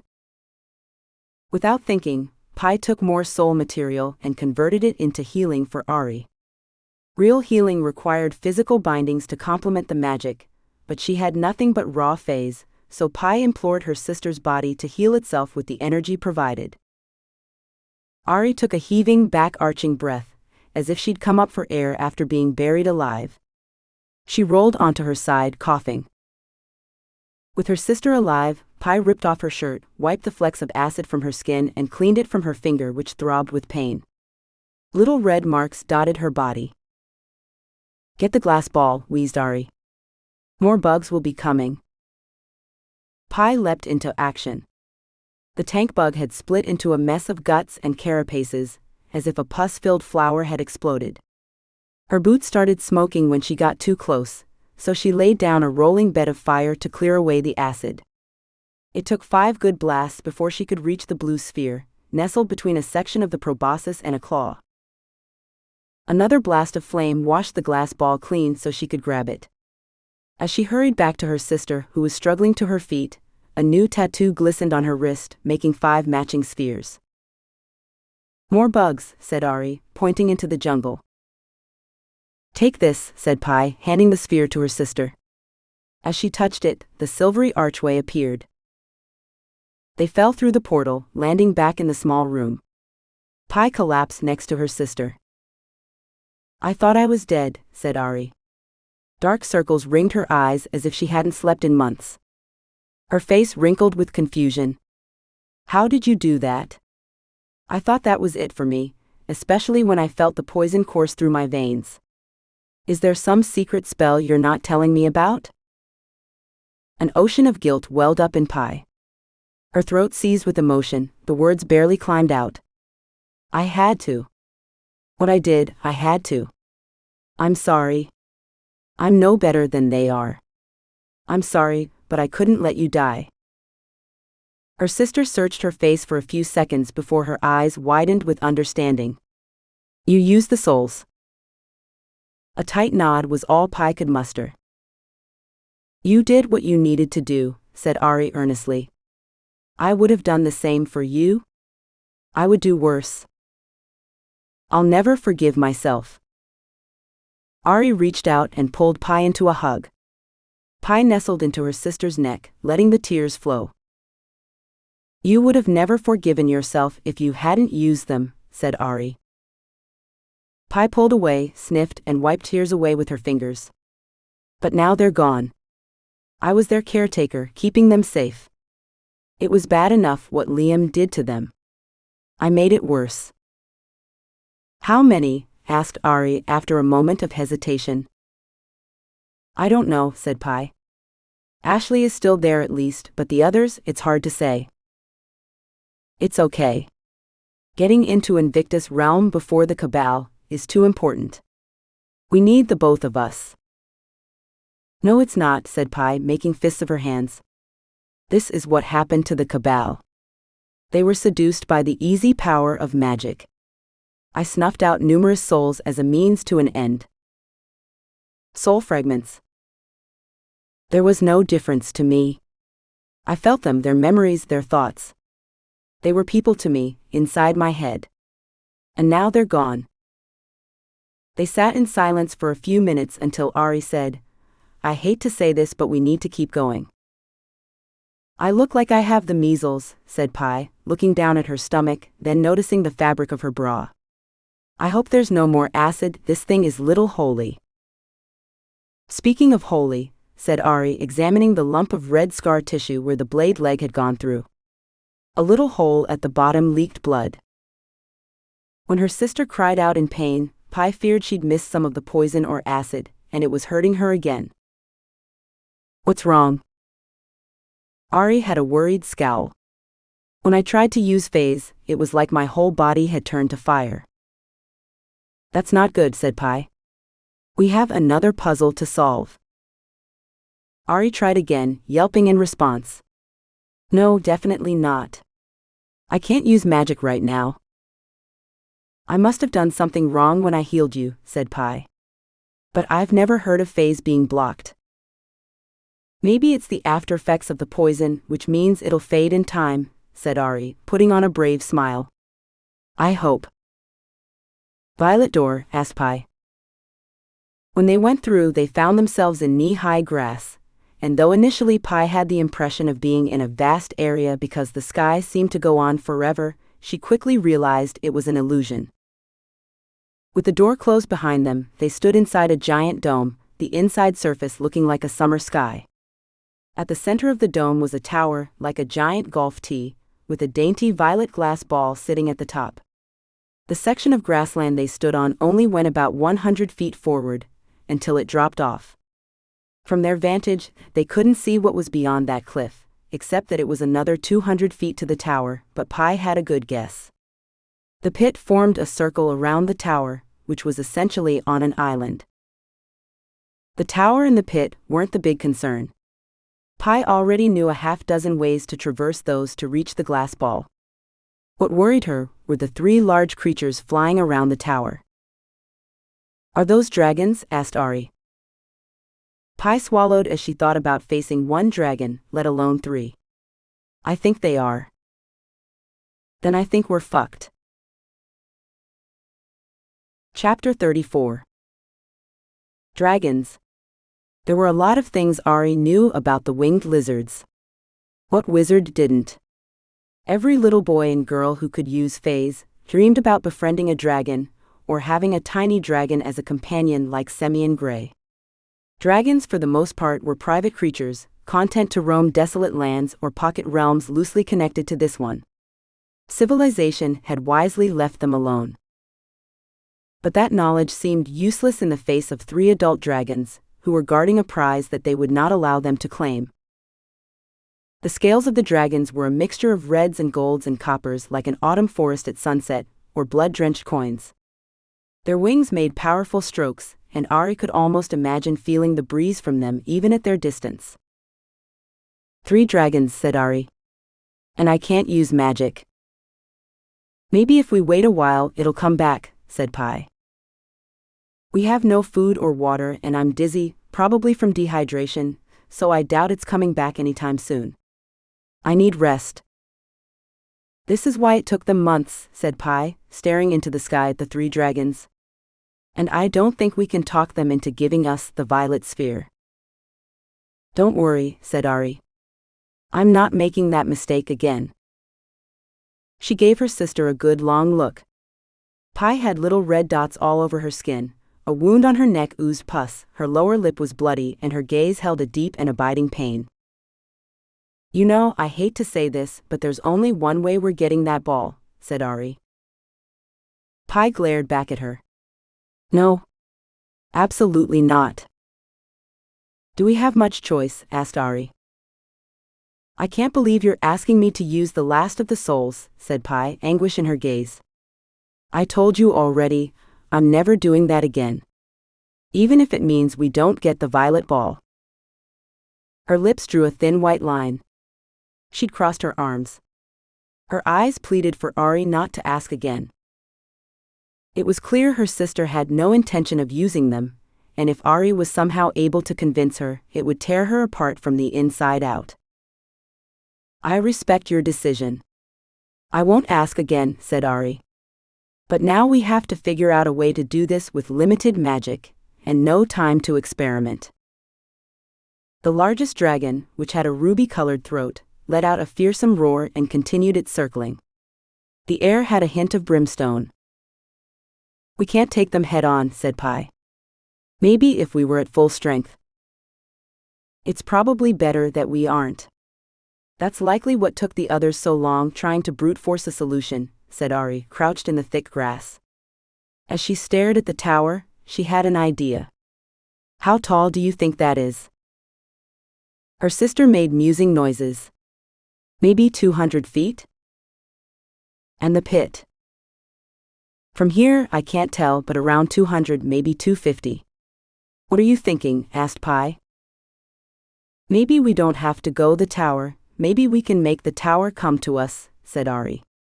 Assuming the tower is longer than the pit.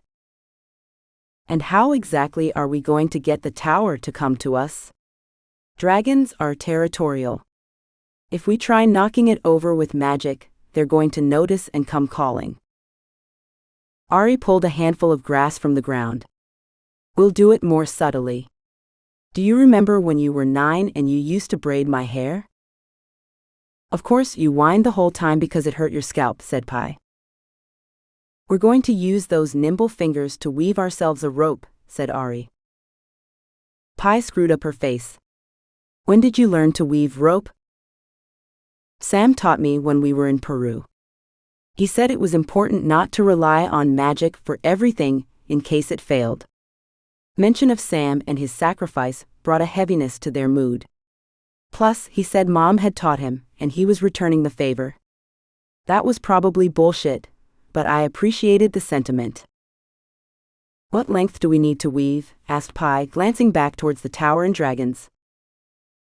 At least 400 feet, probably a little longer, said Aurie. 400 feet? Are you crazy? That'll take us forever. If you come up with a better idea while we're weaving, then we can try it, but if we work fast, we can probably get that done in 12 hours, said Aurie, shrugging and adding, my best estimate. Her sister was a quick learner, so it didn't take long for her to pick up the rope weaving. They worked in tandem. Aurie pulled the grass from the ground, knocked the dirt and roots off, and handed them to her sister, who corded the blades together into a tight rope. Pi was able to enhance her speed with magic, so she had the weaving part of the job. As they decimated a patch of grass, they moved for more raw materials, and to keep the dragons from noticing them. The grass was high enough they could sit cross-legged and feel safely hidden. After the first couple of hours, Aurie started to get stomach cramps from dehydration. Pi was able to sustain herself with a spell, but Aurie had no access to phase, so she was forced to endure. If you want to take a break, you can, said Pi, fingers moving in a blur as if they were on fast forward. Aurie put on a brave face. I'll be fine. The longer we stay here, the worse it's going to get. I'll push through. But after a few more hours of effort, Aurie curled into a ball. The pain in her stomach was so bad. Her mouth was a desert, and a migraine had formed in the back of her skull. The muscles in her hands were giving out. She could barely get a grip on the grass due to the shaking. Helping was limited to short stretches, yanking grass for a half hour, then sitting with her hands in her lap as if they were made of stone. The stretches where she couldn't help got longer. After what seemed like an eternity, Pi declared the grass rope finished. They took a short rest, then prepared to move the rope into position. Aurie stared at the winding rope, tufts of grass sticking from the sides at various points along the length. The rope was no wider than 2 fingers, which seemed ludicrously thin for what they needed it to do. If I had access to magic, I could whisper some lies into the rope to make sure it won't break, said Aurie. Aurie grabbed one end of the rope, and Pi the other. They each headed a different direction around the pit, staying crouched in the grass for safety. When the rope dipped over the edge, the weight of it nearly yanked it out of her quivering hands, so she tied it around her waist, a dangerous proposition if it dragged her into the pit. When they crossed the largest diameter of the circle, and the rope rested against the base of the tower, Aurie had to crawl on her hands and knees, holding onto the grass to keep it from pulling her in. She felt like gravity had failed, and she was holding onto the world. Reaching her sister, she gave a mute cry of victory. Together they wrapped the 2 ends, until they made a woven cord. There was about 30 feet of excess rope. Now what? Asked Pi. Aurie was lying on her back, knocking her arms together. Her hands were pink and raw from handling the grass. Can you pull the tower over? With a shrug, Pi moved into position, wrapped the double rope around her hands and yanked. The tower didn't budge. Keeping the rope in her lap, Pi closed her eyes and imbued herself with strength. When she was finished, she gave the rope a massive tug, straining until the cords of her neck were sticking out. After a minute of struggle and no movement, Pi collapsed. She gave Aurie a sad shake of her head. They sat a while in silence until Pi spoke up. "I could climb over and try to sneak up the tower." "No way," said Aurie. "One, they would see you, and two, I'm too weak to hold the rope." Silence resumed. Aurie cleared her throat softly. "What if you boosted?" "Absolutely not," said Pi. "The souls are off limits." Aurie watched the majestic dragon soar around the tower, wings thrusting through the air. If it weren't for the circumstances and the stakes, it'd be a lovely place to have a picnic. The power of the supernatural creatures gave her an idea. "I think I know how to pull down the tower," said Aurie. "We get the dragons to do it." Pi blinked rapidly, clearly not believing what she'd heard. "I'm going to assume you have a plan in that head of yours. How good are you at using a lasso?" "Never done it in my life," said Pi. "Now is the perfect time to learn," said Aurie. "And don't miss, or the dragon will eat me. Well, it might break the rope and eat me anyway, but this way gives us a shot." "You're going to play bait while I try to lasso?" Aurie nodded. "Let's do this then." "I want to get the hell out of here," said Pi. Once they had made a loop with the end and her sister was in position, Aurie moved to a spot near the edge. She needed the dragon to swoop low enough that Pi could get the rope around its neck. Aurie popped out of the grass and started waving her arms. "Come and get me. I'm a tasty dragon snack." The largest of the three dragons, the one with the ruby throat, peeled away from the tower, heading straight at Aurie as if it were coming down the first slope of a roller coaster. Seeing the beast with its jaws open, ready to snatch her from the grass and rip her in two, turned her legs to liquid. "Run," whispered Pi from her hiding spot nearby. Spurred by her sister's voice, Aurie turned and ran, but she felt like she was moving in slow motion through the grass. She didn't want to look, but turned her head in time to see Pi stand and launch the loop towards the incoming dragon. The rope opened perfectly, flying right into the way, but at the last moment closed, missing the dragon by a few feet. Aurie had stopped running when she thought the dragon was going to get lassoed. She turned, nearly tripping over the grass in her haste, and sprinted towards the wall. With no room to turn, the dragon landed heavily on the ground, shaking the whole dome. Aurie made it to the wall, but she had nowhere to run. Certain that she was trapped, the ruby-throated dragon roared, freezing her in place. It slow marched forward, claws ripping at the earth, its tail almost as long as its body swishing through the grass like an angry cat. There was no escaping the dragon. As it thundered closer, she could feel its hot, horrid breath, which smelled of rancid meat. Its teeth were as long as knives, with old flesh stuck between. When it was only 30 feet away, the dragon crouched, readying itself to launch forward and snap her in two. Aurie was transfixed. The ruby-throated dragon thrust forward, and Aurie closed her eyes, expecting to feel the crush of its jaws. When the dragon roared in frustration, she opened them, to find it stuck where it was. Her sister had tied the end of the rope around the dragon's tail. The beast roared again and leapt. The tower groaned, steel bending, cracking. The tip of the tower swayed. When the dragon yanked again, the base of the tower snapped. Aurie ran directly perpendicular, as the dragon used its newfound freedom to snap after her. She felt teeth close inches from her back as she sprinted around the circumference of the room. The tower had fallen, tipped over, creating a bridge to the center.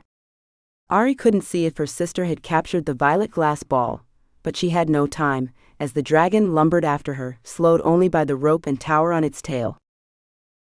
On the other side, Pi thrust the ball into the air victoriously, pointing towards the nearby door. Aurie pushed herself, as the dragon kept trying to fly so it could swoop after her, but the tower formed a drag and it couldn't get off the ground.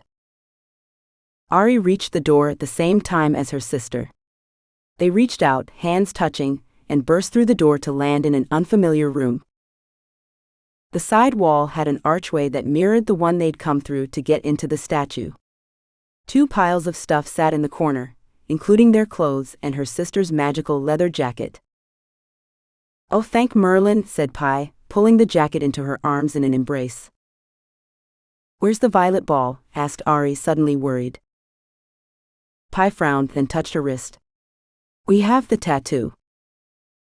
Aurie checked, surprised to find the 6th spear on her wrist. There was something else, something new. Her wrist felt heavy, as if something were inside it. "You feel that too?" asked Pi.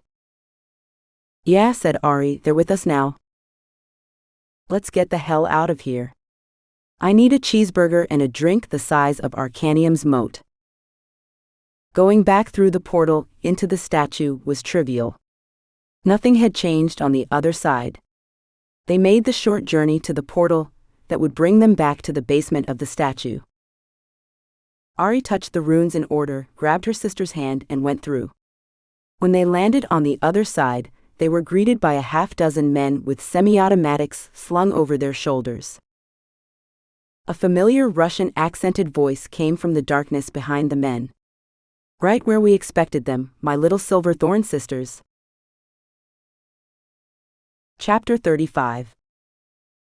Pi blinked, clearing her vision with a wipe of her fingertips. 6 men in ruined Kevlar vests, wielding semi-automatics with mage-killing bullets, she assumed, had arrayed themselves in a semicircle, the muzzle of every gun pointed in their direction. It wasn't the greeting she'd been hoping for. Strolling from the darkness, a single ceiling lamp illuminating his flowery island shirt, Ivan looked like the fox in the henhouse. After everything she'd been through inside, the puzzles, the danger, and especially the dragons, she was not in the mood for more complications.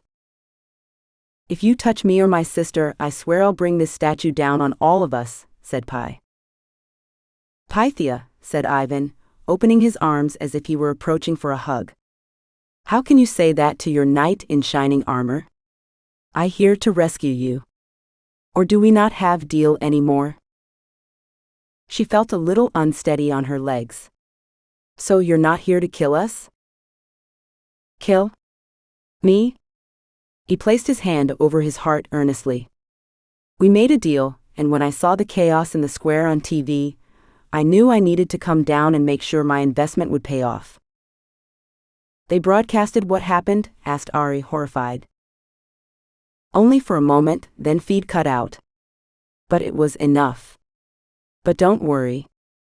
Already newsmakers are saying it was a game, not real fight," said Ivan. "World thinks crazy mage stuff." Pi put a hand to her mouth. Bethany. While she was in the statue, she'd forgotten about what Alton had done to Bethany. "That son of a bitch," she muttered. "What can you do for us?" asked Aurie. His forehead hunched. "You have the 6 glass balls?" "We do," said Pi, when her sister hesitated. Aurie gave her a look, asking if they should trust him, but Pi didn't see how that knowledge would hurt them. "Then I take you to the 7th, said Ivan. "You know where it is?" asked Pi. He gave a secret smile, the kind that made Pi worry that they were dealing with a sociopath. "I watch, listen. I hear about the other teams, they go to the spire, they try to get into the final portal. It is easy to know where to go next," he said. The location wasn't a surprise to Pi. She and Aurie had speculated that's where it was. The first clue even hinted at it, talking about the thresholds, plural. "Can you get us there?" asked Pi. He winked and headed towards the stairs, motioning for them to follow. At the base of the stairs, 2 men lay dead. They'd been shot up pretty good. They were some of Bannon's mercenaries. While she didn't particularly like Ivan, having him on her side rather than the other way around was quite useful. Rather than going back into the square through the entrance, Ivan led them to the back of the souvenir shop, where a hole had been blown through the wall. 2 black SUVs with tinted windows waited outside.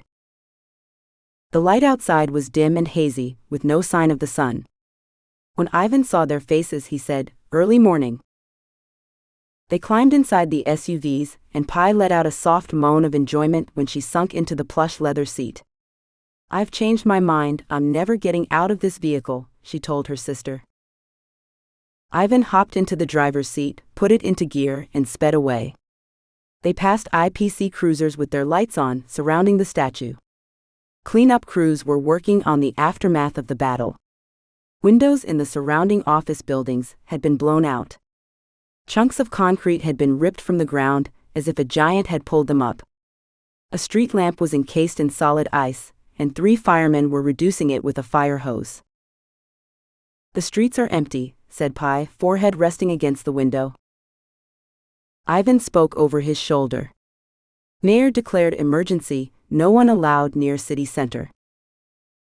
"Then how are we driving around?"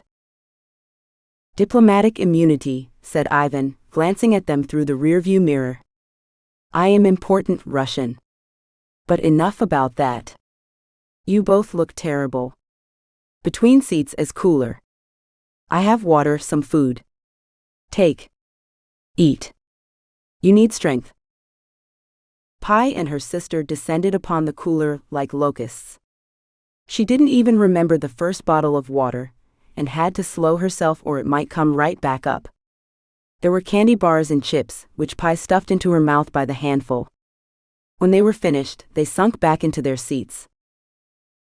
"I really want a nap," said Pi, leaning back into her seat with her hand on her belly. "Only a little bit longer, sis," said Aurie. Rest would be good, but Pi feared it as well. When they had time to slow down, if they survived, she'd have to reckon with what happened to Bethany, what would happen to Sam, the fallout from the battle in the square. It was like watching floodwaters build up behind a dam, knowing that it was soon to give way. Ivan took them the back way to the spire. He drove them through the parking garages, badging them through a couple of gates with a wink. Pi was too tired to question how he'd gotten those badges, knowing that the answer with men like him was always money and power, 2 things he had ample amounts of. She hadn't slept in 2 days, so wasting energy on questions she knew the answers to was not worth the effort. Stuffed into an elevator with Ivan, his 6 gun-toting bodyguards, and her sister, was the strangest way she'd ever entered the spire. Ivan was his smug self, whistling softly, while they waited for the ding and the door to open. When they entered a large room with wide windows looking out into the city, Aurie said, "I've been here before." Pi knew the reference. It was when her sister was training Mendency with Semyon. A set of stairs in the back led to a waiting room. The area was large enough to seat 30 people comfortably on chairs and couches, while they waited to meet Invictus. But now the TVs were blank, and there were no magazines on the tables. Pi imagined it was what a doctor's office looked like, though she had no memories of ever visiting one, despite knowing she must have when her parents were alive.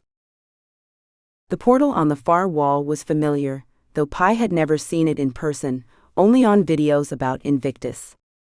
The door was made of obsidian. Surrounding it were 7 runes, 3 on each side and 1 above the door. The runes were a language that no one had heard of, and Invictus had never given hints to their origin. Pi had a strong feeling the runes and the glass balls were related. Ivan hopped onto a couch, placing his hands behind his head. "Now let us see magic happen." Pi glanced at her sister. She was thinking it too. "No. No way," said Aurie. "You can't be here." "Of course I can. You are my investment." "You'll interfere with our process," said Pi. "Think about it. We're solving puzzles set up by the greatest mind of magic. This is like playing basketball against Jordan, while trying to paint a Michelangelo. We need to concentrate." "We don't even know if this room is safe," added Aurie. "You wouldn't believe what we fought inside the statue. If something like that, a demon or something worse comes through here, we can't protect you." Ivan scowled but climbed to his feet, looking like a child who was told he wasn't getting dessert. "Fine," he said. "I will take my men and go below, keep you safe from intrusion." When Pi's stomach grumbled, she asked, "Could we get some pizza sent up? And more bottled water?" I'm still hungry. Ivan threw his hands over his head. What am I, your waiter? No, said Aurie, you're our partner. You can't help us with the magic, but you can make sure we're in tip-top form. It is okay, I will send someone for food, he said in a languishing drawl before he disappeared down the stairs. Pi checked to make sure he'd gone all the way down. She put an alarm on the 5th step that would let her know if anyone was trying to sneak up. They stood shoulder to shoulder before the obsidian door to Invictus' realm, worn down, injured, magical abilities reduced exponentially from where they were only a few days before. But they'd made it to the final clue. Chapter 36. Aurie stared at the obsidian door while her sister paced around the room. The 7 runes had marks and circles, but suggested nothing familiar to her. What if we can't get in? Asked Pi, hands clasped on top of her head. Can or will? Asked Aurie. Can, said Pi. I don't know. My brain is fuzzy and fried. I feel like I'm thinking through a straw. I feel that too, said Aurie, hand on her chin. It's like when you cram for finals so hard that you can't actually think during the test because you're too tired. Her sister froze, snapping her head towards the corner of the room. Did you hear that? Aurie listened. Nothing. Occasionally I hear Ivan's men laughing, or distant car noises against the windows. What did you hear? I'm probably going mad from a lack of sleep, said Pi, rubbing her eyes.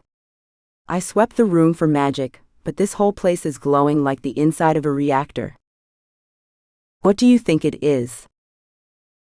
Pi bit her lower lip. Like we're being watched. I don't know. So close to the end, it's probably paranoia.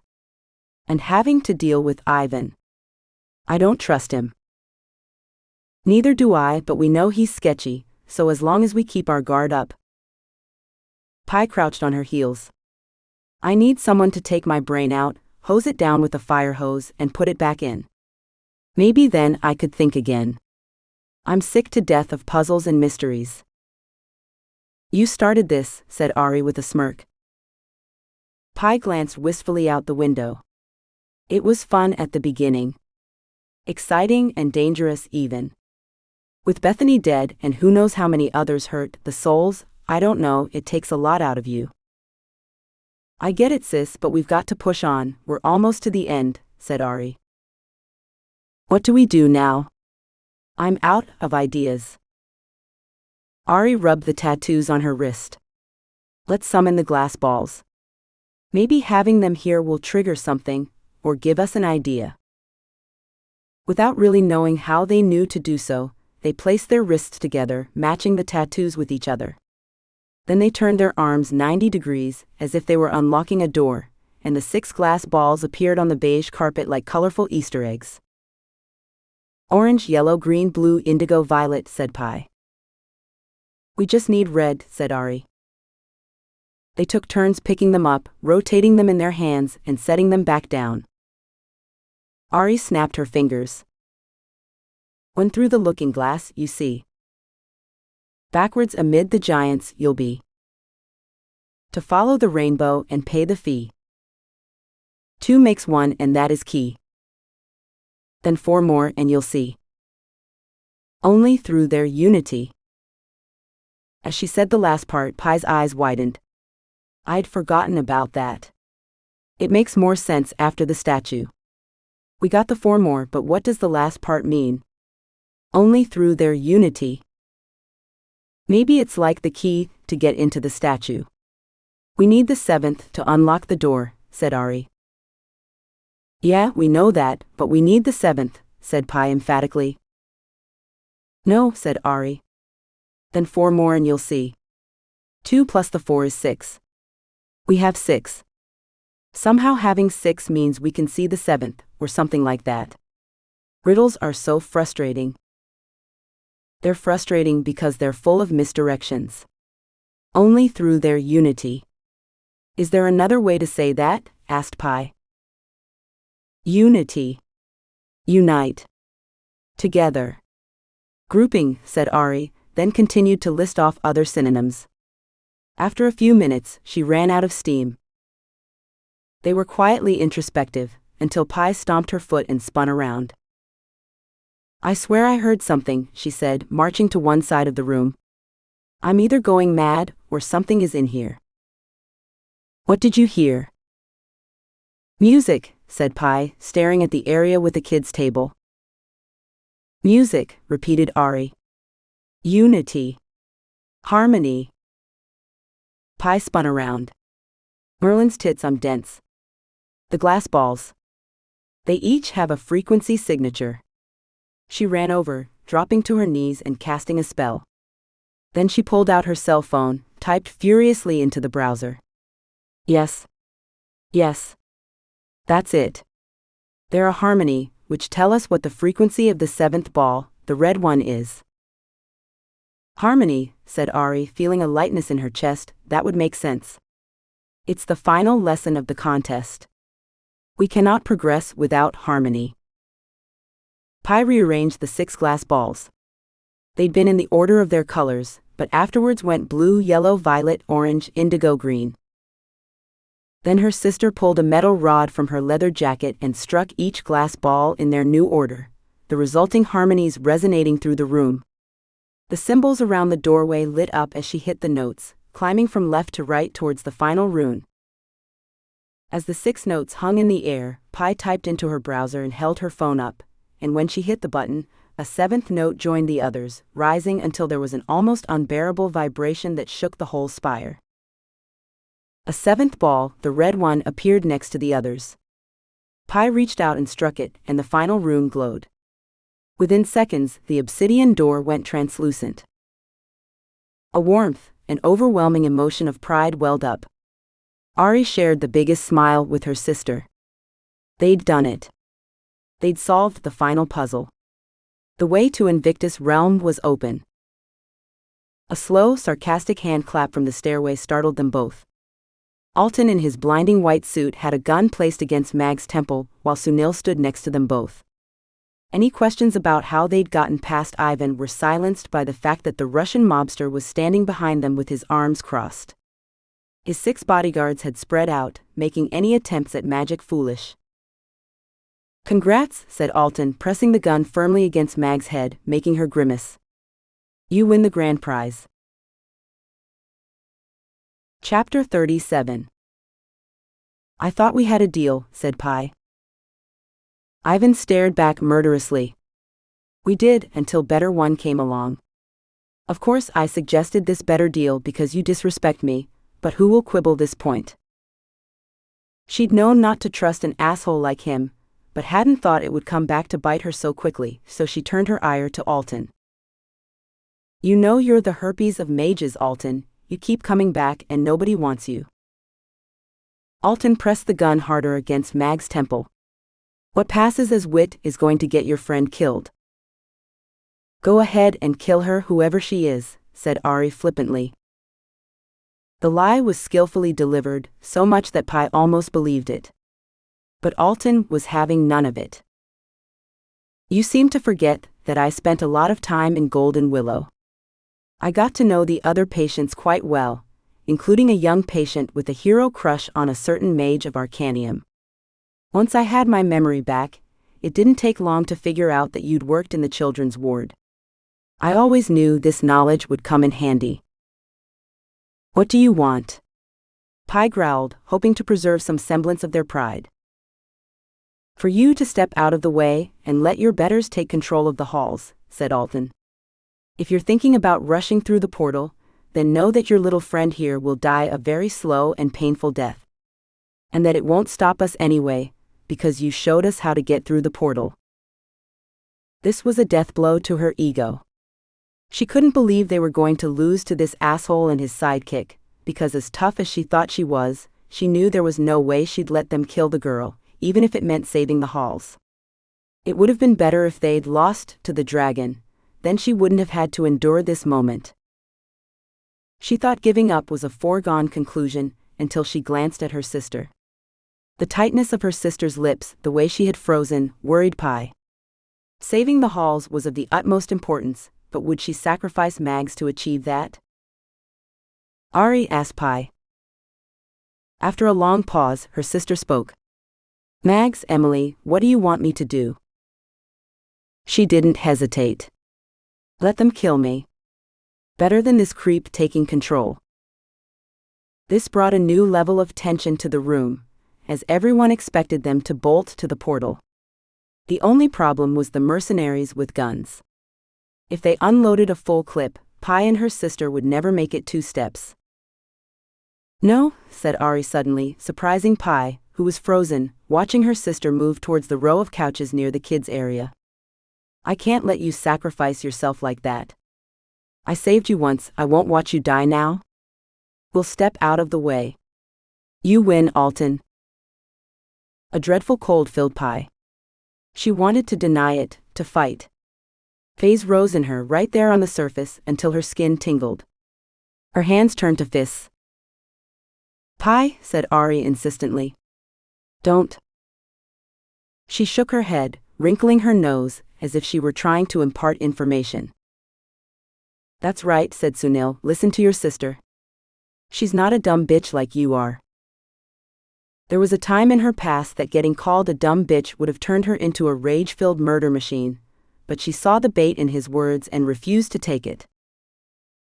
There's only one position at the top, said Pi as she joined her sister, and you know it's not going to be filled with you. Tie those 2 up, and then let's finish the 7th clue just in case the portal only works for them, said Alton. Gag them too. Their voices are just as dangerous. The gags went in first, a couple of body odor-smelling handkerchiefs from Ivan's pockets. Then he did the rope work, wrapping it around her wrists until her fingers were blue. When he was finished, Ivan took position behind them, hands on their shoulders, humming a tune. Pi couldn't quite figure out what angle her sister was playing, or if there was an angle at all. The whole time Aurie watched Alton, who still had the gun to Mag's head. Once when Sunil asked him a question, he started to pull it away, which made Aurie tense up, but then he put it right back. You, he said to one of Ivan's men, take her over there. He nodded to the windowed side of the room. Keep your gun to her head. If she tries anything, or if these 2 do anything, kill her. Got it? When her sister's shoulders slumped with defeat, Pi knew that whatever she'd been planning had been foiled. Mags was on the far side of the room, with a semi-automatic placed against the back of her head. There was no way anyone could reach the guard before she died. Alton and Sunil summoned their 6 glass balls, then struck them in the correct order. To Pi's surprise, Alton sang out the final note, finishing the harmony to get the 7th ball. Then they struck it, lighting up the final rune on the portal. While they were finishing the final clue, Aurie made subtle faces, arching her eyebrows towards the corner where Pi had heard noises. She didn't understand what was going on until she saw a shimmer along the wall. There was no time to figure out who or what it was because Alton approached, cupped her chin and stared her right in the eyes. When this is done, I'm going to finish what I was going to do so many years ago, before your stupid sister interfered. He pulled his pistol out. In fact, why wait? I'd hate for it to happen a 2nd time. Before he could place the gun against Aurie's head, he froze, gagged, and then his eyes widened until a blade came sliding out through his throat. From behind her, Ivan said, "Yet? Not possible." Pi threw herself into Ivan, knocking him over before he could pull his gun. Mag screamed, followed by the sounds of gunshots and windows breaking. Ivan had fallen over a small table. With her hands behind her back, Pi kicked the gun out of his hand, following it up with a 2nd kick to the side of his head. His eyes rolled back in his head. A spray of gunfire went right over her head. The sharp smell of phase filled the room. Flame shadows bounced across the wall. Someone knocked her onto the couch as bullets ripped past. She tried to knee her attacker in the crotch, barely missing the target as she realized it was Deshawn. What the hell? He tugged the gag from her mouth and cut the bonds from her wrists. She looked up in time to see Bethany with a bloody blade in one hand and a whip of flame in the other, taking on the men with guns. Each time they fired, she jumped to a new spot, seeming to teleport out of the way. Pi didn't know how she was doing it so quickly, until she noticed Yoko standing near the kids' table, weaving illusions into the room. Aurie was wrestling with Sunil near the portal, trying to keep him from entering, but she had no magic and he was enhanced by his. Pi was about to join her sister when she saw Ivan grab Mags. Before Pi could move one finger, make one gesture of spellcasting, Mags grabbed Ivan back and leapt through the open window, taking the Russian mobster with her. The move was so unexpected that he wasn't able to stop her. Pi thought the diminutive girl was dead too, until Mags floated back into the window moments later. This freed Pi up to join her sister, but she hadn't even gone 2 steps before Sunil put a force bolt into her chest, pinwheeling her into the back of the nearest couch. He went through the portal before anyone could stop him. Chapter 38. The force bolt to the ribs had felt like getting kicked by a mule. Aurie was sure something was broken, but she didn't have time to deal with it. Sunil had escaped into the portal. Pi was second through the translucent door, which brought relief to Aurie that they would still be able to enter. Then Deshawn tried, but he was left with a bloody nose when he ran into the wall. "Get Semi in here," she said to him as blood ran down his chin. Hell, not just him, but all 5 of the original patrons. "Are you serious?" "Trust me and do it," she said as she headed towards the portal. Traveling to Invictus realm was instantaneous, and minus the vertigo that she normally experienced when using a portal. She stumbled to the other side, where the scent of phase was so strong it was like getting stabbed in the nose with an icicle. She hesitated, as the scene she beheld was both marvelous and strange. She had no idea which way the others had gone. The room, larger than Grand Central Station, was a cross between a library and a laboratory. A ball of energy contained within a glass sphere floated near the ceiling, providing illumination and, Aurie guessed, power. There was far too much to look at, and not enough time to take it in. She needed to find Sunil and her sister, and eventually Invictus, if he were still truly alive as Sam had said. To her left, past what looked like a stuffed alien bug, a bookshelf shattered, throwing paper and wood chips into the air. She heard her sister scream, "Sunil, don't!" Aurie took off in the direction of the shout, grimacing from the grinding pain of her broken ribs. When she caught up to her sister, she found a scene that left her cold with worry. On the wall was a large portal, currently open, shimmering with a sea of golden phase. Dark shapes, highlighted by the glimmering, were moving against the light, clearly demonic, but unable to come through the portal. Frozen in mid-stride outside of the portal were 2 figures, a strangely arched Invictus, looking like the figure they'd seen in the holo video their second year, and a massive demon covered in 1,000 blades. The bearded and lunging forward Invictus had a broken vial around his neck, which seemed to have triggered the stasis. His gray robes were stained with fresh blood. Sunil stood by a pedestal that was covered with gears and knobs, and had a giant lever next to it. A pulsing red light was counting upward at the base of the lever. The number on the screen indicated the time elapsed since the stasis had been enacted, an invitation to pull it if she'd ever seen one.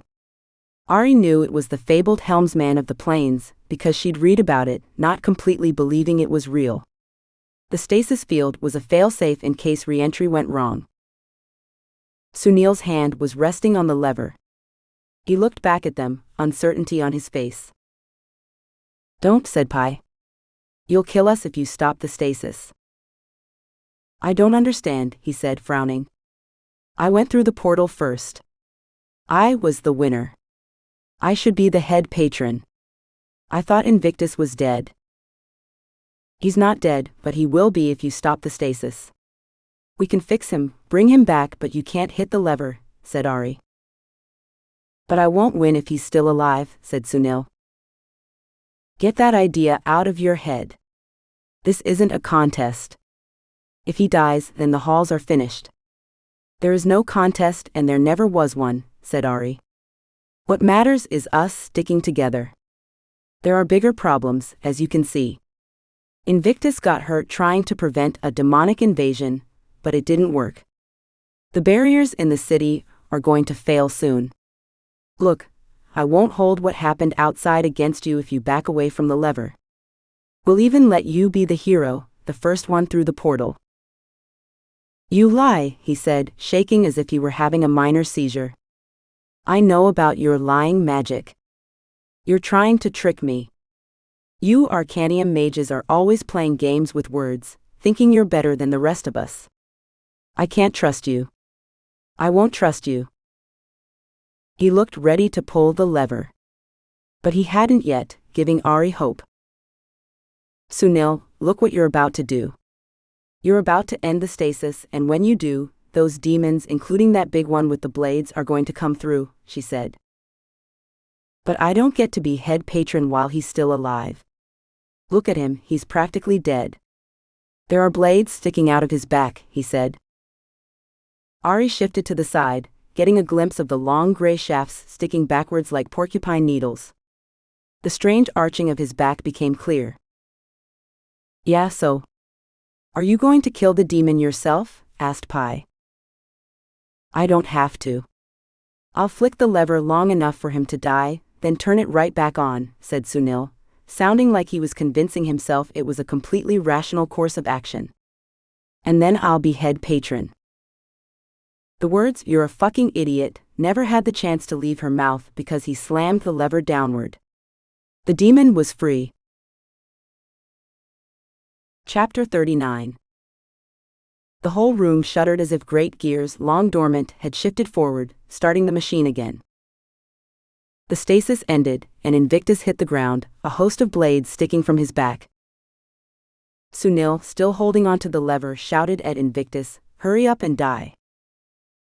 When the bladed demon whipped its head towards Sunil, he lost his nerve and tried to lift the lever into its previous position, but it wouldn't budge. Sunil ran away screaming, "But I won," as the bladed demon chased him.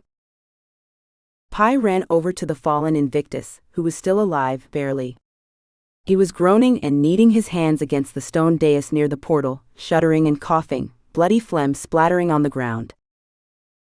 Had the reopening occurred not long after the stasis had been activated, there might have been larger numbers of demons waiting to pour in, but after 20 years, only a pair of bored or curious demons, no larger than rhesus monkeys, came galloping into the room on all fours, screeching. Pi turned them into char with a pair of fire spears, and before more monkey demons could scurry through, she threw a force shield over the portal. That won't stop anything larger, but it'll do for now, said Pi. Give me the horn from the Crimson Skull, said Aurie, kneeling with her hand out. He can close the portal when we heal him. Pi pulled the chunk of bone from her leather jacket and started to hand it to her sister. Are you sure about this? We'll be killing Sam, she said. Aurie's face was racked with anguish. Of course not. I don't want to kill him either, but it's the only way.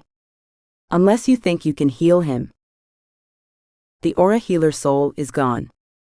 I don't even think if I used the last soul I could fix him, she said, eyeing the long shafts of metal sticking out of his back. Aurie shook her hand insistently. Then hand me the horn. Let's finish this. No matter how much she wanted to, Pi couldn't hand it over. Even though she didn't know Sam as well as Aurie did, he was their last link to their parents. He'd promised stories about them that they'd never get to hear. I have a stupid idea, sis. But I need that demon not to kill Sunil. Aurie followed her train of thought right away. There was really only one way they could save Invictus without killing Sam Arlington, and that would involve Sunil. She stood up. I think I can manage that. It's going to hurt like hell, but if it works, it'll be worth it. Before Pi could say anything else, Aurie went limping off in the direction of the demon. The vast room had given Sunil enough room to stay ahead of the creature, but he wouldn't be able to keep that up forever. Aurie went to the head of the rows and cupped her hands over her mouth. Sunil. This way. Pi kept an eye on Invictus to make sure he was still alive. This wasn't going to work if he died. While she was waiting, she slipped on her phase viewing goggles and carefully unhooked the thread of Sam's life force from the horn. As soon as she did, it snapped away from her, disappearing, like letting go of a taut rubber band. Whatever happened now, even if they died, Sam would live. Sunil came stumbling back into the area, running right past Aurie, who steeled herself for the clash with the bladed demon. Pi waved Sunil over to her around the time the demon roared into view, knocking over a tall bookshelf with a shoulder charge. Aurie shouted, "Stop," and the demon froze into place. The reverberation of truth magic rang through the room. Then her sister collapsed to one knee, holding up two fingers to show that they only had a short window. "What's that? What are we doing? You can save us, right?" Sunil asked. "Only Invictus can save us now. We don't know how to close the portal." At that moment, what looked like a minor tribe of the demonic monkeys started banging on the force shield. Behind that, larger figures approached. "But if we heal him with this, then he can close it, and we'll be heroes." "But I don't get to be head patron," he said, like a little kid who didn't get a second scoop of ice cream. A couple of the monkey demons screeched, making him flinch. "You get to be alive," she said, shoving the horn into his hands. "Press this against him, think about how much you want him to be healed, and fill it with your magic." "Well, why can't you do it?" "I'm holding them back with my shield," said Pi. "I can't do both." The bladed demon was starting to break free from Aurie's truth magic, and she didn't look capable of stopping it again. Sunil took one look at the bladed demon, and nodded his head enthusiastically. Pi almost felt sorry for him, as he pressed the horn from the crimson skull against the motionless body of Invictus. Almost.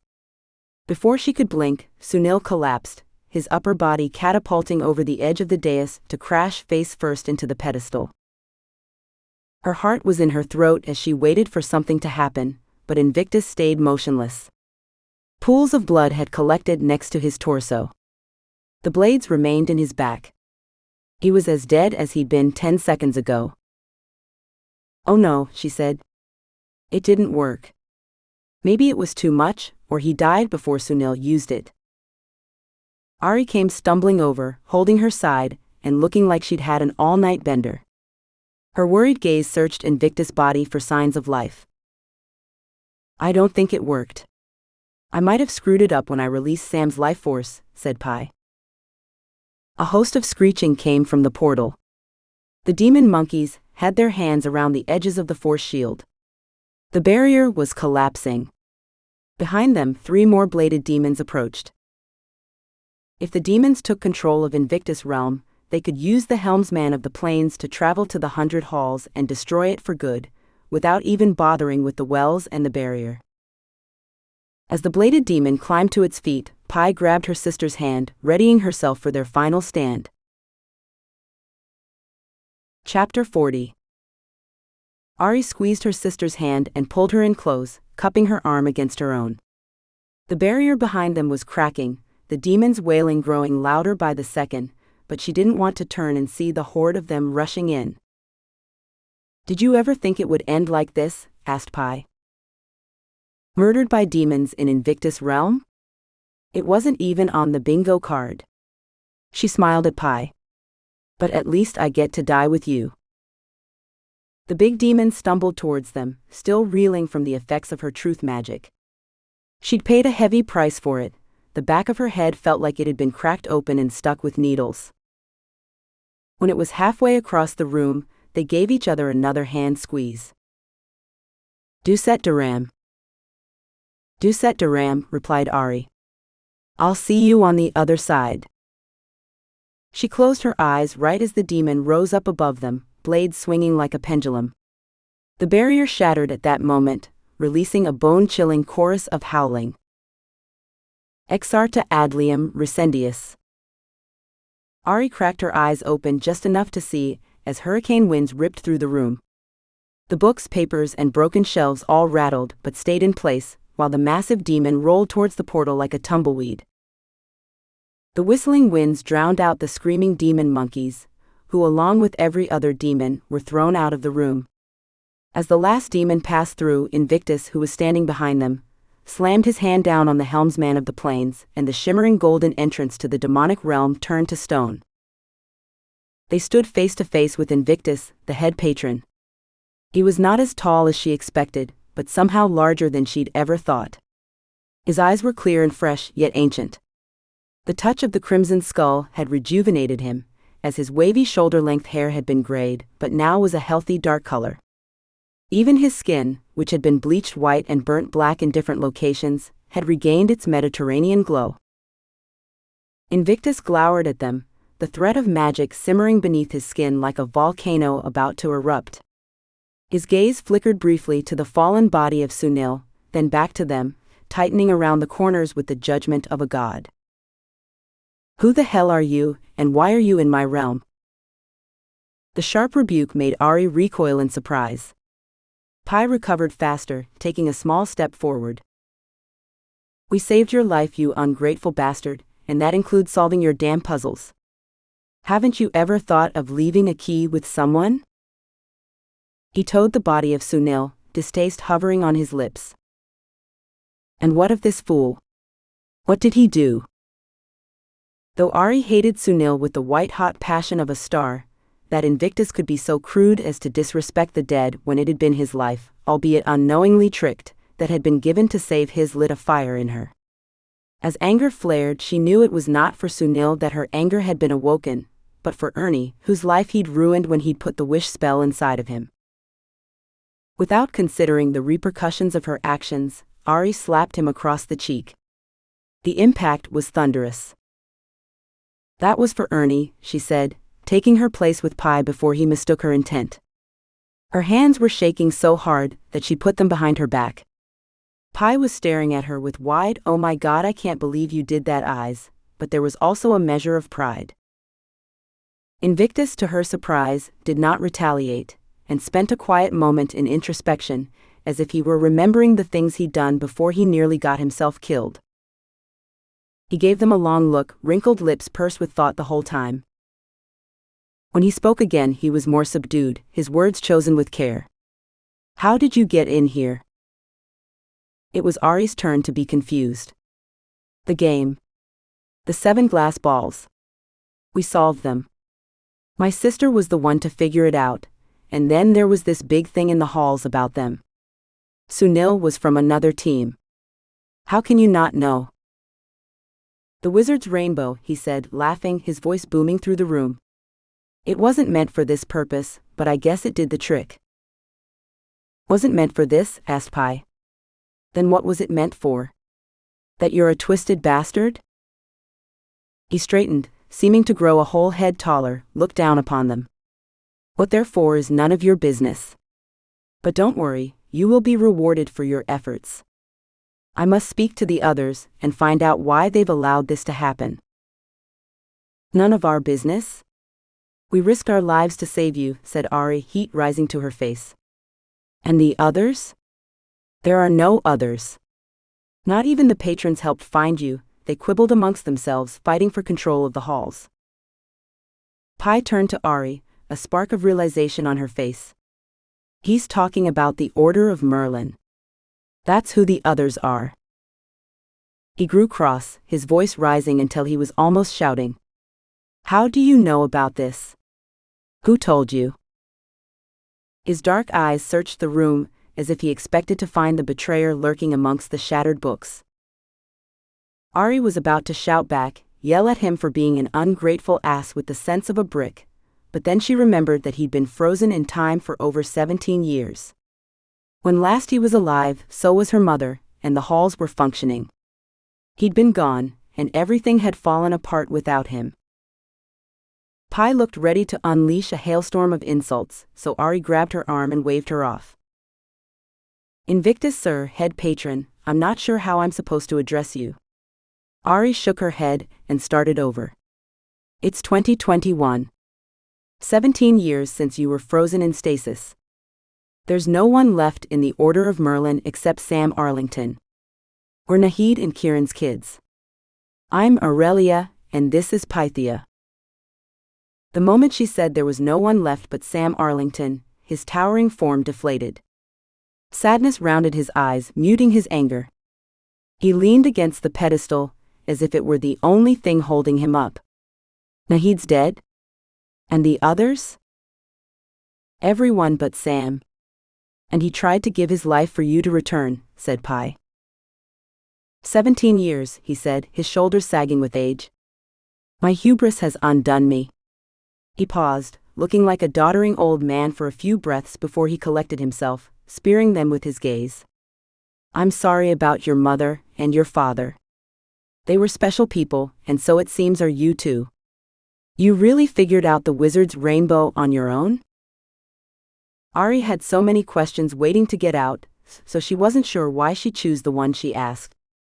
Each ball was a test, a different skill set that you were looking for, wasn't it?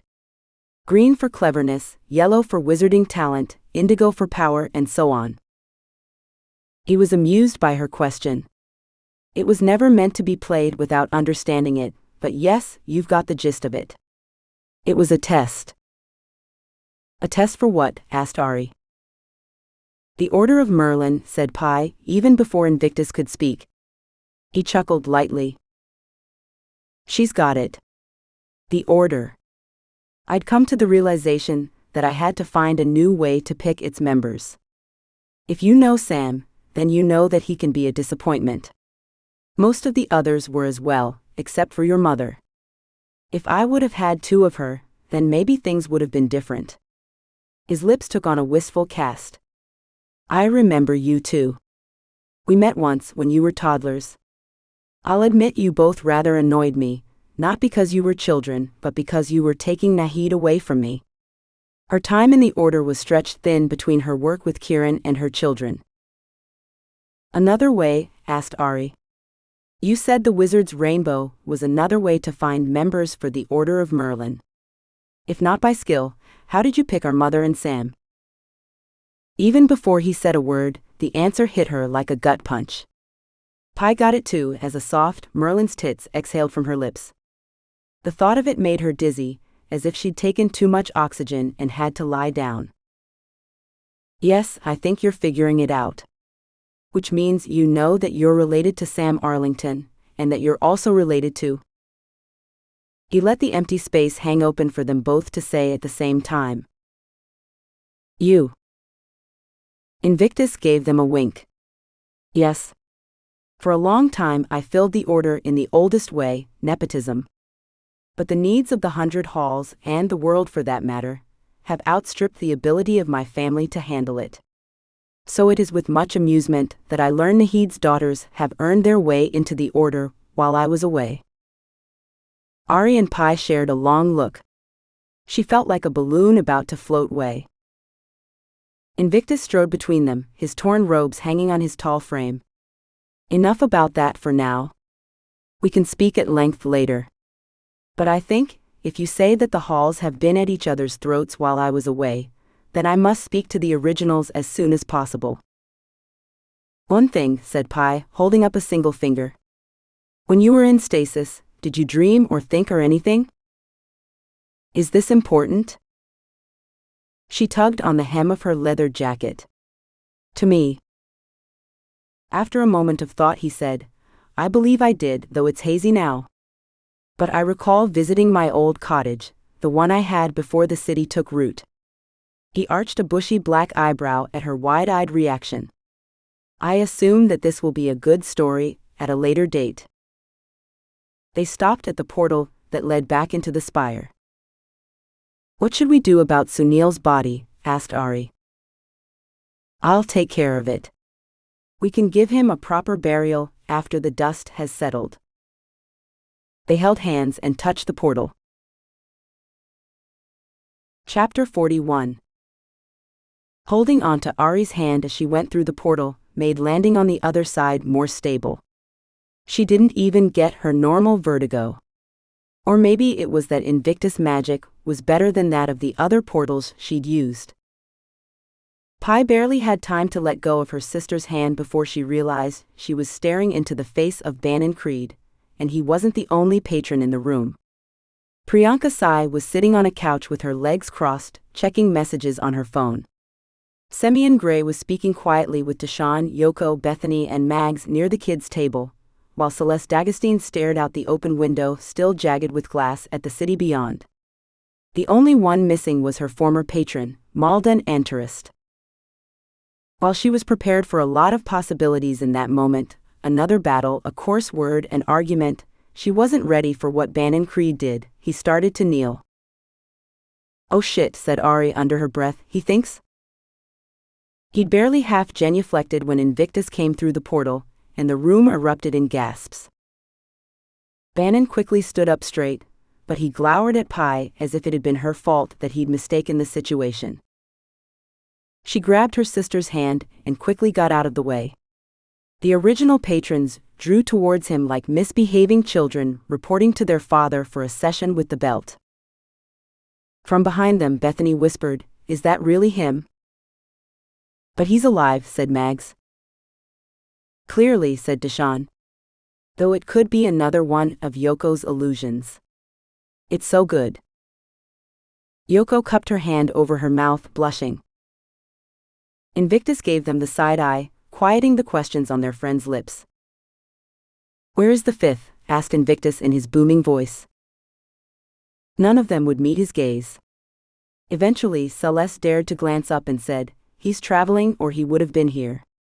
We're sorry. We didn't know you were still alive. We thought the worst. I thought I taught you better than this. Have we learned nothing over these long centuries?" He sighed, contempt displayed openly. "As for your missing member, I will deal with him alone. It is probably for the best this way. Come, now is no time for reticence. I'm back now. It seems I must reintroduce myself to the world, and you shall help."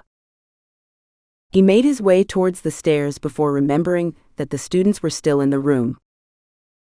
"Go ahead, I must have a word." The patrons did as instructed, heading down the stairs like school children headed to detention. Invictus stopped before them. "I assume that all of you helped in this matter." Deshawn croaked out, "Yes?" Invictus inclined his head. "For that, I thank you." He paused, staring at them, and when they didn't move he said, "And now I must speak to the Silverthorn sisters in private." The others scurried down the stairs after the patrons, leaving Aurie and Pi alone with Invictus. The next few weeks and months, years probably, will be hectic. If I've truly been gone for 17 years, I suspect my return will set the city on fire. I assume this will cause some burden on the two of you. Would you prefer your moment in the sun, or would you like to quietly fade into the background until you are needed again? "Background," they said in unison.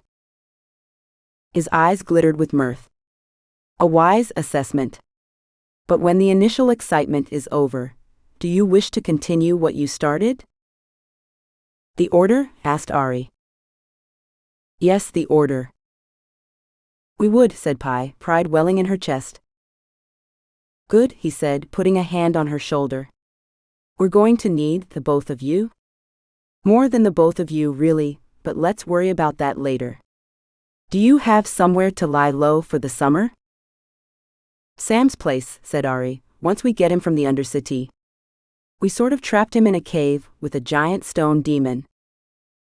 His bushy eyebrows wrinkled as he headed out of the room, and before he left he added, "Very well.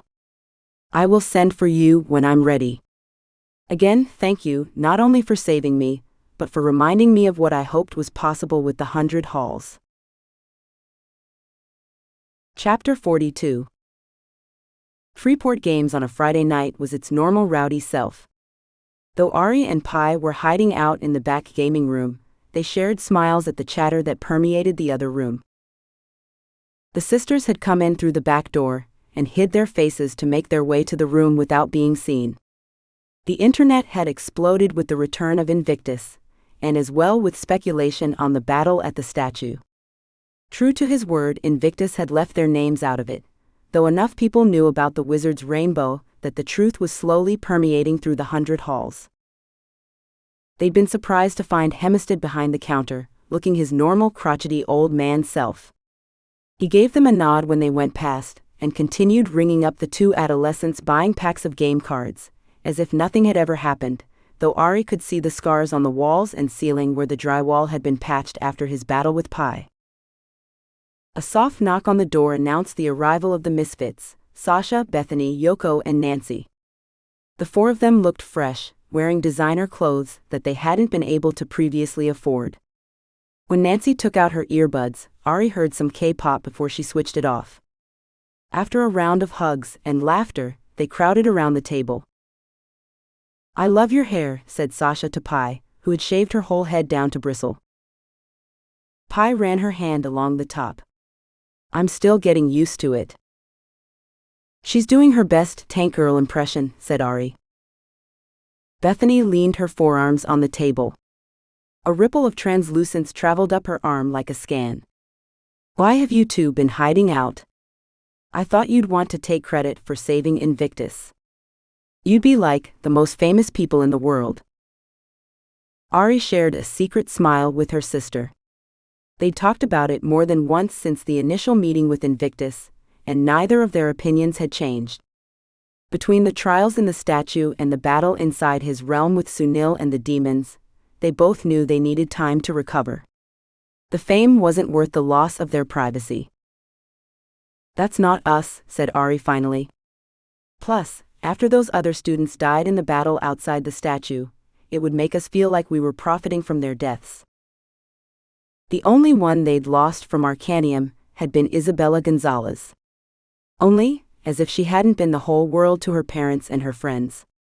It was hard to reconcile the idea that it could have been worse, that so many more could have died, except that the patrons who'd been there had actually done their best to stop the battle and protect the students. Most of the damage had been done by trigger-happy Alton Lockwood and scared mages flinging 5 elements in random directions. Isabella had died when a car had been thrown across the square and trapped her against a concrete barrier. "I thought we'd lost you that day," said Pi. Bethany smiled sheepishly, touching her shoulder. "The bullet went in here. He probably only missed because of Yoko's quick thinking. He shot the illusion and not me." "Not good enough," said Yoko, fiercely determined. "If I'd been quicker, then maybe you don't get hit." "It's okay," said Bethany, rubbing the edge of the table hard as if she were reliving the moment. "Those healers patch me up quick, and getting shot helps me not feel bad for putting a knife through Alton's neck." "Sort of." "He deserved it," said Sasha, putting her hand on Bethany's back. "For the curse, for shooting you. You should never feel bad about that. Never. Him, Sunil, that maniac Ivan. They got what they deserved." "Speaking of Ivan," said Pi, who shifted from a slouched position to sitting up straight. "That's one of the reasons we wanted to talk. Do you think there's any chance of retribution from his men?" "No," said Nancy. "After he died, everyone grabbed what they could of value and took off. Some rivals took over his warehouses and operations, but for the most part, his little empire dissolved without him to run it. I guess his men weren't as loyal as he thought." "What about you?" asked Aurie. "I'm good. I was only on loan to Ivan," she said, glancing to the other misfits. Aurie was going to ask who their patrons were when she realized by their secret glances that the 4 of them were pledged to the same one, not that their newfound wealth wasn't a clue. It also seemed unlikely they would tell her, since she was, after all, part of the establishment that made non-hall patronage illegal, especially if she started working for Invictus directly. Better that she not know. But there were topics safer to discuss. "Do you think you'll be around the city for the foreseeable future?" Sasha spoke for them. "As far as we know." "Why? Something in mind?" "I figured you two would want a break for a while, before getting involved with anything new." "I'd like to sleep for a few weeks on a beach somewhere with a good book," said Aurie. "But no, we're not getting into anything right away. Graduating was enough, especially after having to do makeup work with Professor Chopra. But considering, I figure things will eventually get interesting again, and it's always good to have friends to count on." We'd still be in the Undercity eating ramen and stealing fruit from the fungafolk if it weren't for you two. And now that we've proven our worth to our patron, our luck is starting to change, said Sasha, smoothing her silky pearl blouse. The other three misfits chuckled at Sasha as if she'd made a joke. When it came time to leave, everyone hugged and promised to stay in touch, a promise Aurie knew would be tested in their lives after the halls. Chapter 43.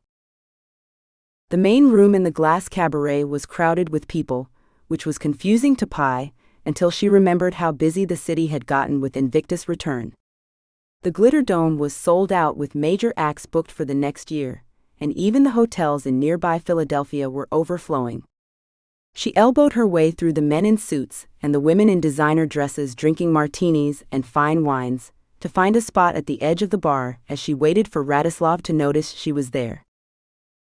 Nellie was working the customers, sliding between the rows of expensive liquor bottles and the bar, serving drinks with quiet efficiency, while Radislav was quietly talking with a hefty gentleman in a duster with a scarred face who was holding onto a claw-ended staff. The place smelled different with so many people.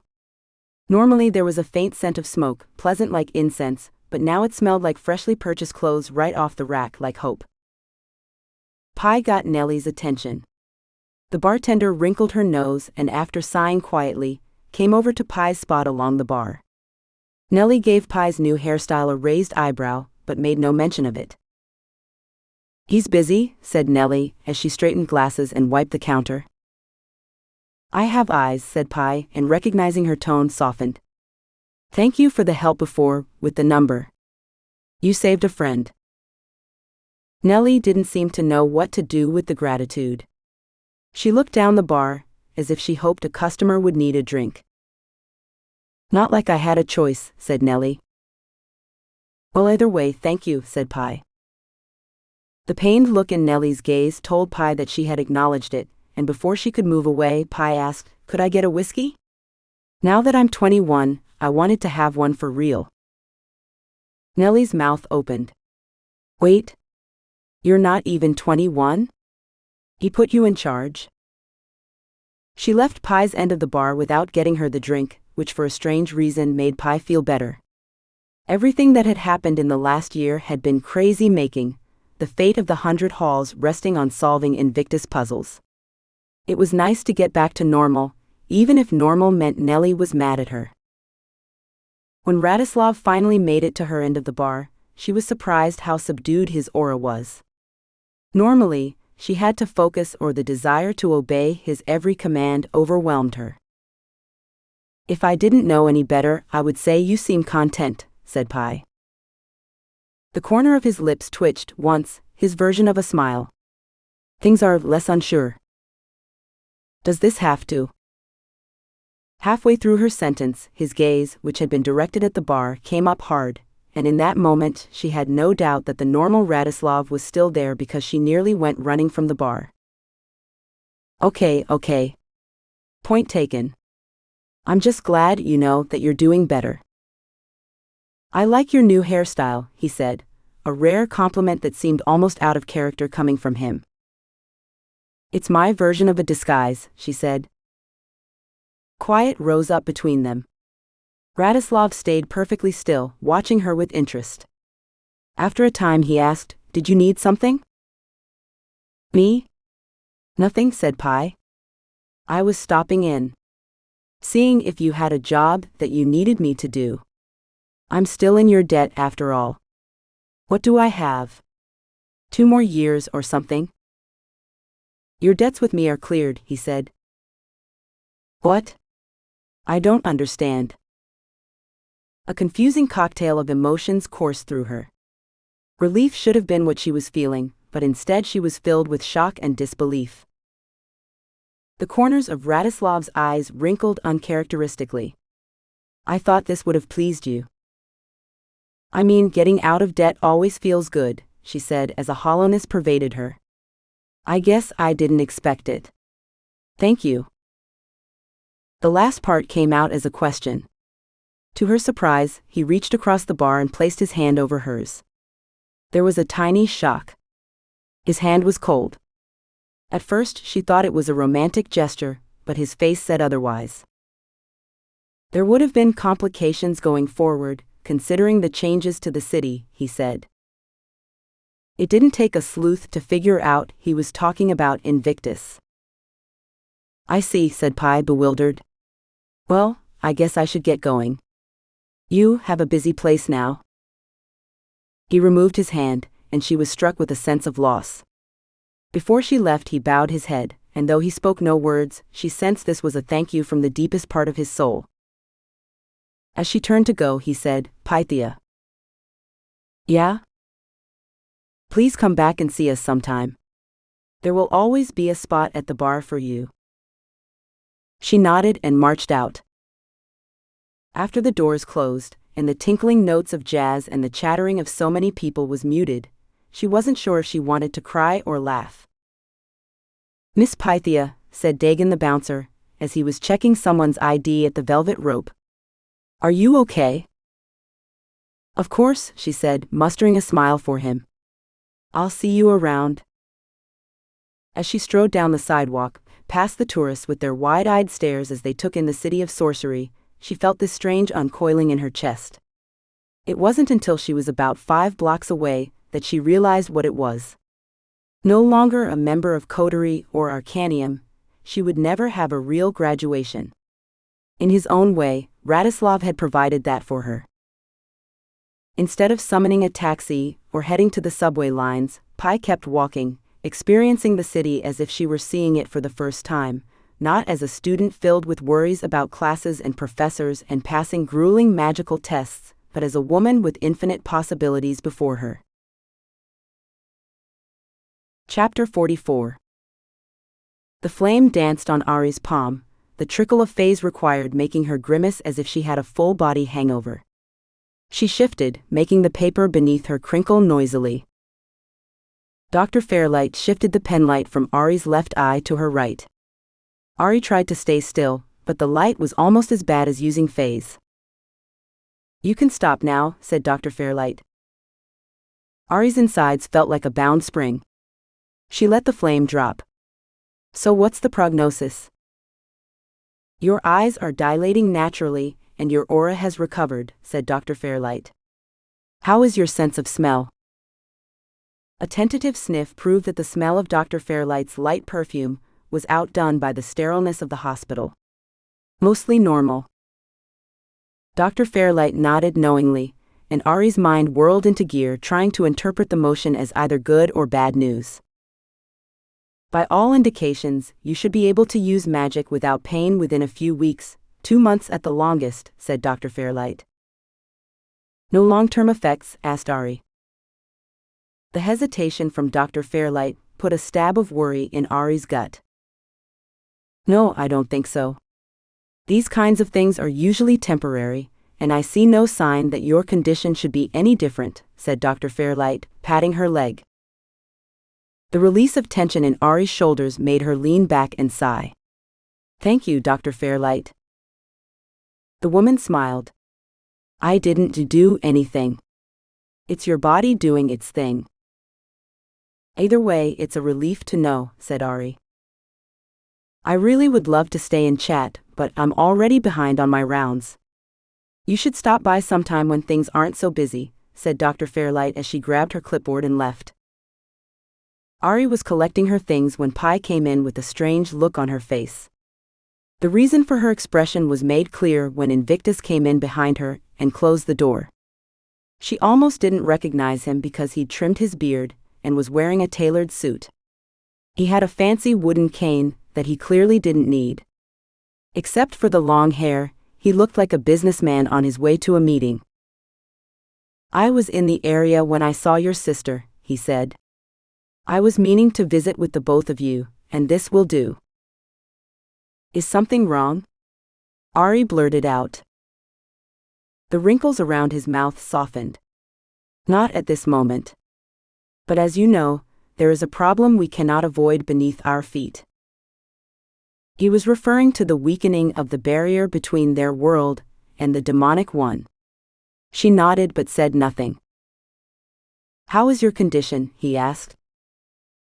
Getting better. I should be back to normal in a few months. Good, he said. Once the affairs of the city are in order, there is much to do. We're ready to get started whenever you need us, said Aurie, and Pi nodded. There is time enough later. Enjoy your summer, you deserve it. I didn't come here to put you to work, I came because there is something I need you to do, well, to get someone else to do, he said. He straightened his neck, as if the suit was uncomfortable. Aurie didn't know how to interpret it. When she didn't answer right away, he cleared his throat. Oh yeah, she said. Of course. What do I need to do? Ernie, said Invictus. He needs a home. I cannot, should not, be the one to provide that for him. Sam would be a better guardian than I was. Who is he to you? How did the most famous mage in the world come to have a child living with him? Asked Aurie. Come now, he said, that should be obvious. He's your son, said Pi. No, he said, but we are related. Much as I am to you. And we are to Sam, which means Ernie's our cousin, said Aurie. What happened to his parents? Asked Pi.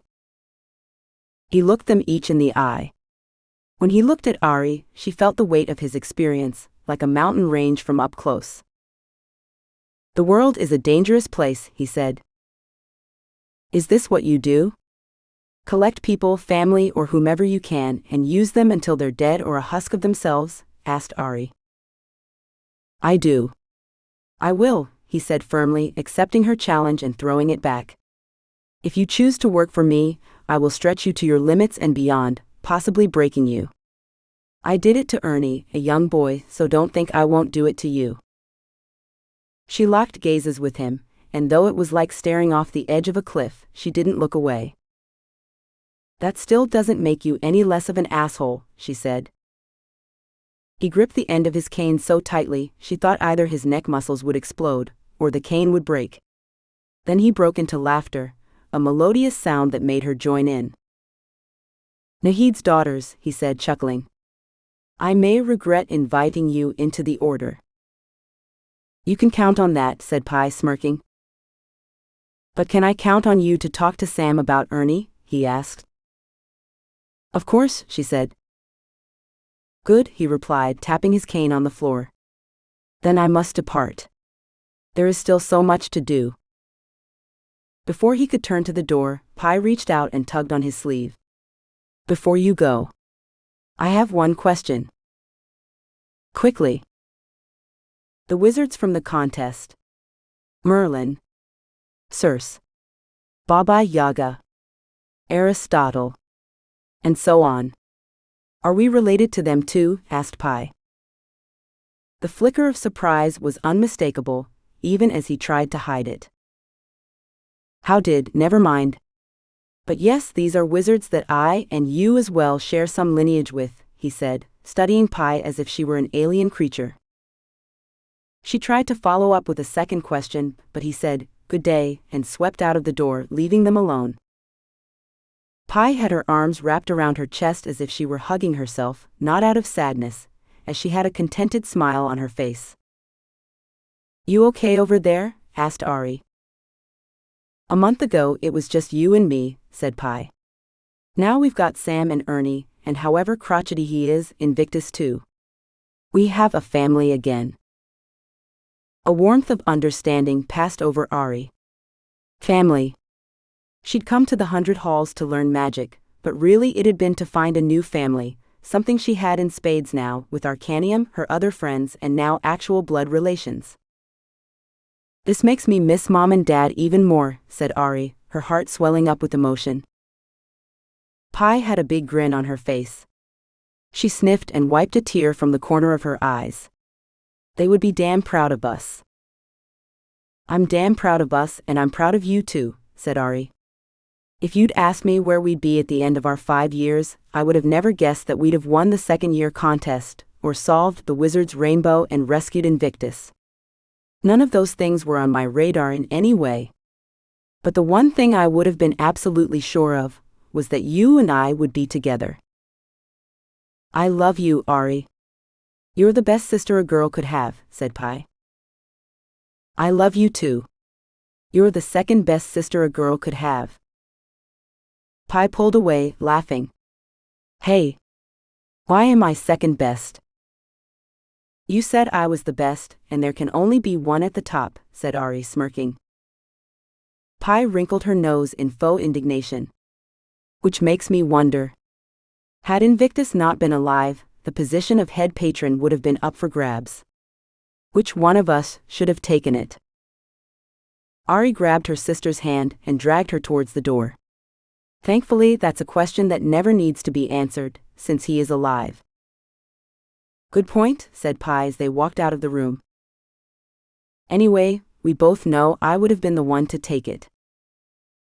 Pi punched her in the arm, knuckles first. Worth it, said Aurie as she squeezed her sister to her side, rubbed the stubble on her head, and kissed her temple. Chapter 45. The mansions in the neighborhood were so opulent that Mags expected a black SUV to pull beside her to whisk her away, but the Follow Me sprite bobbed through the air down the manicured sidewalk, a sign she was in the right place. She was checking her jeans and her long-sleeve Garbage Kings t-shirt which hid her runic tattoos, deciding if she had enough time to hurry home and change into something more formal when a voice startled her. Mags? Deshawn came running up and draped an arm over her shoulders, making her blush. Hey, she said, clearing her throat and trying again when it came out froggy. Hey, I mean. He removed his arm from her shoulders and slipped into stride with her. Ever been in this part of the city? No, she said quietly. She almost added that her parents were wealthy, but not this kind of wealthy, but didn't want him to think she was bragging. When they reached the iron wrought gate, Mags paused and turned to Deshawn. Did I really get invited to their graduation party? She asked. I'm just a first year. Relax, he said. You're a part of this. I mean, you did drop that gangster guy out the window, which might be the craziest thing I've ever seen, and from what I hear, you know them from way back, before the halls. Plus, you're Arcanium. Let's get inside. I can't wait to see this crazy house. I heard it has a floating pool in back.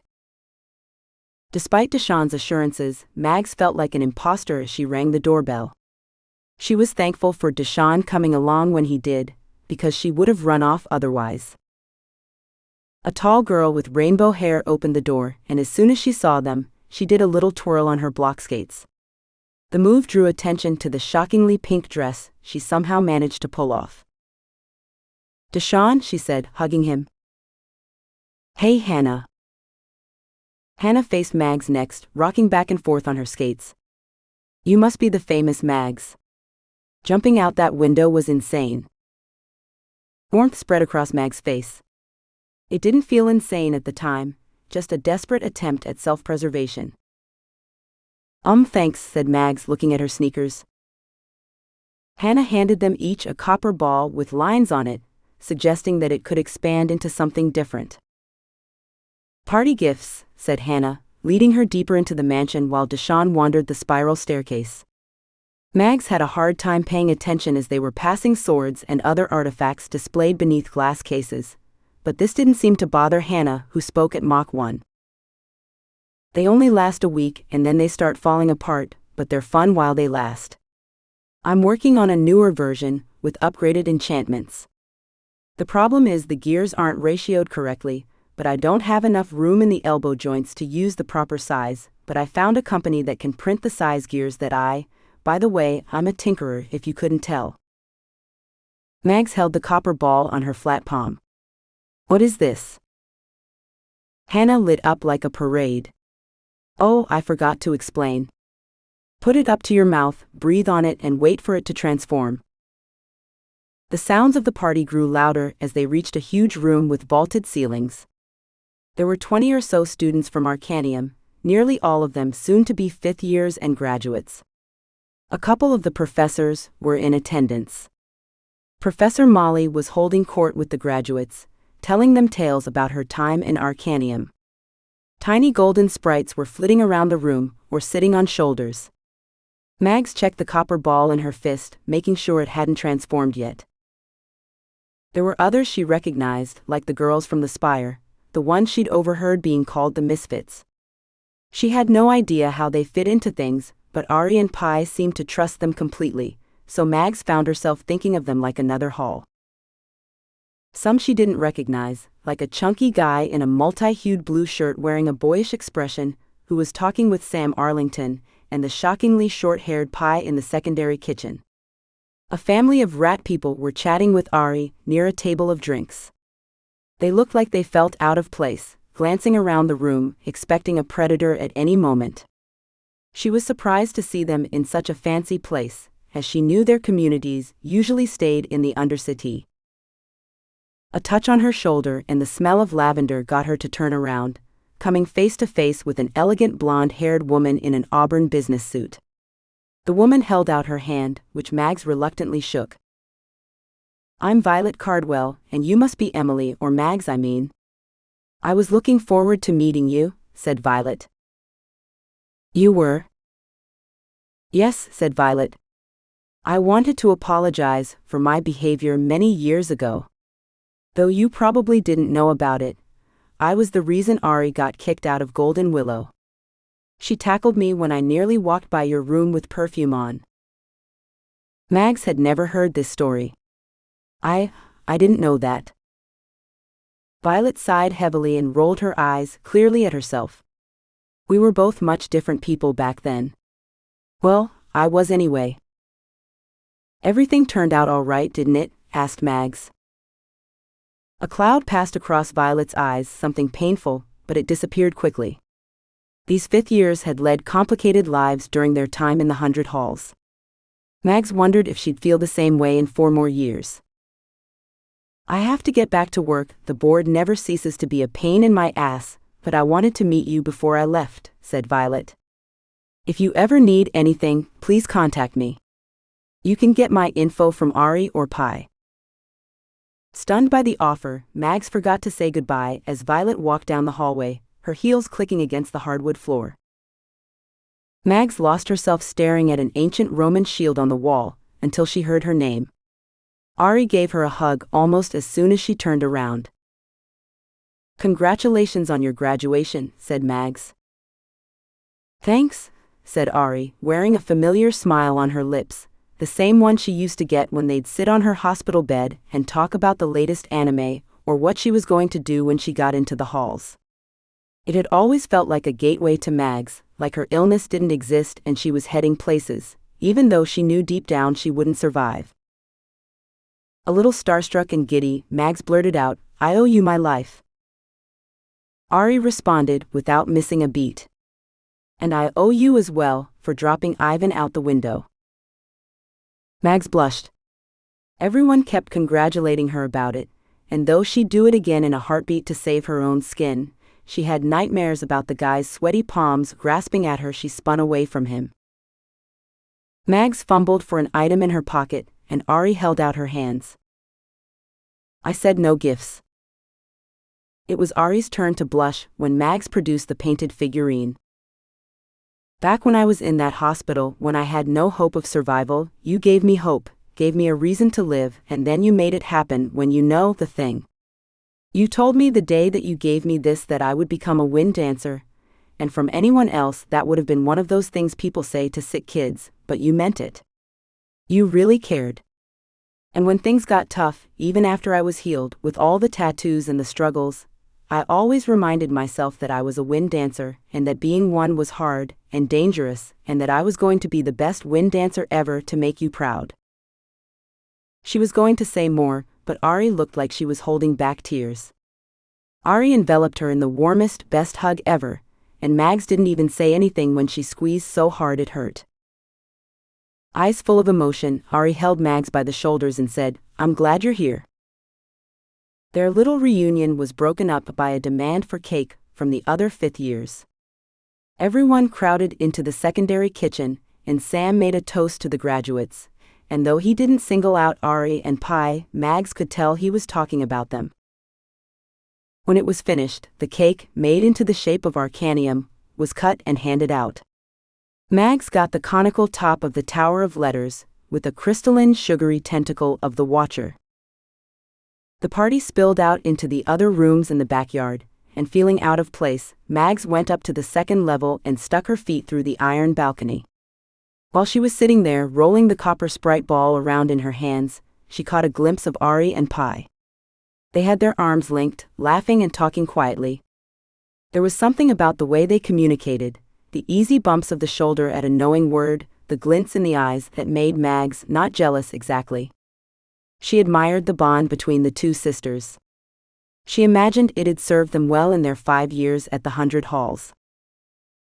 After a while the sisters left, leaving Mags to quietly enjoy the sounds of the party rising up between her swinging feet. She was content on her perch. That she'd been invited at all was enough for her. When she remembered the copper ball in her hands, she lifted it to her mouth and breathed warm air across it. The ball stirred across her palm, jumping and shivering like a chick in an egg. The lines cracked open, and a coppery sprite appeared, uncurling and stretching.